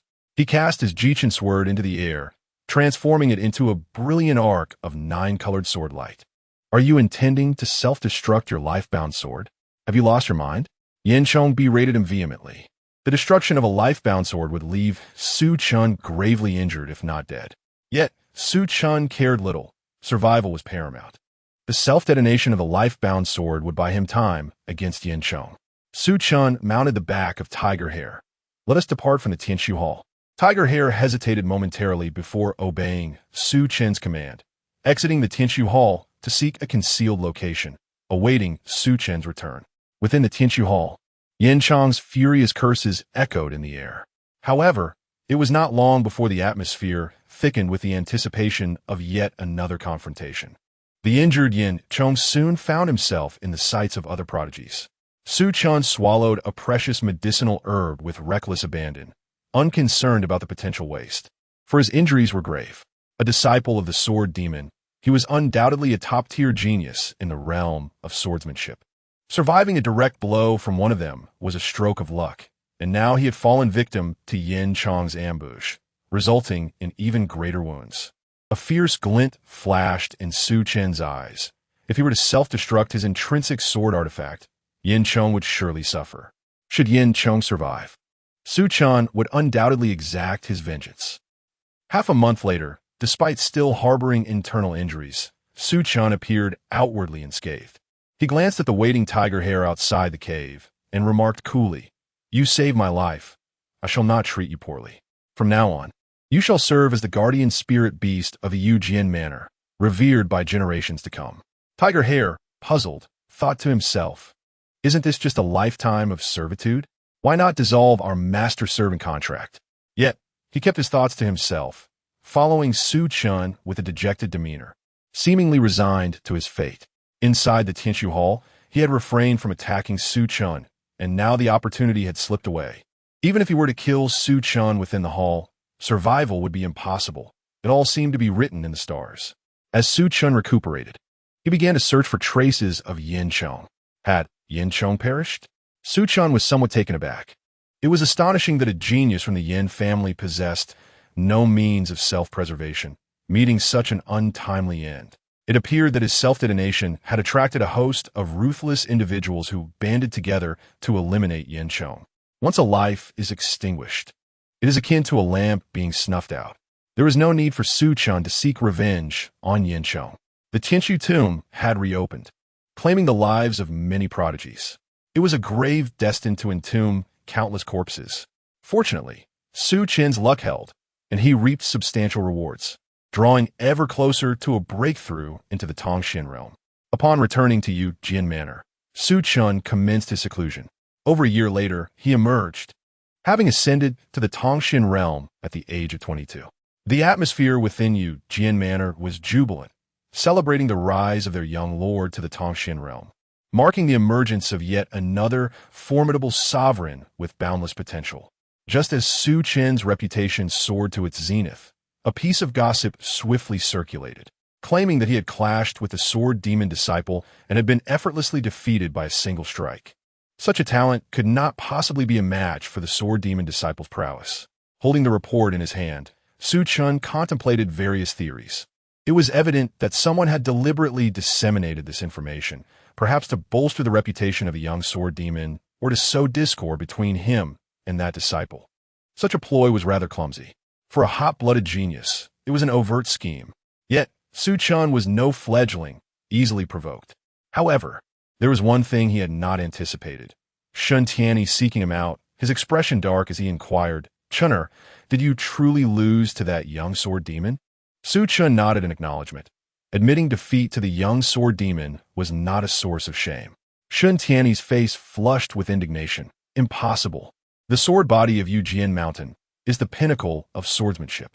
If you have mastered the sword body, you should be the foremost prodigy in the realm of swordplay. No one could possibly surpass you. Observing Shun Tianyi's descent into madness, Su Chen suddenly felt a pang of sorrow, a mere frog at the bottom of a well. What significance does the sword body hold? There exist countless formidable physiques in this world. Before departing, Shun Tianyi cast a profound glance at Su Chen, as if having resolved upon some determination. A sense of vigilance stirred within Su Chen. Could this old man be contemplating yet another reckless endeavor? He had long harbored suspicions about this grandfather. The thought sent a chill through Su Chen's heart, his gaze turning as frigid as frost. If Shun Tianyi harbored intentions towards him, he would undoubtedly strike first. Chapter 56. The Swordsmanship Genius, Part 6. Since learning of Su Chen's defeat at the hands of the sword demon disciple from the heavenly sword Holy Land, Shun Tianyi had undergone a profound transformation. It appeared he could not bear the thought of his legendary physique being so easily vanquished. "Chen, you have deeply disappointed me." Shun Tianyi's gaze was frigid. He staggered into the ancestral hall of the Yu Jian Manor, unearthing a black iron box, as if resolutely determined. With the box in hand, he departed the ancestral hall. Months later, the sky rumbled with thunder and torrential rain poured down. Shun Lianxin felt a restless unease, as if a momentous event loomed on the horizon. Glancing at his wife and then at Shun Pingyan, who was engrossed in his reading at the pavilion, he found them both unharmed. Remembering that it had been a considerable time since he last saw Shun Tianyi, he informed his family that he would step out for a while before making his way to Shun Tianyi's residence. Upon arrival, he found the manor eerily deserted. A faint scent of blood lingered in the air. Shun Lianxin hurriedly pushed open the door and discovered the black box at the center of the room, quickly retrieving it for inspection. The inscription that met his eyes sent a chill through his entire being. Bloodline sword forging technique. This is bad. Chen'er is in danger. As the rain pattered incessantly and the fierce wind howled, a young man clad in white stood resolutely, creating his own realm within a 3-foot radius. Su Chen's eyes were devoid of emotion as he wielded a 3-foot green peak. Countless discarded swords lay scattered across the desolate mountain, an image of desolation. Ahead stood a towering cauldron, within which flowed molten crimson lava. He observed Shun Tianyi injecting a swordsmanship master with severed limbs into the cauldron, crafting a sharp sword from the remains. The blade gleamed like snow, suffused with an ethereal aura. "What do you think of this sword, my good grandson?" Shun Tianyi tossed the newly forged weapon to Su Chen. As Su Chen caught it, The sword felt as delicate as a cicada's wing, brimming with formidable energy. Indeed, it is an excellent sword, Su Chen acknowledged. Shun Tianyi smiled. Should you triumph over me, I shall forge for you the finest sword of the Yujian manner. However, should you fall, the defeated shall lose the right to possess the Yujian physique. Su Chen lowered his gaze, his thoughts profound. Is this old man truly so shaken by my defeat at the hands of the sword demon disciple? Su Chen mused, exasperated by the fragility of Shun Tianyi's mindset. If he had the capability, why not confront the sword demon himself? Shun Tianyi moved, and the swords scattered across the desolate mountain resonated with a hum. Thousands of abandoned swords, at that moment, shed their dust and rust, unleashing a gleaming radiance akin to a river of steel. Shun Tianyi intended to strip Su Chen of his Yujian physique. Naturally, Su Chen would not remain passive. Grandfather, it seems the position of head of the Yujian manor requires a change, Su Chen declared, equally eyeing the position of manor lord. The disparity between the first and fourth levels of the Transcendence realm suggested an inevitable defeat. Suddenly, golden streams of energy surged within Su Chen, exuding a sacred and solemn aura, transforming into an ethereal true dragon that coiled around him from his feet to his waist and ultimately to his head. Its resplendent golden eyes were blinding, with golden radiance swirling around him. The Emperor's supreme scripture. In his previous life, he had comprehended it, but had not delved deeply into its cultivation. With the inheritance of the prison sovereign, the cultivation of the Emperor's supreme scripture seemed of little utility, and it could even provoke the disdain of the sovereign. In this life, he had been secretly practicing this technique, concealing it even during his confrontations with Yin Chong. Shun Tianyi was momentarily taken aback, then burst into hearty laughter, filled with immense satisfaction. My dear grandson, how cunning you have become. His gaze turned avaricious. Once the Pandora's box was opened, insatiable greed remained. Su Chen's eyes remained calm as he brandished his sword towards the heavens. The dust-cleansing technique, a cessation of conflict, was a sword technique he had derived after battling the little sword demon. Although it was but a single strike at present, it embodied the entirety of Su Chen's martial journey thus far. Thousands of wild swords appeared frozen in time, slowly dissipating like the sands of the wind from the sword tip to the hilt. Shun Tianyi leaned down to gaze below, discovering that only half of his body remained suspended in the void. Blood dripped from his lips. I have lost. Centuries of cultivation had succumbed to his own grandson, filling Shun Tianyi's heart with reluctance. His body plummeted into the treasure cauldron, swiftly engulfed by the scalding magma.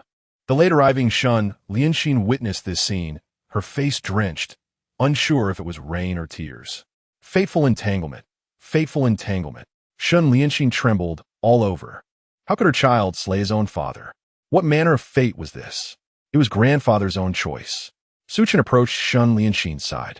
She lifted her gaze to meet his countenance, which was as frigid as ice, devoid of any emotion.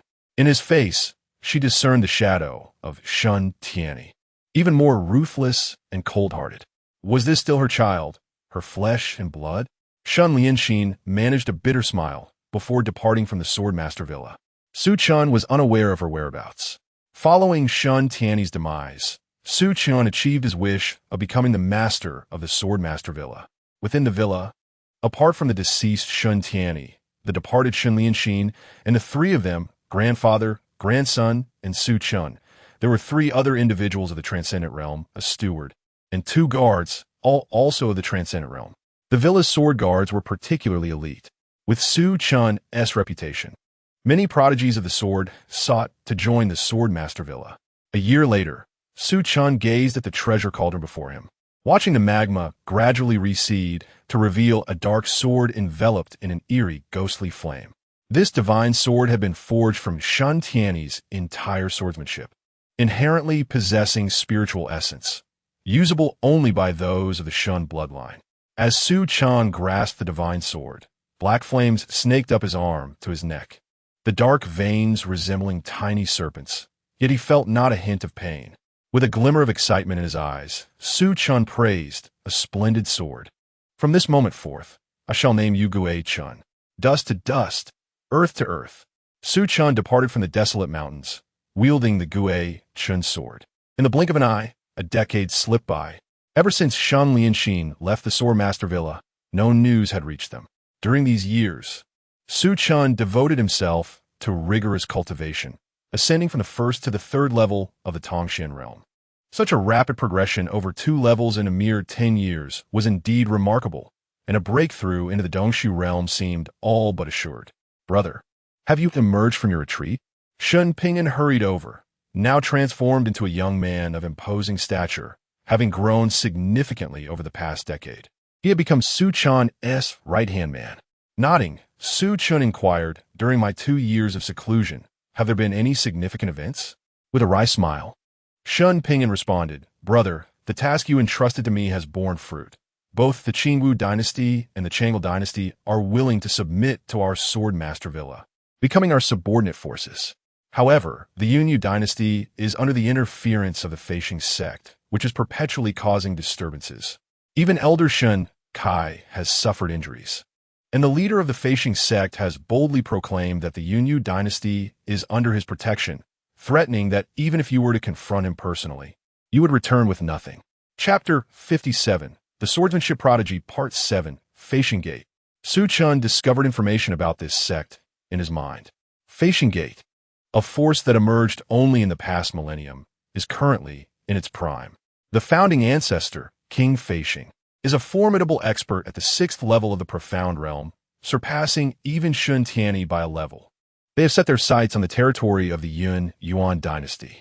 Since they have chosen to oppose my Yujin Mountain Villa, I shall personally visit Feishing Gate to ascertain whether that old fellow's Feishing is truly unyielding or if the sword in my hand is sharper. Su Chen's tone was chilling. In this lifetime, possessing talent also breeds ambition. He aspired to transform Yujin Mountain Villa into a colossal entity. Anyone who obstructs him would soon discover the sharpness of his sword. Ping'an, you shall remain at the villa to take care of Mother. Su Chen instructed Shen Ping'an, and then set off with the elite of Yujin Mountain Villa towards the Yuan dynasty. A month later, powerful sword cultivators appeared in the skies above the Yuan dynasty. Su Chen effortlessly broke through the barrier of the Yuan dynasty. With his black hair billowing wildly, he stood in the heavens above the dynasty, embodying both divine and demonic presence. I am Shun of Yujin Mountain Villa. Upon hearing this name, the ancestor of the Yuan dynasty's pupils constricted sharply. Shun, the master of Yujin Mountain Villa? The ancestor trembled all over.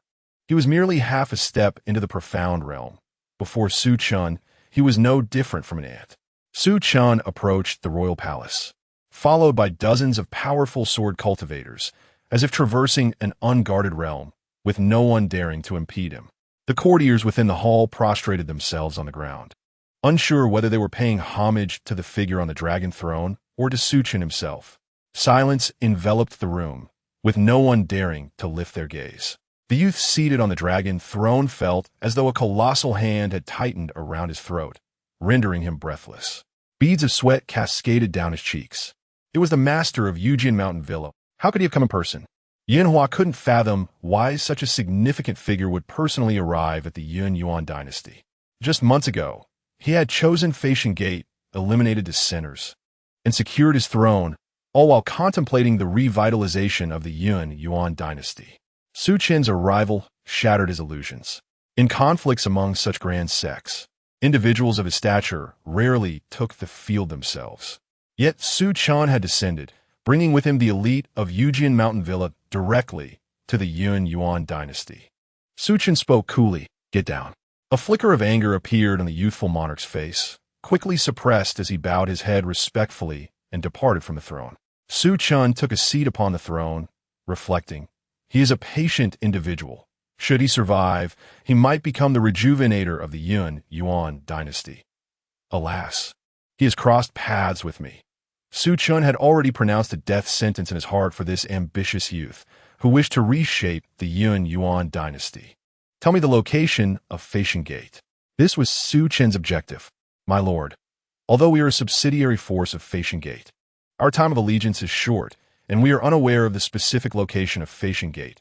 Yanhua spoke with a steely resolve. As the clouds obscured the location of the Flying Star Gate, Su Chen felt a pang of disappointment. Acquiring intelligence on the gate's whereabouts would undoubtedly require a significant expenditure of resources. Suddenly, a chill enveloped Yunhua. Did he intend to kill me? Sensing Su Chen's murderous intent, Yunhua's mind raced, and before Su Chen could strike, he shouted, "My lord, the ancestor can contact the envoy of the Flying Star Gate." Su Chen relinquished his murderous intent, while Yunhua gasped for breath, having narrowly escaped death. From this day forth, the Yunyan dynasty shall submit to my sword master villa. Do you have any objections? Yunhua dared not voice any dissent. However, from below, an elder clad in purple leapt forth. Your Majesty, you cannot agree to this. The Yunyan dynasty has stood for 13 centuries. We have never encountered such a situation. A minister cannot serve two masters. How can a ruler do so? Su Chen regarded him with a cold gaze and waved his hand. A swordsman immediately acted, severing the elder's head, staining the grand hall with blood. The master of this villa is a benevolent soul, always eager to fulfill such desires. Who else is steadfastly loyal and wishes to come forth? Su Chen smiled, and the court fell silent. Under Yunhua's guidance, Su Chen swiftly located the ancestor of the Yunyan dynasty. At that moment, the ancestor was also awaiting Su Chen's arrival, fully aware that the master of Swordmaster Villa had made his appearance. If I reveal the location of the Flying Star Gate to you, will you pardon the transgressions of the Yun clan? The ancestor inquired anxiously. With a smile playing on his lips, Su Chen reassured him, "Do not worry. As long as you obediently disclose the whereabouts of the Flying Star Gate, I shall not trouble your clan." Relieved by Su Chen's response, the ancestor divulged the location of the gate. True to his word, Su Chen did not harm the Yun clan, and all seemed to be at peace. The ancestor silently prayed for a mutual destruction between the Flying Star Gate and Swordmaster Villa. Su Chen soon arrived at the site of the Flying Star Gate. Invited by the former master, he came to pay his respects. Upon seeing a middle-aged man accompanied by a host of swordsmen, the disciples of the Flying Star Gate, even the dim-witted, realized that the visitor bore ill intentions. The master of Swordmaster Villa? Huh, I did not expect you to truly have the audacity to visit. An elder with white hair emerged from the back mountain of the Flying Star Gate, his robes fluttering in the wind.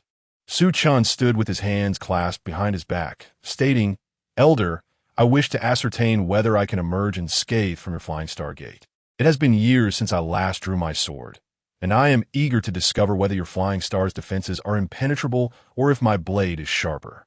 The elder, with a forced smile, replied, "In my many years traversing the martial world, I have yet to encounter a youth as audacious as you. Ignorance breeds fearlessness." Su Chen retorted coolly, "The waves of the Yangtze River push the previous ones aside. Be wary lest you find yourself washed away upon the shore." The elder's anger flared, and a torrent of energy surged forth like shooting stars.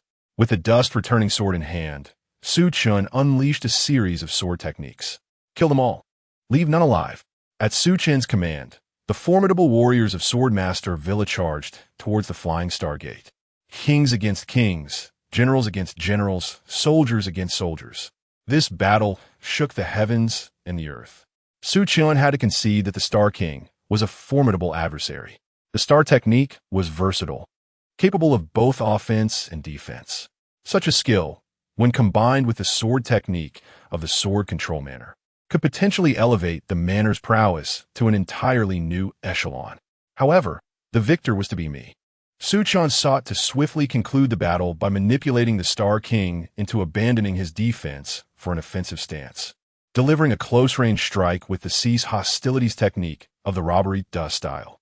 Experience proved invaluable. The Star King was exceedingly cautious. Unfortunately for him, Su Chen, with his accumulated lifetimes of wisdom, was even more seasoned and patient. With the demise of the Star King, the fate of the Star Sect was sealed in ruin. The only regret was that an old rogue managed to escape with some of the sect's descendants. Pursue them relentlessly. Spare no effort in eradicating the Star Sect completely. If we do not eradicate the roots, the spring breeze will allow them to flourish once more. Chapter 58. The Swordsmanship Prodigy, Part 8. The news of the annihilation of the Flying Star Sect spread rapidly, instilling fear among all sections. The methods employed by the master of the sword-wielding manner were exceedingly ruthless. Those who comply flourish, while those who oppose perish. He has already manifested the aura of a dominant ruler. Having obliterated the Flying Star sect, Su Chen returned triumphantly. "Brother, you have returned?" Shen Pingon sighed in relief upon seeing Su Chen's arrival. United in purpose, brothers can achieve great feats. Su Chen placed great importance on this younger brother, with whom he shared a blood bond. The Yin Yuan dynasty had already consented to submit to my sword-wielding manner, and the Flying Star sect behind it has also been eradicated. Shen Pingon was taken aback.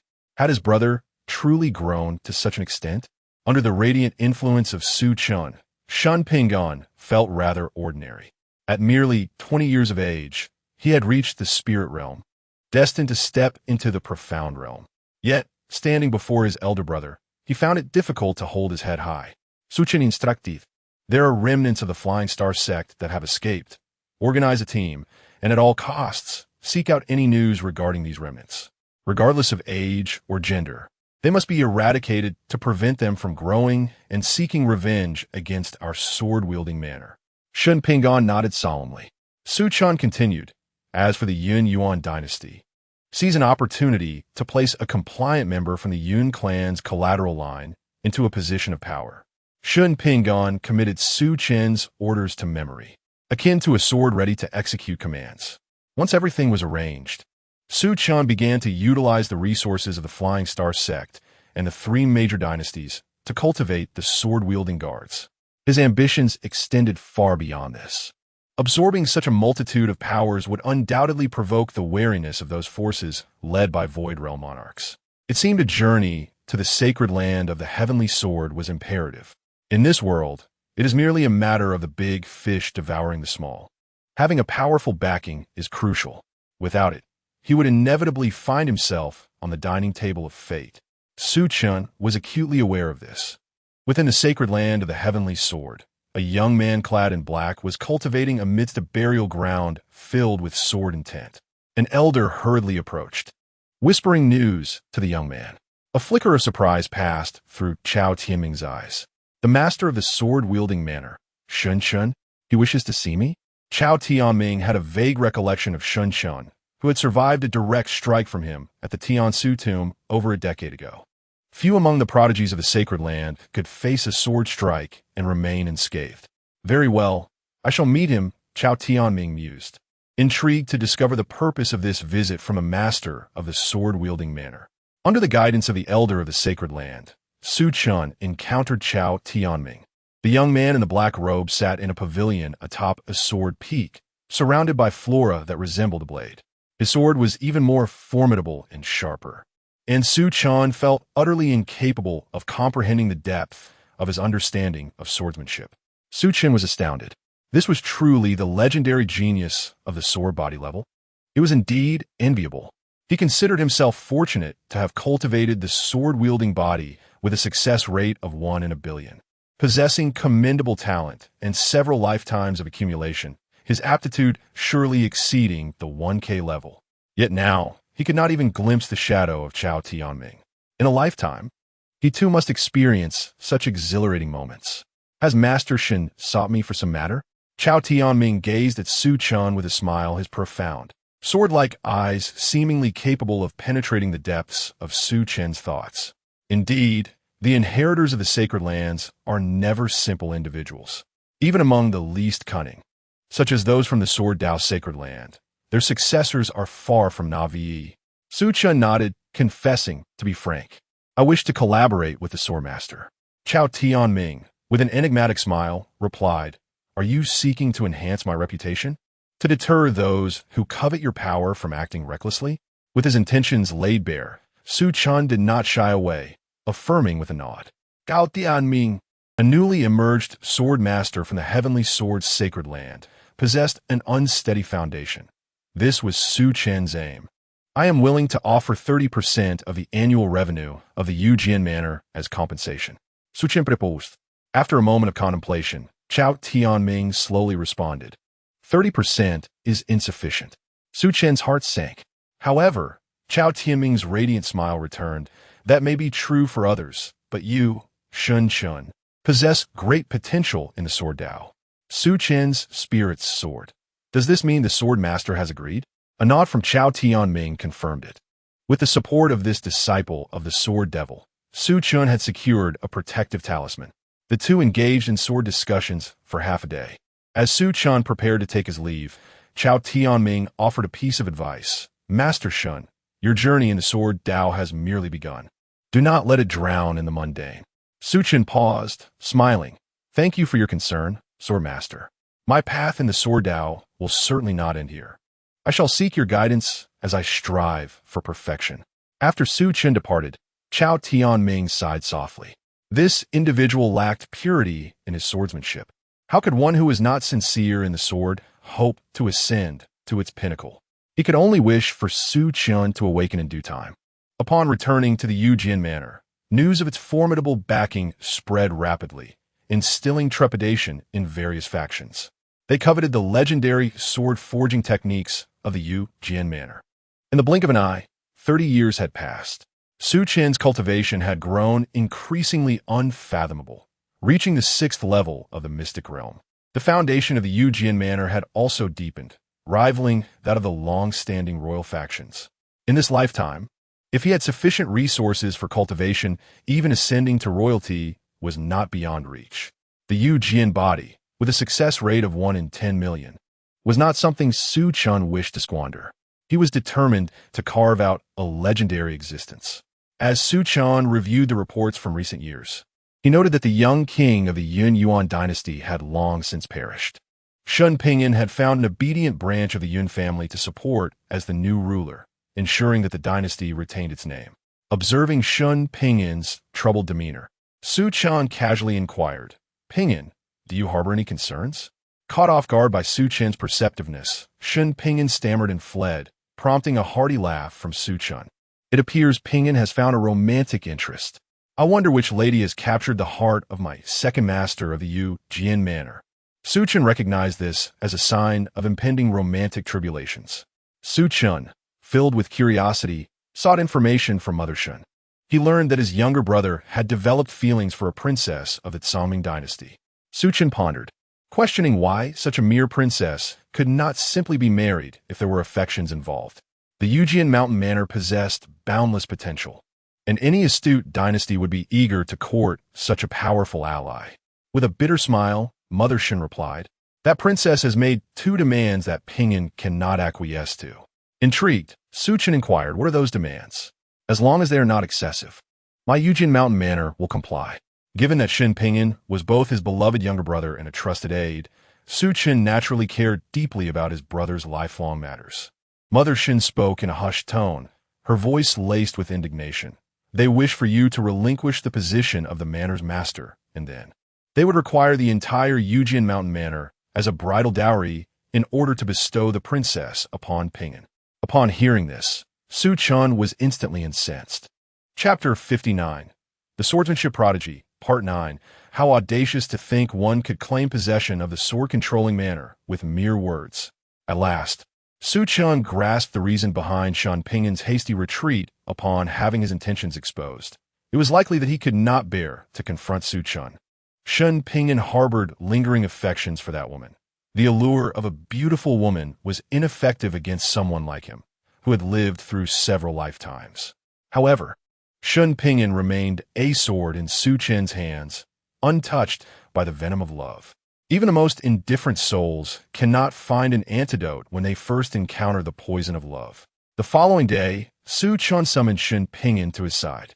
Pingyan, do you genuinely desire the princess of the Tsangming dynasty? With his head bowed, Shun Pingyan confessed. Elder brother, I have feelings for her. Su Chen nodded, signaling his understanding. Since you have feelings for her, I shall naturally assist you. Shun Pingyan's expression brightened, but soon turned to concern. Elder brother, I cannot accept your position as the manor's leader, nor can I use the sword-controlling manor as a betrothal gift. Su Chen Duplaif, you are indeed bold in your aspirations. Shun Pingyan, feeling awkward, listened attentively for Su Chen's strategy. Su Chen stati nonchalantly.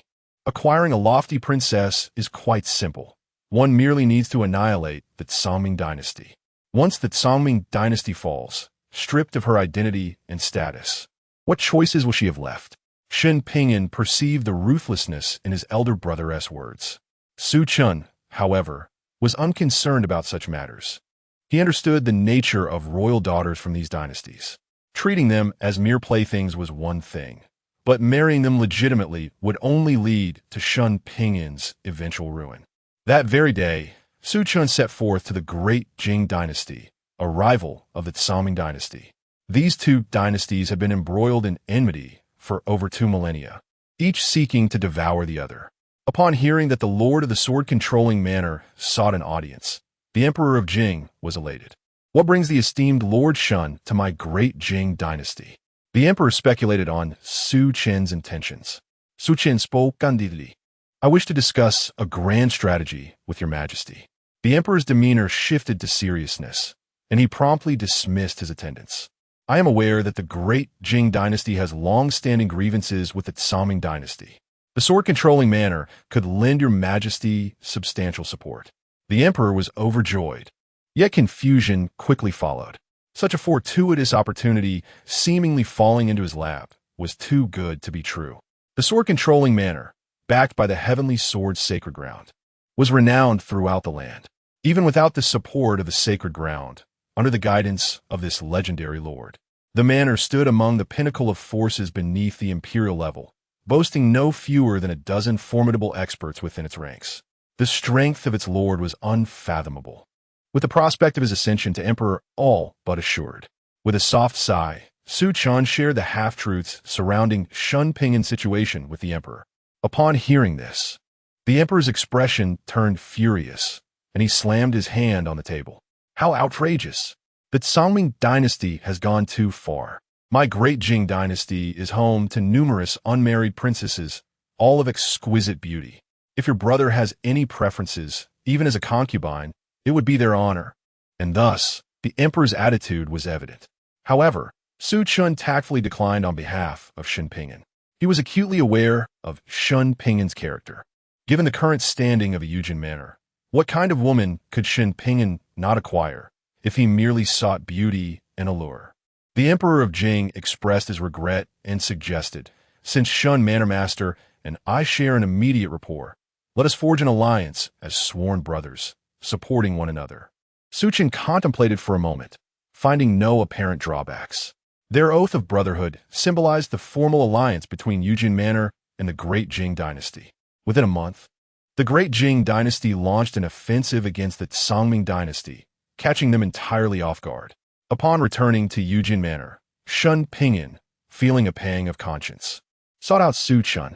Pingyan, you must understand, for the sake of Yujin Manor, you cannot afford to be merciful. Rest assured, my elder brother will ensure that your beloved is returned to you unharmed. Su Chen offered a half-smile, his words laced with concern. Yet, Shen Pingyan couldn't shake the feeling that something was amiss. However, this was his own elder brother, who had his best interests at heart. So Shen Pingyan chose to trust him. Su Chen gathered the sword guards of Yujin Manor. Over the past 30 to 40 years, he had imparted the secret method of blood burning from the spirit connection technique to the sword guards. Each individual selected as a sword guard was a genius in their own right. By sacrificing their lifespans in cultivation, their powers surged, with many reaching the high ranks of the spirit realm and a significant number entering the profound realm. It was time for this sword to taste blood. Su Chen's gaze was cold and unyielding. If it did not see blood soon, this sword would grow dull. He had hoped to find an opportunity, yet unexpectedly, the Tsaoming dynasty came knocking at their door. By annihilating the Tsaoming dynasty, a vast territory would open up, yielding more sword seedlings. Su Chen commanded millions of troops from the three nations, accompanied by the sword guards of Yujin Manor, striking like a sharp blade into the heart of the Tsaoming dynasty. Within the Tsaoming dynasty, the emperor's countenance darkened. A war that had raged for 20 years had left the Tsaoming dynasty in tatters.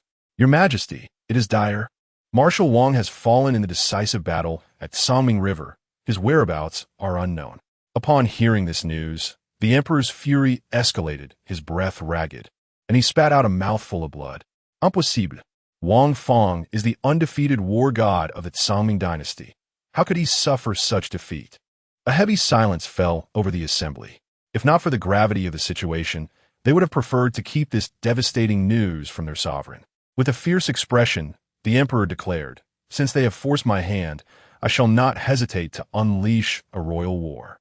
Over the course of 20 years, Chen had prospered immensely. The name of the sword guard instilled terror within the Songming dynasty, and even their war god, the myth of invincibility, fell before him. His cultivation had advanced from a 6th to the 7th level of the profound realm. Many talented individuals had been sent by Chen to bolster the ranks of the sword guards. Seated upon the throne, his eyes gleamed with a frenzied ambition. Streams of golden energy enveloped him, while the resplendent phantom of a golden dragon coiled around him, gradually solidifying. After defeating Wang Fong, he refrained from taking further action, waiting for the right opportunity. The royal war was on the verge of commencing. The title of emperor is reserved for those who have attained the pinnacle of the void realm. In the Songming dynasty, there exists but a single ancestor whose cultivation has reached the void realm. The commencement of the imperial war will inevitably lead to the departure from the imperial capital, a place that embodies the very fortune of the Songming dynasty. The supreme imperial scripture possesses the ability to refine this imperial fortune, consuming it for personal gain. To extinguish the Songming dynasty over a mere breath would require extraordinary effort. Chen is no fool, not even in regard to his own brother. What he seeks is simply an excuse, however flimsy it may be. Even the great Jing dynasty remains uncertain about Chen's true desires. The dragon vein, the entire fortune of the dynasty.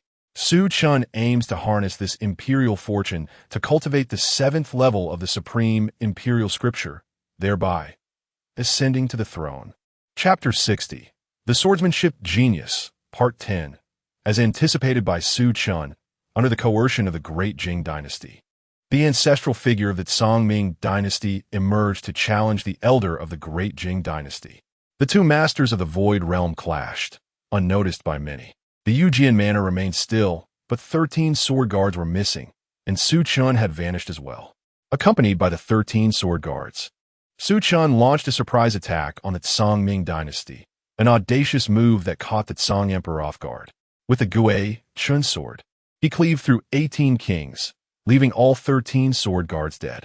Chen, riding on the fierce tiger mane, faced the renowned Song Emperor alone.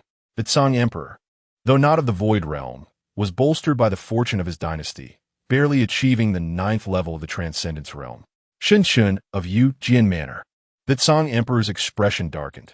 He had heard of Chen's reputation as a prodigy in swordsmanship, destined for great heights. Yet, a sense of foreboding washed over him. If he underestimated this man before him, it could spell his doom.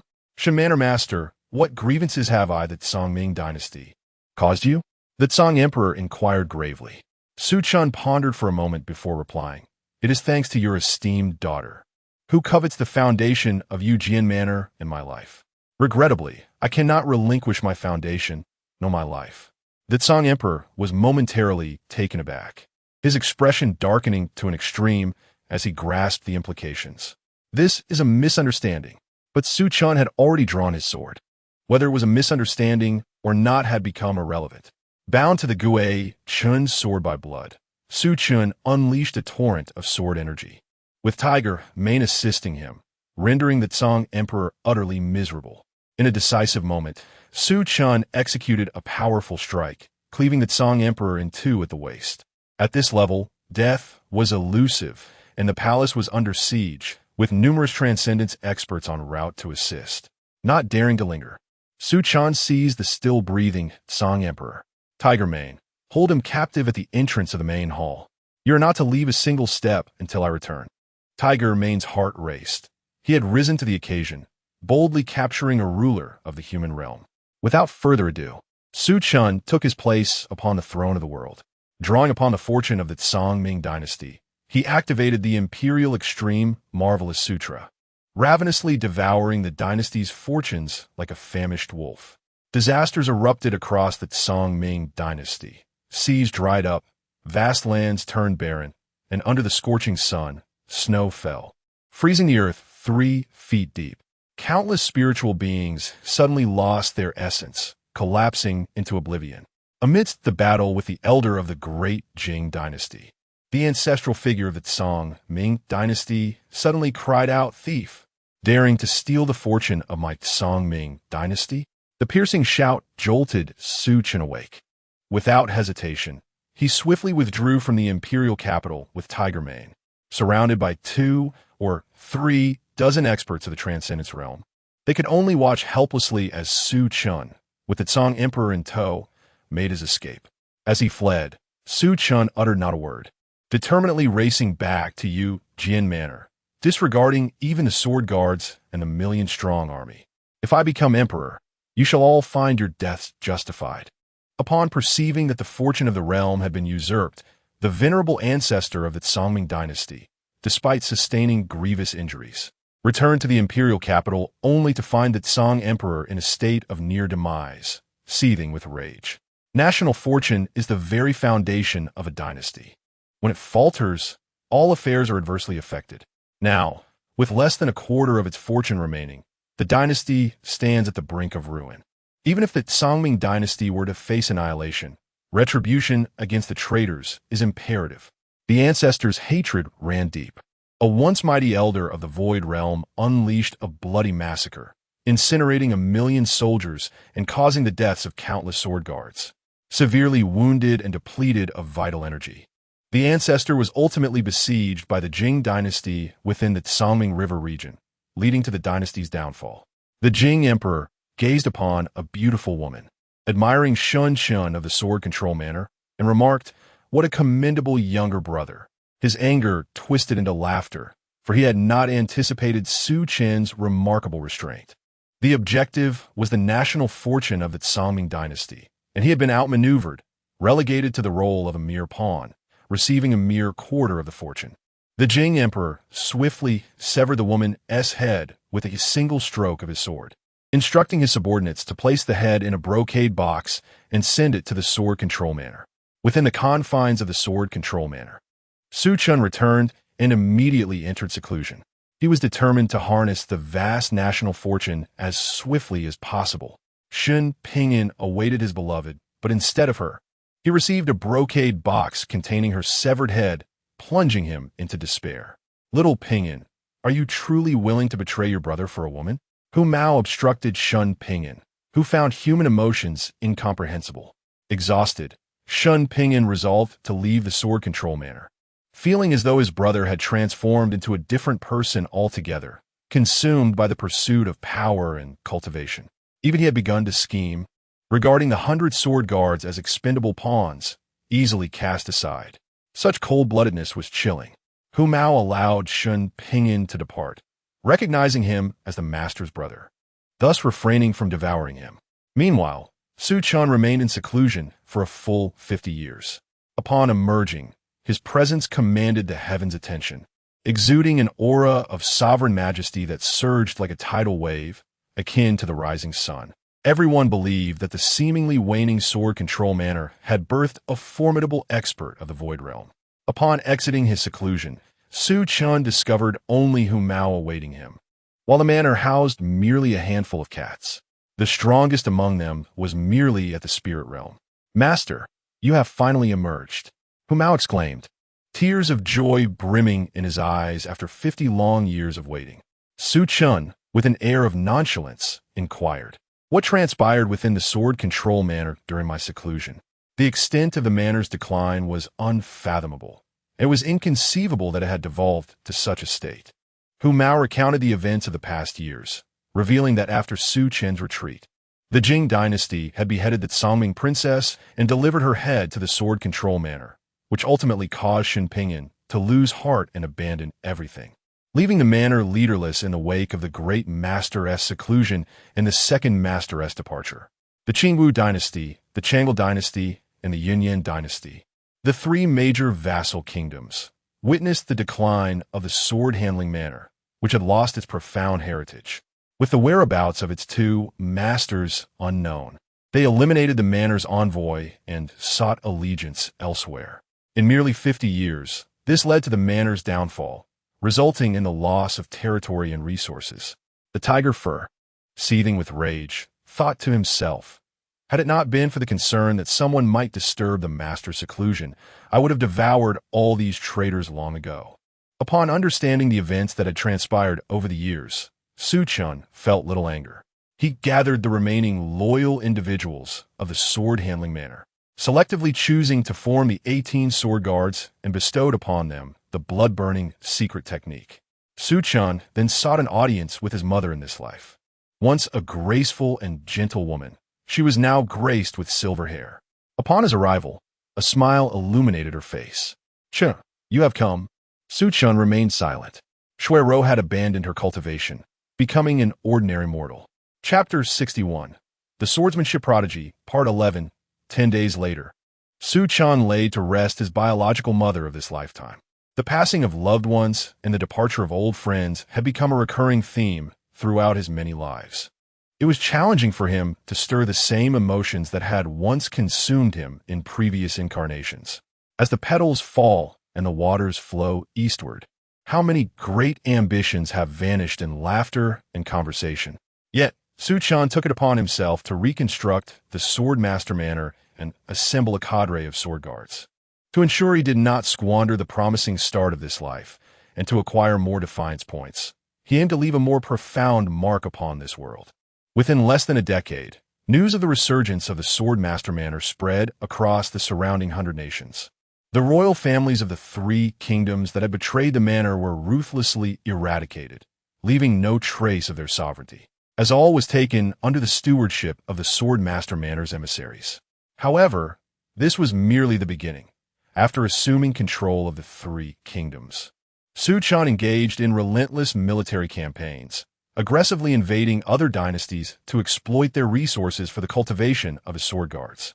At the Heavenly Sword Sacred Land, Chen encountered Chao Tianming once more. Having not seen each other for a century, the strength of this sword prodigy exceeded Chen's expectations by a considerable margin. Upon recognizing Chen's successful breakthrough into the Void Realm, Chao Tianming regarded him with increased esteem. 60 years without news of you, and even the Swordmaster Manor has fallen. I had thought you perished. Chen, you have truly surprised me. The Void Realm is a status akin to that of an elder within Sacred Land. With a smile, Chen replied, "You flatter me, sword prodigy. I merely stumbled upon a fortunate breakthrough. I cannot compare to someone of your caliber, who has surely already taken that next step." Gao Tianming note that I recently visited the Central Continent and encountered some fortuitous opportunities. Chen felt a pang of envy. Indeed, he was a genius of divine physique. Though Chen prided himself on his rapid cultivation, having ascended to the Void Realm in just over a century, Chao Tianming had reached the Nirvana realm, with prospects of attaining sainthood in the future. Chao Tianming inquired, "What brings you to seek me? What do you desire?" He was unsurprised by Chen's intentions, as he was not one to approach without purpose. "I wish to request a royal decree from you, sword prodigy," Chen stated. Chao Tianming appeared slightly taken aback. "You wish to establish a dynasty?" "The creation of a dynasty requires the Sacred Land's approval." Chen nodded in affirmation. "The cultivation of the supreme imperial scripture necessitates national fortune. I will seek the approval of the Sacred Lord on this matter." Chao Tianming consented. "Should you establish a dynasty, do not neglect your own swordsmanship." His expression turned serious, as if imparting a solemn reminder. With Chao Tianming as his backing, the royal decree was swiftly delivered into Chen's hands. With this decree, Chen acquired the legitimacy to establish a dynasty. The process of founding a dynasty was not unfamiliar to him. He decided to name it the Swordmaster Dynasty, thus honoring the ancestors of the Swordmaster Manor. With the name settled, a formidable dynasty emerged in this realm. Naturally, Chen ascended as the sovereign, wielding authority over the world. Upon learning of the establishment of the Swordmaster Dynasty, the major powers surrounding them exhibited a range of reactions. Some offered congratulations, others scoffed, while some were gripped by terror. The expression of Emperor Jing darkened considerably. Once deceived by Chen, he suffered a significant loss of national fortune. Even after conquering the Tsaming dynasty, the ensuing chaos remained unresolved for 50 years, with relentless rebellions across the land, draining the resources and manpower of the great Jing dynasty. His resentment towards this sworn brother was palpable. Establishing a dynasty. How could that be so simple? The pie of the world is limited. With the emergence of an additional dynasty, especially one so close, the great Jing dynasty would undoubtedly be affected. Soon, he devised a strategy. In the Yujian dynasty, Chen, with an expressionless face, surveyed the memorials laid before him. The Lin Crocodile clan, the Spirit Shark clan, and the Ice Turtle clan demanded tributes from a Yujian dynasty each year. If not, they threatened to dispatch their armies to obliterate the Yujian dynasty. Chen scoffed. Am I merely a soft persimmon to be squeezed? Each clan boasted 10 million warriors and 1,000 geniuses. He was unperturbed by the prospect of their self-destruction. Though cold-blooded, he was still human. Behind the three clans stood formidable entities of the demon race. Yet he too had the heavenly sword Sacred Land backing him, with a blood-burning secret method significantly reducing the time required to cultivate sword guards. Though these sword guards had tragically short lifespans, for Chen, a constant influx of such swords was sufficient. Refusing to pay tribute to the three clans in exchange for peace incited their fury. The new ruler of the dynasty was utterly ignorant of the rules. Did he truly believe that relying on the heavenly sword Sacred Land rendered him invincible? Then let the battle commence. They vowed to wash the land in blood and display the head of the Yujian dynasty's ruler upon the walls of the imperial city, to serve as a warning to all rulers who dared defy the commands of the three clans. Thus, a united front was formed to assault the Yujian dynasty, marking the first calamity of the state's establishment. The Yujian dynasty was founded upon the sword, and countless sword practitioners willingly ventured into the fray. Over the course of the 33-year-long conflict, countless lives were lost, and the sword guards were replaced time and again, until the three clans could no longer withstand the onslaught and sought peace. Yet, Chen was not satisfied. Armed with his sword, he infiltrated the Lin Crocodile clan, slaying the nine-headed demon king of the Tongxian realm and severely injuring a demon emperor of the Dongxi realm. With the ancestors of the Lin Crocodile clan in hot pursuit, he managed to retreat unscathed, leaving the world in awe of his prowess. The terror of the sword body left all astonished, and the name of Emperor Chen resounded across 100 nations. Upon returning to the imperial city, this battle had significantly weakened the Yujian dynasty, prompting a period of recuperation.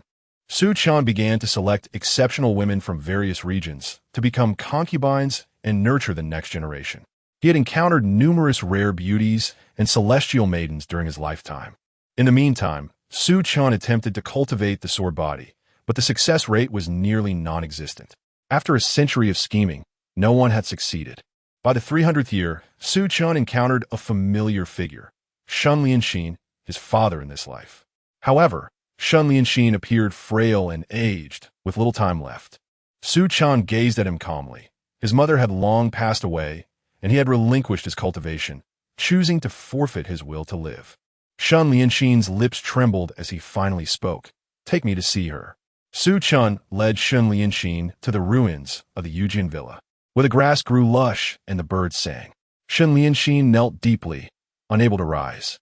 As Chen descended the mountain, the sky unexpectedly opened up, unleashing a gentle rain that gradually intensified, bringing with it a refreshing coolness. Over the past 200 years, the trials and tribulations faced by Shen Lianxin held no intrigue for Chen.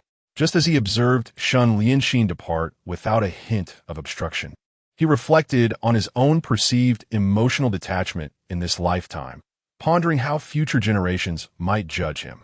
Chen narrowed his eyes, a smile gracing his lips. In the 360th year, through Chen's relentless endeavors, a prodigious talent with a martial physique finally emerged, Tian Gang Po Jianti. Chen bestowed upon him the name Shen Yinjian.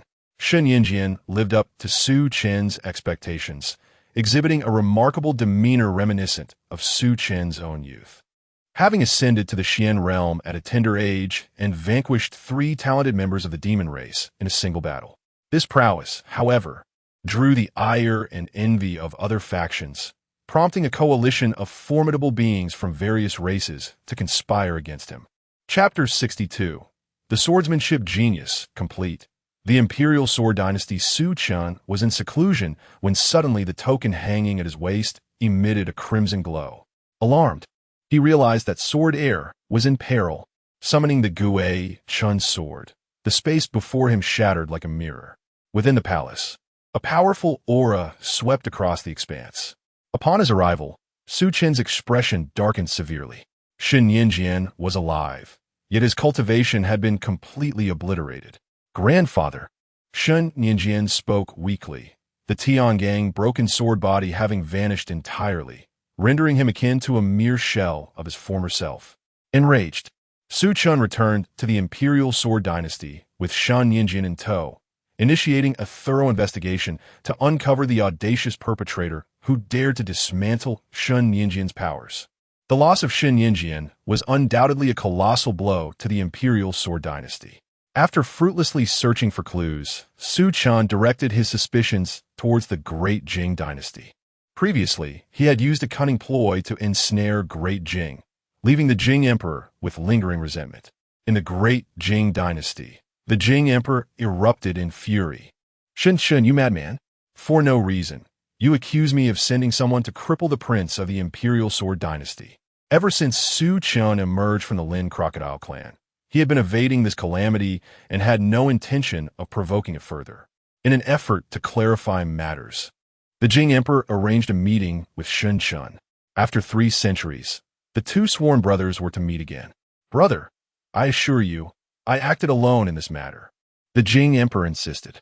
Su Chen responded with a cold sneer. Brother, do you still consider me your brother? The Lin crocodile clan, the spirit shark clan, and the ice turtle clan, all incited by you, have led to the demise of countless citizens of the imperial sword dynasty.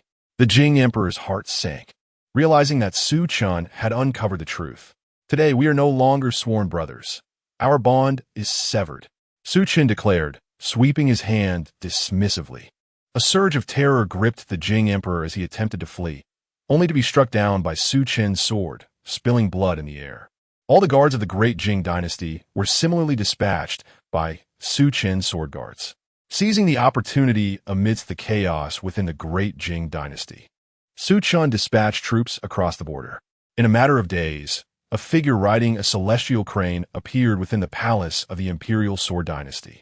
The forces behind the Great Jing dynasty had mobilized. Shen Huang, your actions have gone too far. Su Chen retaliated with a swift strike. I need not your directives in my affairs. Su Chen's actions were undeniably tyrannical. However, with the support of Cao Tianming, most factions chose to turn a blind eye to his overreach.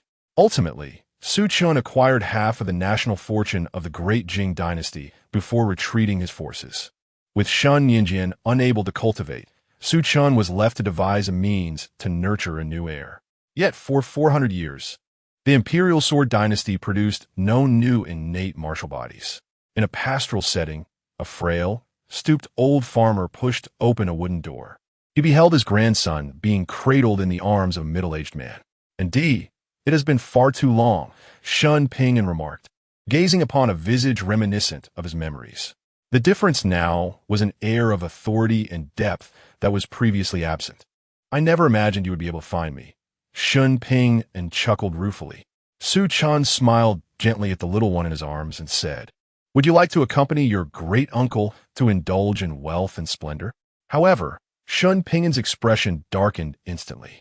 Brother, he is but a child. He is still so young. Su Chen's smile faded. You must understand what it means to possess an innate sword body. Shen Ping'an stepped in front of Su Chen resolutely. No matter what, I will not allow you to take this child.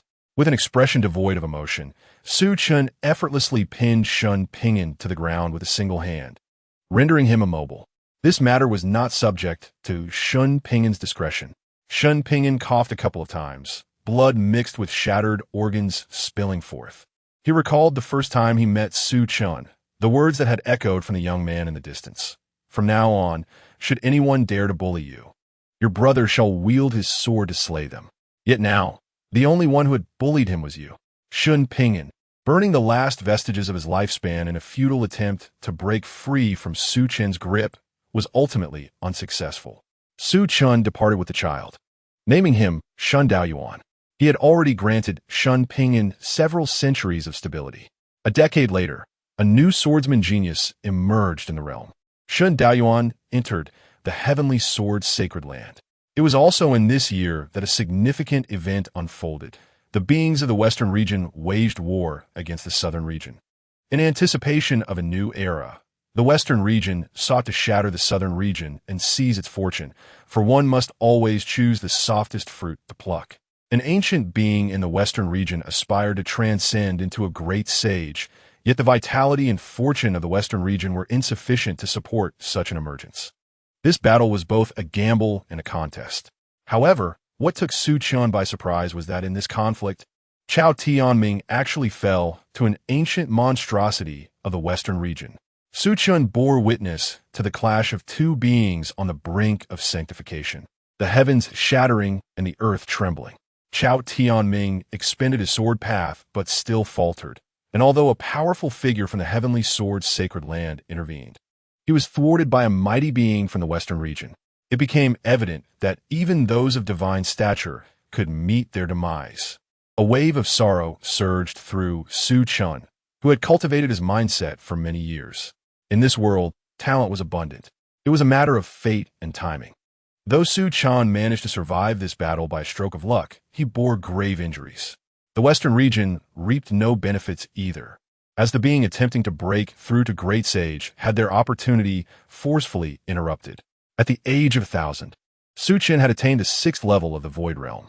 The conflict with the western region had left the southern region in further decline, resembling an era of waning magic where saints were seldom seen. Even the prodigies had faded, with none to carry the banner. In an age where saints were absent and rebirth was rare, Su Chen inexplicably found himself transformed into a figure of prominence. The Sword Sovereign dynasty had become one of the few great powers. The sorrow within Su Chen dissipated. Perhaps this era of decline was not so bad after all. His first course of action was to annex the Great Jing dynasty, followed by the conquest of 3 more dynasties over the next 2 centuries. His cultivation soared to the 9th level of the Void Realm. Su Chen then entered seclusion to break through to the Nirvana realm. With only 300 years of lifespan remaining, he was prepared to stake everything on this final gamble. However, silence ensued. With his hair now white, Su Chen's eyes gleamed with a sense of unwillingness. He realized that the laws of the southern region had become incomplete. To restore what was lost would require 2 to 3 centuries. He could not transcend to the Nirvana realm. How I loathe this. After so much effort to reach the threshold of Nirvana, just as I was on the verge of ascension, you tell me that the heavens have closed their doors, denying any chance of breakthrough? Su Chen encountered Chen Daoyuan, and a sudden thought surged within him. If he were to eradicate the entire Shen bloodline, would it not present an opportunity for him to ascend to the Nirvana realm? Chen Daoyuan stood before Su Chen, sword in hand, facing him resolutely. Great uncle, allow me to escort you on your final journey. Su Chen smiled. Do you wish to avenge your grandfather? Chen Daoyuan unleashed his sword against Su Chen, exhibiting a pure swordsmanship that evoked the shadow of Chao Tianming in Su Chen's mind. The two engaged in a fierce battle that raged for 3 days and nights. Weakened by age and the failure to break through, Su Chen ultimately succumbed, plunging directly into the furnace before Chen Daoyuan. I shall forge a sword for you. I hope your swordsmanship does not mirror my own. 1,500 years later, Su Chen perished.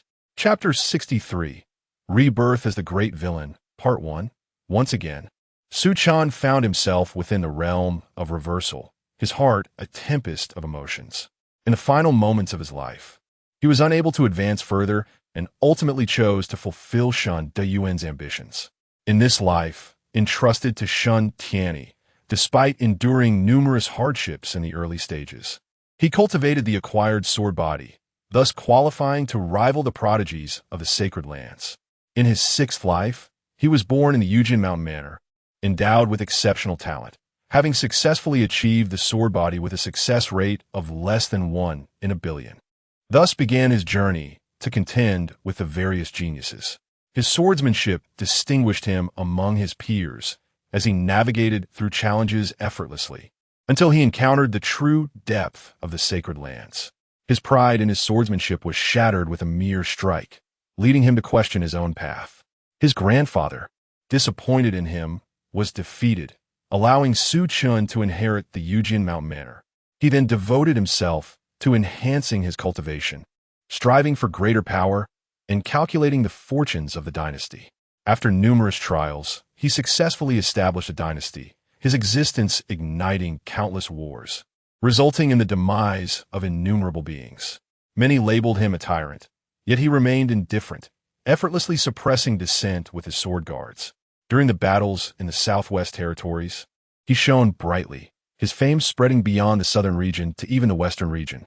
Following the wars, the southern region fell into decline, and he emerged as one of the few formidable forces in the world, an enforcer for the sacred lands, suppressing the talents of the South and ruthlessly extracting resources to facilitate his final breakthrough. Ultimately, he failed. He died. His life, a tapestry of brilliance, left legends in the southern region, inspiring countless souls to aspire towards him. Evaluation: blue 5 stars, reversal points 5,000. Su Chen's eyes widened. The 5,000 reversal points left him dazed. It was undoubtedly a substantial sum. Qualifications: 0. Insight 0. Heritage 0. State of mind 150 with 5,000 reversal points. He was determined to live a life of exhilaration. Qualifications: 2,000 insight, 2,000 heritage, 1,000. Su Chen brimmed with ambition as he turned to the next page, embarking on his reincarnation. Upon opening his eyes, he organized the memories swirling in his mind. To his astonishment, he discovered that in this life, he was born in the northern region, the most powerful domain aside from the central region. In this incarnation, he was the most cherished descendant of an elder from a declining sacred clan. His great-grandfather was a respected figure in the Nirvana realm. With a stoic expression, Su Chen adjusted his attire. The family he belonged to was known as the Ancient Clan. Once, they had produced a saint, yet after the saint's demise, no further saints emerged from the clan. Only a sacred artifact remained, suppressing lesser beings and perpetuating the glory of the sacred clan. In this life, he was named Gu Chen, one of the 5 prodigies of the ancient clan, possessing the Qinyuan body. At the tender age of 18, he had already broken through to the spirit soul realm. Just as Su Chen prepared to venture outside, a young woman burst into his residence and knelt before him. Lin Yuer had encountered Lord Gu Chen. The young woman possessed a strikingly beautiful visage, exuding an allure that could easily evoke a man's protective instincts. Such a rare gem. Even in Su Chen's past life, where he was surrounded by countless beauties, few could compare. You seek me out. Is there a matter of great import? Despite Lin Yuer's unparalleled beauty, Su Chen's composure, honed over lifetimes, remained intact, though he couldn't help but reflect on how advantageous a high starting point could be. With utmost respect, Lin Yuer spoke. My lord, Lin Zhan has departed from the Qingxian martial house. Should we send someone to eliminate him? Su Chen posed, feeling a sense of familiarity. As memories flooded back, he recalled Lin Yuer's origins. She was the daughter of an elder from a minor clan in the Qingxian dynasty, while Lin Zhan was the son of the clan leader. The two had grown up together during one of his journeys to the Qingxian dynasty. Gu Chen had encountered Lin Yuer and, recognizing her talent, took her as a servant girl. Of course, there were also elements of attraction involved. This was indeed fortuitous news for Lin Yuer. It was akin to a pie falling from the heavens. She promptly cast Lin Zhan aside and embraced Gu Chen. The Lin family unanimously supported her decision, though Lin Zhan vehemently opposed it. However, his disapproval held little weight. After offering the Lin family a substantial resource for cultivation, Gu Chen took Lin Yuer away, leaving Lin Zhan in a fit of impotent rage. Since Lin Yuer left her family, Lin Zhan seemed to have gained a remarkable advantage, managing to enter the largest martial house in the Qingxian dynasty and loudly proclaiming his intent to avenge himself against Gu Chen. Seeing Lin Zhan's relentless pursuit, Lin Yuer feared Gu Chen might misunderstand her intentions and made several attempts to eliminate Lin Zhan, all of which failed, further fueling Lin Zhan's hatred for Gu Chen, whom he believed to be orchestrating everything against him. This left Gu Chen exasperated, as he sought an opportunity to rid himself of this fool. Su Chen's expression turned peculiar, wondering how this situation bore such resemblance to that of a child of destiny. How had he found himself reincarnated as a villain? Damn! Unable to contain himself, Su Chen let slipa curse. Lin Yuer shivered slightly, her beautiful eyes lifting to meet his gaze, her cheeks flushing as she sweetly asked, "My lord, do you require my company this evening?" Su Chen replied, "Not tonight. You may withdraw. I'm already aware of Lin Zhan's situation." A sense of disappointment washed over Lin Yuer. How could a mere commoner like Lin Zhan ever be compared to Lord Guqin? It was clear he was unaware of his own insignificance. Once Gu Chen intervened, there would be no chance for reversal. Lin Yuer had run out of patience with Lin Zhan. She could not be expected to hinder her pursuit of a better life. Moreover, she had already extended sufficient kindness toward him, yet he repaid her with slander against Lord Gu Chen's name. Upon her departure from the estate, Su Chen rubbed his temples, feeling a headache coming on. Lin Zhan was different from Feng Bubi. Feng Bubi was merely a conflict of words, easily resolvable by turning enemies into allies. However, Lin Zhan's actions reveal a profound lack of wisdom and an obstinate character. Even he cannot conceive of a means to persuade Lin Zhan to abandon his quest for revenge. For individuals blessed with such lofty aspirations, seizing one's childhood companion leaves only a path of life and death. Naturally, Su Chen has no desire to perish, having invested a substantial 5,000 reverse fate points in this lifetime. The hatred that cannot be resolved compels Su Chen to take action rather than remain passive. Thus, the solution is to eliminate. With a cold gaze, Su Chen, bearing the wisdom of 6 lifetimes and having once stood on the brink of the Nirvana realm, possesses combat experience far beyond that of a mere youth. He intends to vanquish Lin Zhan and seize the opportunities that lie within his grasp. Perhaps this lifetime still harbors the hope of attaining sanctity. With this thought, Su Chen hesitates no longer and rises to seek an audience with his grandfather in this life, the third elder of the ancient clan, Gu Yixian. Chapter 64, Rebirth as the Great Villain, Part 2. The third elder of the ancient clan wielded significant power over the clan's penal authority, a position so formidable that many steered clear of him.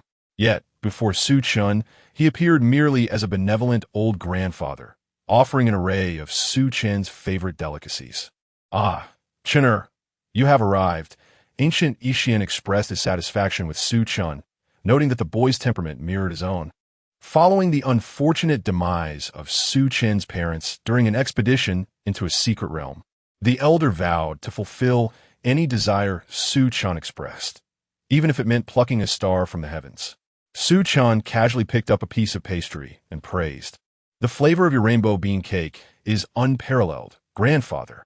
Ancient Yixian's smile broadened, his eyes filled with affection. Su Chen devoured several pieces with gusto, feeling a warm current in his belly. Each confection was crafted from rare and exotic ingredients, undeniably delicious. However, Su Chen did not forget the matter at hand.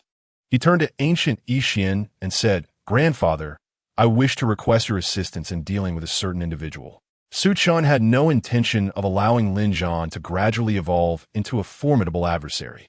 He directly called upon the esteemed Ancient Yixian, a being of Nirvana, to intervene. Though it might seem absurd for a Nirvana-level expert to confront a mere fledgling below the spirit realm, it was Su Chen who made the request. Ancient Yixian's expression turned serious. "Sure, what sort of trouble have you stirred?" After recounting the incidents involving Lin Zhan, Su Chen continued, "Grandfather, I seek the opportunities that lie within him. For a young scion to progress to such heights in merely 2 years is no simple feat. He may possess great fortune or perhaps be backed by an ancient entity. Regardless of which possibility it is, your cooperation is essential to ensure success." Upon hearing Su Chen's words, Ancient Yixian's gaze flickered before he nodded. "Very well, I shall grant you a talisman. Once you shatter it, I will arrive on the battlefield to guarantee your success." Ancient Yixian handed Su Chen an orange talisman imbued with his essence. With the support of Ancient Yixian, Su Chen felt emboldened in his mission to eliminate Lin Zhan. He also borrowed an elite member from the ancient clan to lay a comprehensive trap, ensuring Lin Zhan's demise. Soon, an opportunity presented itself. Lin Zhan was spotted within the Spirit Fox clan. A glimmer of cold determination flashed in Su Chen's eyes. This was his inaugural move against a child of destiny, and he could not afford to fail. Within the Spirit Fox clan, Lin Zhan gazed tenderly at the fox maiden tending to his wounds. He had recklessly ventured into the Canglong Sea, and had it not been for her timely rescue, he might have perished. Lin Yuer, Gu Chun, Lin Zhan will not rest until we are at odds. Lin Zhan seethed with resentment. Pursued by agents of the ancient clan, he had no choice but to leave the Qing Xian martial house to avoid implicating them, stepping instead into the perilous Canglong Sea in pursuit of a chance for fortune. Though he had managed to seize a treasure amid fierce battles with enemies, he had sustained grievous injuries. The young maiden of the Spirit Fox clan extinguished the vibrant green light emanating from her hands, wiping the sweat from her brow. She turned to Lin Zhan and advised, "Brother Lin Zhan, your injuries are nearly healed. You merely need to rest quietly." Lin Zhan nodded appreciatively, saying, "I am profoundly grateful for Miss Yuan's rescue. I vow to repay this life-saving grace 1,000-fold in the future." During his recuperation within the Spirit Fox clan, Lin Zhan aided Huan in vanquishing the ruffians that plagued their clan and helped secure the Spirit Fox clan status among the 13 clans of Canglong Island by defeating the formidable rivals. The bond between Lin Zhan and Huan deepened with each passing day. However, on this fateful day, a significant figure from the ancient clan arrived. Lin Zhan recognized the familiar faces, his teeth clenched in anger. Gu Chen, Lin Yue. A legion of ancient clan guards surrounded the Spirit Fox clan, alarming their chieftain. "Chieftain of the Fox clan, if you surrender Lin Zhan to us, I will not only absolve your clan from the grave sin of harboring a wanted criminal, but I will also bestow upon you a void-breaking pill to aid your ascension to the void-opening realm," Gu Chun proclaimed, believing his offer to be exceedingly generous. "Absolutely not. Lin Zhan is a benefactor of our Spirit Fox clan. If you desire his life, you must first step over my corpse," the chieftain declared resolutely. The elders of the clan echoed in agreement, stating, "Lin Zhan is our savior. Betraying him would render us no different from beasts." Gu Chun mused to himself, "Aren't they just a pack of beasts?" Yet, the Spirit Fox clan had solidified its position among the 13 families of Canglong Sea, complicating matters for him. His expression grew increasingly frigid. "Does the chieftain truly wish to oppose my ancient clan? Slaughtering the Spirit Fox clan would undoubtedly offend the Canglong Palace, which would lead to punishment upon my return and could even implicate Gu Yixian." However, Gu Chun could not afford to wait. Who knew when he might encounter the Son of Fortune and meet his demise? "Without their extinction, I cannot find peace," he pondered. He resolved to eliminate Lin Zhan at any cost. The chieftain of the Spirit Fox clan raised a hand, coldly commanding, "Escort the young master of the ancient clan away." Gu Chun retorted softly, "What is the necessity of sacrificing an entire clan's lives to protect someone who is scarcely regarded as kin? Kill." At Gu Chun's command, the guards of the ancient clan surged forward, launching an assault on the Spirit Fox clan. "Protect our benefactor." Figures from the Spirit Fox clan emerged, engaging in fierce combat with the elders of the ancient clan. "Gu Chun, I will make you pay for this." Lin Zhan watched in horror as numerous members of the Spirit Fox clan fell beneath the blades, his eyes reddening as he yearned to confront Gu Chun. Gu Chun noticed Lin Zhan, whose ordinary appearance belied a tenacious spirit. Eliminate him at all costs. He had no intention of facing Lin Zhan directly. Instead, he commanded his guards to slay him to prevent any future threats. Just as the guards were about to strike Lin Zhan down, the chieftain of the Spirit Fox clan erupted into action, defeating her adversary and shielding Lin Zhan from harm. "Benefactor, flee swiftly. Take Huan with you and leave the Spirit Fox clan." Gu Chun seethed inwardly. How infuriatingly difficult to kill. He crushed the talisman in his hand, and the world around him darkened abruptly. A diagram of the 8 trigrams appeared in the sky above the Spirit Fox clan, obscuring the sun and moon. An imposing elder, radiating an aura of authority without uttering a word, emerged, his massive form resembling a colossal pillar supporting the heavens. The 3 clan leaders of the ancient tribes. The esteemed Yixian, The celestial realm of Songlong sea dimmed ominously. A venerable being at the nirvana stage materialized. Gu Yixian, without unnecessary words, cast a cold gaze upon Lin Zhan, recognizing him as the boy Chen had foretold he must perish. A murderous intent flashed across his face as he launched an attack on Lin Zhan. A venerable at the nirvana stage sought to eliminate a mere practitioner at the spirit soul realm, just as Gu Yixian was on the brink of obliterating everything. A colossal hand emerged from the mist, halting Gu Yixian. A massive nine-headed black serpent danced gracefully behind an elder, embodying the phenomena of nirvana. With a flourish of his sleeve, he declared boldly, "Gu Yixian, this young lad is under the protection of Songlong Palace. If you wish to take his life, your spiritual form is insufficient. Summon your true self." Upon witnessing the arrival of the palace master of Songlong Palace, Su Chen couldn't help but reflect on the formidable aura of the Chosen One. However, a resonant voice echoed across the miles. "Since when did Songlong Palace dare to meddle in the affairs of my ancient clan?" Chapter 65. Rebirth as the Great Villain. Part 3. In the distance, a pair of colossal hands rent the fabric of space. Within the profound void, two figures emerged.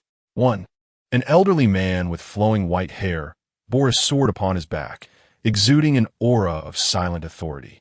The other, a middle-aged man, had his hands clasped within his sleeves, his narrowed eyes revealing a chilling glint that sent shivers down the spine. At the sight of their arrival, the smile on the face of the Songlong elder instantly froze.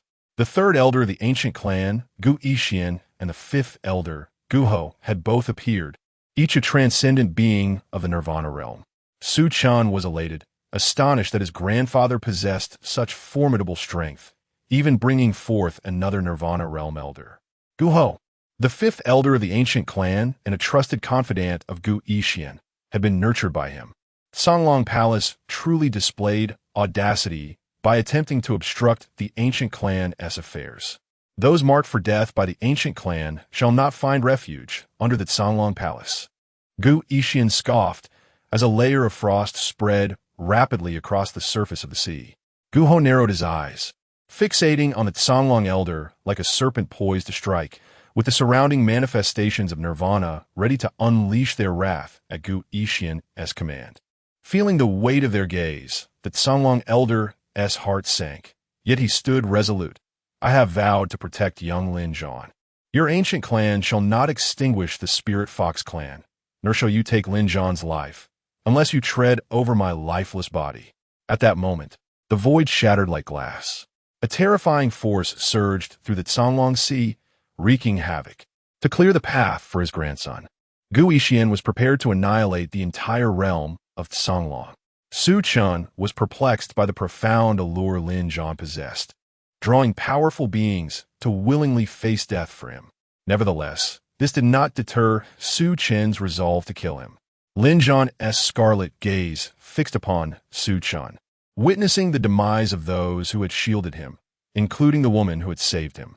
He spiraled into madness, roaring, "Gu Chen, Lin Yuer, as long as I, Lin Zhan, draw breath, I shall repay you 1,000-fold, 10,000-fold. Su Chen's murderous intent was palpable. "Lin Zhan, all of this is of your own making. I have granted you opportunity after opportunity. Had you not insisted on being my enemy, none would have perished."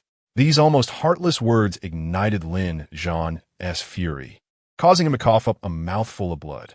The leader of the Spirit Fox clan let out a furious roar, igniting everything within him as he charged towards Su Chen, only to be intercepted by countless strikes, leaving him bloodied and battered, yet determined to reach Su Chen. This deadly assault was ultimately halted by a great hand, none other than Gu Ho himself. Gu Yixian restrained the Songlong elder, allowing Gu Ho to act. "Uncle Gu, spare no words, strike him down." Su Chen urged Gu Ho, fearing that further delay might invite unforeseen consequences. Gu Ho nodded, raising his hand with a flourish, rendering the entire Spirit Fox Mountain before him utterly insignificant. One by one, the powerful members of the Spirit Fox clan were crushed in an instant. Some of the ancient clan's guards caught in the fray, unable to retreat in time. It seemed as though the entire Linghu mountain was destined for annihilation beneath this single strike. Lin Zhan was even rendered unconscious from the impact. This scene appeared to guarantee an absolute victory. Yet, just as Lin Zhan was on the brink of vanishing along with the entirety of Linghu Mountain, a radiant spectrum of colors erupted from his chest. Subsequently, a cube-shaped object materialized, shattering in midair to transform into a towering beam of light that pierced the heavens and the earth, whisking Lin Zhan's body away into the void. Guho reached out in an attempt to intercept, but as his palm made contact with the beam, it aged instantaneously, followed by decay. The stench of corruption caused Guho's expression to shift. He swiftly drew a blade to sever his decaying arm, helplessly watching as Lin Zhan's form retreated into the starry expanse, heading toward an unknown destination. Witnessing Lin Zhan's escape nearly drove Su Chen to the brink of despair. This was outrageous. Such an overwhelming advantage seemed utterly unfair. He had summoned his utmost power, poised to eliminate Lin Zhan. And just as it appeared that Lin Zhan had resigned himself, an invincible force surged forth from within him, facilitating his escape. Who could he turn to for justice? Su Chen's heart ached, and Guho's face was equally grim. In a low voice, he remarked, "A sacred artifact. This fellow actually harbors a self-reviving, sacred weapon within him. However, possessing such a treasure, especially for one of merely spirit realm cultivation, was akin to a child brandishing gold at night market. Do not fret, nephew, once he departs from the northern domain and ventures into the void. It is likely that within a few months he will be besieged and slain by the great clans of the cosmos, who will seize the sacred weapon." Su Chen chuckled bitterly. If it were truly that easy to kill him, Lin Zhan would not have managed to escape. The growth rate of a child of destiny could indeed be disheartening. After a while, Gu Yixian, carrying 3 severed heads, felt a pang of trepidation upon realizing that Lin Zhan had ultimately escaped. With the intervention of 2 Nirvana realm masters and half of the Gu clan's strength deployed, it was astonishing that a mere spirit realm warrior had managed to flee. How dare that Songlong Palace oppose my Gu clan and harbor a wanted criminal? We shall first eradicate the Songlong Palace, demonstrating to the world that although my clan may be in decline, we are not to be trifled with. Gu Yixian's gaze turned icy. In his view, had it not been for the interference of the Songlong Palace, such an insignificant spirit realm martial artist would not have been allowed to escape. Under Gu Yixian's command, the Songlong Palace and its 13 affiliated tribes were annihilated within a month. After leaving a contingent of Gu clan warriors to occupy the Songlong Sea, Gu Yixian led his clan back to their stronghold. The failure to eliminate Lin Zhan left Su Chen in a state of agitation.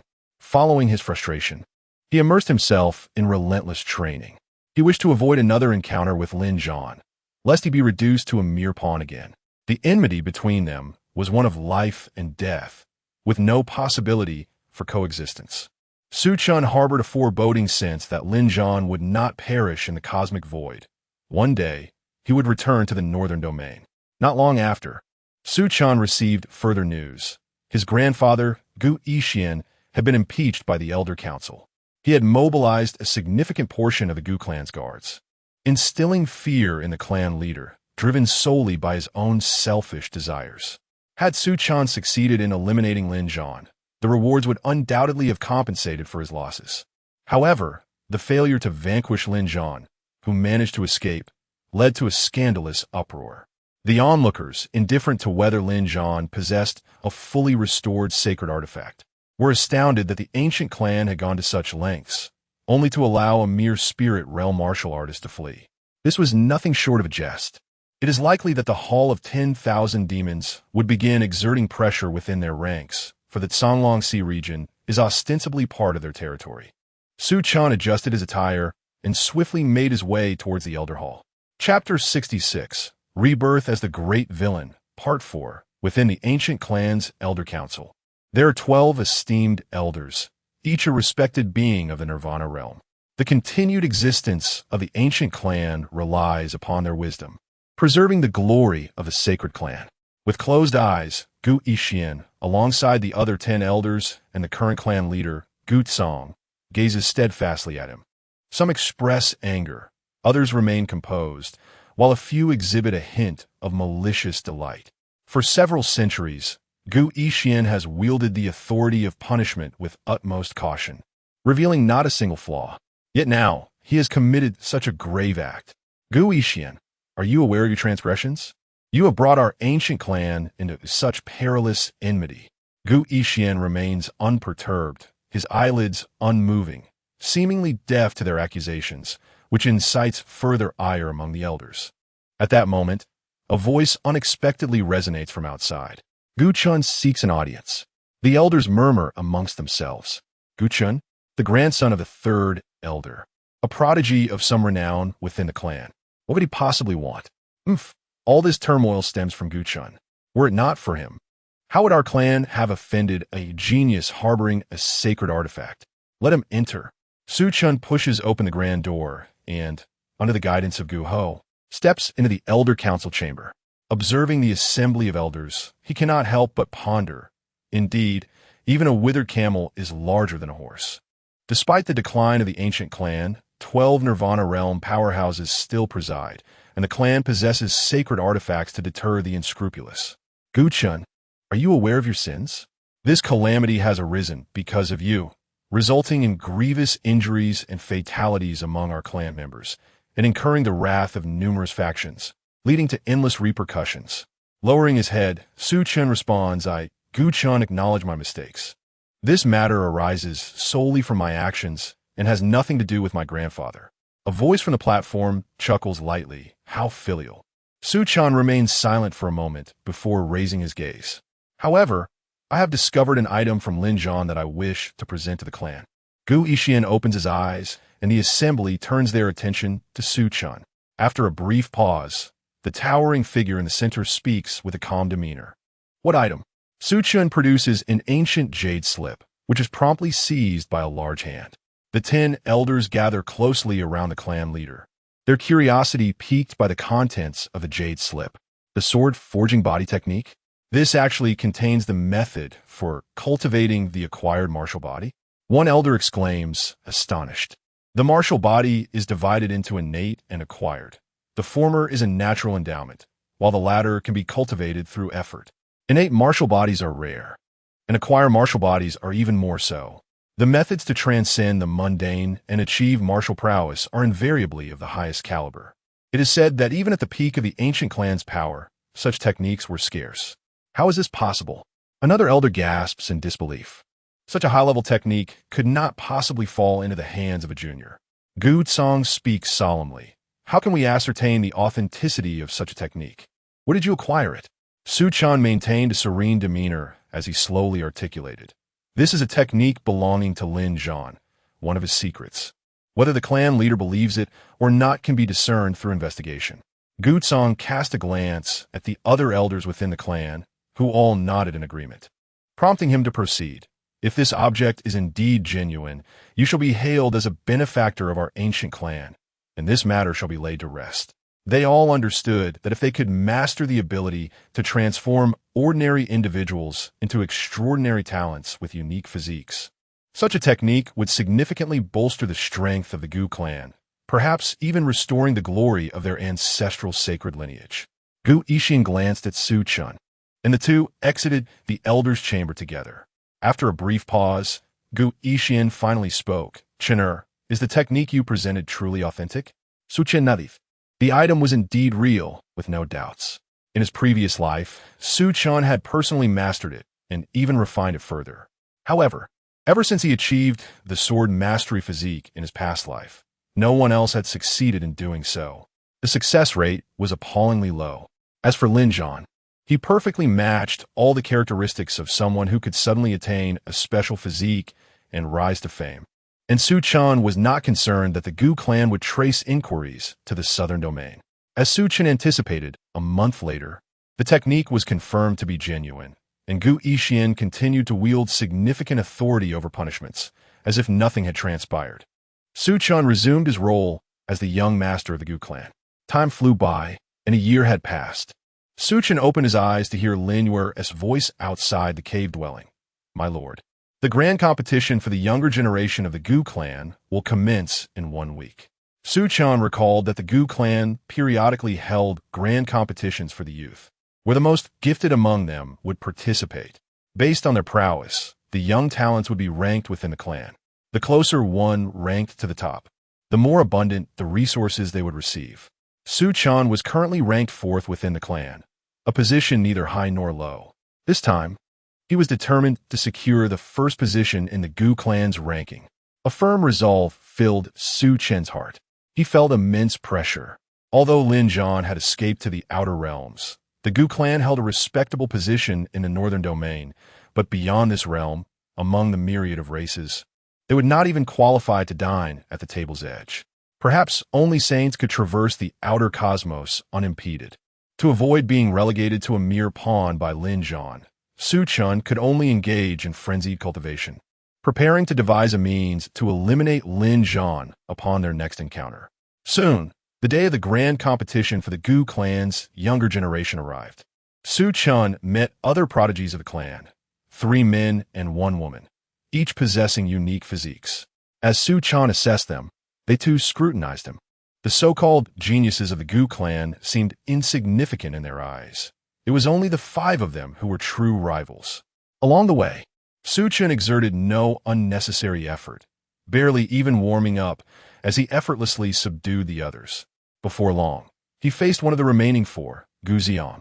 He bore the physique of thunder calamity, a muscular figure enveloped in crackling lightning, with his hair standing on end. Gu Chen, you should concede voluntarily, Gu Ziong proclaimed with unbridled arrogance, believing himself superior due to his greater age, higher cultivation, and deeper foundation. Su Chen's expression shifted. Apologies, but you have stolen my lines. Gu Ziong made his move, summoning a tempest of thunder from the heavens, envisioning a thunderous rock. With wings unfurled and a mighty sweep of his arm, it charged directly at Su Chen. Gu Chen, perhaps in a few years, you may be worthy to contend with me, but not now. Su Chen demanded silent, unleashing a torrent of yin-yang particles as his Qianyuan body unfurled. He merely clenched his fist and struck out at the thunderous rock. The creature was instantly shattered by the force of his blow, the shockwave surging forward to collide with Gu Ziong, sending him crashing from the sky to the ground, creating a deep crater in the specially crafted battle platform. Su Chen landed beside Gu Ziong, who struggled to speak. What kind of martial technique is this? Su Chen replied coolly, just an ordinary punch. Gu Ziong erupted into laughter. What a splendid name. He then succumbed to unconsciousness. This left Su Chen in deep contemplation. Indeed, it was merely an ordinary punch. Chapter 67. Rebirth as the Great Villain 5. Su Chen's decisive victory over Gu Ziong sent shockwaves throughout the Gu clan. Although Gu Ziong was ranked 3rd, he was vanquished with a single blow. The elders of the clan exchanged bewildered glances. What had just transpired? It appeared to be merely an ordinary punch. Yet, upon closer inspection, that punch seemed to harbor something extraordinary. Was it the essence of martial intent? Unlikely, even with such intent. It would be implausible to easily defeat Gu Ziong, who had tempered his body through the thunder tribulation, achieving a physique comparable to that of an ordinary transcendent realm warrior. The power of heaven and earth was intrinsic to the transcendent realm, and it seemed that Gu Chen had likely broken through to that level. A mere 15 years old, he could rival the true heirs of the sacred land. Indeed, he was worthy of being the grandson of the 3rd elder. It had been ages since the Gu clan had witnessed such talent. Given time, perhaps the Council of 12 Elders would gain another member. A smile broke through the stern visage of Gu Yixian. This young man had managed to keep even me in the dark. Su Chen had ascended from the 7th stage of the spirit realm to the transcendent realm within a year, marking him as a true young sovereign with the potential to breach the nirvana realm, and perhaps even a slim chance of touching the threshold of the sacred one. The revelation of Su Chen's prowess struck a heavy blow to the many prodigies of the Gu clan. Gu Chen, I challenge you. Gu Yuan, the foremost genius of the clan, stood before Su Chen, possessing half a step into the transcendent realm.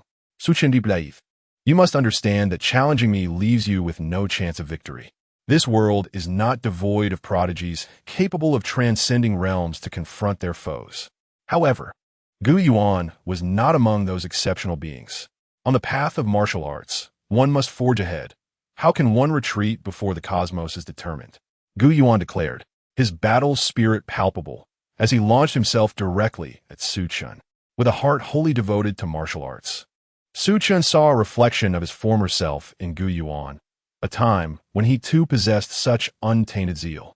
Very well, Su Chen responded, his fingers forming a sword as a resounding hum filled the air, radiating dazzling brilliance that obscured vision. What a terrifying martial technique. No wonder he has achieved the transcendent realm at such a young age. The elders of the Gu clan expressed their admiration. Even within a prestigious lineage like the Gu clan, producing a Nirvana realm warrior was no small feat. It might take centuries to witness another young sovereign. Though the Nirvana realm afforded a lifespan of 3,000 years, it ultimately has an end. Thus, it is imperative for someone to take the mantle to ensure the perpetuity of a clan's influence. In the Gu clan, Su Chen was undoubtedly a fresh infusion of Nirvana blood, his displayed talent deserving of the clan's utmost attention. After his defeat, Gu Yuan looked at Su Chen with a bittersweet heart. Henceforth, the title of the clan's foremost prodigy would no longer belong to him, but to the young man before him. Following this battle, Su Chen became the core seed of the Gu clan, retreating to the ancestral grounds for cultivation, seldom appearing in public. 15 years later, while engrossed in his training, Su Chen received a piece of news. In the vast expanse of the outer celestial realm, an ancient ruin has emerged, drawing representatives from numerous dominions, including the renowned Tianxian domain.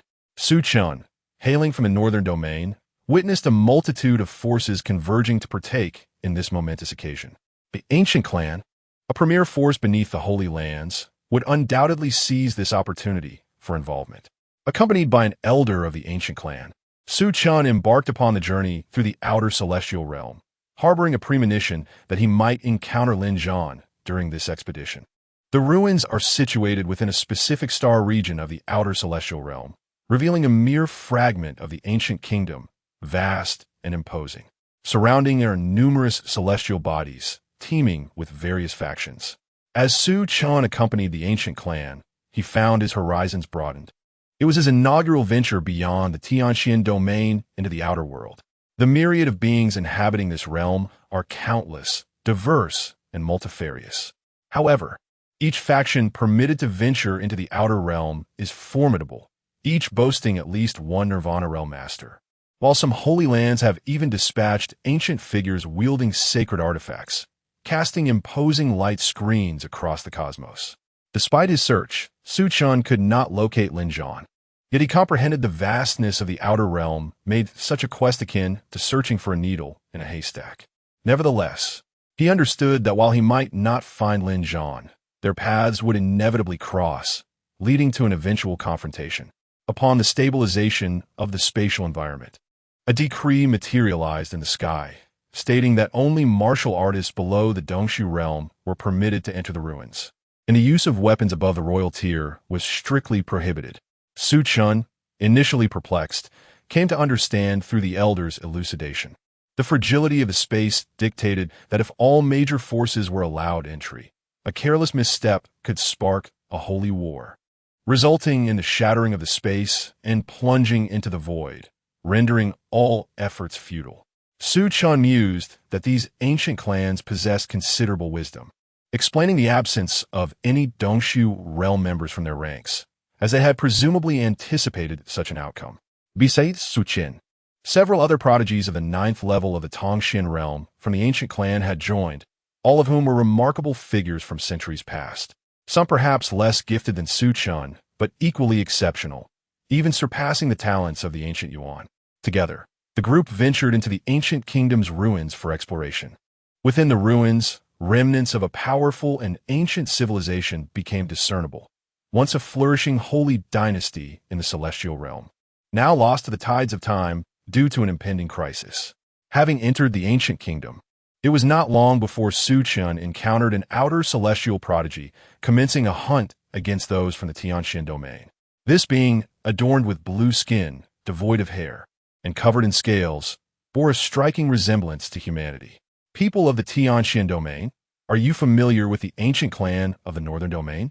The blue-skinned prodigy licked the blood from the edge of their blade, their azure gaze deep and shadowy, fixating on the many talents of the ancient clan as though they were prey. One prodigy from the ancient clan, at the 9th level of Tongxian, furrowed their brow and inquired, "Ancient clan? We are indeed from the Northern Domain's ancient clan. Are you searching for us?" Upon hearing this, the blue-skinned being's expression transformed into one of elation. "Ha ha ha! So you are indeed the ancient clan of the heavenly mysterious Northern Domain. Your presence is effortlessly obtained. You are the enemies of the esteemed one, who has already offered a generous reward for your capture. I shall sever your heads to claim the bounty set forth by the esteemed one." Chapter 68. Rebirth as the Great Villain. Part 6. Respectable One. Su Chen furrowed his brow, a foreboding sensation lingering in his heart. Could the respectable one he refer to be Lin Zhan, a prodigy from the ancient clan, named Gulan, observed the audacity of the azure-skinned being with a cold smirk. "You dare to boast so brazenly, relying solely on your appearance? Your skin could serve as a fine adornment for a tiptoe." With that, he launched an assault on the azure-skinned entity, determined to obliterate this arrogant extraterrestrial creature. In the vast expanse of the outer cosmos, where myriad domains coexisted and countless races thrived, the Tianxian domain had produced several esteemed emperors, holding a commendable position among the realms. Naturally, the beings of the Tianxian domain carried a subtle pride as they traversed the outer realms. The audacity of an unfamiliar azure-skinned race to regard them as prey warranted a severe reckoning. As Gulan struck, the other prodigies of the ancient clan observed calmly, confident that the azure-skinned being could not possibly match Gulan's prowess, as he had attained the 7th level of the profound realm, placing him among the elite within the ancient nation's multitude of prodigies. The azure-skinned being, incensed by Gulan's words, felt the scales at the corner of his mouth ripple, and his entire body shimmered in a transformation of hues. In an instant, he vanished from sight, causing Gulan's attack to pass through the space where he had stood, obliterating a mountain behind him. Vanished? Su Chen gazed at the suddenly absent azure-skinned being, recalling the admonitions of Gu Yixian before his departure. "Chinner, the outer realms are teeming with beings, each race possessing unique talents and abilities. Even against the weaker ones, do not underestimate them, lest you pay a grievous price." Now witnessing the azure-skinned being's capabilities, Su Chen comprehended the significance of Gu Yixian's warnings. Such an unprecedented ability was indeed remarkably peculiar.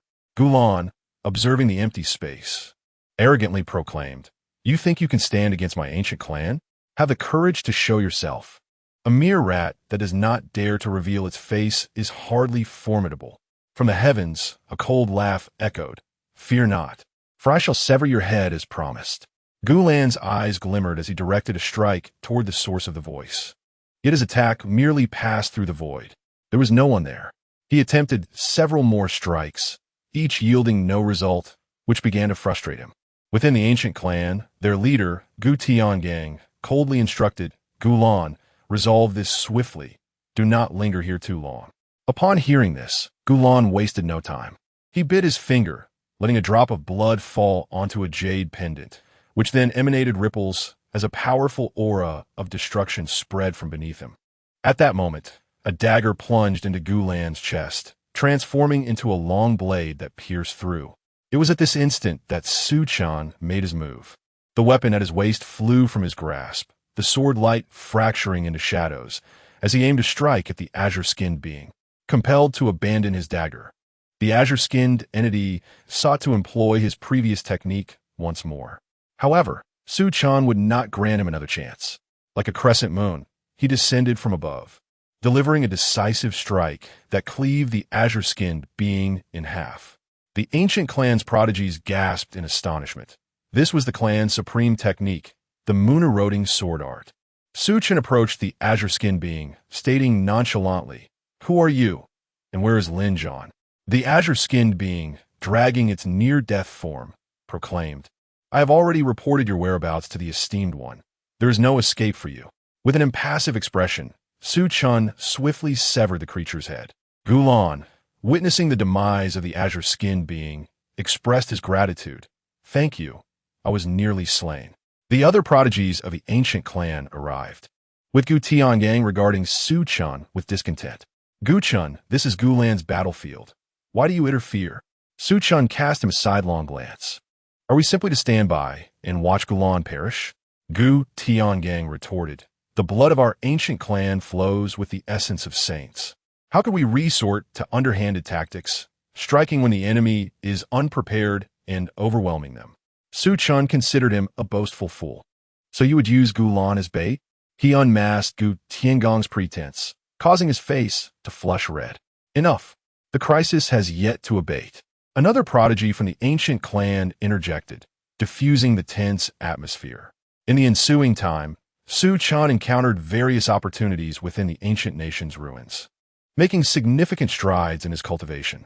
Yet, he remained vigilant in seeking news about Lin Zhan. At last, fortune favored the diligent. Su Chen gleaned information about Lin Zhan from the mouth of an otherworldly being. Lin Zhan had taken a renowned quasi-saint from beyond the realm as his master and established the War God Hall, attracting numerous talent from outside, becoming a force of considerable repute among the younger generation. Lin Zhan, accompanied by members of the War God Hall, had also arrived at the ancient nation's ruins. Fortunately, this esteemed one is not truly an esteemed one, Su Chen mused.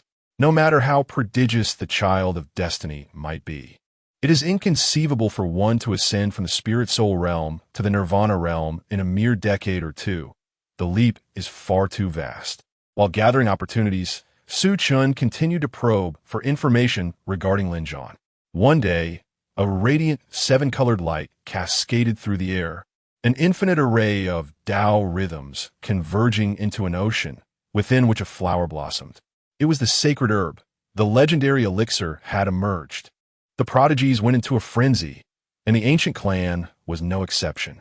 With the sacred herb, it was possible for a new saint to arise from their lineage, restoring the glory of the ancient clan. Gu Tiangang laughed heartily, brimming with excitement. "This sacred herb must belong to our ancient clan."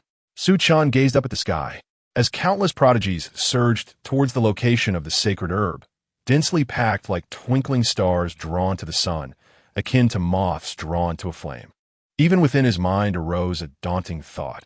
He must possess this sacred herb for himself. Ah, the sacred herb, an object of desire for the Holy Land. Once, the ancestors of the Xian Yuan Holy Land ventured into the soul burial forbidden zone for a single sacred herb, willing to sacrifice the entire Holy Land to obtain such a treasure, now so brazenly presented before him. Here, there are no saints, no formidable beings of the Nirvana realm, nor even a single from the Cave Void realm. Yet, amidst the throngs, Su Chen spotted a familiar figure, awakening his senses. Lin Zhan. Madness surged within him. The sacred herb could wait, but first, he must eliminate the child of destiny. Su Chen harbored a fierce resolve within. He recognized that he was surrounded by countless prodigies, many of whom were no less formidable than his own peers, and some even rivaled the extraordinary offspring of sacred lands. Engaging in this competition would likely render him merely a supporting character, perhaps even a means for Lin Zhan to achieve his own glory. It would be wiser to keep a vigilant eye on Lin Zhan, as long as he prevented Lin Zhan from acquiring the sacred medicine. The identity of the one who ultimately claims it would be of no consequence to him. He would still emerge victorious. He had not forgotten that the one who accepted Lin Zhan as a disciple was a quasi-saint. Should Lin Zhan obtain the sacred medicine, transforming a quasi-saint into a true saint would spell doom for the entire ancient clan, leaving Su Chen bereft of any hope for a resurgence. Chapter 69, Rebirth as the Great Antagonist, Part 7. The fierce clashes among countless prodigies and the terrifying chaos of battle instilled a profound sense of dread. Talented individuals, who had remained dormant for centuries, were obliterated into mere dust, their cultivation and essence merging with the ethereal resonance of the holy medicine, rendering it even more enchanting.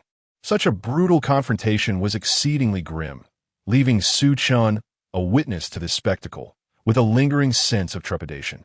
In contrast, The battle among the geniuses of the southwestern domains appeared trivial in this context. The ephemeral nature of life was starkly evident. A fleeting existence, reminiscent of ants, could lead to monumental achievements that would wither through the ages. Su Chen observed as the ancient genius, Gu Tiangang, was annihilated by a formidable prodigy passing by, while other equally formidable talent from the ancient clans fell victim to the combined onslaught of several domain champions, meeting their demise in an utterly irrevocable manner. The genius of the ancient clan, amidst this cataclysmic conflict, seemed no different from a mere passerby. The glory of the holy lineage was indeed the most worthless of treasures.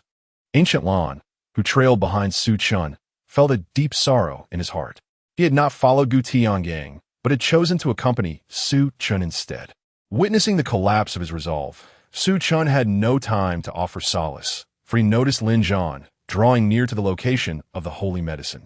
With a single step into the void, Su Chen was confronted by an outsider prodigy who sought to intervene in the fray. But he swiftly repelled the attack with a flick of his sword. This, however, attracted the ire of more prodigies. Just as Su Chen resolved to eliminate these adversaries to halt Lin Zhan, Gulan appeared before him, his countenance ashen, stating, "I owe you a life. Allow me to hold them off, and we shall be even." Without further ado, Su Chen responded, "Take care," and then withdrew from the battlefield, advancing towards Lin Zhan. Soon after, the air was filled with searing heat, and the thunderous echoes of conflict became commonplace in this arena of carnage. Su Chen directed a strike towards Lin Zhan.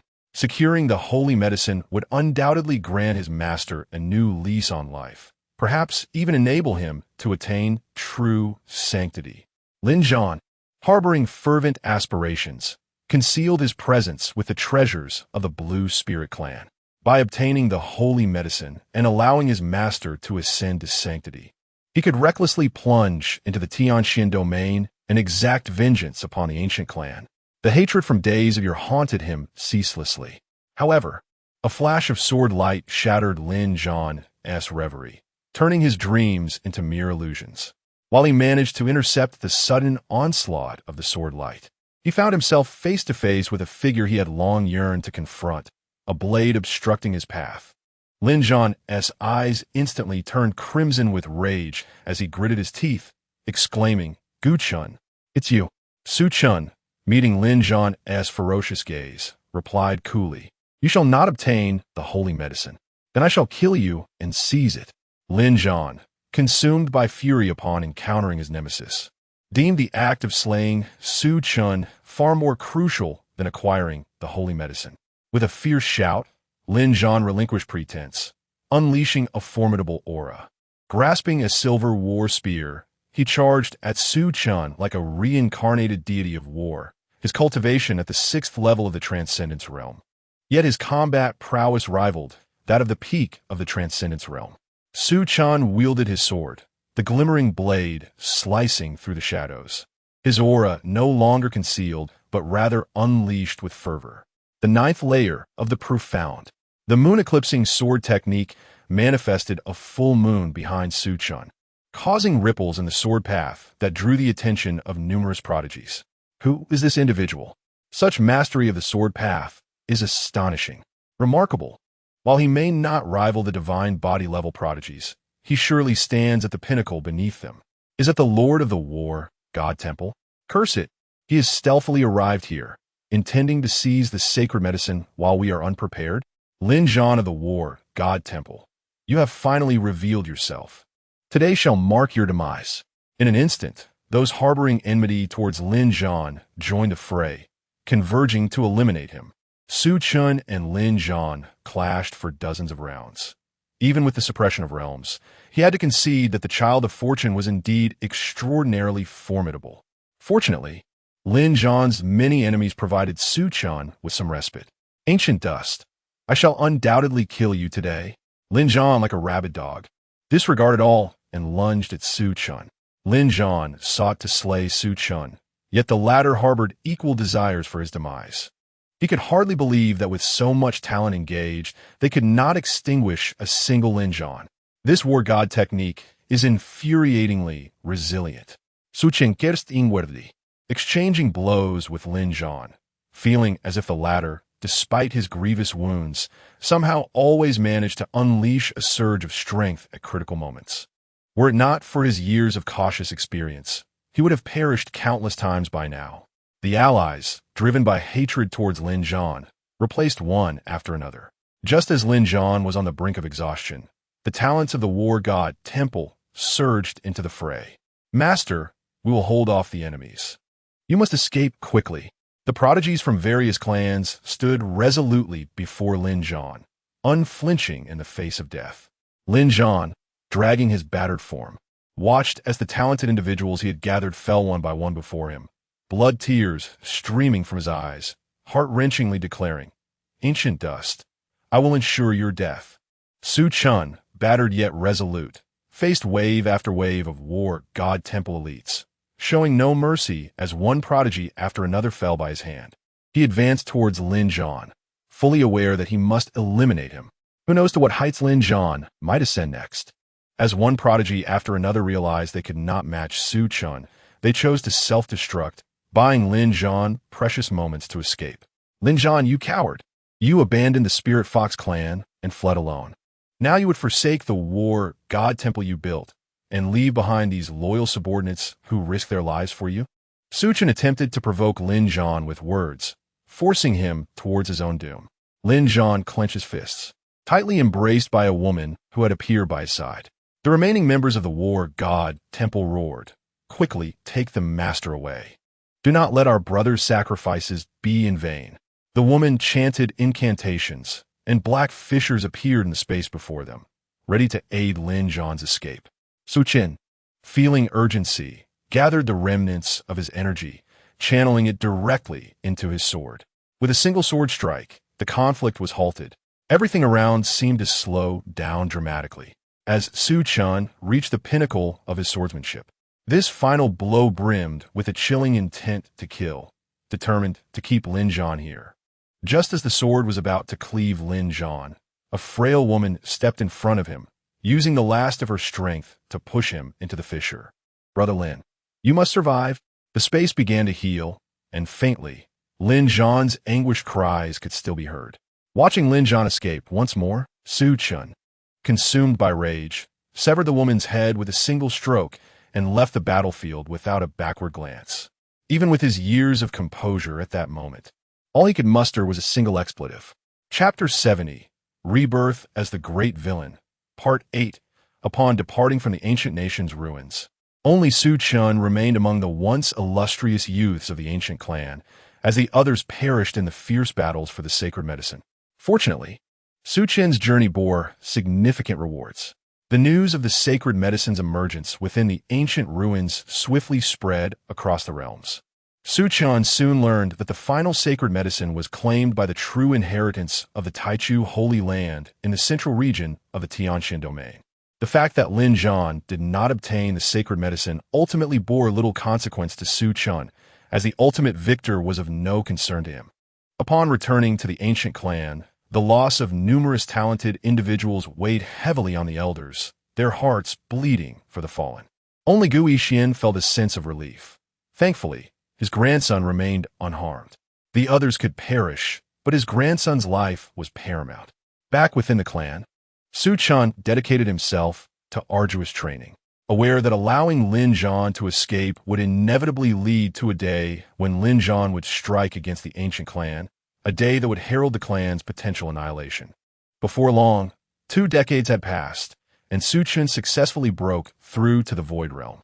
The Qinquan body was vastly superior to the postnatal Sword Master body, allowing his cultivation to progress with hardly any hindrances, aside from a few techniques and martial arts reserved solely for the clan leader. Su Chen diligently explored the ancient clan's martial arts. Merely relying on his own strength would not suffice to eliminate Lin Zhan. The mysterious war, god technique, and the legendary sacred artifacts were Lin Zhan's formidable assets. Su Chen then set his sights on the clan's revered sacred artifact. He understood the necessity of elevating his status within the ancient clan. He began to transform his image, frequently delivering teachings to the other talented youths within the clan. generously imparting his insights on cultivation. Even the clan's elders often attended his lectures, occasionally gleaning valuable insights. Outside the clan, Chen also began forging alliances with prodigies for various factions. A century later, he ascended to the position of the clan's young leader, poised to become the next clan head, barring unforeseen circumstances. Chen did not relinquish his pursuit of Lin Zhan's whereabouts. However, the vast expanse of the outer starry skies proved daunting.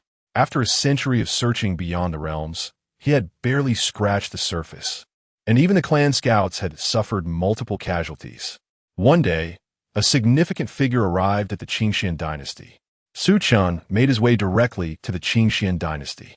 The Lin family, bolstered by the resources left behind by Lin Zhan and under the protection of the Qingxian martial house, had seen their influence surge, even producing a martial artist at the spirit soul realm. Chen sensed a multitude of powerful auras sweeping through, and soon a black-robed elder appeared before him. "Greetings, young clan leader," the elder intoned. Chen nodded in acknowledgement. He had long since assigned individuals to monitor the Lin family and the Qingxian dynasty. The moment Lin Zhan re-emerged, he would be ensnared in an inescapable trap. Alas, a century had passed without a trace of Lin Zhan's movements. Estimating that Lin Zhan's cultivation was now on par with his own, if not superior, Chen found his patience waning. The entirety of the Lin family lay prostrate before the formidable youth who had suddenly appeared. "My lord, what is your intent?" Lin Yunpeng, Lin Zhan's father, questioned in confusion, unaware of what had provoked this terrifying individual. Chen smiled coldly, stating, "If there is someone to blame, it can only be your esteemed son. I extended a lifeline to the Lin family, yet your son failed to appreciate it." Lin Yunpeng attempted to struggle, but was swiftly subdued by the powerful beings of the ancient clan. Consequently, everyone with deep ties to Lin Zhan was taken away and imprisoned in the ancient clan's dungeons. As for the remaining members of the Lin family, Chen showed no mercy, executing them without hesitation. Subsequently, Chen paid a visit to the Qing Xianwu mansion. Within its confines, he apprehended friends closely associated with Lin Zhan, as well as a cherished confidant of his. Even a prince from the Qing Xian dynasty, having connections with Lin Zhan, was not spared. He too was imprisoned within the ancient clan's dungeons. Regrettably, Lin Zhan still did not make an appearance, leaving Chen feeling somewhat troubled. The irascible and impulsive Lin Zhan seemed to have learned the art of restraint, biding his time like a venomous serpent lurking in the shadows, diligently honing his skills. Hatred had fostered Lin Zhan's growth, dulling his sharpness. Such an adversary, endowed with great fortune, proved to be exceedingly formidable. 500 fleeting years passed, yet Lin Zhan remained absent. Chen's cultivation had ascended to the 9th level of the Cave Void realm, just a step away from the Nirvana realm. To Chen's surprise, during this year, his grandfather, Gu Yixian, also made significant progress, successfully breaking through to the 7th level of Nirvana, becoming second only to the clan leader. The old clan leader, nearing the end of his lifespan, began to seclude himself in the ancestral grounds of the Gu clan, leaving Gu Yixian as the acting clan leader. In the outer realms, after escaping from the relics of the ancient kingdom, Lin Zhan encountered numerous trials and tribulations. Members of the war God Hall fell one by one before him, and a once cherished confidant perished in an attempt to protect him. A failed bid for sacred medicine, coupled with his master's waning vitality, culminated in an onslaught from formidable foes, resulting in further losses. These experiences forged Lin Zhan into a more resilient individual. He began to cultivate an air of calmness and cold-blooded determination, employing any means necessary to seize opportunities and enhance his strength. He rebuilt the War God Hall, establishing a formidable reputation in the outer realms, even defeating the true disciples of several sacred lands, garnering numerous followers and attracting powerful allies to the War God Hall. In the vast expanse of the outer cosmos, Lin Zhan engaged in a fierce battle with a formidable opponent. Within mere moments of combat, he dispatched the outer realm warrior with a single, devastating spear strike, reducing him to a mist of blood. However, Lin Zhan felt no exhilaration. His gaze remained tranquil, as though such victories were commonplace. At that moment, a being adorned with antennae approached him, kneeling respectfully. "My lord, the war god hall's army of 100,000 has assembled, awaiting your command to return to the Tianxian domain alongside you." A faint smile appeared on Lin Zhan's frostbitten visage. This day had been long awaited. For the sake of vengeance against the ancient clan, he had endured far too much. Aware of his father's abduction, and knowing that his friends and family in the Tianxian domain were imprisoned by the ancient clan, he remained unfazed, repeatedly convincing himself that it was a trap. Should he return to the Tianxian domain, a net of calamity awaited him. He had even considered the ancestral sacred artifacts of the ancient clan. He understood that his adversary would undoubtedly do the same. As soon as he appeared in the heavenly mysterious domain, Chen would spare no effort to activate the sacred artifacts. After all, this was someone so cautious that he had summoned 2 Nirvana realm masters to assist in his encirclement when he was merely at the spirit soul realm. Cautious, ruthless. With an array of strategies at his disposal, Lin Zhan had to concede that, in some respects, he found Chen more formidable than even the scions of the sacred lands. "Father, grandfather, Qing'er, I will surely annihilate the entire ancient clan, offering the head of Chen as a tribute to honor you all." The 100,000-strong army of the war god hall advances towards the heavenly, mysterious domain. Chapter 71, Rebirth as the Great Villain, Part 9, in the northern region of Tianxian. Chen opened his eyes, a surging and overwhelming energy coursing through his body. A glimmer of joy flickered in his black and white eyes. He had finally succeeded in breaking through to the Nirvana realm. After 7 lifetimes, he had achieved the status of a respected leader. With Chen's breakthrough, the Elder Council trembled with anticipation. He assumed the role of clan patriarch, wielding dominion over a vast clan and its expansive territories. To his delight, the method of forging sword bodies had made significant progress over the centuries, culminating in the successful cultivation of 3 postnatal sword bodies. Thanks to the efforts of the ancient clan, although these newly developed sword bodies paled in comparison to those from his previous life, possessing numerous shortcomings, they were still far superior to ordinary martial artists, allowing for swifter cultivation and higher potential. They were perfectly suited for combat. Regrettably, Chen found himself pressed for time. Gazing at the intelligence reports sent by a friend from Sacred Land, he murmured, "This day has finally arrived." The report detailed Lin Zhan leading the forces of the War God Temple towards the northern region of Tianxian, expressing regret that he could not assist Chen due to restrictions imposed by the Sacred Land, but he risked everything to warn Chen. Chen understood that Lin Zhan's growth had undoubtedly surpassed his expectations, and he now possessed the capability to annihilate an entire clan. Returning to the northern region of Tianxian to settle old scores, a formidable power lurked behind him, one that even the Sacred Land regarded with trepidation. Upon learning of the impending threat, Chen resolved not to sit idly by. This was a fated confrontation. He utilized every means at his disposal to begin his preparations. He sent the seeds of the ancient clan beyond the realms, preserving the last embers of their legacy. However, he harbored no illusions of guaranteed victory in this battle. As time progressed, the air above the ancient clan's territory resonated with thunderous sounds, and warships began to materialize from the void. Powerful beings stood upon these vessels, gazing hungrily towards the ancient clan, their faces adorned with bloodthirsty grins. Are these the enemies of the esteemed one? It is time to feast. The ancient horn sounded its call.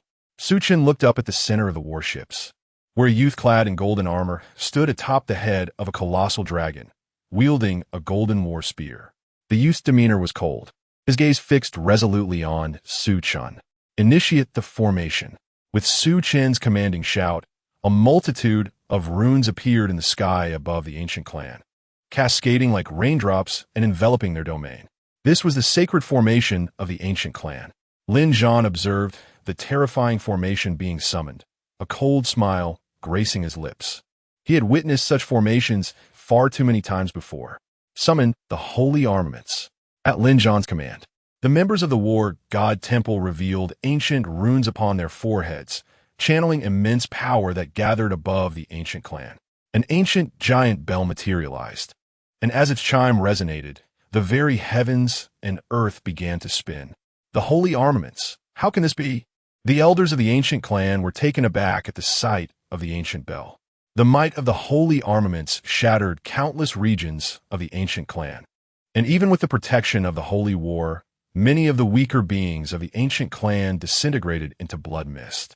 Similarly, after summoning the holy soldiers, countless members of the war god hall were drained of their spiritual energy, resulting in their untimely demise. Su Chen smiled, gazing at the familiar yet unfamiliar figure before him, and calmly remarked, "Lin Zhan, you have changed." Before the enemy he once dreamed of vanquishing, Lin Zhan appeared remarkably composed, as if they were old friends observing the carnage of their respective factions in silence, unperturbed. In response to Su Chen's taunts, Lin Zhan coldly stated, "People inevitably change. Am I a source of fear for you now?" Su Chen shook his head, gesturing with his hand as several figures materialized before them, aged yet familiar. Among them, an elderly man, frail and wrinkled, broke down in tears upon seeing Lin Zhan. Lin Zhan's body trembled. Though their appearances had aged significantly, he recognized them vividly. His father, his mentor who had cared for him in the Qinxian martial mansion, his sister disciple with whom he once shared a fleeting romance. All now stood before him, alive after countless days and nights spent dreaming of their accusations, demanding to know why he had not saved them. Joy and fury intertwined within him. Su Chen observed the myriad expressions on Lin Zhan's face and chuckled. Alas, time has rendered them old. In the end, only these few remain. Lin Zhan, do you know? It took considerable effort to keep them alive until now. Lin Yunpeng, filled with shame and indignation, shouted, "Zhaner, do not concern yourself with us. Slay the ancient clan and avenge your deceased kin." The others echoed, "Lin Zhan, do not mind us. Kill Gu Chun. We die with honor." Upon hearing this, Lin Zhan's body quaked with rage as he bellowed, "Gu Chun, you despicable fiend. Release them. If you do, I will preserve the last flicker of hope for your ancient clan." Su Chen scoffed, indifferent to the chaos that would ensue after his demise. "Zhaner, you must live on." Before Lin Zhan, Su Chen lifted the restraints on the others, who, in unison, gathered their energy and chose to self-destruct. Su Chen did not intervene. "Gu Chun, I shall kill you." Lin Zhan's gaze burned with fury as he raised his golden war spear to strike down Su Chen, only to be confronted by a familiar figure, glaring at him with venom. Lin Yuer appeared, standing before Lin Zhan. "You have brought death to us all, the Lin family, all 530 of us. Perished because of you." Lin Zhan's heart bled as he looked at Lin Yuer, letting out a low growl like a wounded beast. "Lin Yuer, step azide." With a scornful smile, Lin Yuer charged toward him like a moth to a flame, falling before Lin Zhan. Witnessing the death of someone he had longed to slay day and night brought him no joy. Tears of blood streamed from his eyes as he plunged into the ancestral grounds of the ancient clan. Within the ancestral grounds, figures began to awaken, dragging their broken bodies without uttering a word, directly charging at Lin Zhan. Some were annihilated by Lin Zhan, while others dealt him severe wounds. As the ancestral land's essence was utterly depleted, Su Chen offered a slight bow towards the horizon. He gazed at Lin Zhan, observing the intricate web of blood markings beneath his feet, sprawling in all directions like a spider's silk. With an unwavering resolve to defend the honor of the sacred clan, fervent voices reverberated through the heavens and the earth. One by one, the warriors of the ancient clan detonated themselves, sending forth a torrent of energy that flowed along the blood markings towards Su Chen. At the center of the formation, a blood-red, long sword materialized, its blade adorned with ancient runes that chronicled the history of the clan. The ancestral sacred artifact, the ancient sacred sword. Grasping the ancient sacred sword, Su Chen felt the ancient power awakening within him. In that moment, he experienced an unprecedented surge of strength. Chapter 72, Rebirth as the Great Villain, complete. Is this the saint? As Su Chen immersed himself in the overwhelming and terrifying power, he comprehended why saints are so revered in this realm. The battles between the Xian Yuan's sacred land and the Forbidden Zones, as well as the southwestern territories, involved the participation of saints, Yet Su Chen found himself unqualified to even observe such elevated conflicts. Now, gathering a significant portion of the ancient clan's strength and activating the ancient saint sword, he felt a fraction of the terrifying power left behind by the ancient clan's sages awaken within him. This force could effortlessly obliterate any being beneath the level of a saint. Without wasting words, Su Chen understood that this power would not linger for long. He had to eliminate Lin Zhan before the ancient power dissipated. Raising the ancient saint sword, a mere flash of sword light seemed poised to cleave the firmament in twain. The terrifying fluctuations inciting trepidation among the formidable beings present. Once, the ancient saints instilled fear throughout the northern territories. Indeed, how many heroes had fallen beneath the might of a single ancient saint sword?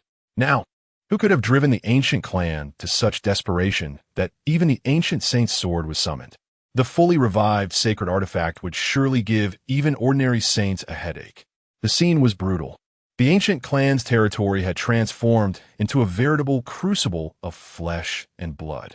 After this battle, even if the ancient clan emerged victorious, it would likely be in name only. The allure of a sacred artifact would undoubtedly incite the covetousness of countless malevolent entities. As the sword light that split the heavens appeared, a fearsome power enveloped the northern territories. A sacred weapon. Astonishingly, yet another fully revived sacred weapon. Was this the harbinger of a holy war? This is dire. The onset of a holy war would surely bring devastation to the beings of the northern territories. Quickly, raise the protective clan formation to shield against the sacred might. The intertwining powers of the two sacred artifacts darken the sky over the northern territories, unleashing tempestuous storms. Many, bewildered, merely beheld the two beams of light soaring into the heavens, colliding with one another. Su Chen was not surprised to find that Lin Zhan possessed a sacred artifact. However, given Lin Zhan's shattered state of mind and grievous injuries, if he were to slay Lin Zhan, the sacred artifact in his possession would be his. With two sacred artifacts in hand, he could undoubtedly establish a power even more formidable than the ancient clan. Su Chen wielded the ancient saint sword, battling Lin Zhan from the ancient clan to the northern sea, from the northern sea to the 10,000 great mountains, and from the 10,000 great mountains to the extraterrestrial void. Countless beings trembled, perishing in the clash of the two sacred weapons. Ancient Chen, you shall not be my match. I will personally slay you and seek justice for all who have died by your hand or due to your actions. Lin Zhan was enveloped in a golden aura, his blood dripping with a golden sheen as it fell upon the stars, causing them to shatter into powder. Dying because of me? Su Chen scoffed coldly. Had you not insisted on being my enemy, how could I have ever targeted mere ants? These individuals perished due to your foolishness, blindness, and arrogance. Lin Zhan's physique trembled, and his expression turned frost-like as he calmly replied, Ancient Chen, our conflict is merely a matter of victors and vanquished. Su Chen erupted in laughter. Victors and vanquished, what a splendid phrase. Regarding the matter of ruthlessness, I, Lin Zhan, feel profoundly inadequate. Su Chen relentlessly assaulted Lin Zhan, aiming to unveil a chink in his armor. Alas, Su Chen was met with disappointment as Lin Zhan grew increasingly formidable, his aura of sanctity intensifying. Could it be that he might achieve a breakthrough to sainthood amidst battle? Su Chen silently cursed, harboring a foreboding sense of dread. Should Lin Zhan attain sainthood, all hope would elude him. He had orchestrated far too much for this confrontation. Yet, the difficulty in vanquishing a child of destiny surpassed Su Chen's wildest imaginings. The heavens had decreed it. Fate favored him. Thus, Su Chen surged back into the northern domain. Lin Zhan suddenly sensed an ominous premonition. The breakthrough opportunity he had gleaned from the heat of battle began to wane, clouded by his tumultuous state of mind. Gu Chen, do you dare? Lin Zhan seemed to grasp Su Chen's intentions, his voice hoarse with fury as he sought to thwart him. A smile graced Su Chen's face as he relinquished his engagement with Lin Zhan, redirecting the ancient sacred sword towards the assembly of the war god temple. What choice will you make, Lin Zhan? Su Chen's gaze was expectant. He had abandoned defense. Should Lin Zhan opt to rescue the members of the War God Temple, he would undoubtedly forfeit his chance at breaking through to sainthood. Nevertheless, wielding the power of the ancient sacred, Su Chen could still contend with Lin Zhan, with victory remaining uncertain. Conversely, if Lin Zhan chose the path of ascension, he would once again bear witness to the demise of the elite of the War God Temple before his eyes.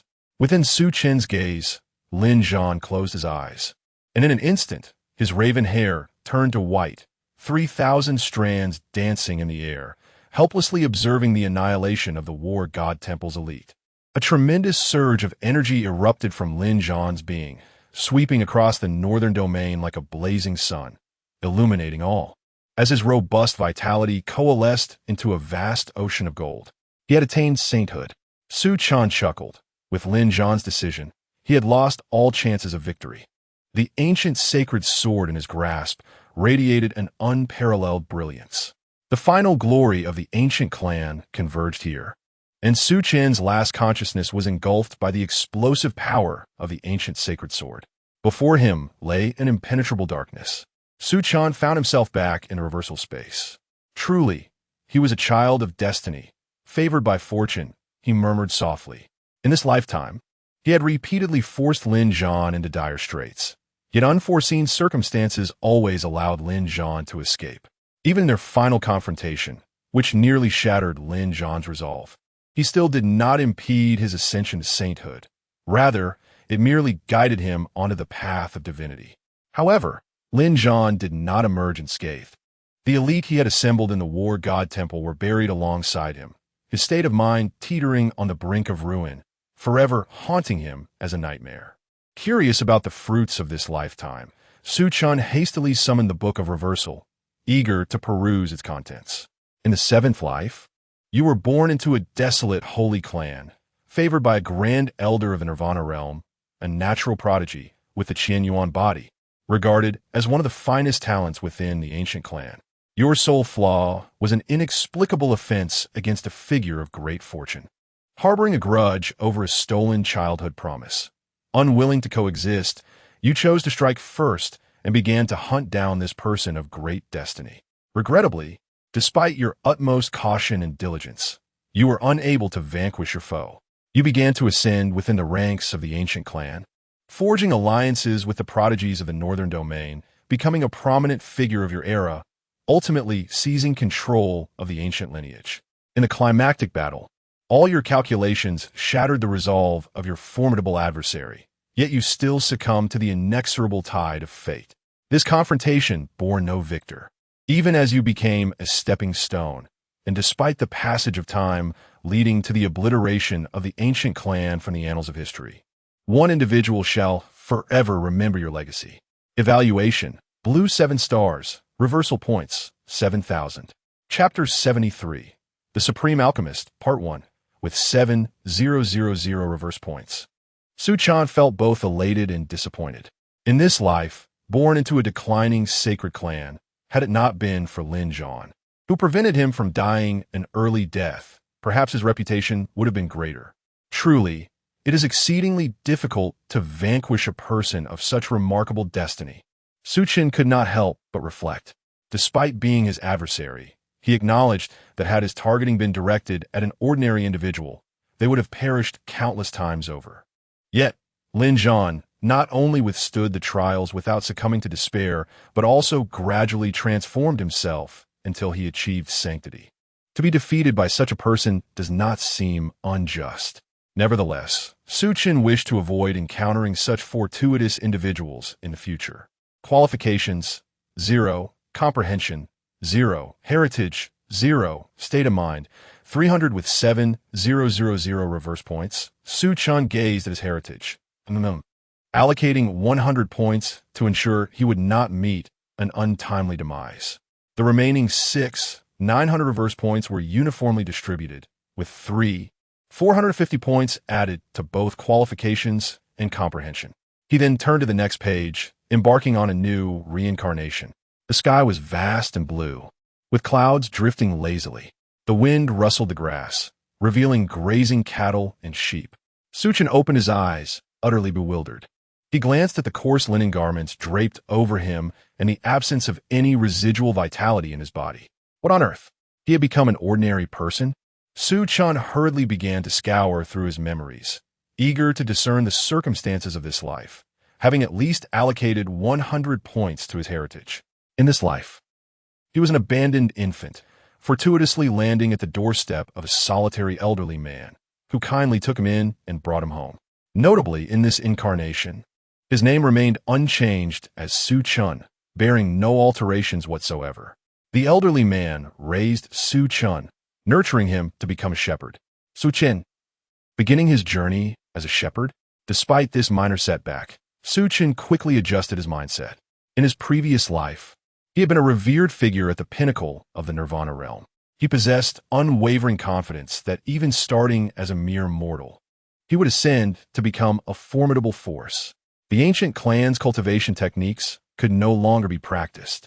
Su Chen was uncertain whether the explosive strike of the sacred weapon had claimed Lin Zhan's life. If not, discovering that he had cultivated the ancient clan's techniques would mean confronting a saint from the very outset, an utterly despairing thought. He casually selected a royal-grade cultivation technique from his mind and commenced his training. Soon, as time elapsed, within less than 3 hours, Su Chen successfully progressed to the first layer of Qi awakening. His cultivation advanced swiftly. It is known that even ordinary geniuses require several years to enter the Qi awakening realm. In his previous life, Gu Chen, endowed with the Qianyuan body and aided by ancient clan treasures, had taken a day to achieve the same. Yet, Su Chen was not satisfied. Had he possessed sufficient resources, he was confident he could step into the gathering spirit realm within 3 days. Alas, he was currently destitute. As the day waned, Su Chen had no choice but to drive the cattle he tended back home. Upon reaching the road at the village's edge, he heard a melodious voice calling out to him. "Dusty brother, this is the fish soup that mother has simmered for you." With her hair styled in twin ponytails, the charming girl named Ah Fong held a bowl of fish soup at the village entrance. Upon spotting Su Chen, her face instantly lit up with joy, revealing an innocent smile. Memories stirred in Su Chen's mind, recalling the girl's name. Her name was Wang Fong, affectionately known as Ah Fong, the daughter of Aunt Wang and Uncle Wang from next door. They had grown up together, sharing a childhood bond. As Aunt Wang and Uncle Wang often looked after Su Chen and the old man. As Su Chen accepted the bowl of fish soup, he noticed it was somewhat lukewarm. Instead of drinking it all at once, he simply expressed his gratitude to Wang Fong. Watching her figure fade into the distance, Ah Fong found herself momentarily lost in thought. She sensed that today's Dusty brother was not only returning later than before, but also seemed to have changed. The youthful timidity and self-doubt had been replaced by a powerful aura. Upon returning to the shabby straw hut, Su Chen observed the untidiness of the room. He placed the fish soup on the table, looking around for any sign of the old man, but found none. Suddenly, he felt a stiffness envelop him as a shadow silently appeared behind him, causing his heart to skip a beat. The ability to elude his awareness and materialize behind him could only be attributed to profound mastery of celestial forces. This presence was undoubtedly that of a spirit realm being. "Is Dusty back?" A familiar, aged voice resonated from behind. Su Chen exhaled a sigh of relief as he turned to see a hunched figure leaning on a cane. The old man's white hair, wrinkled visage, and a blind eye unmistakable. Su Weichong, that was the old man's name. The one who had rescued the frostbitten Su Chen from the snow and raised him. In his memories, he had always been an ordinary old man. Now, Su Chen understood that this 100-point lineage had not been in vain. "Old man, this is the fish soup made by Aunt Wang.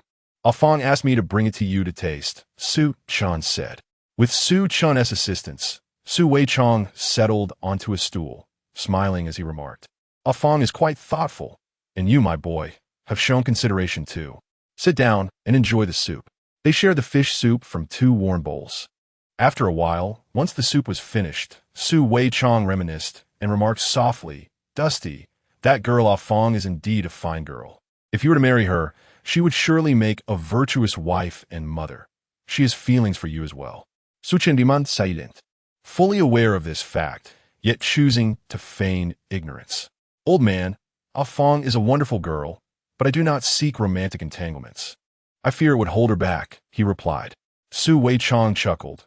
What I envision is that you will spend your life with Ah Fong, that you shall have a bountiful son and perhaps a few daughters, living a blissful life filled with children and grandchildren, traversing through 100 years without stepping foot into the cultivation world, free from deceit and treachery, witnessing neither life nor death separations, and spared from the torment of eternal life.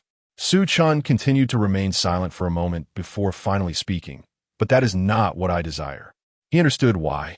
In this life, with such astonishing talent and comprehension, he had chosen not to cultivate. Su's gaze was dimmed as he remarked, I have long foreseen this day. Chen, your talent is unparalleled in my lifetime. It is precisely for this reason that I have hesitated to allow you to embark on the path of cultivation. Alas, fate has its own designs. Ultimately, you have chosen this course, and with your resolve unshaken, I shall refrain from further persuasion. Su Chen was taken aback by the old man's unexpected openness. Chener, do you wish to learn the art of alchemy? Chapter 74. The Supreme Alchemist, Part 2, Alchemy? To Su Chen's astonishment, the old man was indeed an alchemist. In this realm, alchemists held a position of utmost reverence, regarded as the most prosperous profession without exception. However, to avoid revealing any semblance of ignorance, Su Chen feigned curiosity and inquired further. An alchemist. It is the most esteemed vocation in the world. Once one becomes an alchemist, power, status, beauty, all are within reach. When alchemy was mentioned, Su Weizhong brimming with pride. Su Chen, intrigued, asked, Old man, since you are an alchemist, why do you linger in this corner? The expression on Su Weizhong's face darkened in response.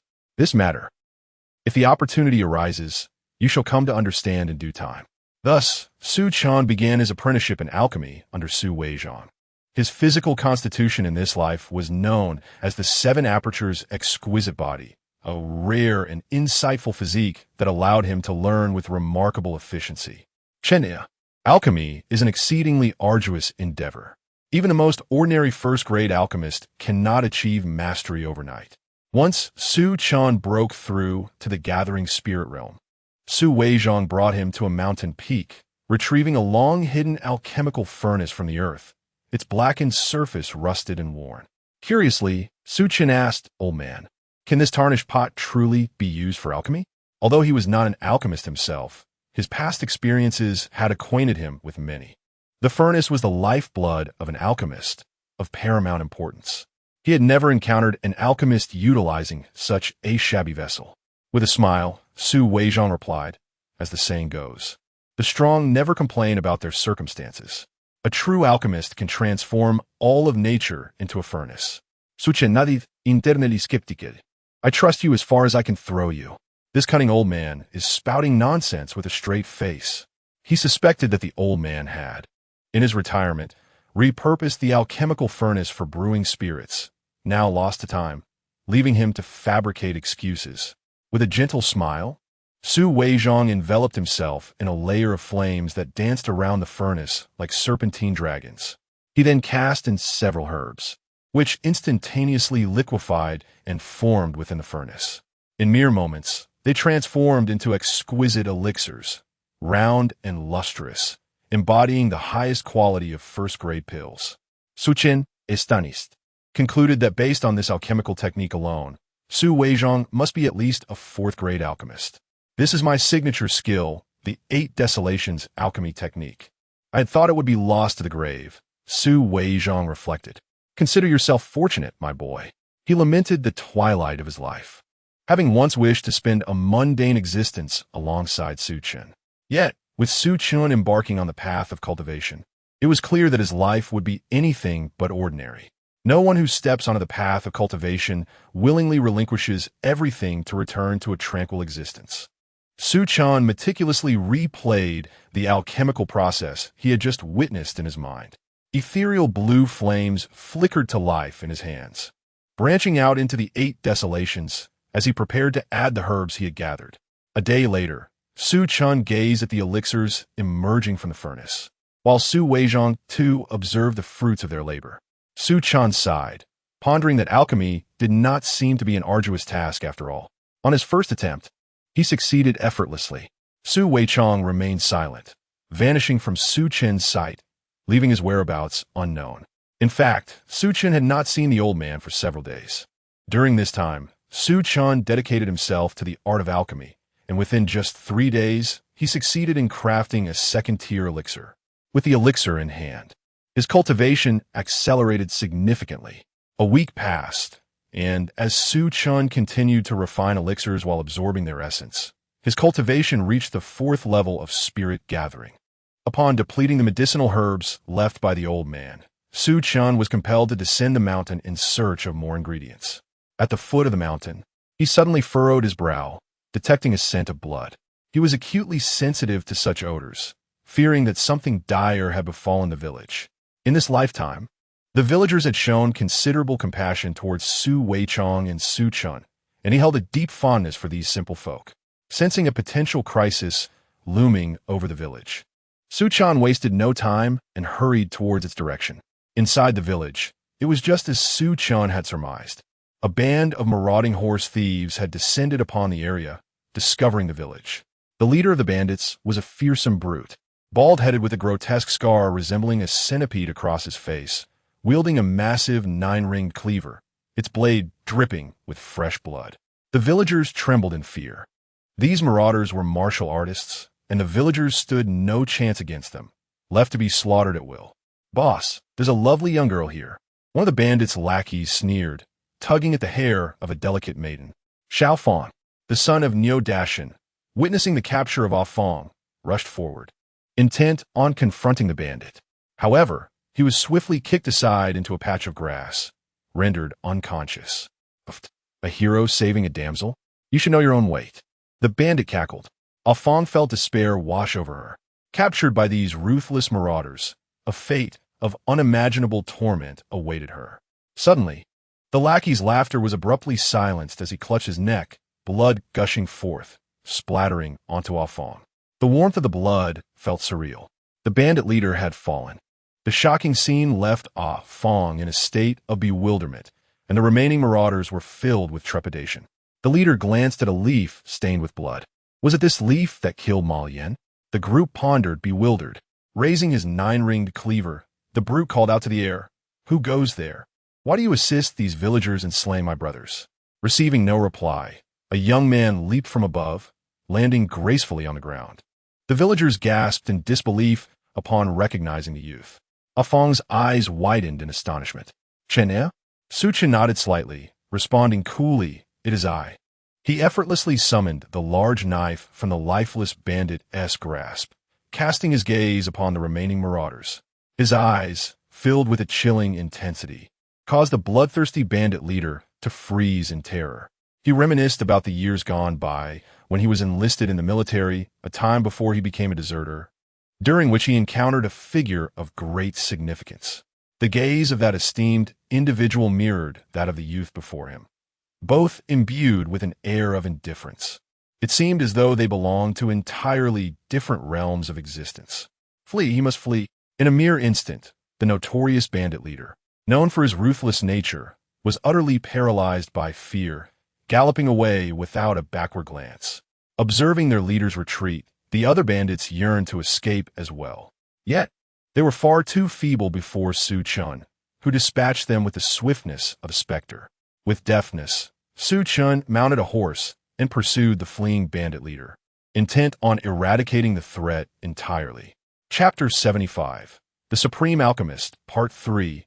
In the MT Azai, the chieftain, a formidable master of the spirit rune realm, had dominated MTU Mountain for over 50 or 60 years, his notoriety preceding him.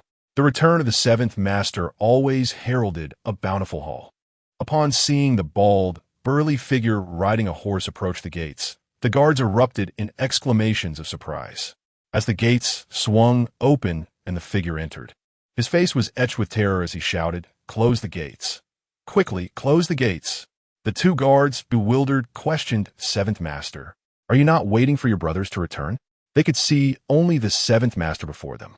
"They are dead. They're all dead. Close the gates. Hurry." The bald man, seemingly delirious, repeatedly urged them. Although confused, The guards dared not delay. However, just as they were about to shut the gates, a youth clad in tattered robes appeared before them.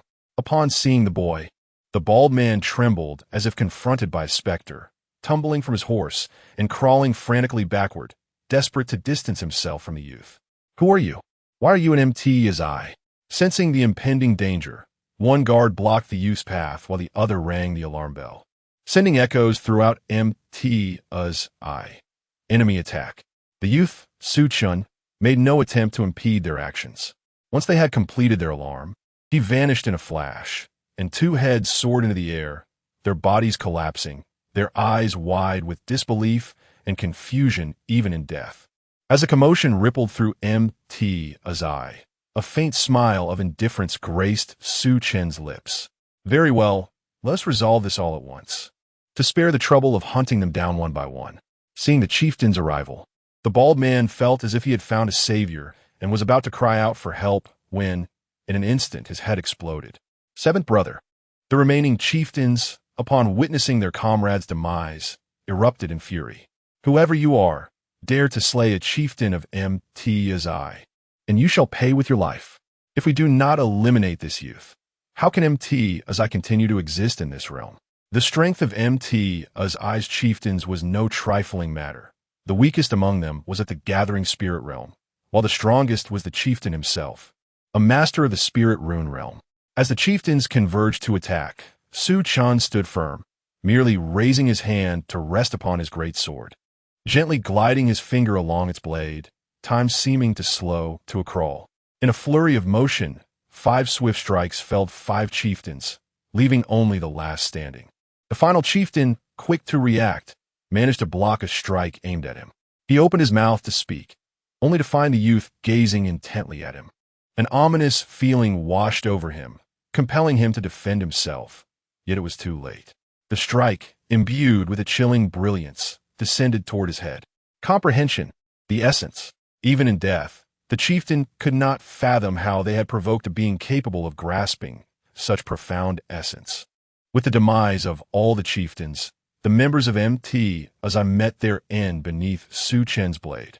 After eliminating the threat, Chen began to scour the battlefield for spoils. The accumulation of resources in the Ma Tujai over the years is valued at no less than 100,000 gold coins.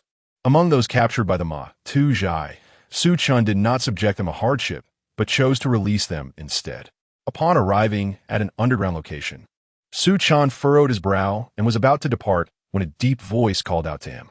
"Young hero, I am the lord of Nanshan City, wronged by my subordinates and captured by Ma Tujai. If you release me, I, Nangong Tao, shall surely reward you handsomely." Chen boasted momentarily, then turned back to free the middle-aged man who had been bound and tortured. "Thank you, benefactor. May I inquire your name?" Nangong Tao expressed his gratitude, having thought he was facing certain death, only to find a glimmer of hope. Upon witnessing the corpses scattered around the Ma Tujai, including the leader who had caused him much distress, Nangong Tao was astounded. All of this was the doing of the youth named Chen. A prodigious talent such as he must be befriended. One could never afford to offend him. Seeing Chen about to leave, Nangong Tao hastily called out, "Benefactor, here is my identity token. Should you have any requests, feel free to present this token in Nanshan City." He fished out a jade medallion he had safeguarded meticulously, even from Ma Tujai. Chen accepted the medallion and departed. Back in the village, under the setting sun, the villagers sighed in relief upon seeing Chen return unscathed. "I have dealt with the Ma Tujai. There will be no more bandits," Chen assured them. Confused, the villagers felt a blend of gratitude and a faint fear towards him. None dared to reminisce about the past in his presence. "Chenner, are you truly a martial artist?" A girl named Afong mustered the courage to ask. Chen nodded. The girl had many thoughts weighing on her mind. That night, Su Weichong finally returned. Chen did not inquire about his whereabouts, but continued to follow Su Weichong in practicing alchemy, a journey that spanned 3 years. 3 years later, Su Weichong addressed Chen. "Chenner, you have mastered the 8 desolate alchemy technique entirely. You have surpassed your teacher. There is little more I can impart." He continued, "Shallow waters cannot confine a true dragon. You will emerge from the Dragon Sky dynasty and venture into broader horizons. Your talent is unparalleled in my lifetime. Su Chen Diplaiv. Old man, do you have any unfulfilled wishes? Su Weichong chuckled. In my youth, I was brimming with ambition, unaware that there are greater beings beyond. A gamble cost me everything.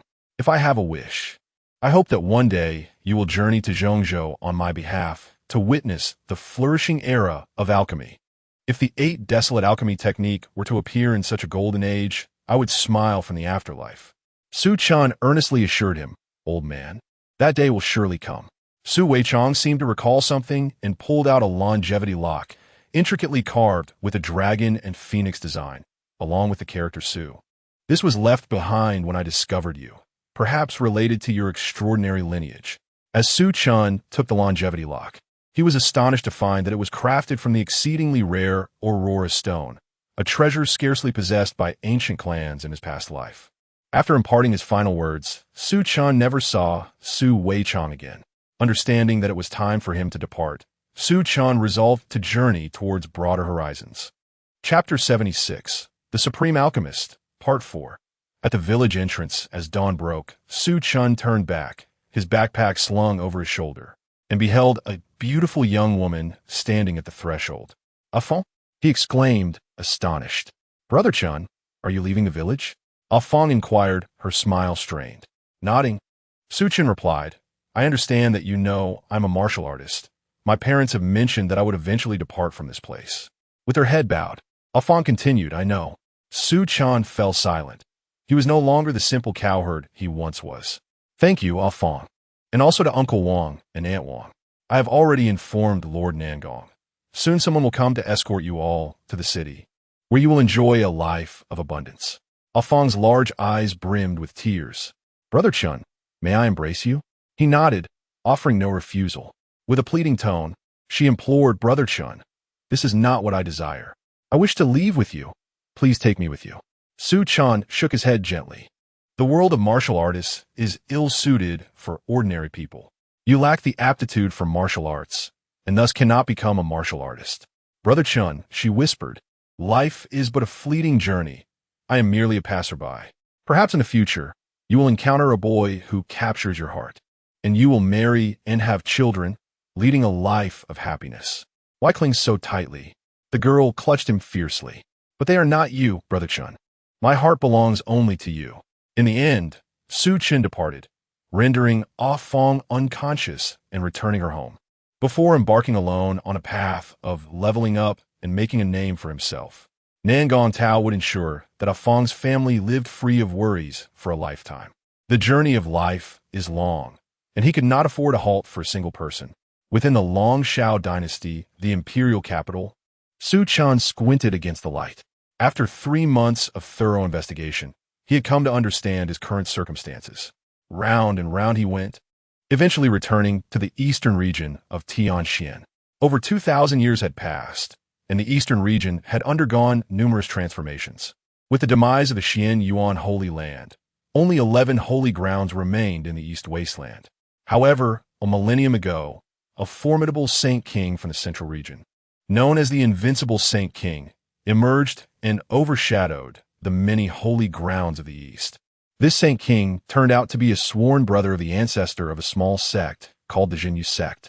After aiding the sect in overcoming a crisis of annihilation, he voluntarily assumed the role of a guest elder, with a Saint King protecting it. The Jinyu sect swiftly filled the void left by the Xian Yuan Holy Land. Although the Saint King did not linger long, he left behind a legacy, including a weapon of Saint King level that could be revived at will, along with several sacred artifacts. The Jinyu sect thus transformed into the Zhen Yu Holy Land. Su Chen is Mitakith. Isn't the Zhen Yu sect the one I established in my 5th life? Originally formed to preserve the legacy of the Zhen Yu Emperor after the destruction of the Holy Lands. It had unexpectedly evolved into a prominent holy ground in just over 2 millennia. Had he truly become the revered ancestor of a holy land?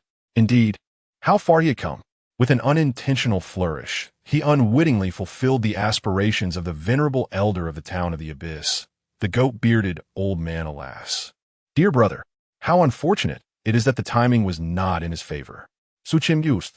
Had he been able to endure for several hundred more years until the emergence of Feng Bubi, perhaps victory would have been effortlessly within his grasp. Regrettably, not to mention several centuries, as his lifespan dwindled, even exhausting all the resources of the Town of the Abyss would not sustain him for mere years. Su Chen felt a twinge of regret. The young gentleman had already arrived in the imperial capital. Su Chen disembarked after paying his fare. His journey to the imperial capital of the Longshao Empire had two primary objectives. Firstly, to participate in the upcoming alchemy conference of the Longshao Empire. After 3 months, aside from news concerning the sacred land of the Abyss, Su Chen had also discerned the identity of Su Weichang. The old man was a 6th-grade alchemist of the Longshao Empire, known as the King of Alchemy of the 8 Desolations. His reputation was illustrious. Yet unfortunate circumstances had rendered him the perennial second best, ultimately suffering grave injuries in a gambling match, his cultivation plummeting from the profound realm to the spirit realm, leading him to withdraw from the cultivation world, disheartened and choosing seclusion. Old man, you shall witness firsthand how the foremost alchemist achieves mastery. To rid the old man of the humiliation of being the eternal second best was Su Chen's first objective. The second objective was for Su Chen to leverage the Longshao Empire as a springboard to attain the qualification to enter the sacred land of the Abyss. After all, he could be considered a patriarch of the sacred land. At present, there remained another significant task. Su Chen arrived at the entrance of the Alchemy Guild. Esteemed young sir, may I inquire if you are here to participate in the alchemist assessment? A beautiful maid approached him with a radiant smile. The young man before her exuded an air of nobility that commanded respect. Su Chen Nadith. Su Chen, here to assess for the first-grade alchemist. First-grade alchemists were not uncommon in the imperial capital, and soon the maid facilitated the completion of the assessment procedures for Su Chen. Moments latte. He emerged from the alchemy chamber, adorned with the insignia of a first-grade alchemist. I wish to continue with the assessment for the second-grade alchemist, Su Chen declared. Within a few hours, he returned once more, stating, I wish to assess for the third-grade alchemist.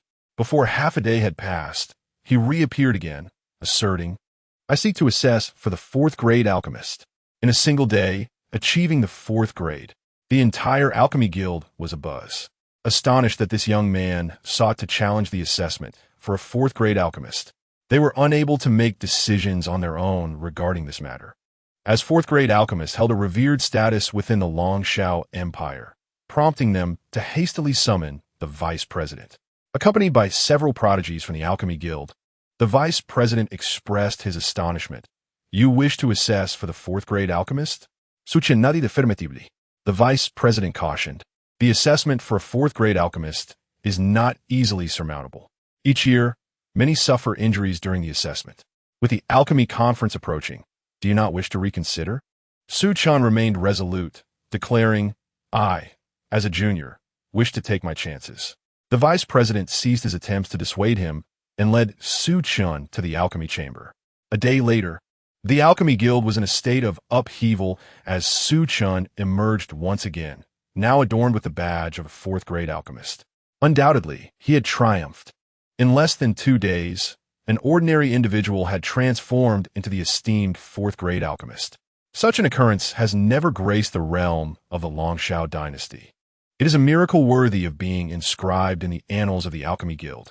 The vice president, moved by emotion, expressed a heartfelt admiration for talent. Does the young brother have a mentor? Su Chen thought of the old man and nodded affirmatively, saying, I am a disciple of the King of Alchemy from the 8 Desolations. How unfortunate. No, wait, what did you just say? The vice president's eyes widened in disbelief, and the members of the Alchemy Guild were momentarily struck dumb, questioning if they had misheard. The King of Alchemy from the 8 Desolations? Is that not the legendary alchemist from the Longshao dynasty, who has been absent for 2 centuries? So he is a disciple of the King of Alchemy. It is no wonder. The gazes of all present towards Su Chen transformed instantaneously. A 6th-tier alchemist. A master of alchemy, with none to be found throughout the Longshao dynasty, let alone one who ranks second among them. The King of Alchemy from the 8 Desolations. Chapter 77. The Supreme Alchemist, Part 5. To successfully assess the qualifications of a fourth-rank alchemist in one breath is a standard expectation for a disciple of the Alchemy King. Just as the crowd sought to find justifications for Chen, he unexpectedly spoke up. "Esteemed elder, I wish to undertake the examination for a fifth-rank alchemist." The vice president regarded Chen with a seriousness that suggested he was not jesting. "Are you certain? What level of confidence do you possess?" Chen replied, "Above 50%. In truth, it was 99%, but he refrained from dampening the spirits of the venerable elder before him. A 50% assurance is already quite commendable in the realm of alchemical assessments, where a mere 20 to 30% is often deemed fortunate. The evaluation for a fifth-rank alchemist is exceedingly intricate, typically necessitating a formal application to the Sacred Council. However, our Alchemist Guild holds an emergency quota, allowing for an exemption from such application procedures. Young brother, as a disciple of the Eight Desolations Alchemy King, our guild will not hesitate to extend this opportunity to you." Understanding the elder's intent, Chen expressed his gratitude.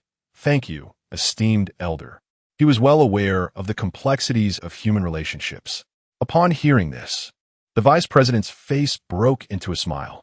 "I have already informed the president. He should return to the imperial capital by tomorrow. The examination for the fifth-rank alchemist must be personally overseen by him."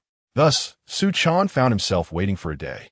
A sensational piece of news spread throughout the imperial capital. The disciple of the Eight Desolations Alchemy King, who had been absent for over 200 years, had appeared at the Alchemist Guild.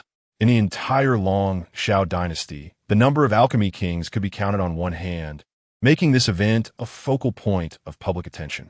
Within the long Shao dynasty, a silver-haired middle-aged man, upon receiving the news, smiled to himself. "Junior apprentice, is this the disciple you spoke of?" At merely 10 years of age, to challenge the fifth-rank alchemist examination is indeed a testament to extraordinary talent. However, Qing'er is also a genius in the field of alchemy.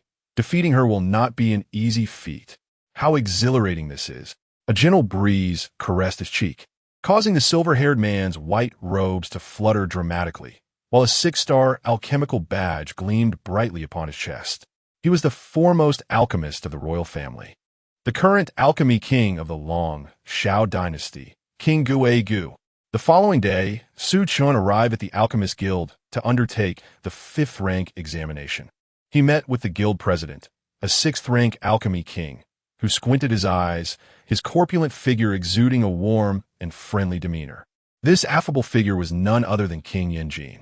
In the presence of a sixth-rank alchemy king, Chen maintained a calm and indifferent expression, which further elevated King Yanjin's perception of him. It is rare for anyone to display such composure before an alchemy king. It seems the old ghost from the Eight Desolations truly has an eye for talent. King Yanjin appeared to be quite familiar with the elder, smiling and offering praise. In response to the commendation, Chen remained largely unfazed. A sixth-rank alchemist holds considerable prestige within the long Shao dynasty. Yet, having encountered eighth-rank alchemists before, he found little to stir his emotions at the sight of a sixth rank. King Yanjin thought little of it, considering that the young man before him was indeed a disciple of an alchemy king. The assessment is set to commence shortly. Although Chen currently possesses only the cultivation of the Spirit Sea realm, concocting a fifth-grade elixir poses no challenge for him. 3 days later, a crimson pill materialized before Chen, wreathed in flames and exuding a lustrous hue. Truly, the younger generations are surpassing the older ones. The esteemed Dan King Yanjin remarked with deep sentiment, "Congratulations. You have successfully passed the fifth-grade alchemist assessment, making you the youngest fifth-grade alchemist in the Long Shao dynasty. Given time, you will surely surpass us old-timers. Your visit to the imperial capital is for the alchemy competition of the Long Shao dynasty, is it not?" Chen nodded in affirmation. Yanjin continued, "With your participation, those young contenders may face considerable challenges. I, too, eagerly anticipate the spectacle of the alchemy competition." Chen registered with the Alchemy Guild, and with half a month remaining until the competition commenced, he chose to remain in the royal capital. His reputation swiftly spread throughout the Long Shao dynasty. As a fifth-grade alchemist at such a young age, backed by a revered Dan king, capturing the attention of various factions, each eager to court his favor. However, Chen displayed little interest in these overtures. His ambitions extended far beyond the confines of the Longshao dynasty. Curiously, Chen pondered the effectiveness of the old man's reputation. He was not oblivious to the fact that within the royal family resided a rival who had caused the old man to lose his title as the foremost alchemist. It was perplexing that so many were willing to take significant risks to curry favor with him. Nevertheless, Chen was unable to uncover the truth and realized that confronting this rival might be the only way to attain clarity. The silver lining was that no one had provoked him, and he was not being relentlessly pursued. Soon, the day of the alchemy competition arrived. Chen encountered the alchemical prodigies of the Longshao dynasty. Most of these talents were third-grade alchemists, with only a select few attaining the fourth grade. One individual, however, instantly captivated the crowd. Clad in a moon-white gown, she possessed a graceful figure, exquisite features, and skin as fair as snow. With a 5-star badge adorning her chest that drew attention even more than her alluring physique, Song Wanqing approached Chen, securing her flowing locks with a jade hairpin. Lifting her elegant swan-like neck, with a few strands of hair cascading down, exuding a subtle air of pride. Chen, I have heard of your renown, the youngest 5th-grade alchemist, mentored by the 8th Desolation Dan King. My master has foretold that you will be my formidable adversary in our quest for the championship title at the alchemy competition. I, Song Wanqing, declare that I shall defeat you, much like my master triumphed over the 8th Desolation Dan King. Chen, however, paid little heed to Song Wanqing's spirited declarations, as his attention was drawn to another figure. On the stage, amidst the numerous alchemists, sat a middle-aged man with silver hair, who also directed his gaze towards Chen. The man smiled kindly, and Chen recognized the familiar glimmer in his eyes, one typically reserved for observing a junior. Chen mused internally. It seems the old man has quite the intriguing past. Noticing Chen's indifferent demeanor, Song Wanqing raised her brows, her chest rising and falling with agitation. Chen, did you hear what I said? Chen gazed at the woman before him, whose gentle demeanor had suddenly morphed into one of fierce hostility. I'm listening. Please continue, he said. Song Wanqing felt an overwhelming sense of humiliation. Ever since she learned of Chen's existence, she had regarded him as her greatest adversary, willing to utter countless words and even issue a challenge. To her astonishment, the person she cared about the most paid no heed to her words at all. Chen, I will surely defeat you, Song Wanqing exclaimed, stamping her foot and letting out a cold huff. Oh, Chen replied. This infuriated Song Wanqing, prompting her to lunge directly at him. Chapter 78. The Supreme Alchemist, Part 6. Chen found himself at a loss for words as he deftly sidestepped Song Wanqing's furious strike. My dear lady, is it not a tad hasty for us to engage in such hostility upon our very first encounter? He observed her countenance, battling the urge to tear him apart. With the alchemy conference drawing near, the announcement inviting participants to enter resonated through the air. Regaining her composure, Song Wanqing thought, what a self-indulgent fool.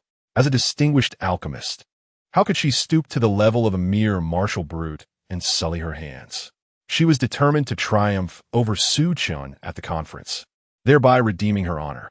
Watching the irate Song Wanqing depart, Chen mused on the peculiarities of women.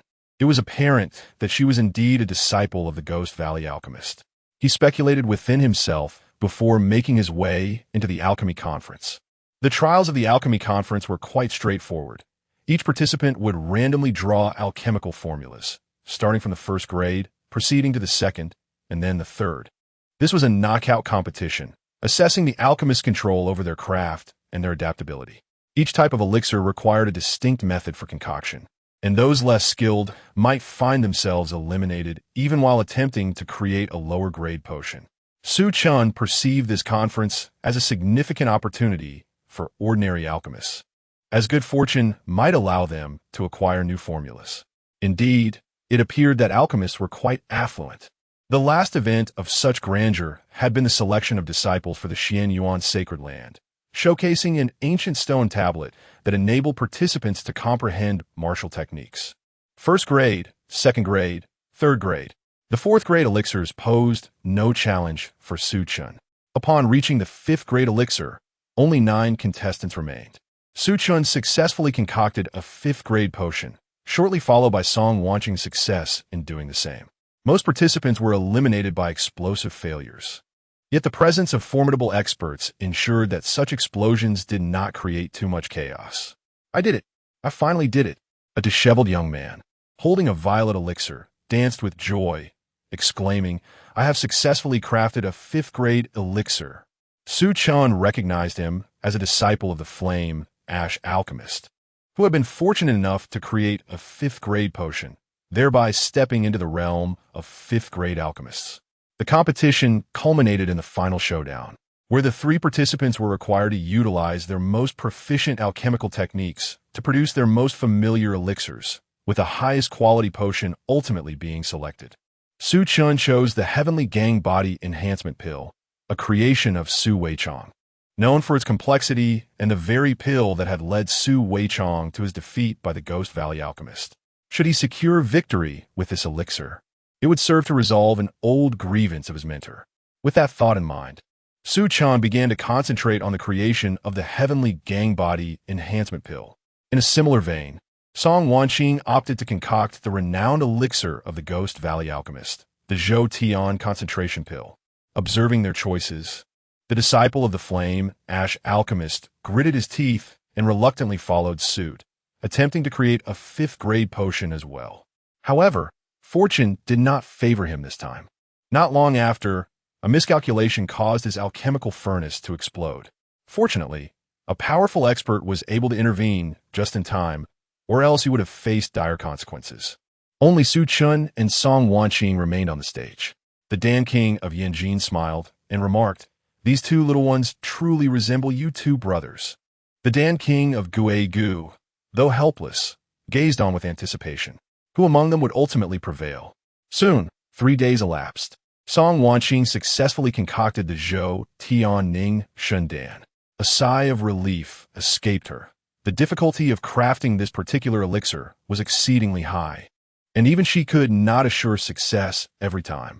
Fortunately, she had succeeded this time, and the quality was commendable.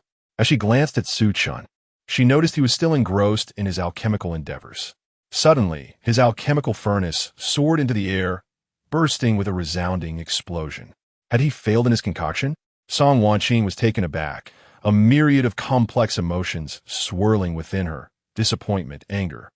She had long been lauded as the foremost alchemical prodigy of the Long Shao Empire, her talents even surpassing those of her mentor, the Dan King of Guegu.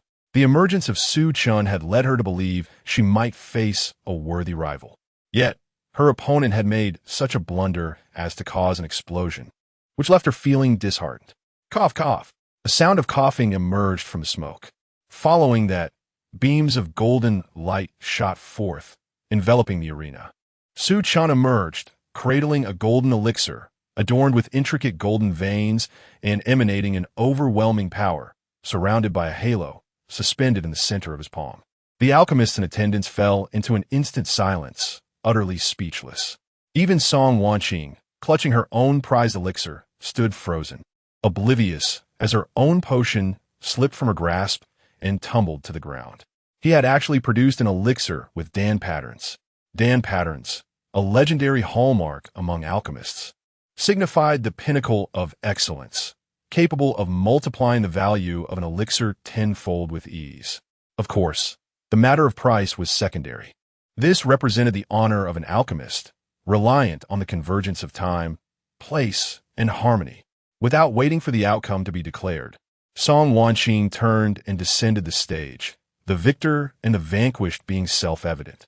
Su Chen had claimed the first prize in the alchemical competition, hailed as the foremost alchemical genius of the Long Shao Empire. An unceasing stream of forces sought to recruit Su Chen, yet he declined all offers. At last, Su Chen was approached by a familiar figure. The Dan King of Guegu had found him. If you don't mind, you may call me Sherbois, he said with a smile. Su Chen was taken aback. The Dan King of Guegu sighed. In truth, I am a brother to your master. The Bahuang Dan Wang, We hail from the same school, with me as the elder brother and him as the junior. Su Chen, Gui Guba Huang, I have met you, Shibua. Realizing that the Dan King of Gu harbored no ulterior motives, Su Chen followed the conversation and inquired, Shibua, I wish to understand what transpired back then. Why has my master suffered such a significant reduction in his lifespan? Faced with Su Chen's desire for the truth, the Dan King of Gu did not conceal the matter, and thus, Su Chen learned the reality of the situation. Once, after the old man was defeated by the king of Ghost Valley in the alchemy competition, he fell into a state of obsession, fixated on vanquishing his rival. However, he became embroiled in the rebellion led by the king, providing elixirs to aid him, only to be discovered and defeated by the king of Ghost Valley in a timely manner. Subsequently, upon realizing he had been used and compounded by his own defeat, he succumbed to despair and chose to retreat into seclusion. Su Chen, it is astonishing that the old man was so audacious in his youth, participating in a rebellion and surviving. It seems that his fall from grace is a minor consequence. The king of Ghost Valley inquired, Is your master still in good health? Su Chen shook his head. My master's time has come. He may rest among the mountains or be laid to rest by the sea. A fleeting shadow of sorrow crossed the eyes of the king of Ghost Valley as he murmured, Oh, junior brother, why must you endure such suffering? Chapter 79, The Supreme Alchemist, Part 7. The venerable Dan King of Ghost Valley inquired, What are your plans, my esteemed disciple? Su Chen Deep, I wish to first defeat you, master, and then proceed to the sacred land of Jinyu. The Dan King did not express anger. Instead, he laughed with delight. Excellent. I await that day eagerly. The sacred land of Jinyu is indeed commendable. I also intend to secure a position for you at the Alchemist Temple in the Central Domain. It seems you have your own aspirations. Su Chen nodded in agreement. The Alchemist Temple was one of the esteemed sanctuaries for alchemy in the Central Domain, theoretically more prestigious. However, Su Chen held a greater affinity for the sacred land of Jinyu. In the ensuing 3 years, Su Chen diligently practiced in the imperial capital. Due to his identity as an alchemist, he lacked for nothing in terms of cultivation resources, successfully breaking through to the spirit realm. Su Chen sought out the Dan King of Ghost Valley, who was not surprised by his arrival and greeted him with a smile. Are you prepared? Su Chen nodded. This battle would have only one observer. Song Wanqing watched as her master and the young man named Su Chen simultaneously concocted pills, vying for supremacy. Perhaps this was the true essence of genius. A bitter smile graced Song Wanqing's lips. She had heard the Dan King speak of genuine alchemical prodigies residing in those sacred places, far surpassing her own talents. While she prided herself on not being inferior to those alchemical prodigies, she now felt as though she was merely gazing at the sky from the bottom of a well. Su Chen successfully crafted a 6th-grade elixir, his alchemical techniques causing even the Dan King to marvel. The quality of both their elixirs was exceptional. The Dan King, with a smile, admitted, I have lost. Su Chen was significantly younger, yet having attained such proficiency in alchemy, his future was undoubtedly boundless. My dear nephew, have you truly no thoughts of joining the Alchemist Temple? The Dan King lamented, for if Su Chen's talents were nurtured in the temple, he would undoubtedly flourish even more. While the sacred land of Jinyu was admirable, it could not compare to the depth of the Alchemist Temple's resources. Unfortunately, Su Chen was resolute in his desire to join the sacred land of Jinyu and had to decline, leaving the Jinyu Empire apart from Song Wanqing. No one was aware of the alchemical contest that had transpired, culminating in the defeat of the foremost alchemist of the Longshao Empire, the Dan King of Ghost Valley. Master, I wish to venture to the Central Domain, Song Wanqing said earnestly. She yearned to witness a broader world. The Dan King lowered his gaze and softly replied, Very well. It is time for us to depart from the Longshao Empire. I owe them no debt. Su Chen left the Longshao Empire, proceeding directly to the sacred land of Jinyu, arriving after a year and a half. The sacred land was currently accepting disciples. Age 21? Apologies, but our sacred land requires candidates to be under 20. The elder in charge of recruitment didn't he even lift his gaze. Pardon me, but I'm also an alchemist. Su Chen interjected. The elder, slightly taken aback, raised his head to see a young man in a white robe casually polishing a badge. This badge, adorned with exactly 6 stars, shimmered brilliantly in the sunlight. The elder's eyes widened in astonishment, and the stern expression on his face instantly transformed into a radiant smile. As bright as a chrysanthemum, as a 6th-tier alchemist, you are the esteemed Pill King? Such a youthful Pill King? Observing the bewildered expression of the assessment elder, Chen casually adorned his chest emblem and inquired, "Elder, may I partake in the examination?" The assessment elder slammed the table, exclaiming, "Examination? Nonsense! You are already a disciple of our sacred ground of Jinyu, and a disciple of the inner sect at that. I shall promptly report to the sacred ground. Surely, an elder will emerge to accept you as a true disciple." Others present were left speechless. Noticing the gazes of the onlookers, the assessment elder waved his hand dismissively. "What are you staring at? If you are also a 6th-tier alchemist, it matters not if you are 21 or even 50. Our sacred ground of Jinyu will accept you." Soon, the elder hastily notified the sacred ground, and in no time, Chen was escorted within. Compared to over 2,000 years ago, the sacred ground of Jinyu had undergone tremendous transformation. An elderly man with a youthful visage and white hair abruptly tore through space, appearing beside Chen and directly inspecting him. "Indeed, a 7-aperture exquisite body. Your bone age is truly 21, a rare alchemical genius not seen in a century. Moments latte." Another tremor in the void heralded the arrival of a man clad in black robes, a sword sheath slung across his back. Upon seeing the newcomer, the youthful elder immediately hurled insults. "Hishazi, what brings you from the hidden sword peak?" The black-robed man, unfazed, replied slowly, "This little fellow possesses a 7-aperture exquisite body. His training will yield remarkable results. My hidden sword peak is in dire need of such talent. Young lad, do you wish to wield a sword, to become a sword cultivator, traversing the expanse of the world with ease?" The elderly man retorted, "Nonsense. You are all so impoverished that you have to buy spirit wine on credit. You think you can entice such an alchemical prodigy to work for your hidden sword peak? Dream on." Turning to Chen, the elder added, "If you are willing to join my alchemy hall, the disciples of Hidden Sword Peak will serve you." The black-robed man's expression darkened, exuding a menacing aura, prompting the elder to leisurely produce a spirit contract, causing the black-robed man to retreat in defeat. Soon, more powerful figures arrived. The elder wasted no time. "Knife Hall? Have you repaid the spirit stones you owe from last month? Enforcement Hall? Believe me, if my alchemy hall does not grant discounts on all elixirs next month, you will regret it. Spirit Martial Peak? Do not expect my alchemy hall to collaborate with you for your martial techniques next time. As for the Sacred Lord, that holds no weight. Do not seek my assistance next time without spirit stones." The Sacred Lord of Jinyu pinched his nose, having merely passed through. Silently passing by, he departed quietly. Observing such a formidable elder, who single-handedly outmaneuvered powerful beings, leaving them in defeat, Chen couldn't help but smile inwardly. The transformation from Jinyu sect to sacred ground of Jinyu, having been reprimanded by the alchemy hall, remained unchanged. He took the elder as his master.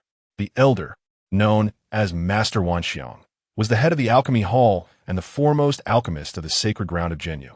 In a single day, he had ascended 3 ranks, becoming a true disciple. Upon hearing the news, the young prodigies of the sacred ground of Jinyu were intrigued.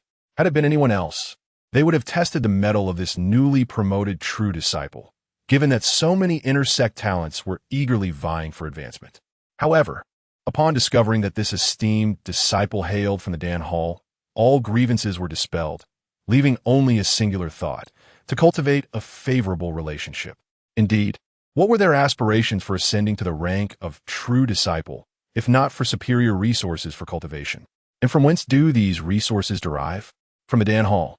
Of course, who would not wish to align themselves with such a powerful ally? Even the true disciples of the sacred grounds were stirred, personally bringing gifts to extend their congratulations on the emergence of this new true disciple. Chen suddenly realized that, indeed, in the realm of cultivation, a modicum of talent is requisite. To be an alchemist is far more gratifying than to toil as a mere brutish warrior. Chapter 80. The Supreme Alchemist, Part 8. Chen entered the alchemy hall. Although the Jinyu Holy Land was merely a millennium-old sanctuary, it possessed substantial heritage. The treasures left behind by Feng Buf and the countless resources amassed over the centuries had endowed the sect with an abundance of alchemical formulas.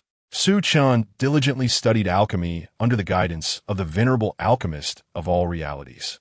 It was not uncommon for true disciples and sequential disciples of the Holy Land to drop by, sharing tea and engaging in discussions about the illustrious figures of the world.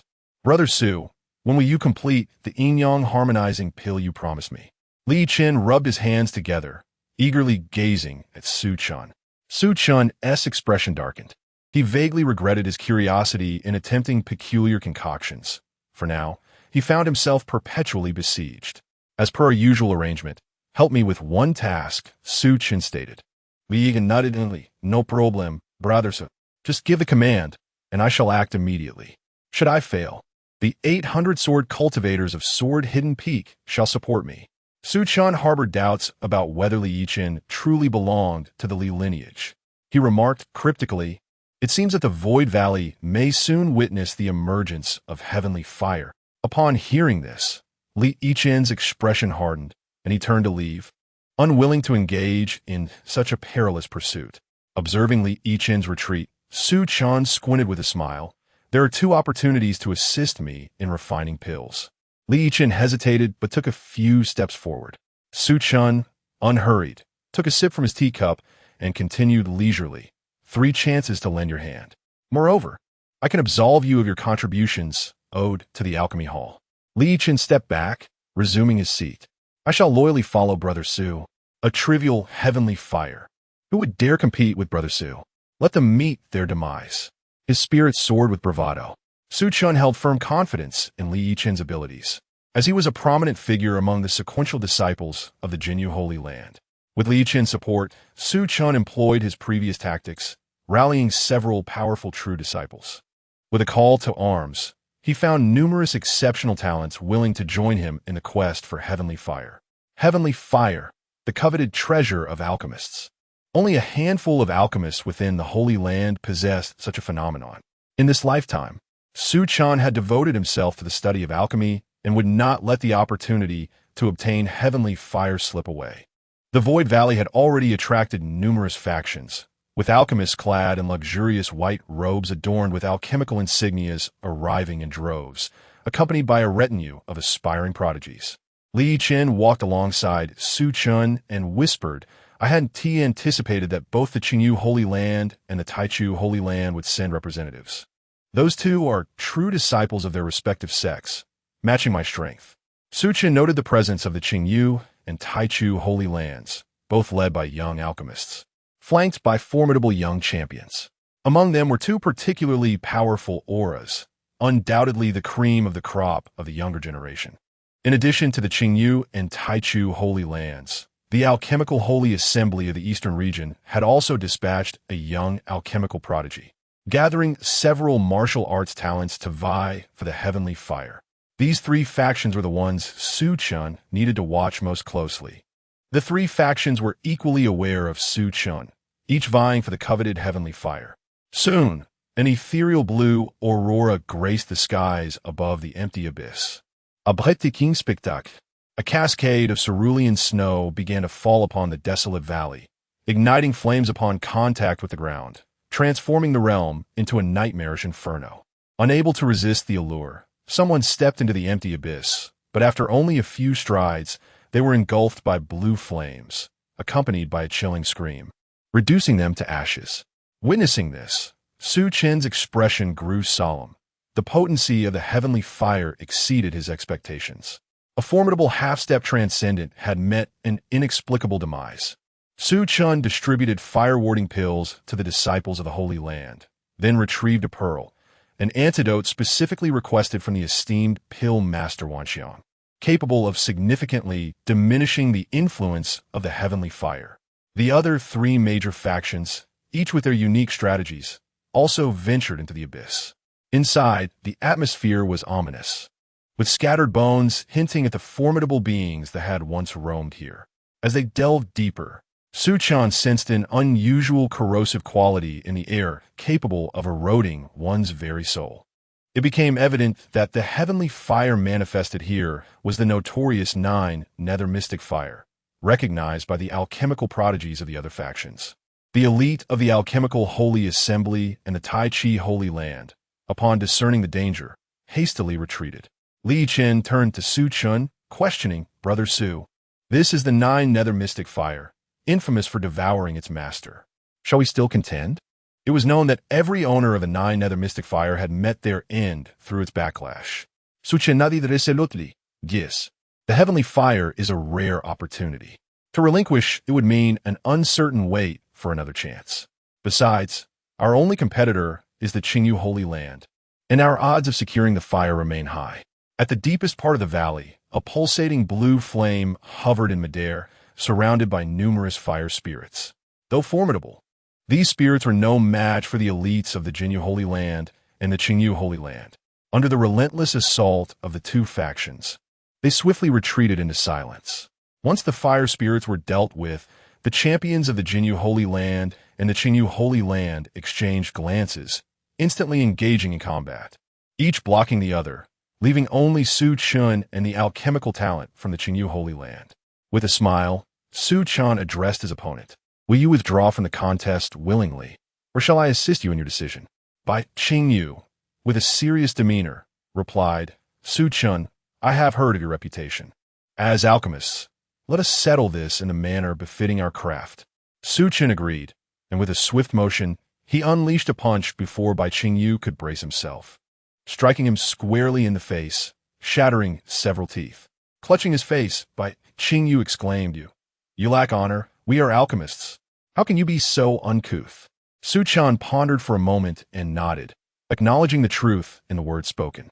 However, under Bai Qingyu's astonished gaze, Su Chen removed his alchemist's robe and grinned, declaring, "I am now a martial artist." Bai Qingyu was left speechless, unable to fathom that an alchemist could possess such audacity. "Su Chen, you are unworthy of the title of alchemist," he cried out in despair. With merely a cultivation level of the third stage of the spirit soul, he stood no chance against Su Chen. In a mere exchange, he found himself battered and bruised. "Retreat. It is merely a fleeting flame of dominance," Bai Qingyu exclaimed as he scrambled to his feet and, without a backward glance, led his companions away. There was no recourse. The individual before him was far too impudent. As the members of the Qingyu sacred land departed, the Nine Nether Xianming flame effortlessly fell into Su Chen's possession. Chapter 81. The Supreme Alchemist of the Infinite Realm, Part 9. Upon returning to the sacred land of Jinyu, Su Chen commenced the arduous process of refining the Nine Nether Xianming fire. Renowned as the fierce and malevolent heavenly fire, the refinement proved to be exceedingly perilous. After 5 grueling years, surviving near-death experiences, Su Chen successfully mastered the Nine Nether Xianming fire, resulting in a remarkable surge in his cultivation to the 4th level of the Profound Realm. Emerging from his seclusion, Su Chen observed that the 5 years had not significantly altered the sacred land. True to his word, he began to concoct the promised elixirs to repay his debts of gratitude.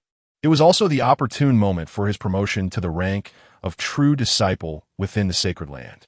As a pinnacle 6th grade alchemist and a formidable 4th level cultivator, his elevation would grant him access to greater resources. The rank of true disciple within the sacred land is renewed every century. Currently, there are 8 true disciples, all of whom are young sovereigns. After submitting his application, it was not long before the esteemed Venerable Wanxiang escorted Su Chen to the advancement assessment. Each sacred land has its own unique criteria for evaluating true disciples. The assessment for the sacred land of Jinyu involves the Unyielding Tower, a legacy left by the undefeated Holy King. Only upon earning the tower's recognition may one qualify as a true disciple of Jinyu. The Unyielding Tower comprises 9 levels, and true disciples must conquer up to the 4th level. Even so, few manage to succeed. Over the past millennium, only the current Holy Master's ascent to the 7th level has been recorded. As Su Chen entered the Unyielding Tower, he was greeted by melodious voices of enchanting maidens. their alluring figures swaying gracefully, beckoning him with flirtatious charm. With a mere thought, Su Chen found that their appearances shifted according to his imagination. Unfazed, he moved past them, advancing to the next level. To his astonishment, he suddenly found himself bereft of all his cultivation. Terrifying beasts encircled him, poised to tear him apart.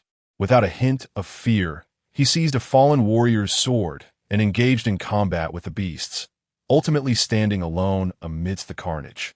Drenched in blood as he progressed to the next level. In the outside world, Su Chen's advancement assessment drew curious gazes from the sacred land. Li Chen noted the tower's levels shifting once more, exclaiming, "Brother Su is truly enigmatic. I wonder how far he will go." He recalled that he had only reached the 5th level himself. Soon, the unyielding tower trembled again as Su Chen ascended to the 4th level. It was not long before he reached the 5th level, astonishing the onlookers, as few had ever accomplished such a feat after surpassing the 5th level. Su Chen advanced to the 6th, which posed no obstacle to him.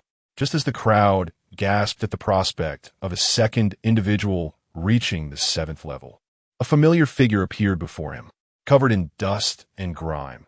Su Chen muttered in frustration, "Is that truly Fong Bubi?"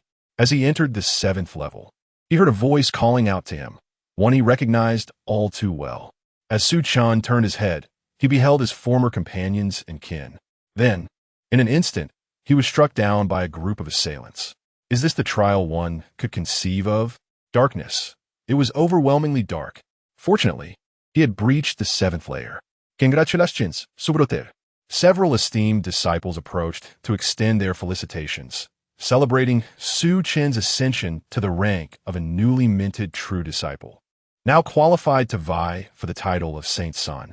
Indeed, the sacred prison had welcomed another true disciple into its ranks. Consequently, Su Chen's residence was relocated to the peak of true disciples, now accompanied not only by maidservants and guards, but also by an elder assigned as his personal protector, elevating his status dramatically. 3 months later, the esteemed master of 10,000 forms summoned the alchemy disciples.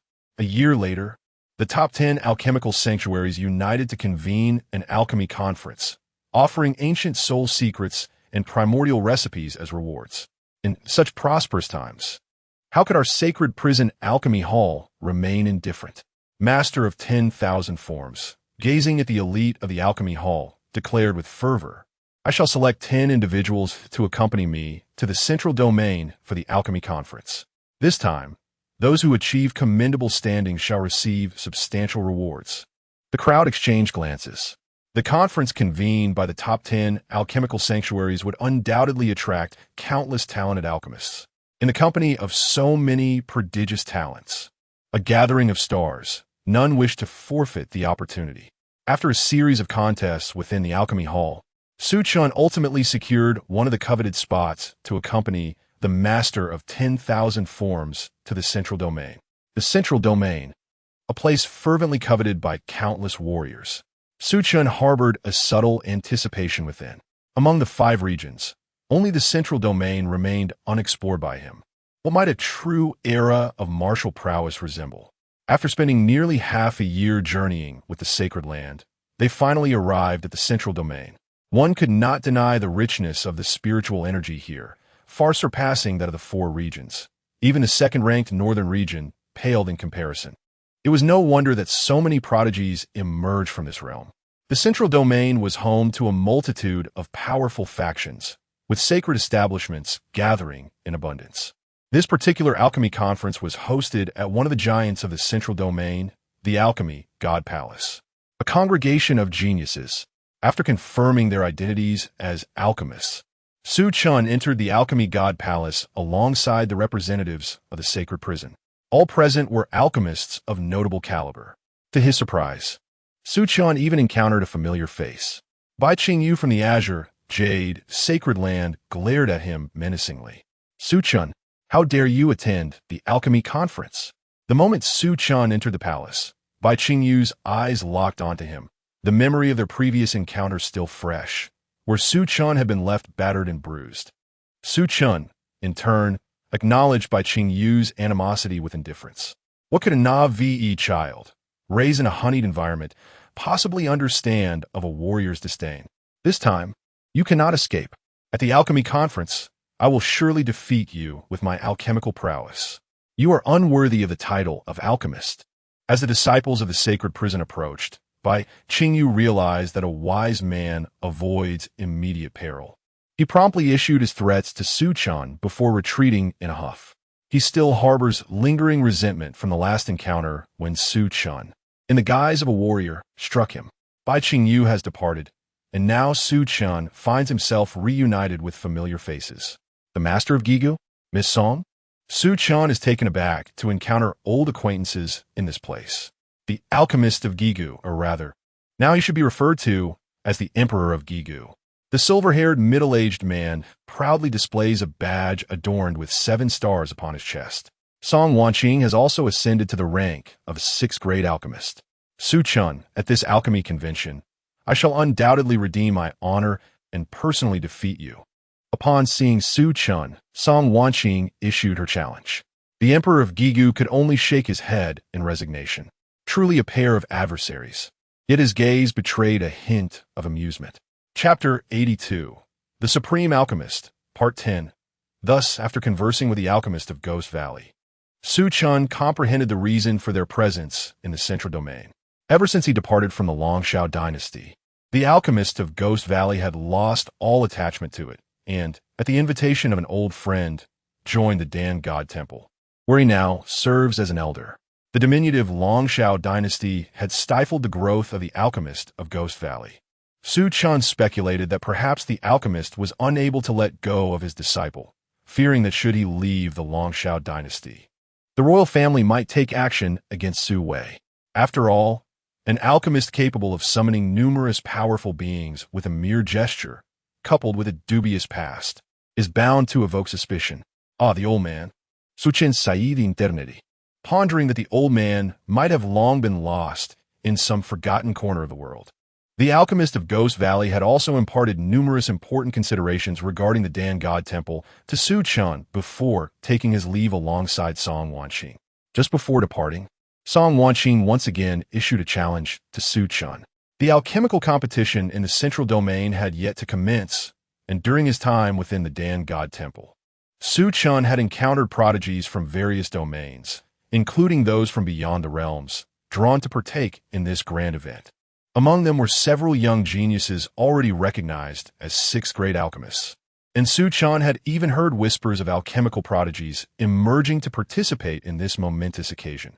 These prodigies were undoubtedly of no less than 7th grade caliber. While Su Chen had not come across any martial arts geniuses in the central domain, the multitude of alchemical talents was astounding, making this a truly prosperous era across the 5 domains of Tianxian. Thus, Su Chen began his seclusion, determined to concoct 7th grade elixirs before the competition commenced. Aware of Su Chen's resolve, the vast universe alchemist spared no effort in his support, personally instructing him in the use of the 9 nether mystical fire for alchemical creation. Half a year later, on the eve of the alchemical competition, many alchemists emerged from their seclusion, including Su Chen. The rules for the upcoming competition were announced by the Dan God Temple. Unlike the alchemical competitions of the Longshao dynasty, this event, jointly organized by the 10 sacred alchemical sanctuaries, was a significant occasion for the entire Tianxian domain. Several powerful beings of the sacred level had opened a space filled with rare treasures, medicinal materials, alchemical recipes, and even ancient secret techniques. Each item was protected by restrictions, requiring alchemists to rely on their own alchemical prowess to obtain them. Only then could they participate in the final assessment. Su Chen noted the last rule. During the alchemical competition, all alchemists are prohibited from utilizing any martial force. All items must be acquired solely through alchemical skill. Esteemed alchemists need not engage in violence.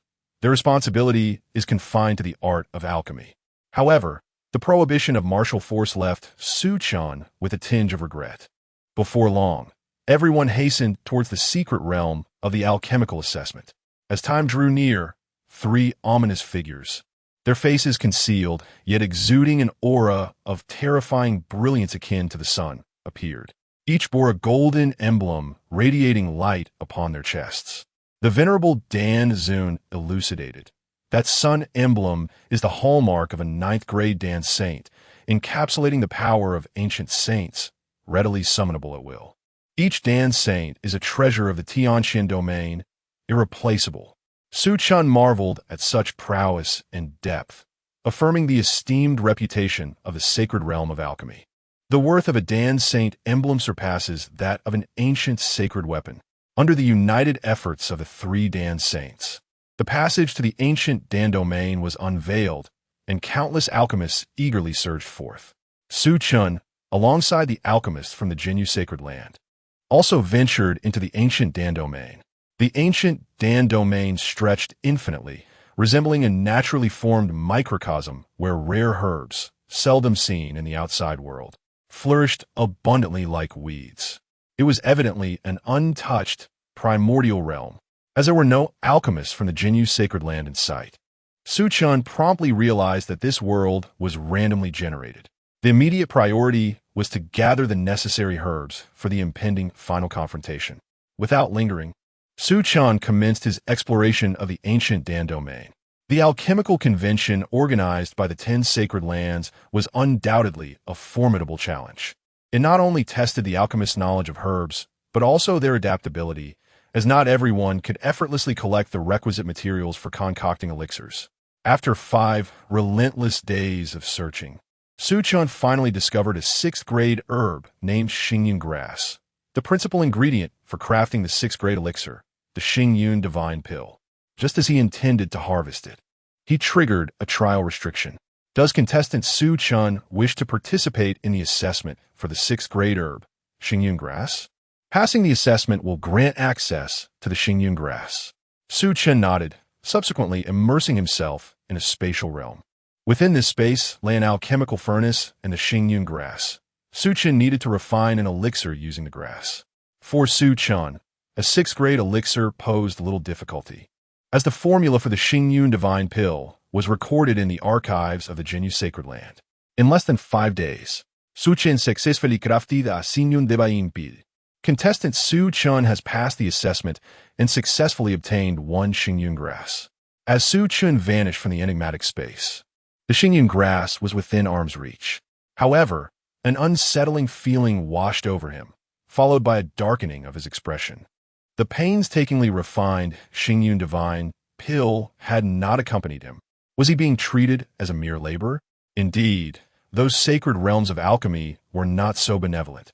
This trial was ingeniously designed to have the world's elite toil for their benefit. A truly masterful stratagem. Su Chen admired this with a grudging respect. The combined wisdom of his past lives paled in comparison to the acumen of those ancient relics within the sacred realms of alchemy. Nonetheless, Su Chen glanced at the Xingyun grass before him. There were still benefits to be had. After securing the Xingyun grass, he continued his quest for other alchemical materials, as he aimed to concoct a particularly unique 7th-grade elixir, necessitating more than just a 6th-grade herb. Time flew by, and 3 months elapsed. The ancient Dan domain was vast, and in that time, Su Chen had merely scratched the surface. During his journey, he encountered other alchemists contending for herbs, yet he consistently emerged victorious. Following the guidance of information acquired from a renowned alchemist, Su Chen arrived at a canyon ablaze with flames. Here, the number of alchemists was neither sparse nor abundant. And to his surprise, he recognized a familiar face, Bai Qingyu from the Jinyu sacred land. At that moment, Bai Qingyu was locked in a standoff with another alchemist. The eastern region? Merely a land of savages. How dare you compete with me for the flame sunflower? Let me make myself clear. The herbs of the Fire Valley belong solely to the Danyang sacred land. If you know what is good for you, vacate the premises at once, or my Danyang sacred land will ensure that you are stripped of any qualifications to partake in the final assessment. Bai Qingyu's face flushed with anger, and the numerous talented alchemists from the eastern region stood incensed behind him. The Danyang sacred land, a titan of alchemical prowess on par with the central region and the alchemy divine hall, regarded the entire eastern region with utter disdain. Chapter 83. The Supreme Alchemist, Part 11. Su Chen narrowed his eyes, absorbing every word spoken by the disciple of the Danyang sacred ground. Among the 5 domains of Tianxian, the central domain was the strongest, while the southern domain was the weakest, followed closely by the eastern domain.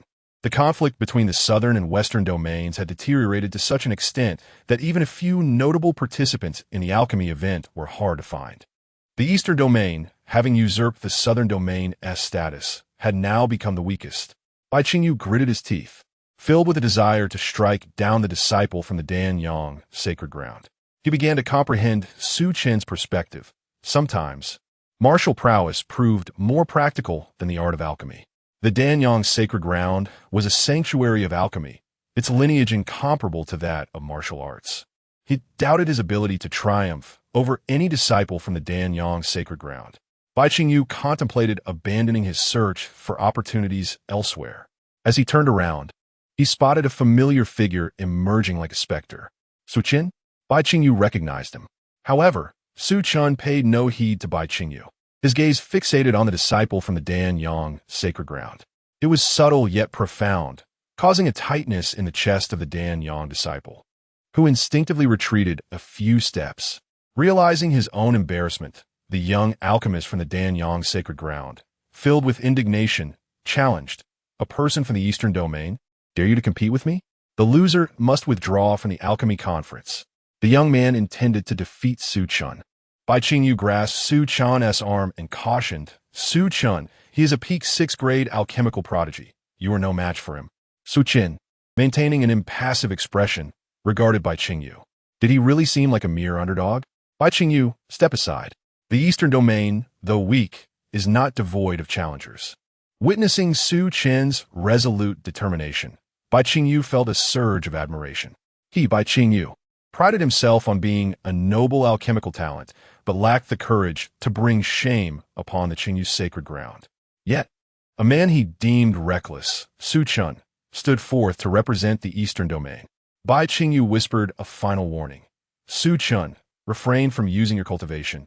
Here, we must rely solely on our alchemical skills to secure victory.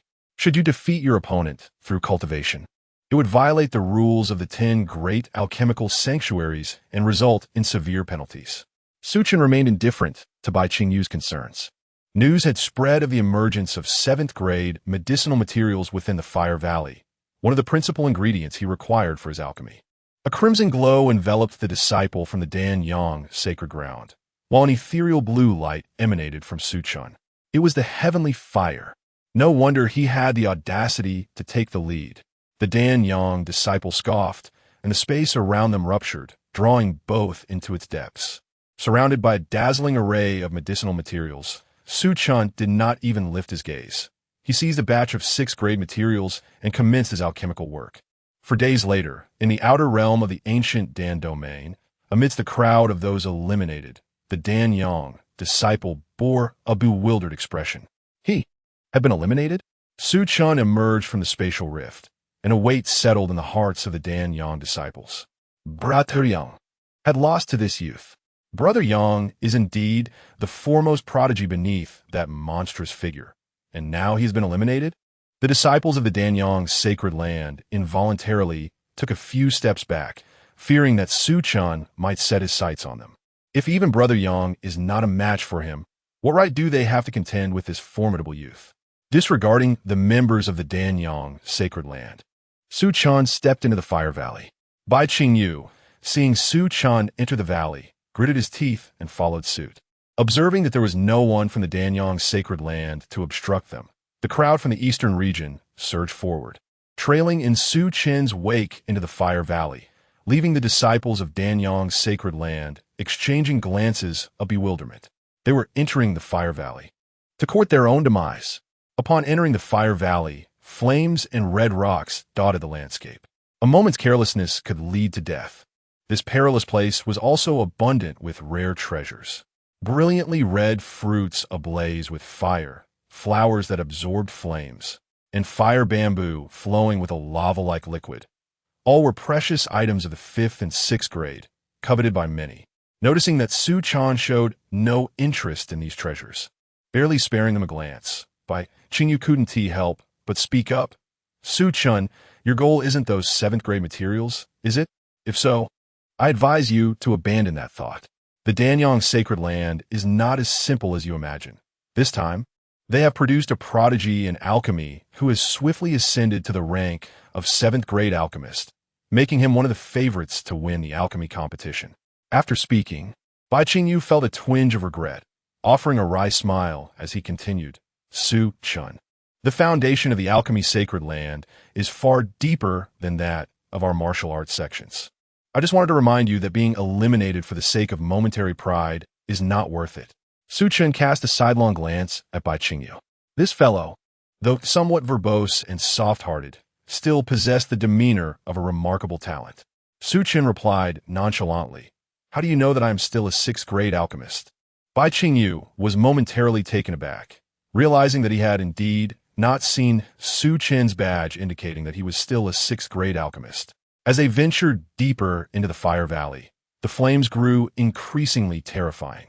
Su Chun arrived at the center, where the flames blazed a golden hue, radiating a frightening heat that seemed capable of melting everything in its vicinity.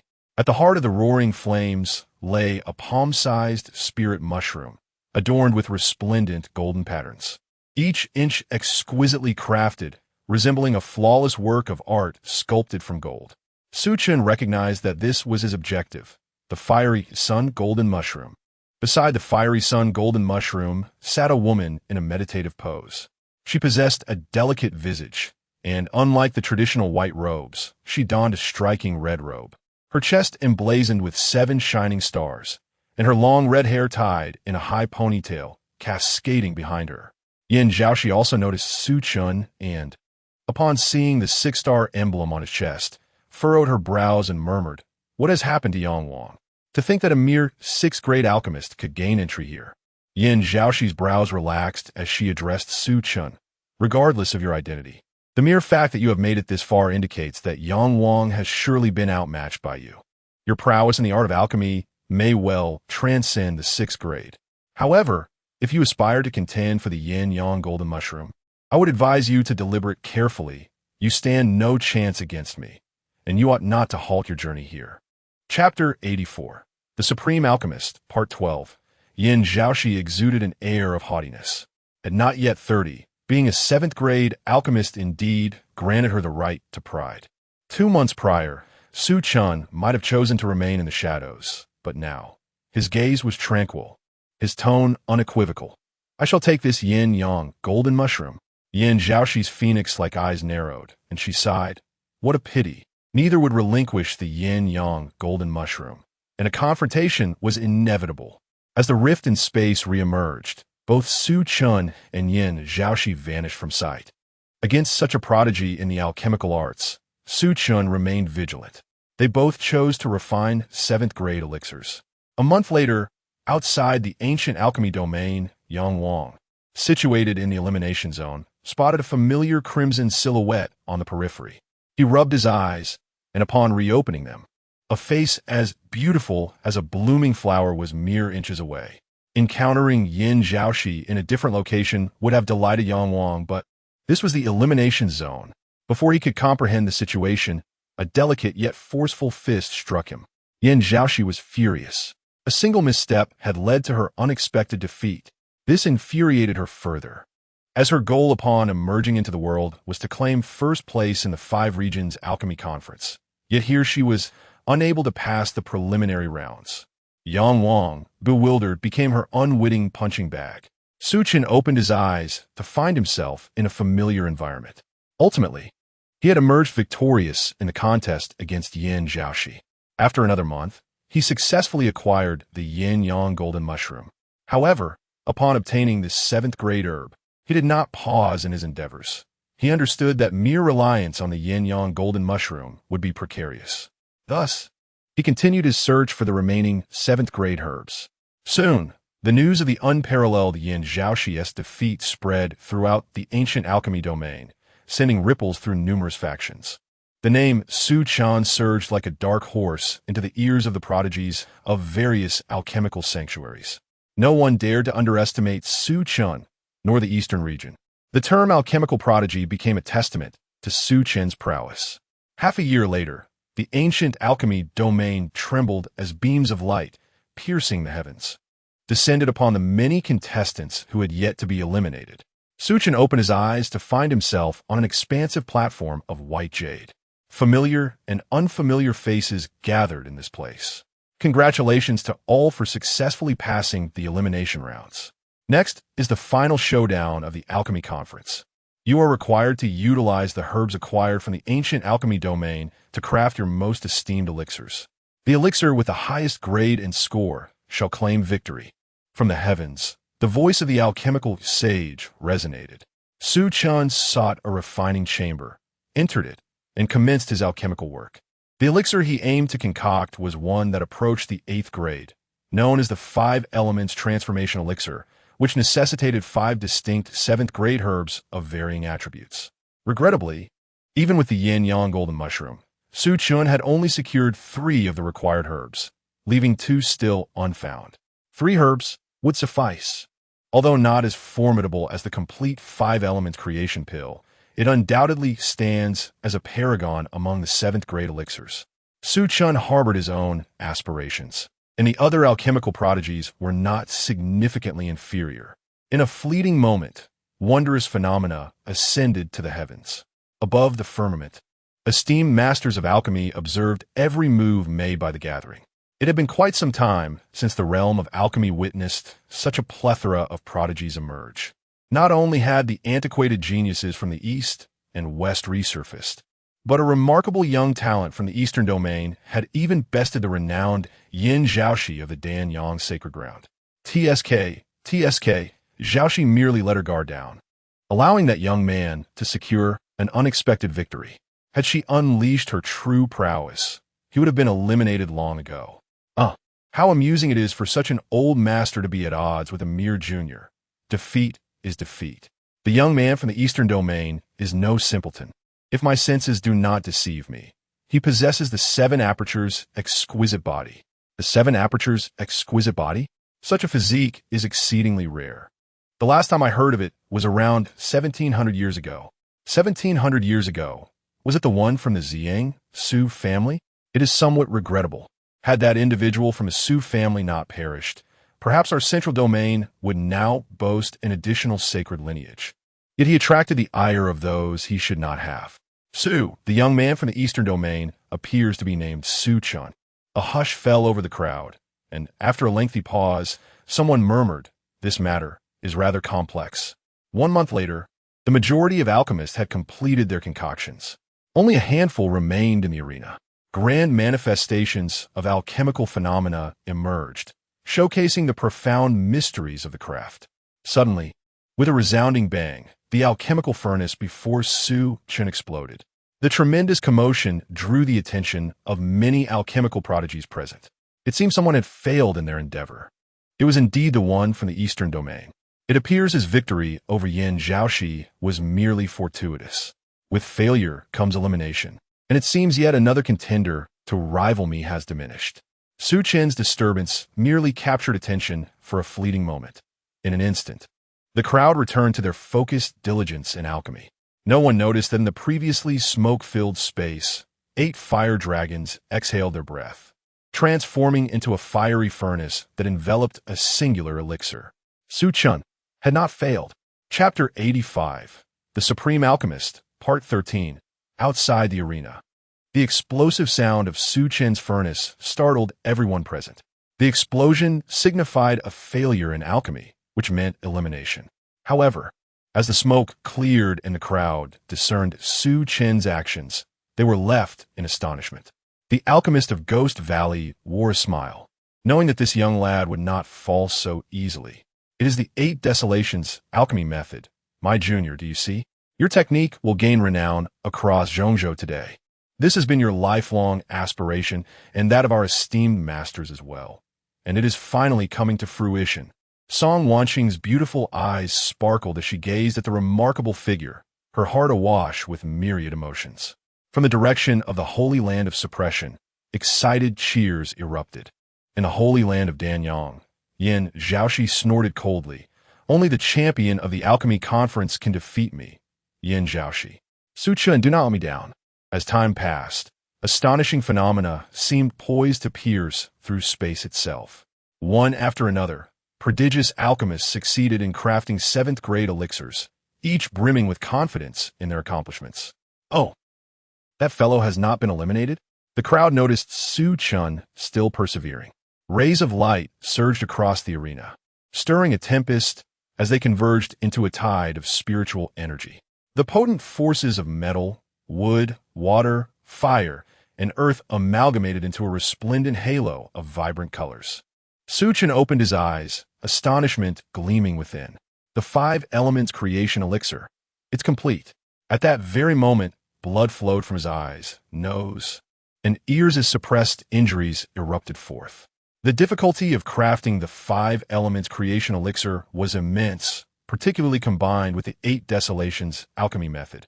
Chen's cultivation had already been overdrawn, yet he clung to his indomitable will to endure until now.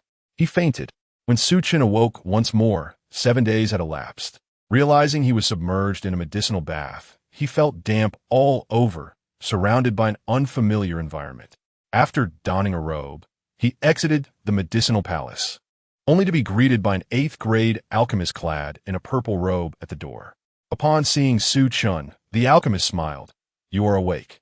The esteemed alchemists have been awaiting you for quite some time." Following the purple-robed alchemist, Chen entered a grand hall, where proud young figures turned their haughty gazes into expressions of admiration upon his arrival. An edelman, with white hair and dressed in simple garments yet adorned with a golden badge depicting a radiant sun, looked at Chen with appreciation in his eyes. "Young Su, congratulations on claiming the title of champion in this alchemy conference. From henceforth, you shall be known to every alchemist in the 5 domains. Would you be willing to become an honorary elder of my alchemist sanctuary?" Faced with such an invitation from a revered alchemist, Chen nodded. "It is an immense honor for this junior." The honorary elder title merely required a name to be associated with the alchemist sanctuary, offering tangible benefits. Chen was taken aback to discover that he had indeed secured the championship of this alchemy conference, standing out among countless prodigies.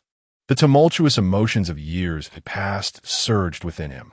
First in the alchemy conference, the rewards are indeed bountiful, as one may enter the hall of the alchemy deity to select an ancient secret art and acquire the alchemical techniques of the esteemed masters within.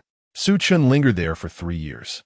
During this time, he refined the 8 desolation alchemy technique, occasionally benefiting from the teachings of the alchemy saint, which advanced his skills further.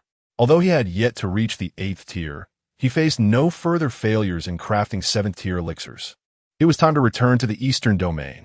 While the hall of the alchemy deity was splendid, it ultimately could not be called home. Upon learning of Chen's impending return to the eastern domain, many elders and prodigies from the hall came to bid him farewell. "Chen, do you truly intend to return to the sacred land of the abyss? With your alchemical talent, remaining in the hall would surely cultivate greater mastery, leading to even higher achievements in the future," Song Wanqing implored, wishing to dissuade him. Chen shook his head. "The sacred land of the abyss has treated me well. As it is still developing and lacks alchemists, how could I turn a blind eye? To cultivate in the central continent, the skills I have acquired in alchemy are, after all, to repay the sacred land. My companions, the path of the martial world is long. May we meet again by fate." With that, Chen departed, returning to the eastern domain with the others from the sacred land of the abyss. The people of the hall watched his departure with mixed emotions, struggling to comprehend why Chen would forsake the opportunity for deeper study in the hall, opting instead for a return to the underdeveloped eastern domain of alchemy. Yet, they respected his choice. Such grace may indeed define a true alchemist. Chen left the central region, yet his legend remained there. A month later, within the spatial tunnel, the venerable of all things alchemical bore a complex expression filled with myriad sentiments. He had not anticipated that the champion of this alchemical conference would emerge from their eastern domain. Initially, he had wished only to take Chen to the central continent to witness the flourishing era of alchemy and meet various prodigies. What brought him solace was that Chen still cherished his bond with the sacred land. resolutely choosing to return to the Eastern Domain and his sect despite the acclaim he had garnered in the Central Continent and the alluring offers from its prestigious alchemical halls. To have a disciple like Su Chen in our sacred land of the Abyss is truly a blessing of 3 lifetimes. The ancestors have manifested their grace. The venerable of all things alchemical murmured to himself. Suddenly, the spatial tunnel began to tremble violently. Sensing impending danger, the venerable shouted to the crowd, "We are under attack. Enemies are upon us." Terrifying auras surged forth from the ship. The spatial tunnel was rent asunder by colossal hands, and a pair of fearsome eyes stared at the occupants of the ship, as if gazing upon mere ants. Saint Su Chen raised his head, gazing at that dreadful figure, his heart quaking. That overwhelming aura was not unfamiliar to him. A saint, this was a being who had stepped into the realm of saints, effortlessly tearing apart the fabric of the spatial tunnel. Hand over the Su bloodline. In consideration of the undefeated Saint King's reputation, I shall grant you a path to survival. Otherwise, a dreadful murderous intent shattered the spatial tunnel, the booming voice reverberating throughout the heavens and the earth. Today, this place shall become your burial ground. Upon hearing this, the esteemed Master Wanxiang's expression shifted dramatically as he bellowed, "Impudent! Su Chen is a disciple of my sacred land of Jinyu. Regardless of who you may be, you shall not compel my sanctum to relinquish its disciple. Present the sacred artifact." In response to Master Wanxiang's fierce proclamation, the venerable elders, who had been stationed around, simultaneously summoned enigmatic runes. A crescent bow, imbued with sanctified power, manifested in Master Wanxiang's grasp. The sacred radiance bow, were a sacred radiance saint to reappear, perhaps I would retreat in deference, but now it is merely a fragmented sacred artifact. A colossal hand rose, effortlessly shattering the arrow that could rend space itself. With a piercing gaze directed at the assembly of the sacred land of Jinyu, he declared coldly, "Since you refuse to surrender the Su bloodline, then perish together." Chapter 86. The Supreme Alchemist. 14. Cursed be the fate. At that moment, Su Chen suddenly recalled that Su Weichong had once mentioned that he found Su Chen amidst the snow, bearing a longevity amulet inscribed with the character Su. Though he had always known that this amulet held significance, he had never actively sought to uncover the mysteries of his lineage. In hindsight, this seemingly trivial detail proved to be profoundly consequential. This life is to conclude in such a manner, leaving a bitter taste of unfulfilled potential in Su Chen's heart. Just as a colossal hand was about to envelop the entire vessel, a beam of light descended from above, piercing through the giant palm. The unexpected turn of events compelled Su Chen to focus. It was a golden holy spear, radiating an aura both familiar and foreign. Song Laogui.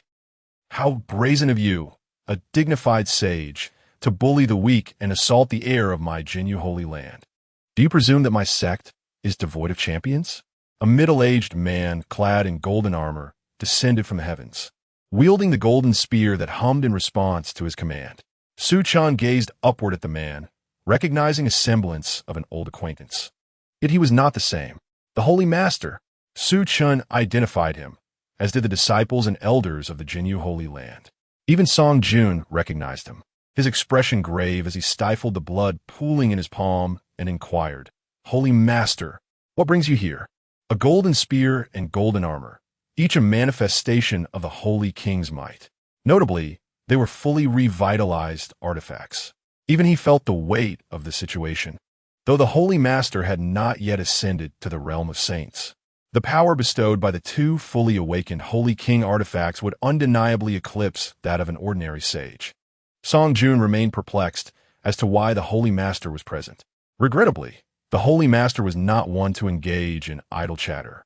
Every moment and ounce of holy power expended was a tremendous drain on resources for the Holy Land. Without further ado, he charged at Song Jun, whose countenance paled as he was pierced through the chest by a single thrust. "The Jinyu Holy Land. I shall remember this grudge, and repay it 1,000-fold in due time." Song Jun's figure vanished into the void, fully aware of his disadvantage, and chose to retreat. The Holy Master retracted the golden spear, exhaling a soft sigh of disappointment. Alas, he has escaped. If he were to attain sainthood, wielding the holy king's weapon, I would not have allowed such a formidable adversary to flee. Upon arriving aboard the vessel, the myriad phenomena alchemist inquired with confusion, "Holy Master, how came you to be here?" The Holy Master cast a glance at Chen. "A friend in the central continent entrusted me with this intelligence. There are those who intend to strike against my disciples. Although my Jinyu holy land lacks a sage to stand guard, we are not to be trifled with." Upon receiving this news, I surmised that a great enemy would likely intercept along the path. Thus, I hastened to arrive, though regrettably, I could not apprehend that old ghost song. Chen asked, "May I inquire, Holy Master, who was the sage that just attacked?" The Holy Master replied, "Song Jun, a sage from the Song family of the Central Continent's holy lineage. Fear not, should he dare to bully the weak. Once I ascend to sainthood, I shall surely visit the Song family, armed with a holy king's weapon. You do not betray the sacred ground of the prison of souls, and in turn, the sacred ground shall not betray you." After a moment of contemplation, Chen retrieved the longevity lock and inquired of the Lord of the prison of souls, "Might the Lord be aware of my origins?" The Lord accepted the longevity lock, nodding slightly.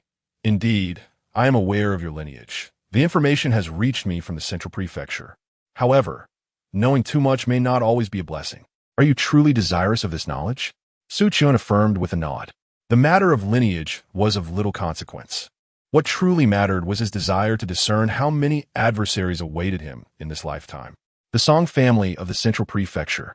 Chen etched this into his memory, for he was one who held grudges. Had it not been for his triumph at the alchemy conference, drawing attention and prompting an early warning to the Lord of the Prison of Souls, he might have met an untimely demise at the hands of a sage, thus squandering countless reversal points, a thought most vexing. The Lord of the Prison of Souls sighed. "Your lineage is a tale of considerable length, tracing back to your ancestor from 17 centuries ago." Chen began to grasp the depth of his origins.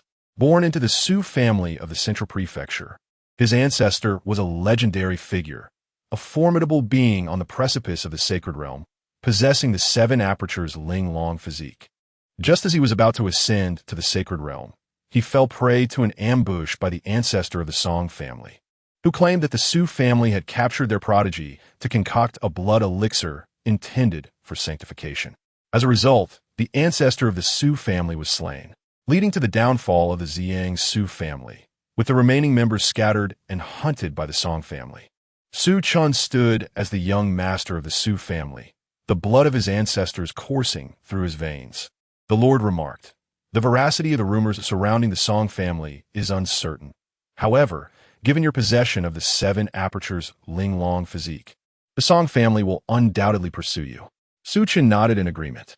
This was indeed a heavy burden for one deemed the child of fortune. With merely the cultivation of the profound realm, he had attracted the attention of a sage. Such cruelty! Chen felt a profound sense of exasperation. Clearly, innate talent and comprehension were not bestowed without consequence. Should one's lineage be too humble, one might attract undue calamities. The situation was perilously precarious. Upon their return to the eastern domain's sacred ground of the Prison of Souls, news of Chen's victory at the Central Prefecture's alchemy conference spread. Chen expressed his astonishment. "Wow, Brother Su, you are remarkable. You are the foremost of the younger generation across the 5 domains in alchemy." Then, a thought crossed his mind, and he cautiously asked, "Brother Su, given our relationship, surely there must be a friendly rate for my alchemical needs, right? The top alchemist of the younger generation happens to be my good friend." Chen regarded the youth, whose grin resembled that of a naive deer, and replied with a faint smile, "Indeed, from now on, any alchemical services you require will be at a 20 discount." Chen's expression brightened, and he slammed the table. "Laughing heartily, excellent, Brother Su. I knew I could count on you. Should you require anything in the future, do not hesitate to reach out to me." Chen calmly interjected, "However, from this day forth, the contributions required for me to personally craft elixirs will be doubled." His face contorted with bitterness. "Brother Su, you know that my Songjin peak is perpetually impoverished, You cannot be so ruthless. Su Chen chose to remain unresponsive. Li Chen sipped his wine in a contemplative mood, realizing that he would need to frequent Wanhua Peak less often. Time swiftly passed, and 3 decades had gone by since Su Chen had remained within the confines of the Jinyu Holy Land. On this particular day, the Jinyu Holy Land trembled with an ominous energy akin to the rising sun, drawing the attention of formidable gazes from the eastern region towards its sanctum. Su Chen lifted his head, narrowing his eyes. It was the aura of a saint. The Holy Master had finally taken that monumental step. The Jinyu Holy Land had birthed its first saint. An overwhelming joy surged within Su Chen, mingled with profound nostalgia. After more than 2 millennia, a promise once deemed impossible had come to fruition. The first saint inheriting the legacy of the Jinyu Holy Land had indeed emerged. Chapter 87. The Supreme Alchemist, 15. The Holy Land of Jinyu has now welcomed its own saint. On that day, Su Chen witnessed the Jinyu Holy Master wielding the sacred monarch artifact, effortlessly tearing apart the heavens as he journeyed to Zhongzhou. He realized that the Holy Master was seeking trouble with the Song family of Zhongzhou. A saint equipped with the sacred monarch artifact is undoubtedly formidable. When a sacred monarch does not emerge, they reign supreme over the realm. Throughout the 5 domains, the presence of sacred monarchs is scarce. And with the invincible Fong backing the Jinyu Holy Land, any who dare to intervene must tread carefully. A year later, news arrived from Zhongzhou. The Jinyu Holy Master personally visited the Song family, brandishing the sacred monarch artifact, and slayed 2 of their saints, leaving Zhongzhou in shock. Ultimately, the Jinyu Holy Master returned to the Holy Land, his demeanor disheveled, muttering, "What a ridiculous place Zhongzhou is. Who cares about your Zhongzhou? If entry is denied, so be it. I merely killed 2 saints and annihilated a clan, yet they dared to expel me, a dignified saint, from Zhongzhou." Su Chen could not suppress a twitch of his cheek.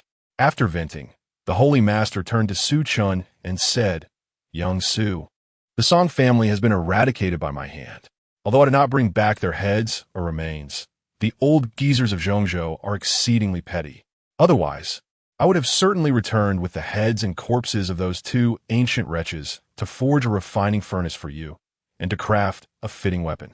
For a moment, Su Chen was uncertain whether it was he who had been annihilated or the Holy Master. Su Chen replied, "Thank you, Holy Master, for avenging the blood feud on behalf of your disciple." The Holy Master beamed with delight. "If our Jinyu Holy Land cannot even protect its own alchemist, should I perish and descend into the underworld, I would have no face to confront our ancestors or the revered spirits of the Holy Land. Following this battle, any who covet our Jinyu Holy Land must weigh whether they can withstand the might of the sacred monarch artifact." Su Chen felt a wave of relief. The patriarch now held him in high regard. With the Song family obliterated, the latent threat against him was dispelled. He no longer needed to fear being cornered by a saint upon stepping outside. Time flew by, and a century passed.